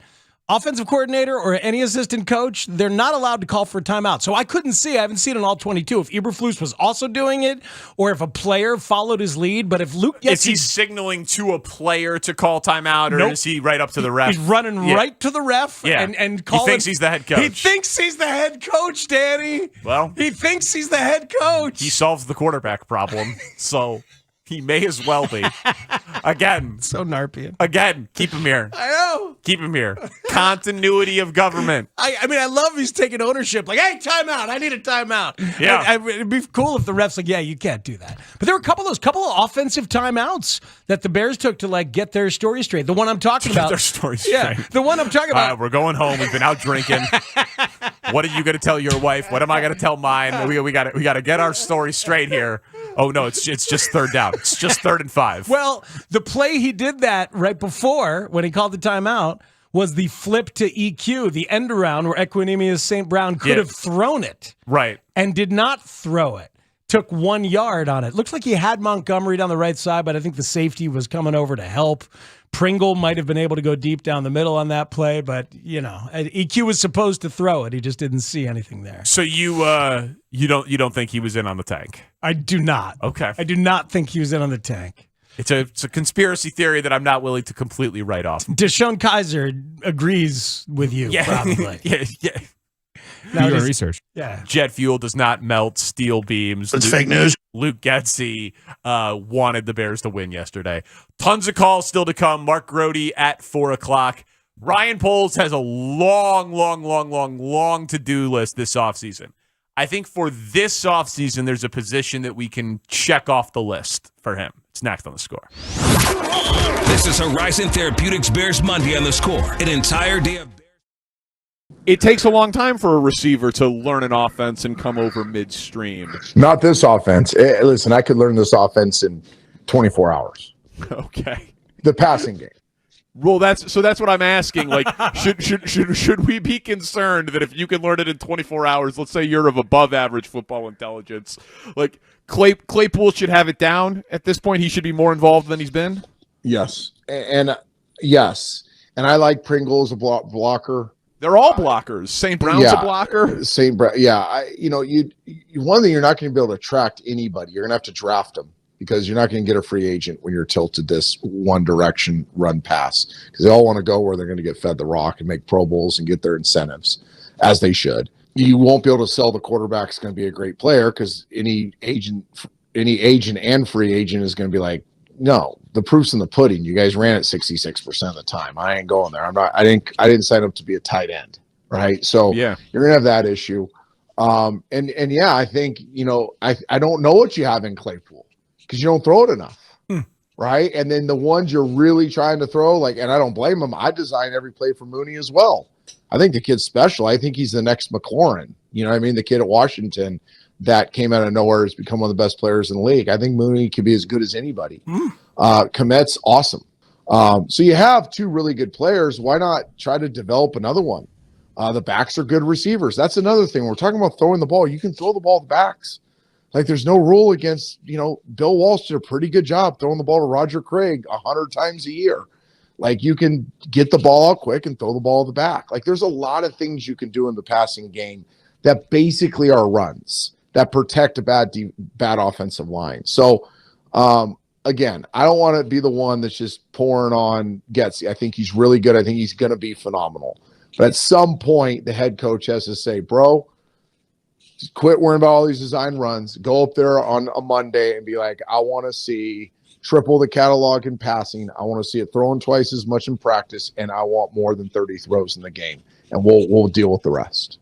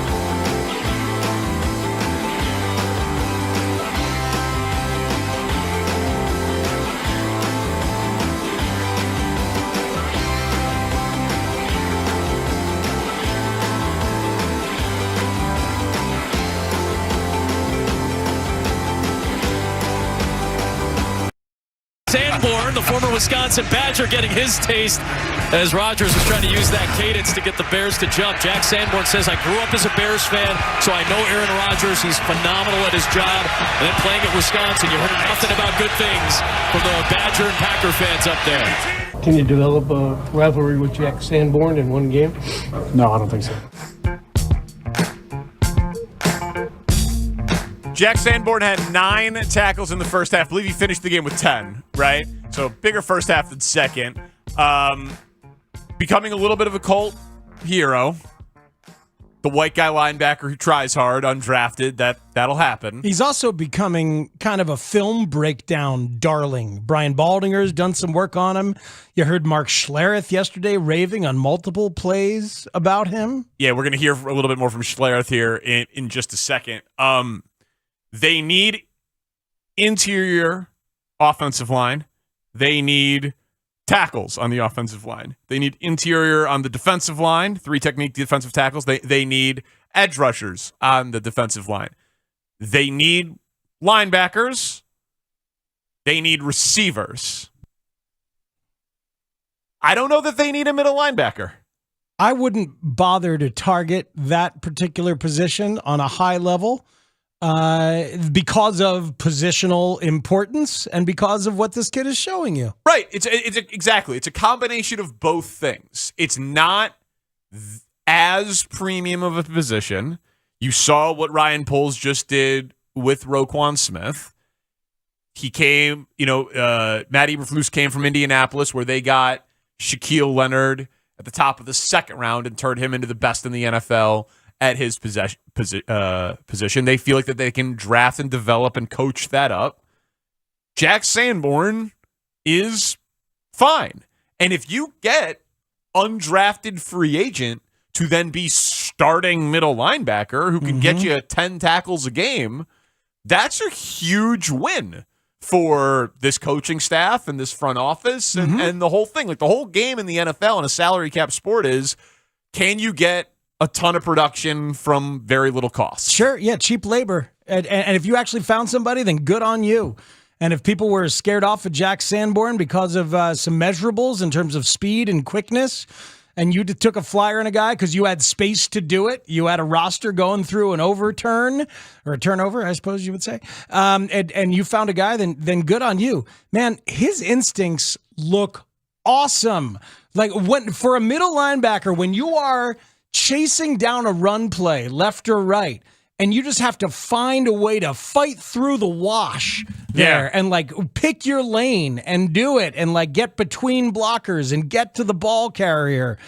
And you've done that your whole life because that's the position you've been your whole life. You played at a high level in the Big Ten, and here you are doing it. You might just have really good instincts for that kind of thing. There he was in coverage yesterday a couple of times, too. I worry about him a little in coverage, of course, but he made a couple of plays in coverage. That dude's playing well. He's playing well, and they've got so many holes to fill this offseason. It just wouldn't surprise me at all if they were like, let's wait a little bit. Yeah. Let's see how he looks when we put better players around him, when we get more team speed in the front seven, when we get more, run clogging interior defensive linemen so that offensive linemen can't get to the second level and get a body on him to take him off the play. He's not special athletically, but he's good. It happens. He's been good. It happens, folks. These players are undrafted free agents now flourishing in the NFL. Austin Eckler, Alan Lazard, Adam Thielen, Justin Tucker as a kicker, although that's more common. J.C. Jackson, the cornerback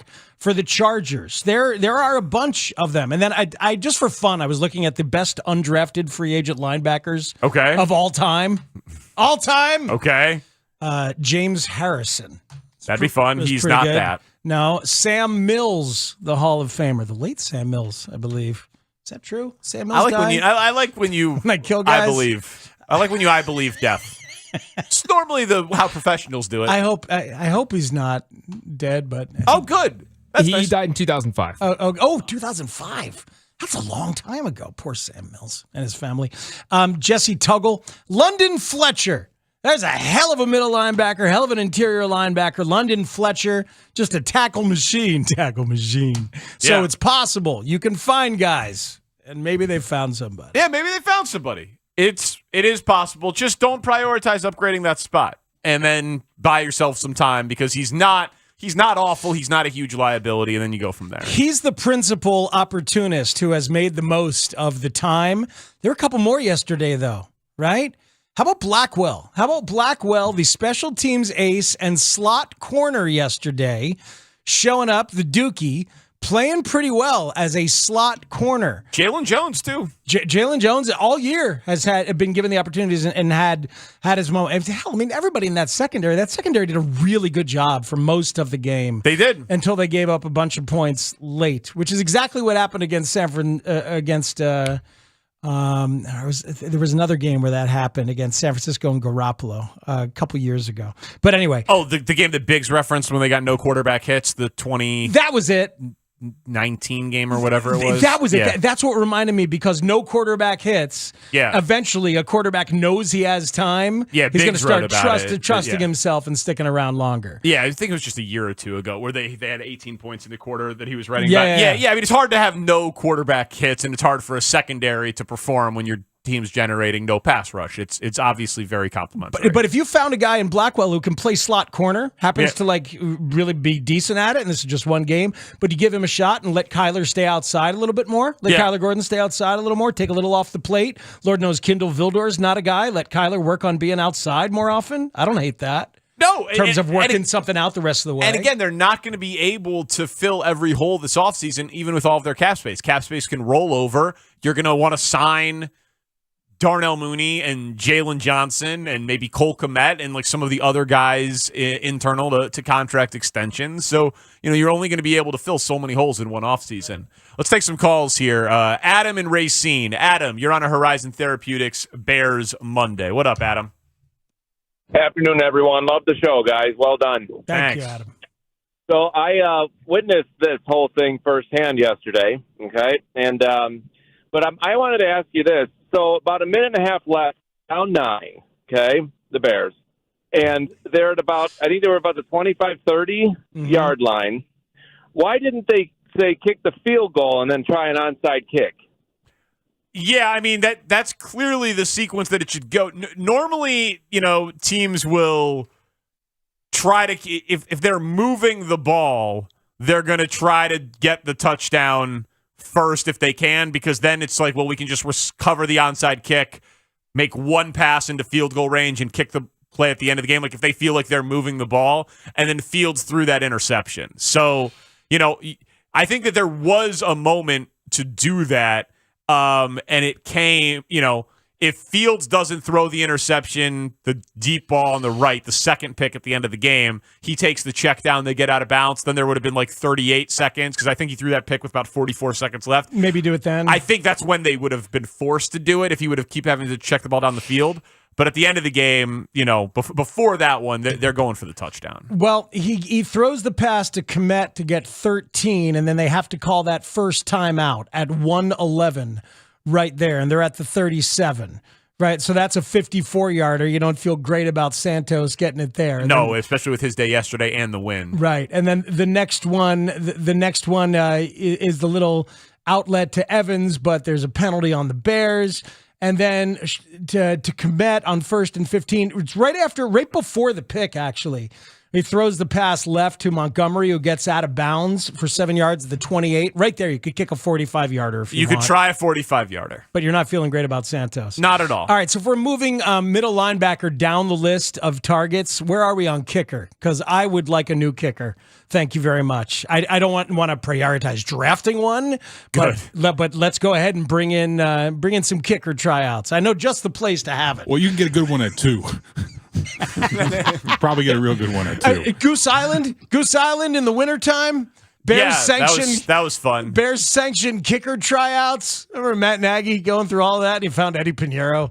I do remember that. I know. It was not fun. It was not fun.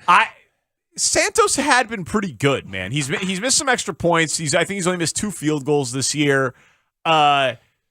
He's not long though. He's not long, and if you're not long, you got to be crazy consistent. Yeah, and he hasn't been. No, I know. Tough kicking conditions yesterday. It's hard for me to, when like the engine's broken, The car has no roof. They're driving like the car from Planes, Trains, and Automobiles, but the radio works. Exactly It's the damnedest thing. Like, do you think this car is safe for the road? Yes, I do. Yes, I do. Yes, I do. But you know what I mean? So like, That's a fun movie. it's like it's kind of. I'm just not there yet. De Niro with the De Niro kick. Oh boy, damnedest thing. Would you believe the radio works? Yeah, it's just surprising. It's one of my favorite things. It's incredible. A Bears report with Mark Grody in 20 minutes. More of your calls and some serious sports jealousy is setting in. It's next on The Score. Bears lose. They lose their 6th in a row as they fall to the Packers. Keep it here for full reaction to the loss from all our shows and team of Bears experts, along with your reaction too. Plus, we'll discuss what the Bears can work on during their much-needed bye week. Jason Goff and I do the show the day of Game 6 with Jay Zawoski as producer in Cleveland, and we're told, okay, you guys can go to the game tonight. You got press passes for the game tonight for Game 6, and then we'll do the radio show tomorrow. If there is a Game 7, or if not, we'll do the show tomorrow. And then we got to fly home. 2 p.m., day of Game 7, you got to fly home. And I'm watching Game 6 thinking, if the Cubs win this, I'm supposed to do a radio show from the site of Game 7 in Cleveland and then fly home and watch Game 7 on my couch? When you have a press pass to Game 7. Correct. Yeah. That's not going to happen. And I tell that to Mitch Rosen. I'm not leaving Cleveland if there's a Game 7. He says, well, I need you on the air Wednesday morning at 9 o'clock. So I proceed to look for ways to get home, think about renting a car. I ask Rosner and other media types, like, could I get a lift if you drive home? Rosner's like, I'm going to be filing stories probably till 3 or 4. Then I'm going to drive home. No idea if I'll get home in time, yada, yada. So Game 6 ends, Cubs win, and I'm thinking, I don't know what the hell I'm going to do. I go to meet up with our friend Len Casper and have a drink at the team hotel. Because he tells me that's where they are. He texts and says, come on over, let's have a drink. Everybody's excited. We won Game 6. There's a Game 7 tomorrow. I'm in the lobby bar there at the team hotel talking to people, and there's one person on the Cubs exec side who I know. My band played his wedding in 1998, I think. And we're talking, and he's like, can you believe it? Game 7. I'm like, I know, I'm not supposed to be there tomorrow night, but I got to try and stay. I got to figure something out. And he looks and he goes, you need a ride? And I said, yeah. And he said, wait 1 minute. And he goes over and talks to somebody, comes back, and he says, you have a seat on the plane. You have a seat on the plane after the game tomorrow night. And I'm like, oh my God. The team plane. The team plane. So we all the buses leave, go to the Cleveland airport. At this point, I think it was like 4 in the morning, 4:15 in the morning. We all get off the buses on the tarmac. Security is a table randomly in the middle of the tarmac. Put your bag down. And then it's the biggest plane I have ever seen in my life. Like a 747 with another one on top of it. It's a big plane. Some kind of crazy ass double-decker plane. I go up this staircase, felt like an eternally huge staircase to get on this giant ass plane. And I'm winded. Like, oh my God, dying. Yeah. Absolutely dying. And I'm like, all right, here we go. Here we go, Jim. I'm going to get on the team plane. I'm going to sit, I assume, between Rizzo and Bryant, right? This is what you figure? Yeah, that's what you would figure. It's what you would figure. Taking the bus with the marketing guy to the biggest plane in your life, you're assuming that Matt Spiegel's seat assignment is next to Chris Bryant. Yeah, that makes sense. I get on the plane, I look left, and I see some players, I think, and I see champagne flowing. I see a party, and it's to the left, and I'm like, oh, man, there we go. And then I'm told, go to the right. Go to the other. Sure. Yeah, of course. Because who the hell am I? I don't You got deserve. a seat on the plane. I got a seat on the plane, but what does that mean? Yeah. I'm sitting with the random staffers who were flown out of the goodness of Tom Ricketts' heart at the time to go there. And so I go back, and I'm walking over there, and I see Jim Deshays. And Deshays looks at me. He does like a triple take, like, what the hell are you doing here? And I say, I have no idea how. And Deshays goes, atta baby. How the hell did I get there? You know? Doesn't make any sense. And yet there it is. You made the right call, though. Because, I mean, you can't leave. You can't leave. Worst case scenario, you're late getting back to the show, in a media member's car who's driving. Right. And it's now content on the air that you were there and you're calling into the show. If you're program director, you support my decision to stay. Of course. Yeah. Of course. I mean, I get it. It's a huge day for the station, huge day for the show, the whole thing. But it's the right move. Yeah. It's the right move. And the baseball child in me is not going to leave before Game 7. Can't leave. Can't do it. I support it. I would have supported it then. I support it now.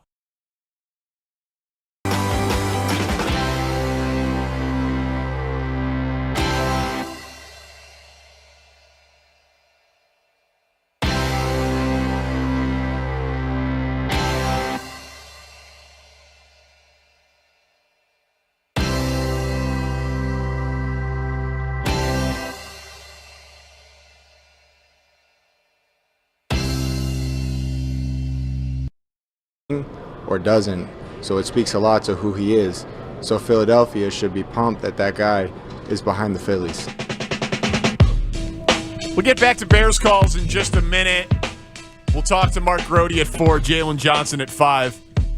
Trey Turner, 11 years, $300 million to the Phillies. Yeah. That was Nick Castellanos, who you just heard. He's on the Phillies. Bryce Harper's on the Phillies. Schwarber's on the Phillies.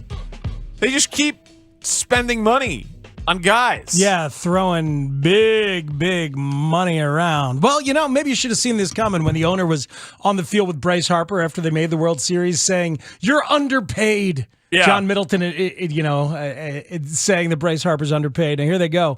Trey Turner will hit leadoff. I wonder if Harper's going to hit second. Maybe Castellanos third, then Schwarber 4, something like that. I don't know. It's going to be an awful lot of fun if you're a Phillies fan. There's a shortstop. Their lineup is stacked. It's crazy. It's crazy. So who's more jealous of the Phillies? The Cubs because they feel like they should be one of those spenders, or the White Sox because they're smack dab in their window and the owner's going for it, and the owner's supposedly going for it and still not being competitive in this way? At this moment, because the answer could be both. December 5th, the amount of disgruntled baseball fans on both sides of town is vast. You've got Cub fans are more scared than anything, like feeling like, wait a minute, are they not going to do this? There's only been 5-6 contracts given out, but they've been very, very big contracts at the top. Maybe now we're up to 7 contracts. Abreu, and then now DeGrom and Verlander today at $43 million a year for 2 years, and now Trey Turner and Clevenger. Yeah. I still think when the Cubs say, there's the report that Bogarts is their top priority in free agency. Well, I will then hold the Cubs to the standards of getting their top priority. Now, that's just been a report around them. They haven't come out and said it. They obviously wouldn't do that. But I still expect the Cubs to get one of these guys and then get other guys as well. The White Sox, that's where it gets a little tricky. Are you going to have to trade somebody to sign somebody? What's your actual opening day payroll going to look like? But I think the Cubs are going to get one of the shortstops. I want it to be Xander Bogaerts. Yeah. That's my guy. Xander Bogaerts wants shortstop. Some teams don't want to give him shortstop. You can. Go ahead and let him play there, and then in year 3 of the deal, if you got to deftly move him off shortstop, you'll be able to. He is a star. He's a great hitter. He's a great leader, great clubhouse guy. Get that done. Maybe it'll be Dansby Swanson. I'm starting to think it's not going to be Correa, because I think Correa is going to want to top the Trey Turner deal. And Turner was 11 years, $300 million, right? Yeah, 11 years. Kind of a lower average annual value than I would have thought for a dude who's borderline top 5 in the game. Don't you think 300 was the magic number there for Trey? Yeah, what do I have to do to get to $300 million? Make it 11 years. Okay. Yeah. Fine. All right. Yeah. So he doesn't care about annual value, but he gets to feel like that 300. When Manny Machado wanted 300, Padres got there. He's like, okay, all right. Yeah, however you get there. Yeah. I want it to be Bogaerts. It might be Dansby Swanson. If it is Swanson, it's a real good player, but it is going to have that feeling of Carlos Boozer consolation. You're going to have that feeling of like, man, look, all these free agents out there. Oh, and Dansby Swanson's out there too. Was the throw-in name like 2 months ago or 6 months ago? You keep saying that. I'll defer to you. That's not fair. A 5.5 WAR player who won the Gold Glove and wins. He's a very good player. That's pretty good. That sounds like a pretty good guy to add to the team. It's a very good player, former number 1 overall pick. Took him a while to figure out. Guy's shortstop who wins a Gold Glove, who wins games and hits 25 bombs a year. I'd be interested and plays every single day. I like that guy. I'll take him. It'll have the Boozer feel, but it won't be as deserved as the Boozer one was. Okay. Yeah, Sox fans have to be more disgruntled right now than Cubs fans, right? Cubs fans are going to be more angry or at least get to their level when the offseason ends. But like right now in this moment, it's got to be Sox fans over Cubs fans. Disgruntled currently, yes, but I don't think not about Trey Turner, because I think when I see Trey Turner, when I see the Phillies keep adding, I'm so beaten down by the White Sox and their self-imposed financial burdens that I say, man, God bless if you're a Philly fan. That must be awesome. And you kind of almost root for it in your own way. Like when they're in the NLCS, I'm like, man, go Phillies, go. Because when you have $1 billion committed to those players that we mentioned, that's big time stuff right there. The last of the great TV deals, the Philadelphia Phillies, the last of the big money incoming TV deals, and they're spending it. So I see it and I say, hey, congratulations, Philly fans. I'm sorry, though. The Cubs, though, I mean, you talk about Trey Turner, that's a top 5 player in baseball. Like, you're the Cubs, man. That should be, like, Cubs fans should be very disappointed that they're not in on Trey Turner. They didn't get him. I'm sorry. That's what you're hoping for when the rebuild is over and you're doing, like, the soft rebuild thing. Like, that's the type of guy that you should be trying to acquire at all costs. Younger, does more things to help you win a game. Hey, skill set of all the shortstops, he was number 1 for me. Absolutely. The power is emerging. The speed is there. The grace is there. The flowing robes. Striking. Right. So it's all there.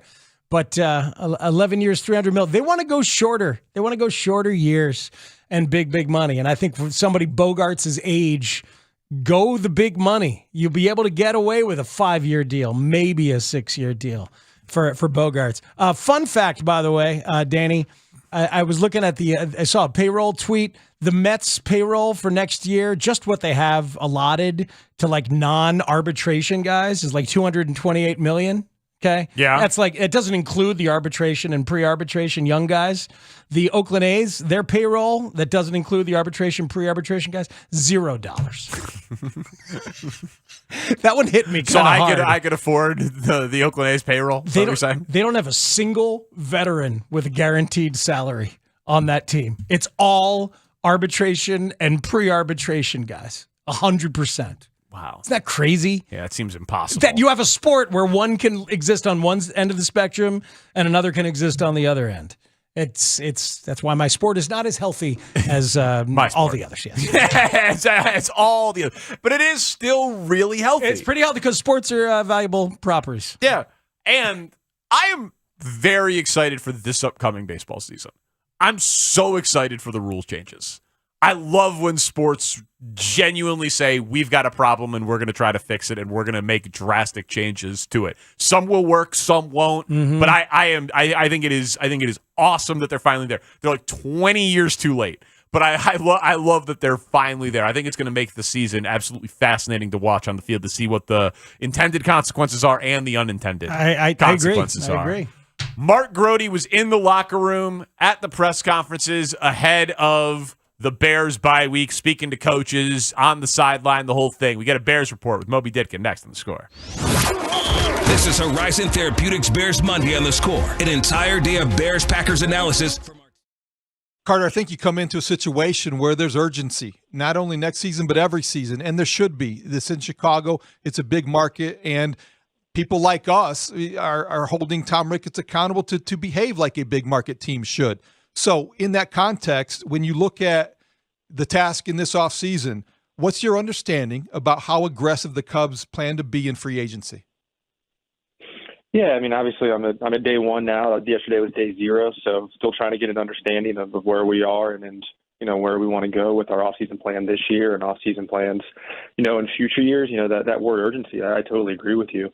And aggressiveness, I totally agree with you. I think that's something that it was clear to me from day one in the process through these interviews is that, people here are aggressive in trying to bring winning baseball to Chicago as often and as quickly as possible. Sometimes those decisions on the surface don't seem that way, but they all have that underlying understanding, like this is so that we can win our next World Series as quickly as we can. And I think that we'll think through our free agency process in the same way this offseason. Jeff talked about in his offseason presser about spending intelligently, and I think as painful as that is to hear for fans that want to say we're going to spend unintelligently and spend free willy, it's something that we have to do because we know that those are the decisions that help us to best put ourselves in position to bring those unbelievable moments to Chicago over and over again.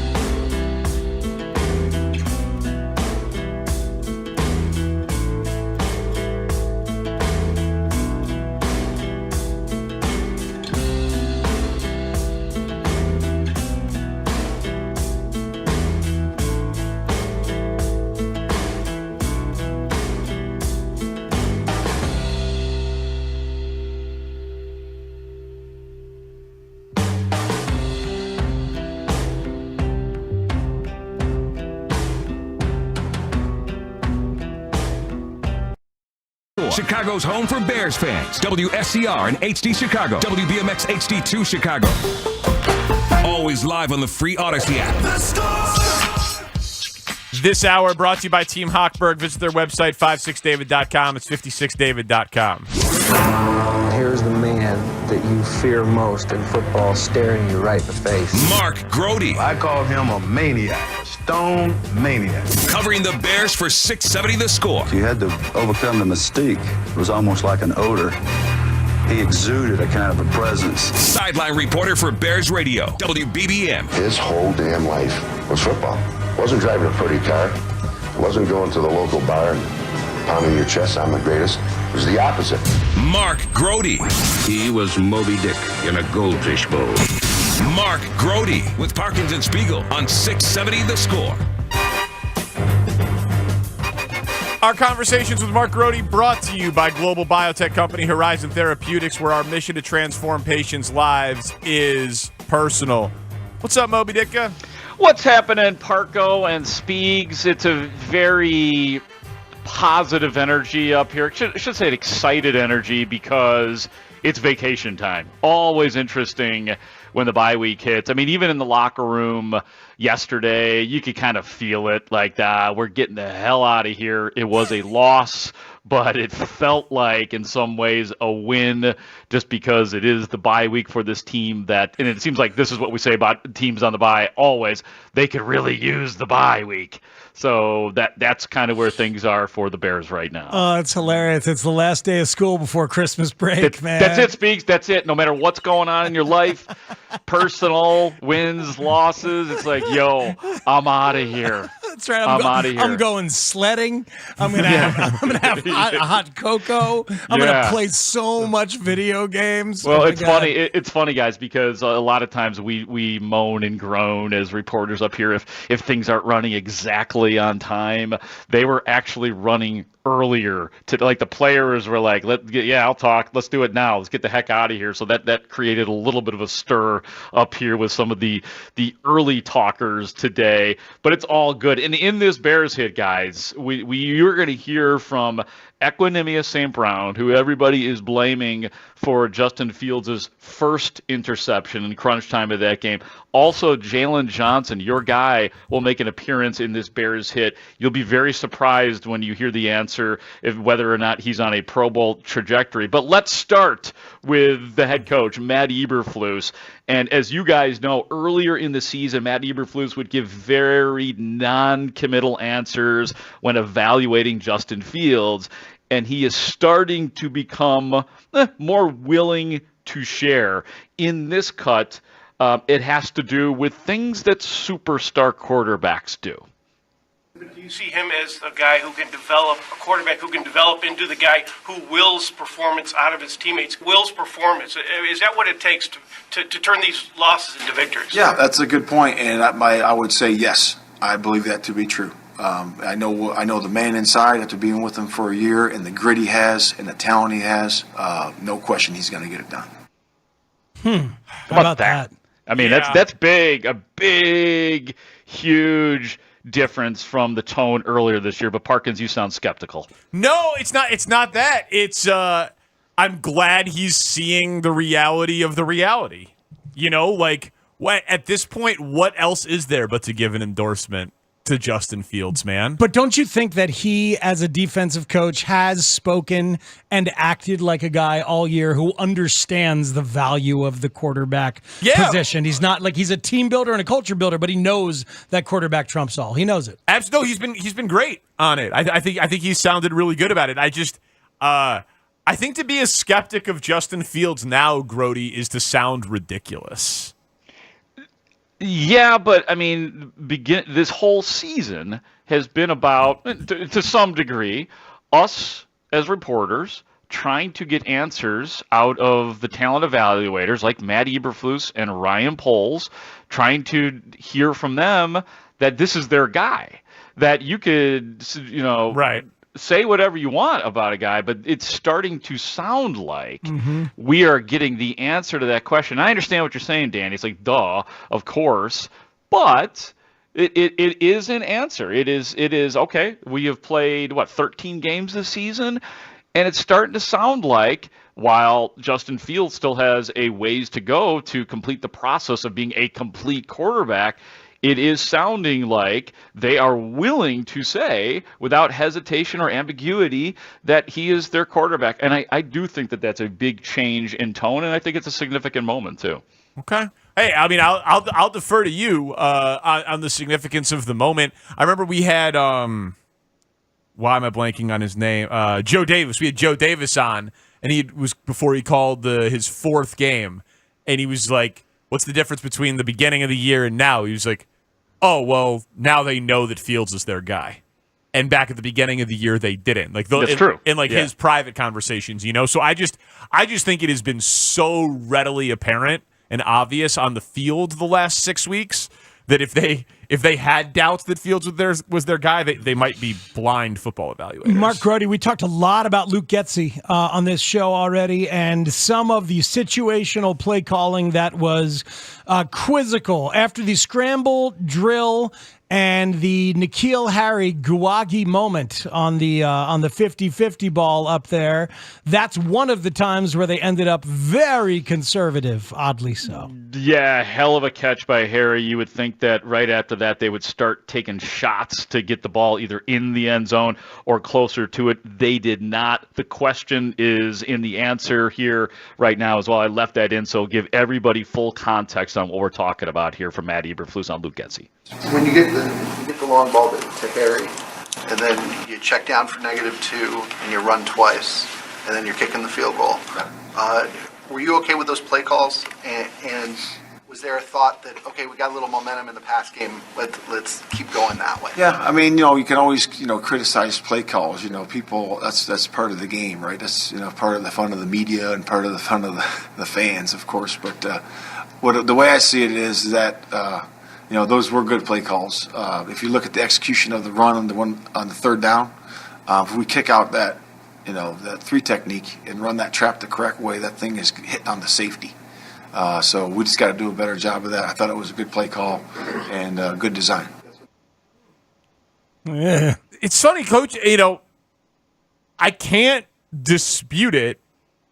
Like, execution is what it is, right? Like, the plays are designed to work if they are executed correctly. All of them. All of them. Every play. It's like every play could come down to execution. Now, sometimes the other team is just better, but like even there's a video going around of the all-22 of that pass out to Claypool on the left that gets stuffed. One of the plays that you hated that screen that gets the called. sideways screen. Lost a yard, right? Yeah. Yep. And Pettis just completely blows a block. Sure. So it's like if Pettis makes that block, Claypool probably picks up the first down and the play call works. Yeah, but it's a weird thing. Like coaches can always fall back on, well, we just didn't execute. Absolutely. They always can do it. Absolutely. But in this case, it's not just that.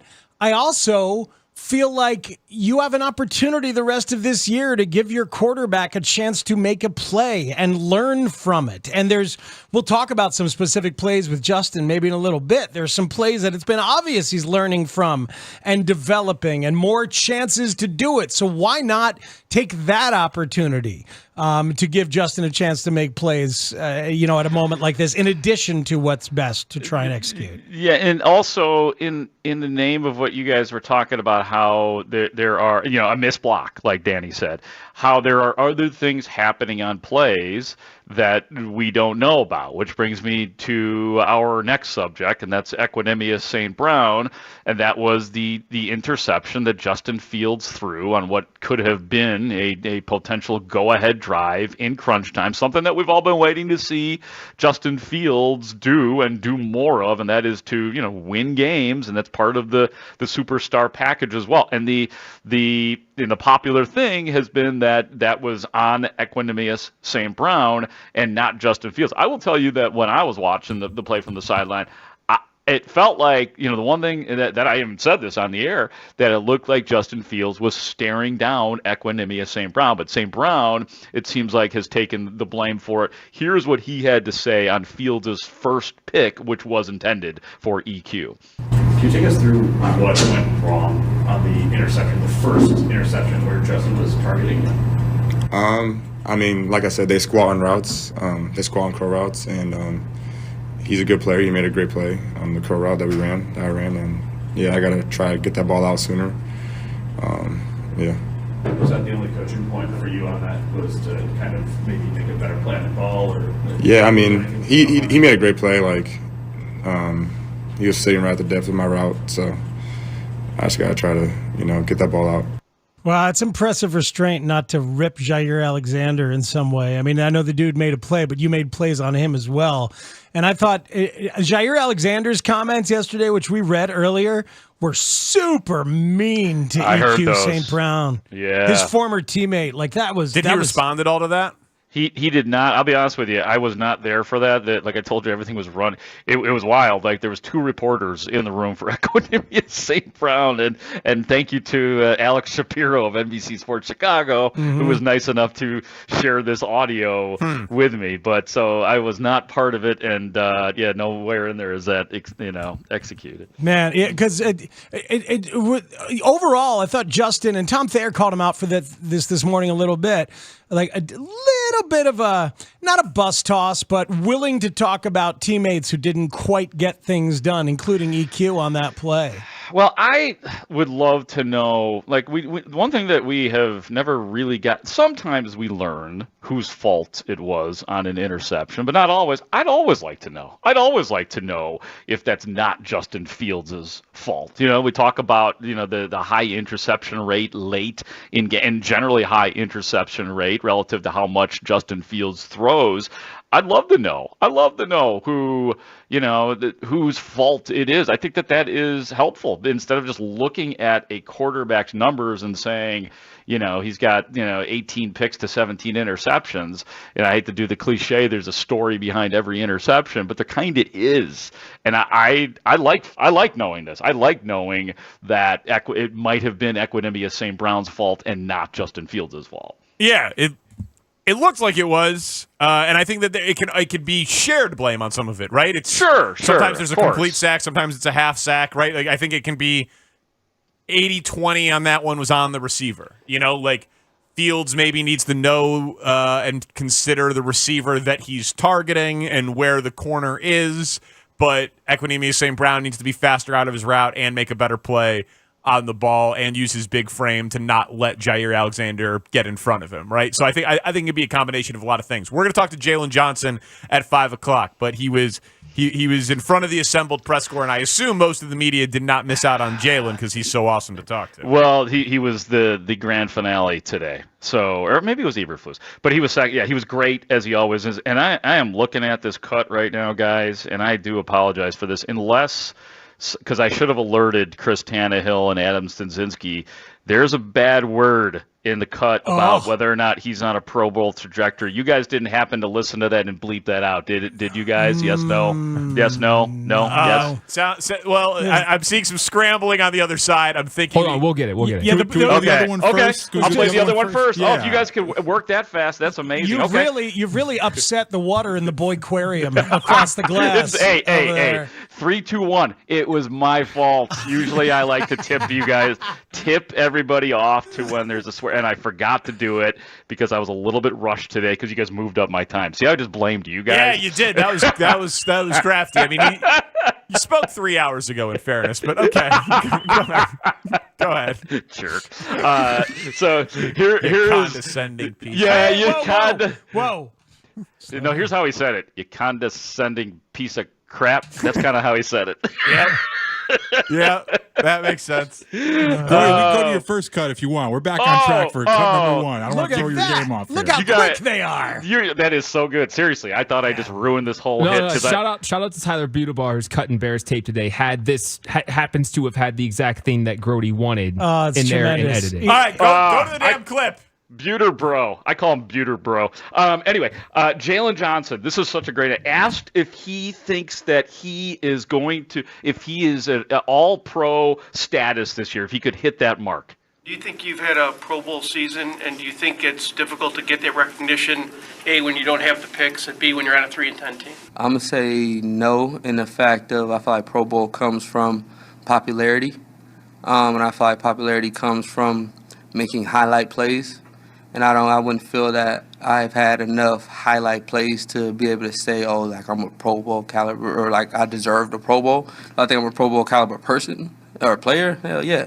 But I feel like it comes with, like you said, the picks. The picks are looked at as highlight plays. No matter if it's a tip pick, you were beat on a play, the dude falls to the ground, ball pops up, you get 2 or 3 of those. Oh yeah, he's a good guy. He got 3 picks. Like, you were beat. But it's like, for me, it's like I haven't been in those predicaments. I haven't gotten any tip picks. I haven't got all those opportunities that I feel like a lot of people get in the league. And I feel like also too, being on, in a sense, a losing team, people all like look down on everything that you do individually. It's just kind of, oh, the Bears are just a shit show, or the Bears are this, the Bears are that. So it's like it's hard to gain popularity votes when there's so much negativity surrounding from the outside in. That's our guy.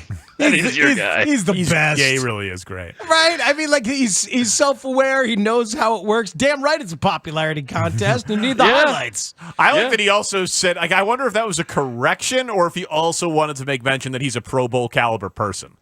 He was like, I'm a Pro Bowl caliber person and player. Oh, man. Well, I hear he's on at 5 o'clock, so you guys can follow up on what we missed. Yes. We'll ask him. That is a spectacular answer. And I like the other people might say the Bears are a bleep show. Not that I'm saying it. I would never say such a thing, but other people might say the Bears are a bleep show. Exactly. And then I thought the Bears are just a shit show, or the Bears are this, the Bears are that.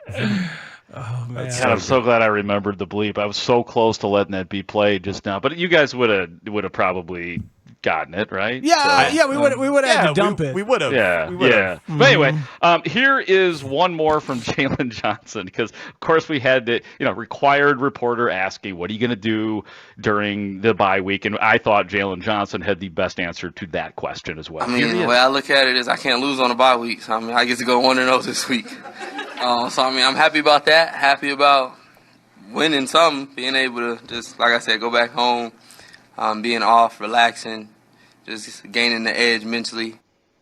It's awesome. 1-0. Yeah, he's not losing this week. No, he's not. He's not losing this week. That's usually our joke. Well, the Bears aren't going to lose this week. We know that for sure. Yeah, but that's right. Jalen beat us to the punch on that. Yeah, one. the other thing we like to say is, remember, you don't have to tell your significant other that it's a bye week if they don't know. Like, if they usually leave you in the house to watch football, you can go ahead and pretend that's still the case. Oh, man. That's scandalous, dude. That's scandalous. Yeah. What else we got, Growth? Is Alex Leatherwood gonna be a starting right tackle? He was part of the rotation yesterday. The possibility was left open today by Matt Eberflus. He said that it was last night. He said that it was a very premeditated rotation, but it was asked, hey, I think the question was posed to him, and this is the truth. I think, hey, Riley Reif might be the better option at right tackle right now. He might be the more effective player, but would it behoove you guys to put Alex Leatherwood in for the rest of, or at least, see what he can do in a complete game? And yeah, I will say Matt Eberflus was receptive to that possibility. I mean, he went back to the whole, anything is possible, but just getting to know Matt a little bit and seeing the way he answered the question, I think that is a possibility that maybe after the bye, you'll see the rotation continue, but I do think I'd be surprised, actually, Speaks, if we don't see a Leatherwood let's see what you can do at right tackle for a whole game. What other nuggets we got? As far as the missed extra point, the missed field goal by Cairo Santos, I asked about that, and a lot of times you'll hear that there was a system breakdown, and he basically said that everything was fine. It's on Cairo Santos. He needed to make those kicks, so that was on Cairo. David Montgomery sadly shared with us that he is going to be spending time with his 7-year-old nephew over the bye week, who was recently diagnosed with leukemia. So that was a heartbreaking moment during his press conference. Eberflus, no, that's the Leatherwood thing. We just talked about that. Last nugget, guys.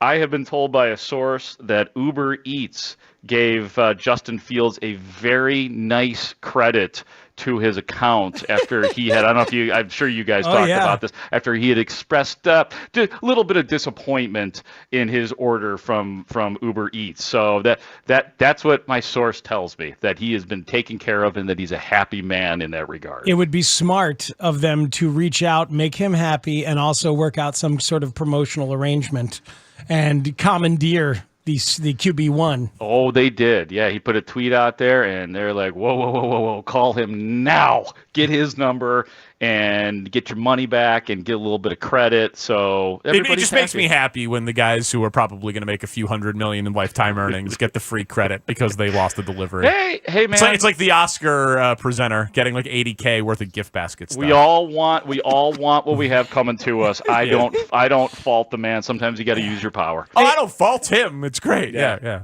Hey, Mark, one sideline question. Yeah, sure. You see Luke Getsy running over and screaming for a timeout just before the EQ St. Brown aborted pass on the end around in the first quarter. He's not allowed to ask for a timeout nor have it granted by rule in the NFL. I don't know if you saw that, if you were anywhere near it, but I'm curious whether Eberflus was also calling timeout or a player on the field. That's who's allowed to ask for one. I did not see that, unfortunately. Okay. So I didn't. So I don't know if simultaneously Eberflus was like, get back! I got this!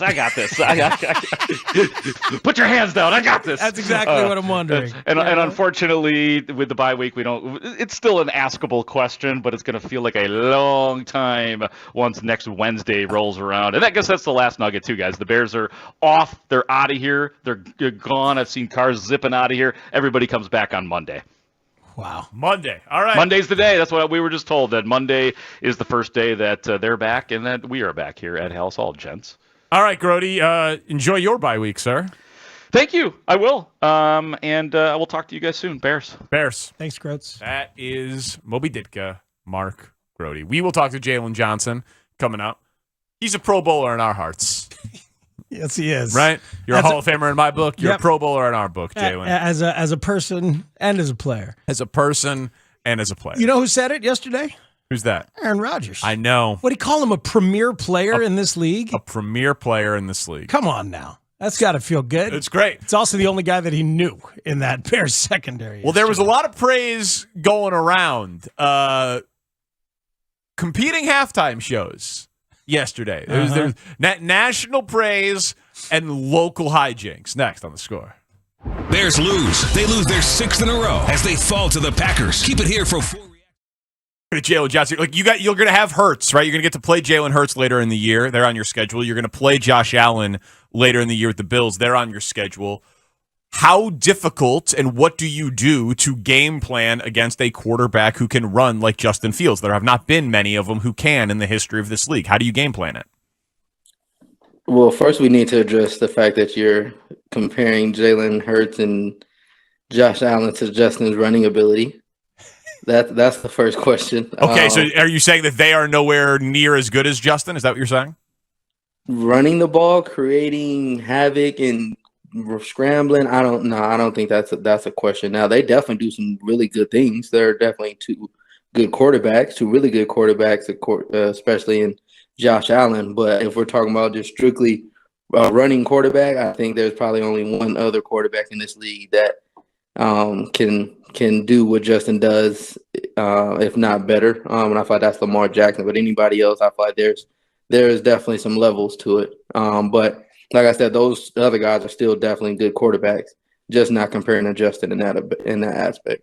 Okay, fair enough. Noted. I love when you check me on my absurdity. But the premise of the quarterback who can do both. How difficult is it to game plan a Lamar Jackson type then?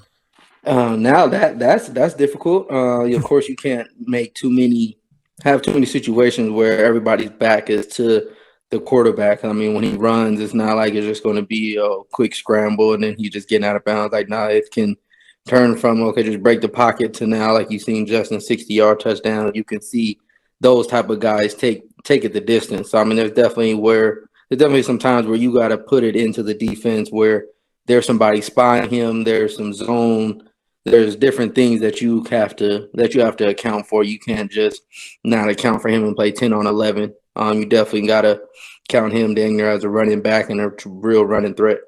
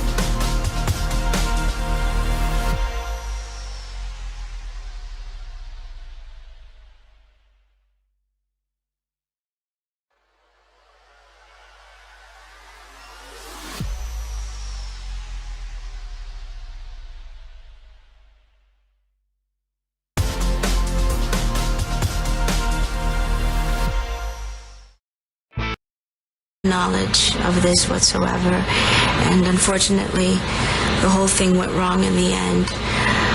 I am really sorry if I offended anyone. That was truly not my intention. Talk to Jalen Johnson in 30 minutes. It's our Horizon Therapeutics Bears Monday. We're Parkins and Spiegel on the score. That was Janet Jackson. Spiegs called this the Super Bowl between the Bears and Packers. So the Bears just lost the Super Bowl, in case anyone didn't know. Packers, so sad. Packers covered. But you were very hell-bent on making it the Super Bowl.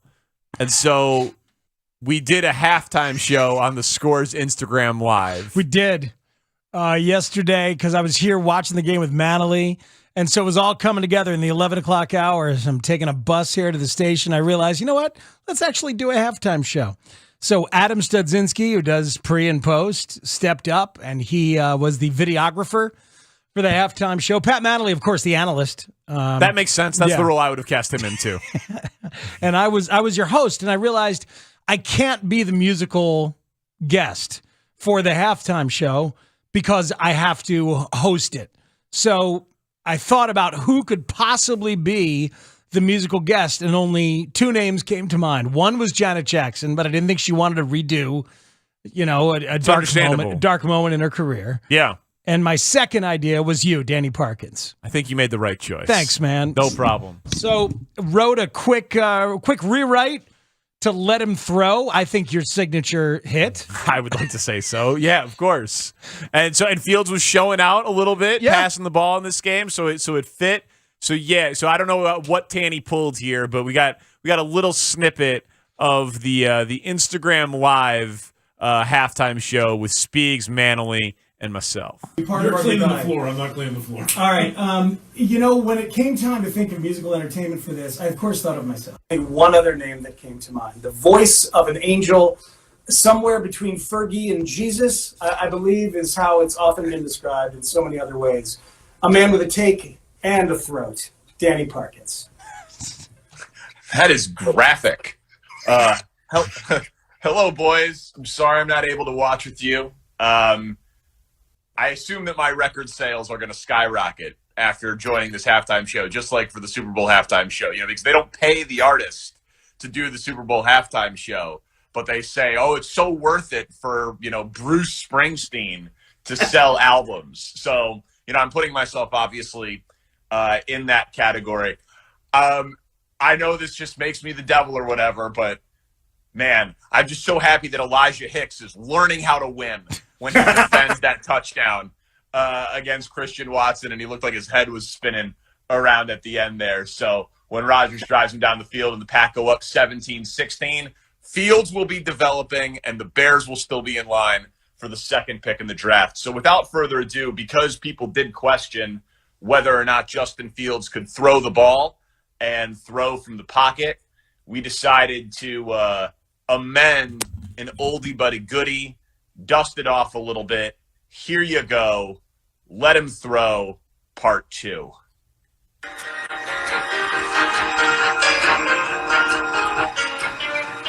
I'm going to nail it. There's really no doubt here. Let him throw. Let him throw. Let him drop back a little more. Let him throw. Let him throw. And we'll love you on the score. We don't care how the Packers play. Let him throw the damn ball. Wait, don't move till the he's Bears done. Could learn how to win today. There it was. Musical guest. Tanny, did you feel like that was a huge waste of your time turning off the NFL on Fox? How did you feel rolling on an IG Live with that performance there? Yeah, I got to say, usually halftime for me is, all right, let's take a little break. Let's hit the bathroom, grab a snack. Like, it's been a long first half, taking notes, doing clips on a Sunday. It's like an extra work day. Yeah. And then to be told, oh, I got to wait for this. Then you're like waiting, like, where's this link? Am I going to be able to catch it live? And then to find out that Fox, they were talking about Justin Fields. So I had to go back this morning and pull that. Like, well, that's what I want to do anyway. Just watch that pre-game. You ended up getting 2 halftime shows. Yeah. That's which not is not equal one whole halftime show. Sure. Sounds like you were kind of like Danny when I called in the morning and asked him if he wanted to do it. Oh, no. You waited till the morning? He waited till right before. 11:40. See, that's surprising because that sounds like something that was spent a lot of time worked on throughout the course of the weekend today. Yeah, let me tell you, we spent 5 whole minutes on this. Yes. 5 whole minutes. Yes. Yeah. Oh, we did. I was very indifferent, but Speaks was so earnest. I was so excited about it. Speaks, I love that. We're getting Pat in the mix with Long Snap and the Long Snapper IPA. Way to drop that snap, by the way. Oh, God. Now, it's a perfect snap, back too. to the studio. Check out our SoundCloud page for the rest of Justin Fields Forever. Here is the longest tenured Bear in their franchise history, Pat Manley. Long snapping is a real position. Snapping to Matt Spiegel. Little field goal. All right. I'm not getting all the way down, but I'm going to catch it. Whoa! Oh, my God. Yeah. Sad. I dropped the beer. I dropped the long snap. A perfectly snapped long snapper IPA. It was perfect. I was like Tony Romo in Seattle. But then I opened it and drank it, and Pat had a sip with me. But yeah, so it was great. And we might do another halftime show sometime during a Bears game. Thank you to Kevin Lapka and Adam Studzinski for stepping up. That was a very, very fun thing to do. But I'm told that Fox was glowing in their praise about Justin Fields. I don't know why anyone we just hired a young man from The Ohio State University. Kevin Lapka is his name. I don't know why anyone would have watched the award-winning Fox NFL halftime when they could get that production value of me singing and Pat Manley snapping a beer to Matt Spiegel on Instagram. But sure, just for the sake of argument, let's hear what the highest-rated NFL halftime show had to say about the Bears franchise quarterback. All right, Sean, look, Chicago's lost 5 games in a row, but they found their quarterback, no question.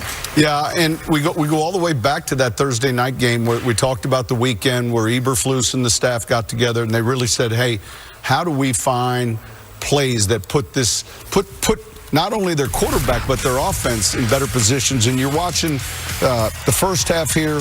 I mean, great throw here in space. He's got the arm strength down the field, Justin Fields. But here's a little read, zone read option. He keeps it, slides, gets his yards. Watch this, though. He becomes the only quarterback. He ties Johnny Lujak as the only quarterbacks that have rushed.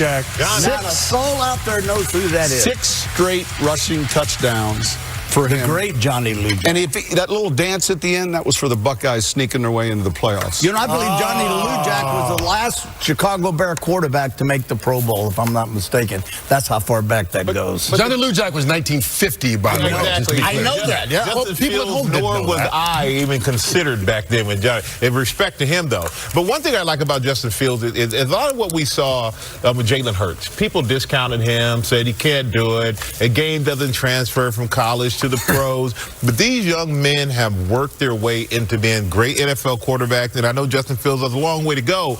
But I just love the fact that his versatility. Once he runs the ball, he is fast for a 235-pound guy. He's out running defensive backs. So it's almost like you have another running back. Just long as he learns to get down, don't take hits. They have their quarterback. That's a plus. Yep. They've got over $100 million next year in cap space and a boatload of picks. A lot of money. That's The only thing I have with these running quarterbacks, if you lose your running quarterback, you lose your quarterback. If you lose a running back, you still have your leader at quarterback. But you got to learn to get down. That's the thing. Get down. He's doing it. Yeah, he is doing it. That is praise. It's just so amazing to hear the Bears have their quarterback, because someone earlier texted in, they were like, Danny, you were all in on Trubisky and Nagy the first year. It was different, though. It really was. Sure, it was more coach than it was quarterback. It was more coach than quarterback, and the quarterback, it was all about hope. It was like, he's going to take the leap, right? He's going to take that leap. Year 3 in the NFL, year 2 in the system. 24 touchdowns, 12 picks. Imagine what he's going to do once he's got more continuity in the system. He's going to take that leap. It was all about what was going to happen. This is what is happening. And he doesn't have the great defense got the 36 takeaways. He doesn't have Allen Robinson. Fields has less, is doing more, and it's less about projection and more about what he is able to do with the lack of supporting cast around him. You are seeing the development in real time as well. There were moments during that game, certain throws, certain plays, you're like, there it is. Yeah. In a very, very different way, because we know what we're looking for. We've gotten smarter with the help of Trent Dilfer and others in terms of what we're looking for, and now we're starting to see it. And it was on display a lot yesterday. Speaking of getting smarter, I'm curious, when you watch the rest of the NFL, and there were amazing games yesterday, especially in the noon and 3 o'clock window, if you find yourself, as I often do, thinking about how it applies to team building around Justin Fields. Want to throw some thoughts at you next on The Score.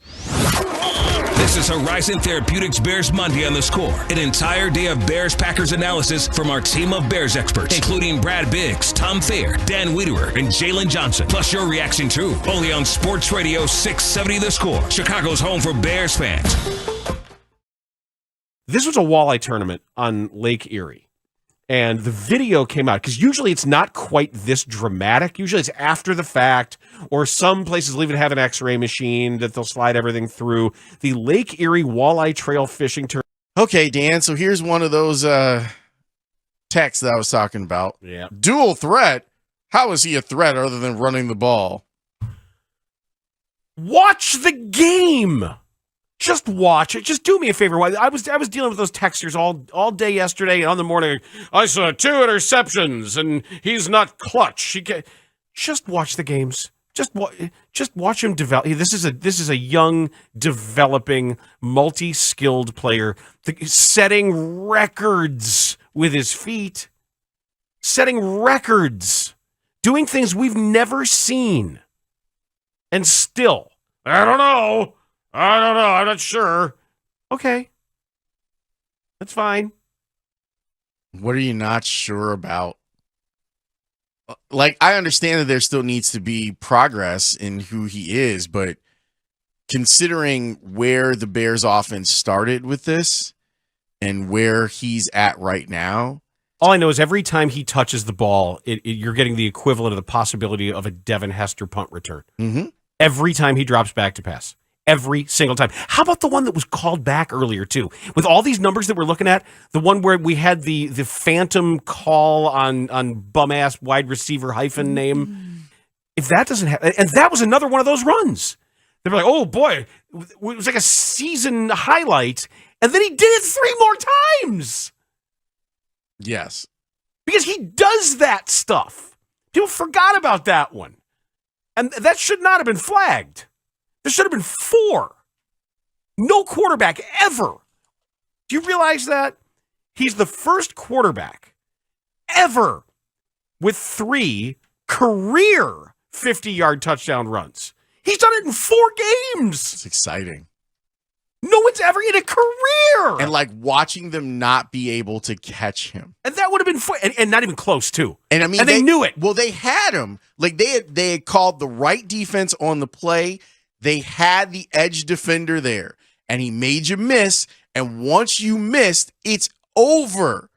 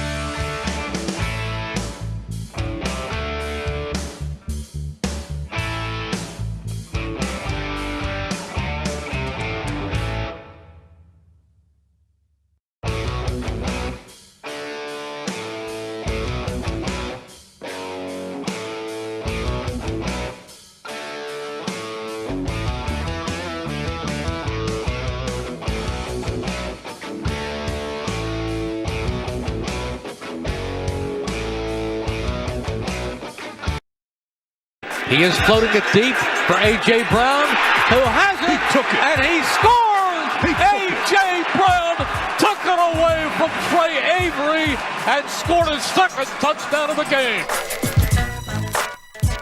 A.J. Brown had his revenge against the Titans, who traded him away and did not want to pay him. He's flourishing for Philly, who has the best record in the NFL. We'll talk to Jalen Johnson in 15 minutes. That is the voice of 80-year-old Merrill Reese, the Eagles play-by-play guy, iconic voice, who must be enjoying the hell out of this team. Oh, I mean, what's not to love other than the fact that it makes Philadelphia sports fans happy, because they are a miserable bunch. But it, when I think about that team, Jalen Hurts was, the 53rd pick in the draft, right? He was not a blue chip prospect. He was not a certainty by any means.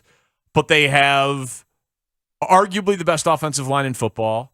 They have Devontae Smith. They trade for A.J. Brown and pay him. And they've got studs on defense. And they have an offensive coaching staff. And they have a commitment to running the ball. it's like the perfect spot for a quarterback. And I don't think it's taking away from Jalen Hurts, but it's just acknowledging like he's kind of got it all around him. And I wonder how instructive that's going to be for other teams, because I think the prevailing wisdom is like, is it going to be Will Anderson or is it going to be Jalen Carter with where the Bears end up in the draft? And based on, draft grades, that might end up being the correct debate to have, and we'll do it a lot. But Jalen Hurts is surrounded and supported. They had Devontae Smith. They got another receiver. Mm-hmm. They have an all-pro center. They also have a great right tackle and a good left tackle. There isn't a spot on Dallas Goedert's hurt now, but they also have a good tight end. There isn't a spot on that offense around that quarterback that they haven't made a significant investment in. I don't know if you can build like that intentionally. It's very difficult because it's like the happenstance that Seattle had when they found Russell Wilson as a cheap rookie.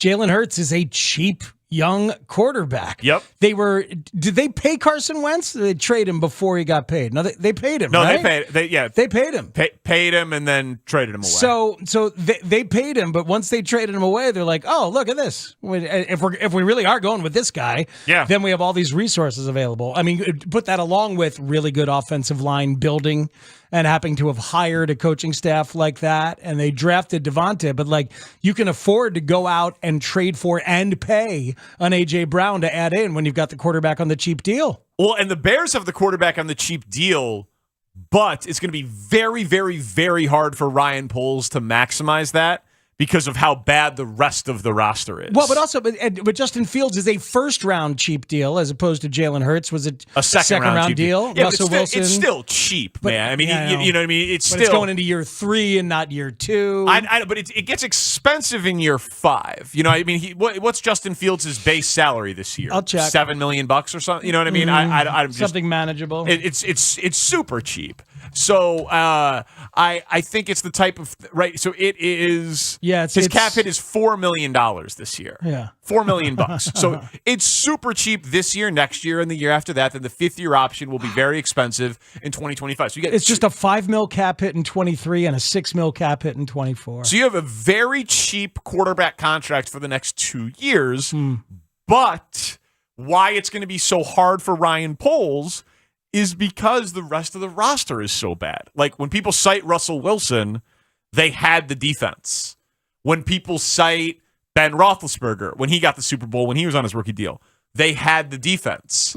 You had a bunch of other players. Ryan Poles was transitioning away from Ryan Pace's old expensive roster. Why there's all this dead cap space this year. So next year, this offseason's huge, but you can roll over cap space. Your shot to really win, and we'll see how big of a leap Justin Fields makes, and if he's an MVP, maybe you can win something next year. But the shot to really win is going to be 2024. That's going to be your year where you got one more year of Fields on the rookie deal before he gets expensive. And not that you can't win after that and you're happy to pay the quarterback because the Chiefs have paid Mahomes and they're thrilled. But the formula changes after that. The formula changes after if the quarterback is truly worth the $50 million per year that those guys get once they hit the cap and they've been paid like that. No, that makes sense. It's funny because the offensive line being what it is in Philly, and how about that defensive line, man? They got a lot. It's an incredibly talented team, and they have a top 10 pick. Yeah.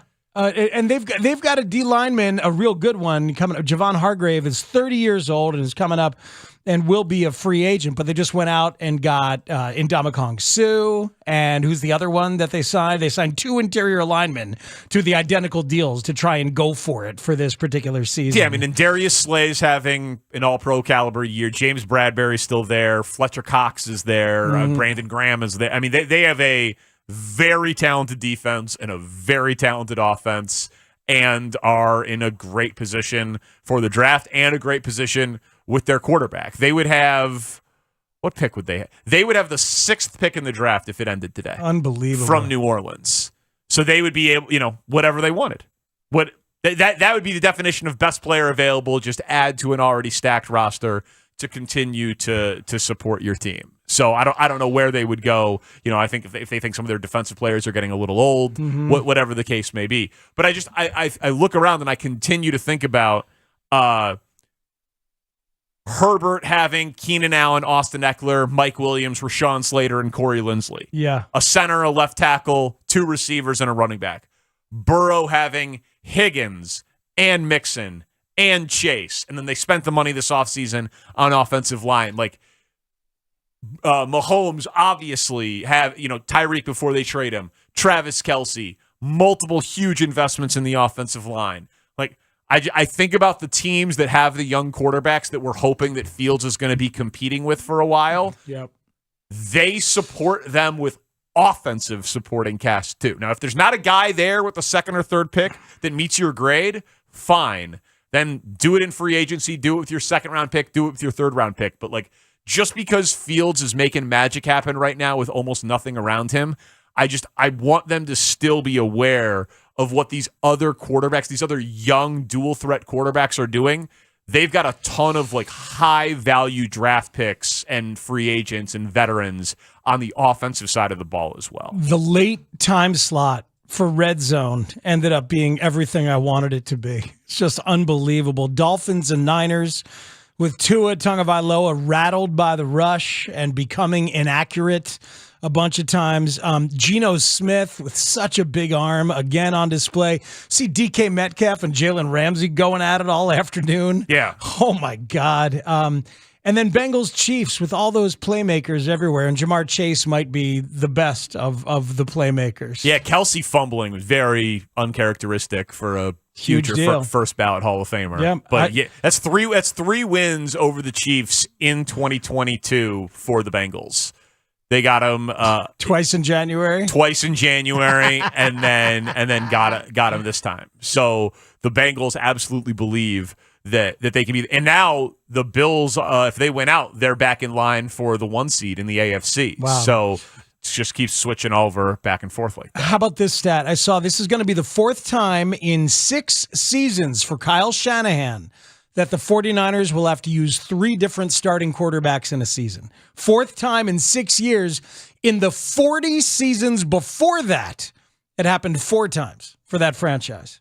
And this is 4 times in 6 years for Shanahan. They've got Mr. Irrelevant as their quarterback right now, and I don't even know who their backup is. Well, they just signed Josh Johnson. Oh, they signed Josh Johnson. There you go. Yeah, and we'll see if they put in a waiver claim on Baker Mayfield. Yeah.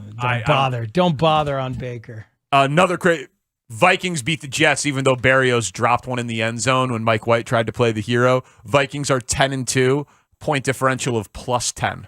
Worst point differential for a 10-2 team in NFL history by far. So they are. But if you like point differential as a stat as it correlates to the record, you could make a statistical argument that the Minnesota Vikings are the luckiest 10-2 team that football's ever seen. Crazy, absolutely crazy. Jalen Johnson is going to go see his daughter over the bye week. Said he doesn't think he's going to be a Pro Bowler because the Bears are an S show. Want to know what he thought of that holding penalty he got called with Randall Cobb. If him and Rodgers had any trash talk going back and forth, we'll hang out with Jalen Johnson next on The Score. Just kind of, the Bears are just a shit show, or the Bears are this, the Bears are that. Hey, Bears fans, the losing streak continues. The Bears fall to the Packers yet again, 6 in a row. Mully here from the Mully and Haugh Show. Mornings 5:30 to 10. Keep it here for a full. I lost a bet. Okay. It was a bet against the Green Bay. I'm gonna tell you who I lost it to. Her name is Lauren Cecilman. She was the Pan Am and medalist winner. I want to say she played soccer for Canada. And I lost the bet. The bet was if we were going to beat the Green Bay Packers. And I'll have to wear this cheese head. So I'm going to shamefully grab this cheese head. Oh, no. And wear this in this interview because I'm a man of honor. So I'm going to put this on, sadly. Oh, my God. Jalen. All right, Go get it. I'm worried about you, man. Put it on. So this is Bears cornerback Jalen Johnson putting on a cheese head to pay off a bet. Lauren better be very special to you, Jalen, because oh my God, that's a tough look. Oh my God, that is a tough look right there. Can you pan up? Oh, he's doing it. He's adjusting the frame as well. I at least have to be comfortable in my uncomfort. Did you get the points? Did you? Because you guys were an underdog. Like, did you know the point spread? No. This was just a flat out win or lose. Oh, Jalen, the money line. That's a tough bet for you, my man. Yeah, you might want to talk to Danny when it comes to gambling stuff. But I mean, don't do it at all. I wasn't too. At the time, I wasn't too concerned. You know, I felt really good going into the game, but then towards the end, you know, this started to come into my head. I had some last second regret. But it is what it is. I was gonna bet on me and the guys any day. You realize, Jalen, there will be some meatball Bears fans, and I use that term very lovingly, very passionate meatball Bears fans, who will be horrified by this. Will think that you are a traitor. They might spell it wrong, but they will call you a traitor, Jalen, for doing this. Are you prepared for that? I am a man of honor, and I said if I lost, I would do it, and I'm doing it 2 weeks later. Is it comfortable? How do you feel about? Terrible. It's terrible. Nothing about this. It's uncomfortable. It looks horrible. Nothing about this damn hat is pleasing. Yeah, that's right.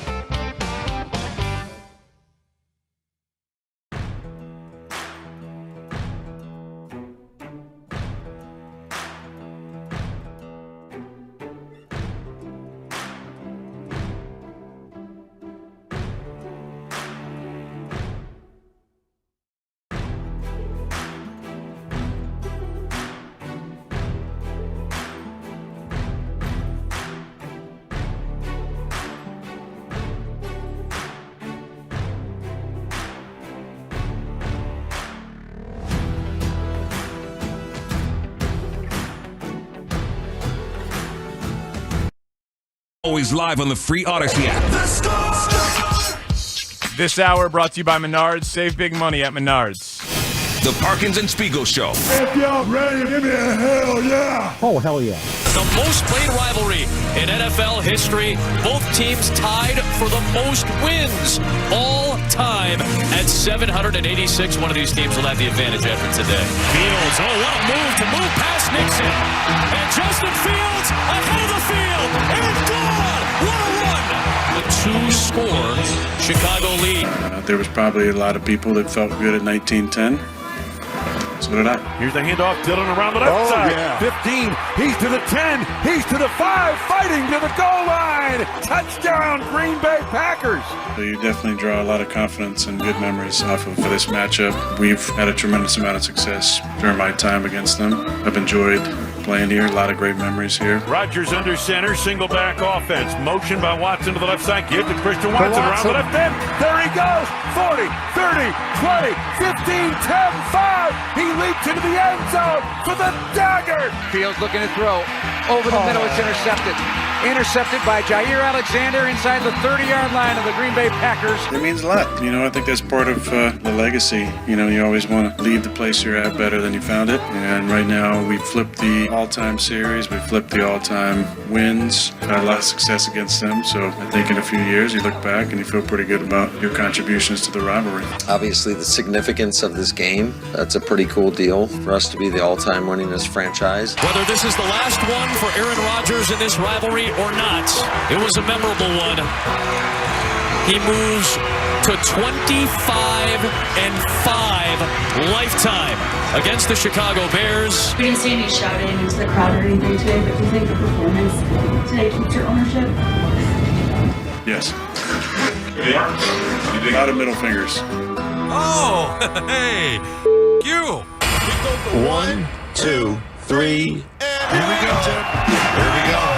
Here we go, Tim. Here we go, Tony. The Parkins and Spiegel Show. Afternoons from 2 to 6 on 670 The Score in Odyssey Station. We're hoping to track down Jalen Johnson here in just a minute or two. If our wires got crossed with him, we apologize for promoting him. We thought we were locked in. We'll see if he's already out of here on his bye week, but I'm sure Jalen will come on at some point, if not in the next couple of minutes. Plenty of time, though, to still talk Bears after what was, for some, a conflicting loss, for others, a celebratory loss, but regardless of how you felt about the draft pick and winning or losing that game, common ground should be able to be found on the quarterback had, by his own admission and most people's eye test and a lot of the numbers, his best passing game of the season and arguably his best all-around game of his short career. As Trent Dilfer moves on to his life as the University of Alabama Birmingham coach, we'll always have the buckets. Yes. And the playmaker bucket we know is there for Justin Fields. The stuff bucket we have learned is there for Justin Fields and was proven again in this game just by playing through that injury and the toughness and all of that stuff. Yep. Absolutely. And I thought yesterday was the best day for the pocket passer bucket. There was the perfect ball to EQ St. Brown, fourth play of the game? On the right side, between the zone there for 24 yards as it crossed over the middle. My God, that was a gorgeous play. Hit Chase Claypool on a couple of plays in a row in the second quarter, the second of which was fumbled by Claypool, but both of those, one was a comebacker, one was a crossing pattern. The one that we all couldn't stop watching, the jaw dropper, the deep ball to Equinemius St. Brown in rhythm, just absolutely perfect in stride. Incredible. And the fact that he can have that running play and throw that deep ball and have the play where he stops, manipulates the defense, looks like he's going to run, and then fires to Kmet, and we'll talk a little bit more about that in just a couple of minutes. Mixing all of that in within the context of a lot of people didn't even want him to play in the game. Just sit him. That's why I told you, man, I admittedly, sometimes Bernstein can be a doctor on the radio and he's very medically informed and has medical sources. I don't know. I always say, I don't know. if he should play, if he shouldn't play. I feel like they hide so much stuff from us. Fields today said that he knew he was going to play Sunday, back on Wednesday. I understand that in retrospect. Last week, he was so obviously in pain. Yeah. On the Wednesday when he was talking, it was like, Right. what are we doing here? And explaining the injury to you. That was, I think, just as clear that he was not going to play. Right, but I remember like when we had you, me, Dan, and Lawrence in, and they were both like, I wouldn't play him because why be risky? And it was like, yeah, that may, what you guys are saying makes all the sense in the world. I'm just like, I don't know. I'm not there. I don't know what his pain tolerance is. Guys play when they're hurt. Yeah. We got to be prepared for if he's playing to watch him be hurt. And then he didn't look hurt, but it's just kind of crazy that he could, in a game where they abandoned the running game, right? He had abandoned the designed running game. The designed running game. Yes. The Fields running game. Sorry, I'm only really talking through the prism of Justin Fields because he's the only thing that really matters. But like that stopped. And he was still so great passing the ball. It was just amazing. But let's talk to Jalen Johnson. Yes, little later we'll talk about that Komet play and get into detail on it. But it was an incredible play of awareness. But his bye week does not officially start until he talks to us. So Jalen Johnson with us on the Circa Resort and Casino Hotline. Circa Resort and Casino in Las Vegas, home of the world's largest sportsbook. What's up, Jalen? What's up, boss? How you doing? Doing good, man. We're not keeping you from the plane, are you? You didn't forget about it. You're mad that you got one more commitment before vacation officially starts? Nah, y'all my guys, man. But I totally forgot. I've been ripping and running, trying to pack and get things situated. But no, I'm good right now. I got some time for sure. Okay, we appreciate that. So how are you feeling about what that defensive performance? Because we were talking about it. Like again, there was no quarterback hits and pass rush or all that. You had. Vildor's out, Brisker's out, Gordon's out. Obviously, Eddie Jackson's out. You're the last starter out there, and it seemed to the untrained eye, man, that your secondary mates held up pretty damn well against Aaron Rodgers. How do you think you guys did in the back four? Shoot, I feel the exact same way. I feel very pleased, and I feel like with our performance, just as a unit, as a secondary, I feel like there wasn't big plays given up, and even I feel like maybe we can count one or two. And I feel like even then, though, I feel like that's just a part of the game. But I feel like also with kind of a lot of scramble drills, Aaron kind of being back there patting the ball, I feel like that definitely makes it a lot harder. I feel like even in those situations, we still all stepped up and we're getting stops and we're making things very difficult. So I feel like really overall, it was just about for us communicating, being confident, being on the same page. And that's what we worked for really all week. So, when we got into the game, it was just about being confident, just going out there and playing and just doing what we know we can do. And that was really just being on the same page and making plays. It was really impressive, man, because there wasn't pressure on Aaron. He had the ball a lot and was waiting and was like, man, how is this happening? What was the key for you and DeAndre Houston Carson as the old heads? Because that's right, you're an old head now, Jalen. What was the key? Wow. What was the key to getting those youngsters, Jalen Jones, Elijah Hicks, and Blackwell? What was the key to getting all you guys communicating and staying connected the way you did? Honestly, I feel like it just really just came down to just effort and really just wanting to know what we wanted to accomplish. And I feel like it was something we just talked about throughout the week. Like once we knew who we had going into the game, it was just like, okay, so now we know who needs to step up. We know who's going to be filling in certain spots. So it was like, okay, so what can we do to make the guys more at ease, make the guys more confident going into the game? So, we just called like a little secondary only meeting and we just watched film. We watched certain plays, went over certain coverages and just like, how do we see certain things? How do you want to play it? And different things like that. And it was just like for us just kind of getting comfortable and being on the same page because we clearly all never been on the field together in a game setting and things like that, having this particular combination of DBs out there on the field. So it was just really about getting comfortable throughout the week.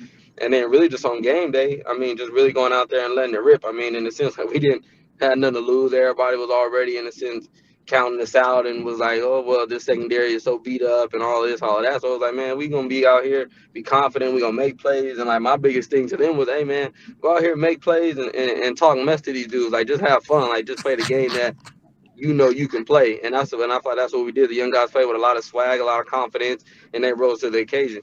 Our conversation with Jalen Johnson brought to you by global biotech company Horizon Therapeutics, where science and compassion work together to transform lives. I wanted to ask you, did you and Aaron go back and forth in this game like last year?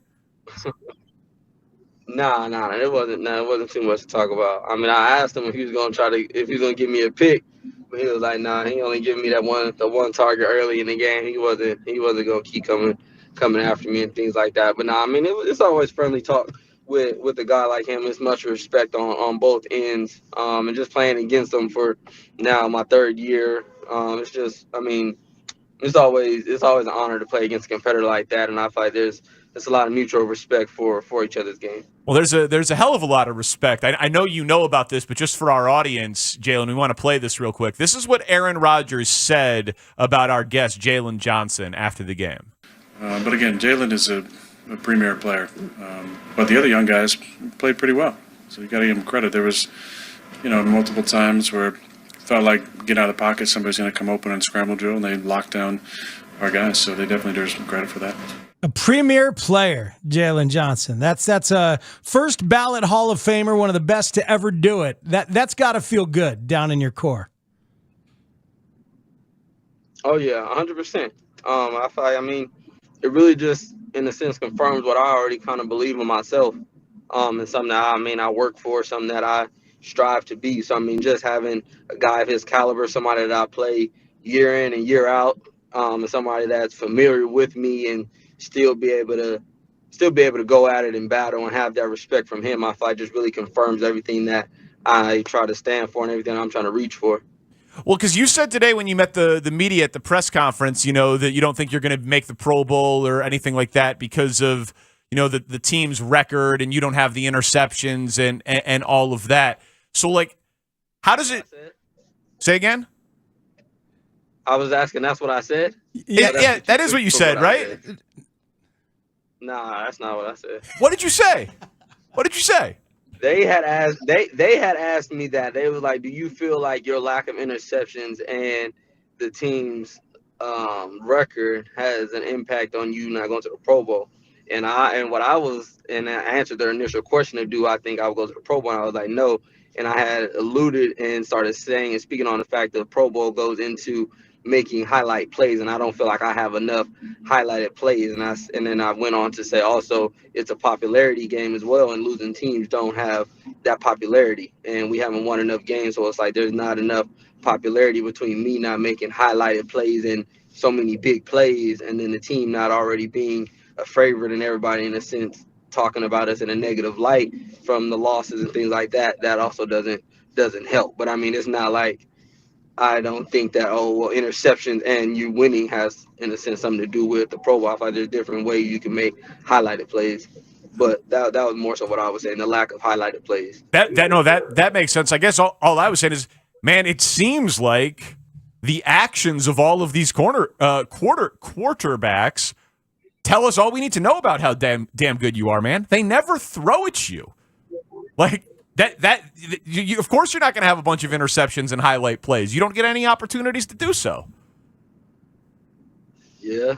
I mean, you're telling me everything that I thought about, everything I've heard. So I mean, it's really, for me, like, that's not, I don't know. I can't control that at the end of the day. And it's like, I know the style of game. I know how the flow of the game goes when it's not just a simple, he doesn't have any interceptions. It's like, man, if you really watch the game, there's not too many opportunities for me to get interceptions. And it's like, I haven't been so lucky in getting kind of bad balls thrown where someone's underthrown or thrown behind, or a tip pass, or a receiver bobbling the ball. Like, I haven't been lucky on that side to get some interceptions or some plays like that. So I mean, it's not too much I can do, but I feel like when you watch my body of work, I feel like since I've entered the league, I feel like there's no question that I can cover the best receivers in the NFL, and I feel like that's, in a sense, there's some value in that. I feel like there's different ways corners add value, and it's not just all about interceptions, but I feel like there's a value in being able to limit the passing game at the end of the day.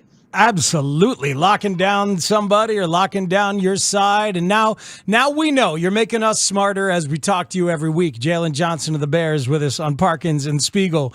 That kid, Christian Watson, the rookie, he's got 8 total touchdowns in his last, I think it's 5 weeks. It's unbelievable. Is he special? What'd you think about him now that you got to look twice this time in a time when he's rolling a little bit?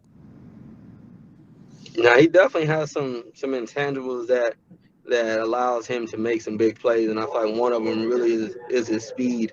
And I thought that was just something that we knew coming in. Like when they drafted him, it was like, okay, they're clearly going to try to get him out in space and throw him some deep balls or get him out on the edge and being able to showcase his speed. And I thought that's what he does best. And I thought that's really like how he caught a slant. I think it was against the Eagles, and he caught a slant, turned the corner, gassed him for 50, 60 yards, and then against us, he cuts a fly sweep. He goes for another 50 yards, and then just like so many like deep balls that he's had running by guys and things like that. It's just like you can definitely see his big playmaking ability, but I feel like it really just all comes and stems from his speed, and then I feel like really depending on how far he takes his game from there, I feel like he will just develop better route running or releases or things like that to even go on top of his speed. But I feel like right now he's definitely building something good in his first rookie year. Speaking of releases and route running, what did you make about what Jair Alexander said about EQ, about Equanimeous St. Brown on that interception? Did you see what he said? No, I have no idea. He said, I'll just read it to you. He said, I knew it was coming. One thing about the receiver that I got the pick on, you're going to know when he's about to break down his route, so I already knew it. I envisioned it. I was telepathic because I had seen it before. He's just not as quick as some. He's just kind of slow with it. He's real slow, so it was just easy. Seems pretty damn harsh about a former teammate. I mean, yeah. I mean, that's how he felt. But I mean, that's definitely. I mean, he spoke his truth. I feel like at the end of the day, I can't, in a sense, knock him for that. I mean, I feel like he does some things different. But I feel like at the end of the day, man, he's a playmaker, and if that's how he felt, if that's what his read was, and I feel like it was, in a sense, obvious. He was kind of sitting on it and things like that, and it was like I feel like we were beating him deep throughout the game, and I feel like he was waiting for that moment. So I mean, I feel like in a sense, he's telling the truth. Like he's seen that play because that's what he was waiting on, and I feel like he played that game very aggressively. And it paid off on that play. So I mean, if that's how you felt, that's how you felt. When you say he does some things different, you mean in the style that he plays? Like he's always looking to jump routes like that. Oh yeah, that's what I'm saying. He's one of those high risk, high reward type of guys. I feel like at times where he feels like he can get a beat on something, I feel like he's going to be really aggressive on what routes he wants to make a play on, and I feel like that maybe that was his route for that week, that curl route that he ran, or I don't know the exact route or how he ran it, but I feel like that might have been his route of the week. But I feel like he's definitely an aggressive guy, and he's definitely going to take some risk. And I feel like there's times where it works out, and then there's times where he gets beat. And I feel like that's just his style of play at the end of the day. Well, that's really interesting, man. Are you not that way? I remember we talked to you about Trevon Diggs, who was drafted right around you in your draft. Like that's another guy, right? He gets burned for some touchdowns, but he also gets a ton of interception numbers, and so then he gets those highlighted plays and he gets talked about. Are you more conservative? Like you're not going to get beat, but you're also not going to jump routes? Or how would you maybe compare your style to like a Jair Alexander or a Trevon Diggs? Well, I mean, for me, if I need to get a stopper, like I'm more of somebody that's going to challenge you. I'm going to get up on the line of scrimmage. I'm not playing off. I'm not playing in a sense reading routes. Like I'm more of a challenger, a one-on-one type of guy. So I mean, that's just my style. So when it comes to a third down, or when it comes to like the game is getting tighter, it's like somebody needs to play, I'm getting up and pressing. I feel like a lot of picks don't come from being impressed kind of with your back to the ball and kind of reading and reacting that way versus playing off. You run the risk of, in a sense, trying to read routes or trying to read the quarterback, and it's like there's so many things that can go wrong in that. But if you are right, is definitely some plays out there to be made. So I mean, I feel like there's definitely a balance, and I feel like there's ways you can do it within each system. And I feel like each corner's system is slightly different on each play. So I mean, there's sometimes where it seems like he's taking a risk, but he might have some help. And on a certain side, he might have some help deep or something to where he can be more aggressive. I feel like it's a lot that goes into corners jumping routes. I feel like it's not just as simple as, oh, well, he just takes risks. Like, nah, like if the defense allows me to take, in a sense, a risk or a smart risk, I would say, then that's what people do. Like, even the times where I do play off or I do try to jump a route, but I mean the ball's not thrown. So that's what I'm saying. I haven't been the luckiest because I've done that and played off and jumped a route or did this, and the quarterback pumps the ball and then he throws the ball the other way. So it's like for other people, they get those opportunities to jump it and the ball actually comes. So I feel like it just, I mean, everybody's situation is different. Every corner's game is different in their scheme and their defense and how they do things. I feel like it's all different. They got you for a defensive holding and a 5-yard penalty early in the fourth. Was that a good call? Was that the right thing? No, I disagree. I mean, I feel like I'm almost going to disagree with all my calls, but that one was definitely like, I don't know. I feel like it was nitpicking. I feel like it didn't really. I'm not going to say I didn't have my hand on him, but I feel like that wasn't deserving of a holding call. The dude was stock blocking me. And I don't know, I thought it was weird because he's trying to, in a sense, do a stock block and go. So it's like, you engage with me, I'm engaged back with you, and then you release with me. Now we're turning and running and playing. If you trip up, that's on you. Like, I'm not holding you. Like, I don't need to hold Randall Cobb like on that. Like, I don't need to hold him. So I don't see where they felt there was a flag yet. See, I thought you might feel that way because listen to what they said on the TV broadcast, man. We're sitting at home and Jalen's gonna hate this. I know. Wait, well, he should know how Mark Schlereth talked about it during the game. Well, Jalen Johnson just absolutely undressed Randall Cobb. Prior to the pass, holding, defense number 33. 5-yard penalty and automatic. First down. So we talked about the secondary, right? The younger guys, they're all trying to hold up. You got a whole quarter to try to hold up against Rodgers and these receivers. Right, and just, I mean, you want to talk about, if you're going to hold, get your money's worth. That's what I say right here. He got the holding call. 5 penalties committed in this half by Chicago, 4 of which have been accepted. They talked like you had your arms around the man's waist and dragged him down, Jalen. Hey, man, that's how you felt. That's how you felt. But, I mean, in a sense, they sounded like some Rodgers fans. They sound like some Green Bay fans. So, I mean, this is nothing that surprises me.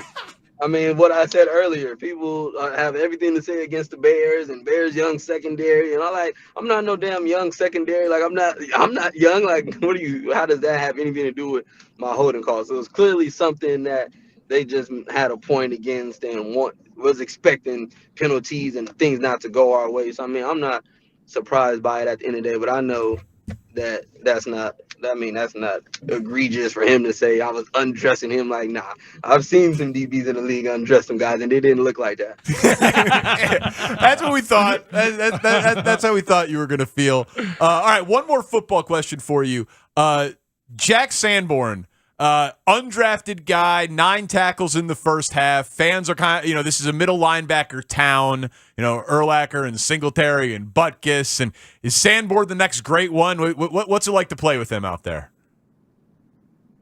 I mean, it's crazy because it's like, for me, it's one of those things where it's like, I don't realize how productive somebody is until kind of like, I don't even want to say after the season, but until like I hear some stats. Like, I would have never guessed he had 9 tackles in the first half until you kind of said things like that. So it's like, for me, like, once I kind of like go back and watch film, I'm okay, like, nah, showing up. And it's like one of those things where it's like he's in a sense still young, but it's like he's so like aggressive. He's not scared of the moment. And I feel like at times there's some things where he may not be in the right position or different things like that, but it just comes with, I feel like, that position of being in the middle and going against, I feel like, the quarterback and being that Mike linebacker. I feel like there's a lot of things that go into it, but I feel like he's took it on head first. I feel like he's been making plays in the run and the pass. I feel like he's been showing up, and I feel like it just goes to, just goes to his character of his preparation that he's been doing all year. I mean, he clearly hasn't played too much except for special teams until I feel like Roquan got traded, and then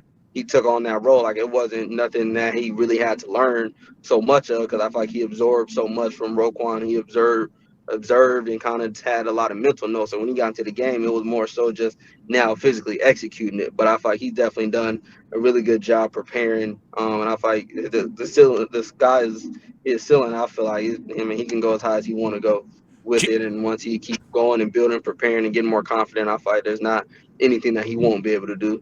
Jalen, we know you're traveling back out west to see your daughter. She was adorable when she was on the interview with you a few weeks ago.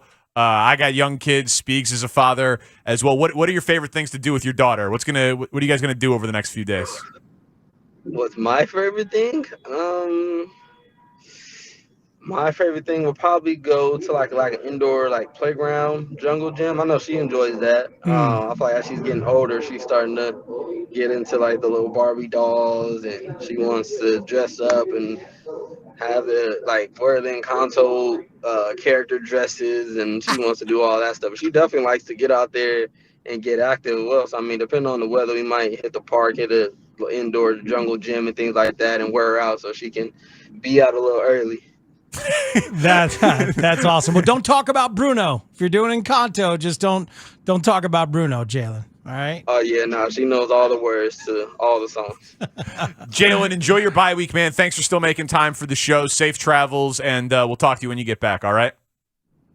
Yes, sir. Sounds good. Thank you. Thanks, Jalen. Thank you. That's Jalen Johnson. Stand-up dude. You know what I love?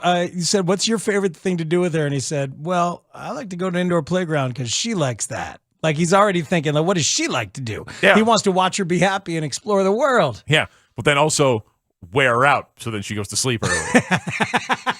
That's the dad of a toddler right there. I speak that language fluently. We can get him to sleep an extra 15 minutes and he'll definitely sleep through the night. Let's run some more wind sprints. Like, want to play chase again? Absolutely. Adam Amin and Schlereth were Rodgers fans. That is incredible. The play that seemed to be the biggest step forward in terms of Justin Fields' passing game development. We'll explore it from all angles next on The Score. Bears lose. That's what they do. They fell to the Packers this time. That losing streak continues. Dan Bernstein here from the Bernstein and Holmes Show 10-2. Keep it here as our Bears experts analyze every aspect of the loss and take you inside the locker room. And, of course, your chance to have your voice heard, Bears fans. You know how it looks when a quarterback has a game on a string? Like he's the one in charge? Felt that way with Justin in the second half in terms of the pocket presence. I totally agree. I thought it was phenomenal. Not just good. Like this is how I articulated it. He looked and felt like the best player on the field. And isn't that what you're really looking for? Like when you combine the crazy touchdown run that gets called back and his fourth down conversion scrambling and his extending a play that's broken down and the big throws he makes and you're like, wow, this is like, I remember watching Aaron Rodgers in his second year and going, okay, that guy's going to be the best player on the field here pretty soon. And that's kind of how it felt if he can maintain this be quick but not in a hurry mentality, which is the hardest thing to do when you're not being well protected. It's not hard to do. Like Baltimore, that wasn't hard for me. I had Jonathan Ogden. I had Harry Swain. I mean, it was not hard to sit back there and be like, oh, I'm chilling. Give the ball to Jamal Lewis. Yeah, we're going to hand it off 30 times. I'm going to have 3 seconds to throw. This isn't going to be that hard. But back in 96, 97, 98, when we're scrapping together on the offensive line and, you're playing Reggie White and it might be a second and a half before you get hit, it's really hard to play with your own rhythm. And it takes a conscious effort. It takes a mentality of I'm a big badass dude sitting back here, and just because they get home doesn't mean they're going to tackle me. And that's what it felt Justin had. He had that Ben Roethlisberger physical confidence that was like, you know what? I don't even care if they rush. I don't care if we get beat. I'm going to go through my process. And if I have to go do something with my feet, I'm going to go do something with my feet. But I'm not going to let it hijack my ability to run the show. But when you watch it, and like you guys said, you felt it yesterday. You could feel the holy crap. If he continues to do this, he's going to be the best player on the field. I really think we're looking at a great player in the near future. Oh, God, I've wanted it my entire life watching sports. Don't tease us, Trent. I just want the Bears to have a quarterback for 10 years.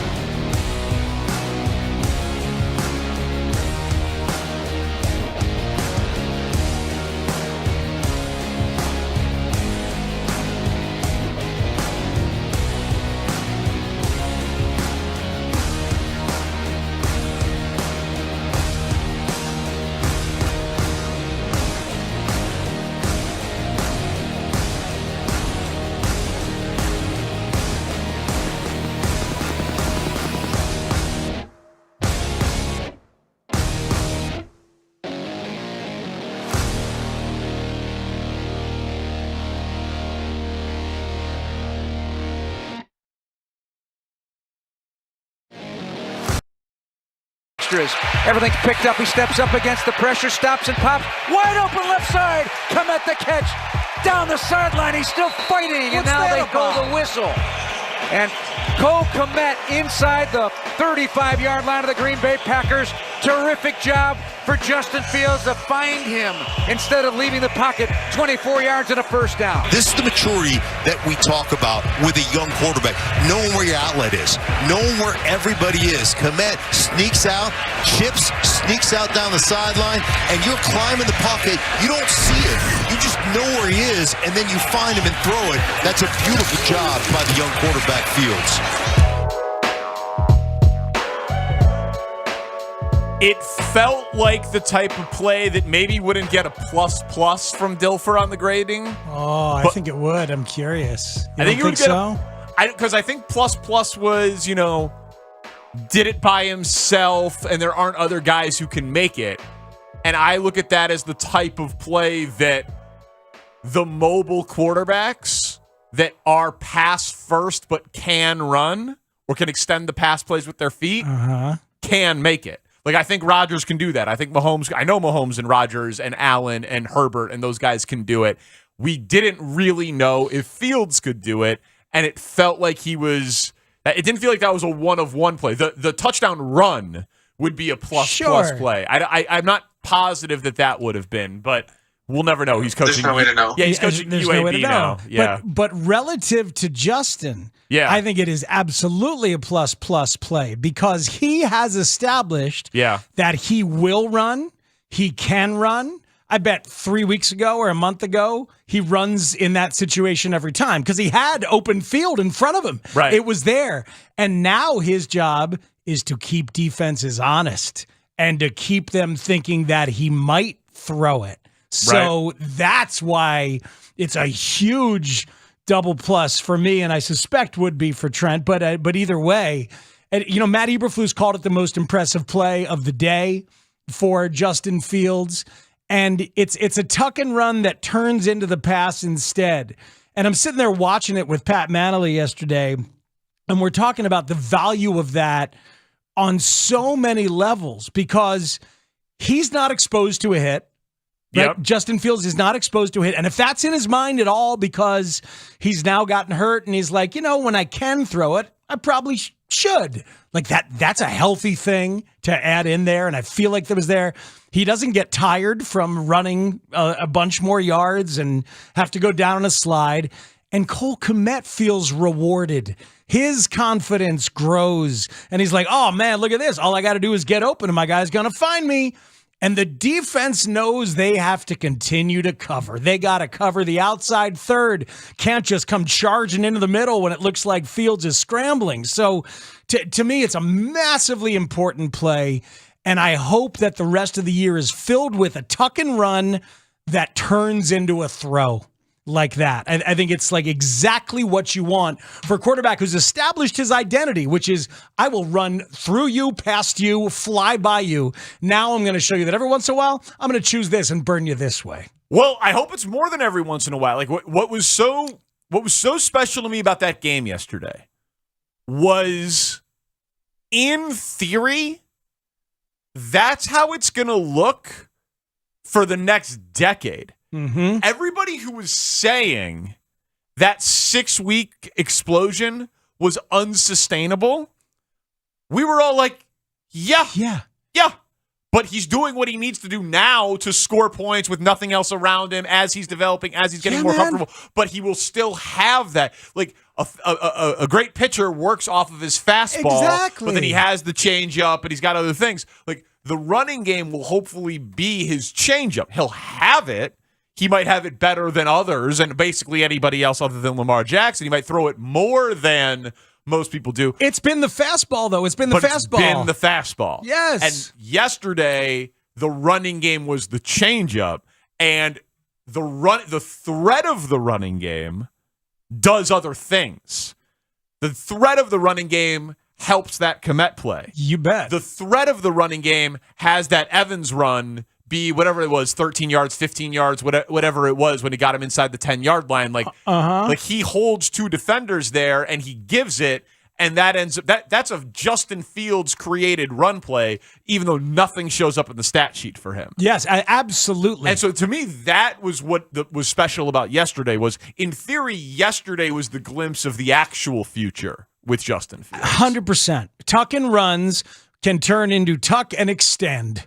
You know, tuck and extend a play, and he did it a few different times. Later on that same drive, Danny, after the Komet play, he does it again on a 3rd and goal. He makes a throw, I think it's to St. Brown on a crosser, and he doesn't get all the way to the end zone, but he still makes the throw as he's approaching the line of scrimmage, and it's great to see. Did you think on the Komet play, by the way, he knew he had him earlier and then ran a couple extra steps and deked with his eyes to get Komet even more open to get more yards? That's what it looked like toying with that DB who was leaving Komet to come to him in the middle. The game felt like it slowed down for him.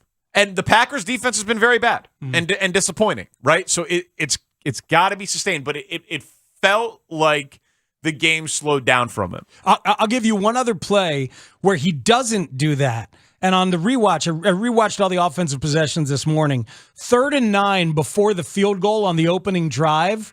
If anybody wants to rewatch or has looked at it or maybe already saw it, but he starts scrambling and does run for 8 yards on 3rd and 9, but he's short and they kick the field goal. That Darrington Evans, the little running back, is just leaking out on the left side right where he is. And that was a moment where he could have shown the run and just flipped it over the defender to Evans, and it's probably a walk-in touchdown. Those kind of things, the kind of things we see Mahomes do by default or Josh Allen do by default, but they're not as young in terms of establishing themselves, and they're not as explosive as Justin, who probably thinks he can get the 9. That's the difference, really. I mean, because Allen is powerful, Mahomes is mobile, and will run. Like when Mahomes runs, it's almost always tuck and run, and it's almost never ends in a hit because he's not trying to break tackles or explode anything. It's just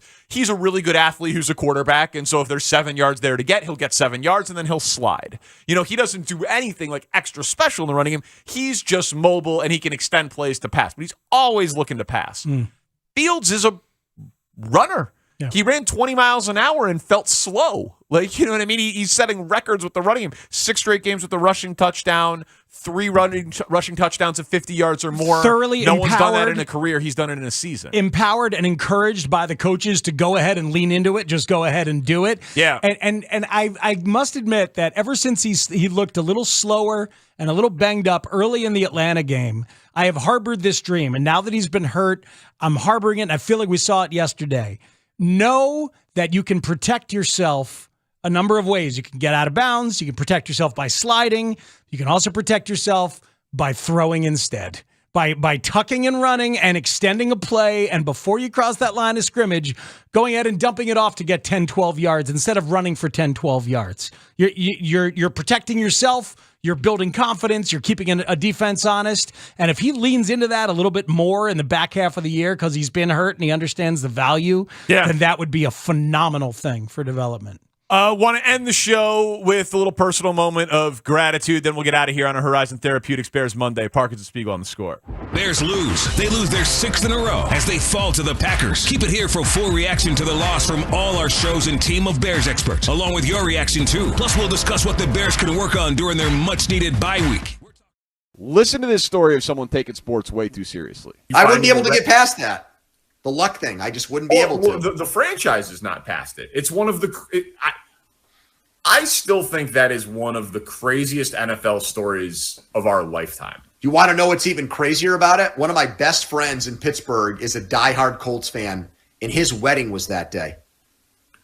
And Luck retires, and there's a meeting where we had to decide, do we withhold the information from him at the reception and allow for him to just enjoy this day? And we couldn't do it. Somebody went up to him and said, "You're not going to believe this, but Andrew Luck just retired." And I'm not kidding you. It ruined his wedding night. Danny, none of that is an exaggeration or hyperbole. He got into a gigantic fight with his new bride. He cried. No. Yes. No. I swear to God. So he felt it. He felt it so deeply and so personally that it ruined his wedding night. I don't think I've ever heard a story of someone taking sports more disproportionately seriously than that one. I loved that story. It doesn't bode well for the rest of the marriage at that point. They're still married. I asked. They are? They're married 4 years later. I wonder what the fight was about. Maybe she about knows caring too much about Andrew Luck. About not being mentally present at our wedding. But she has to know she's marrying a big Colts fan. Right? She has to know. It has to have come up. They have to have spent Sundays together. I gotta say, 773 echoes my sentiments here. Like, how about those groomsmen letting him know? If you know this is the type of guy that you're dealing with, that's kind of a bad guy move right there. Absolutely. That's your boy. That is your boy. Your job is to create a collective bubble around him and to keep information out. You see anybody walking over, anybody looking down at their phone and then walking over to the groom, you intercept.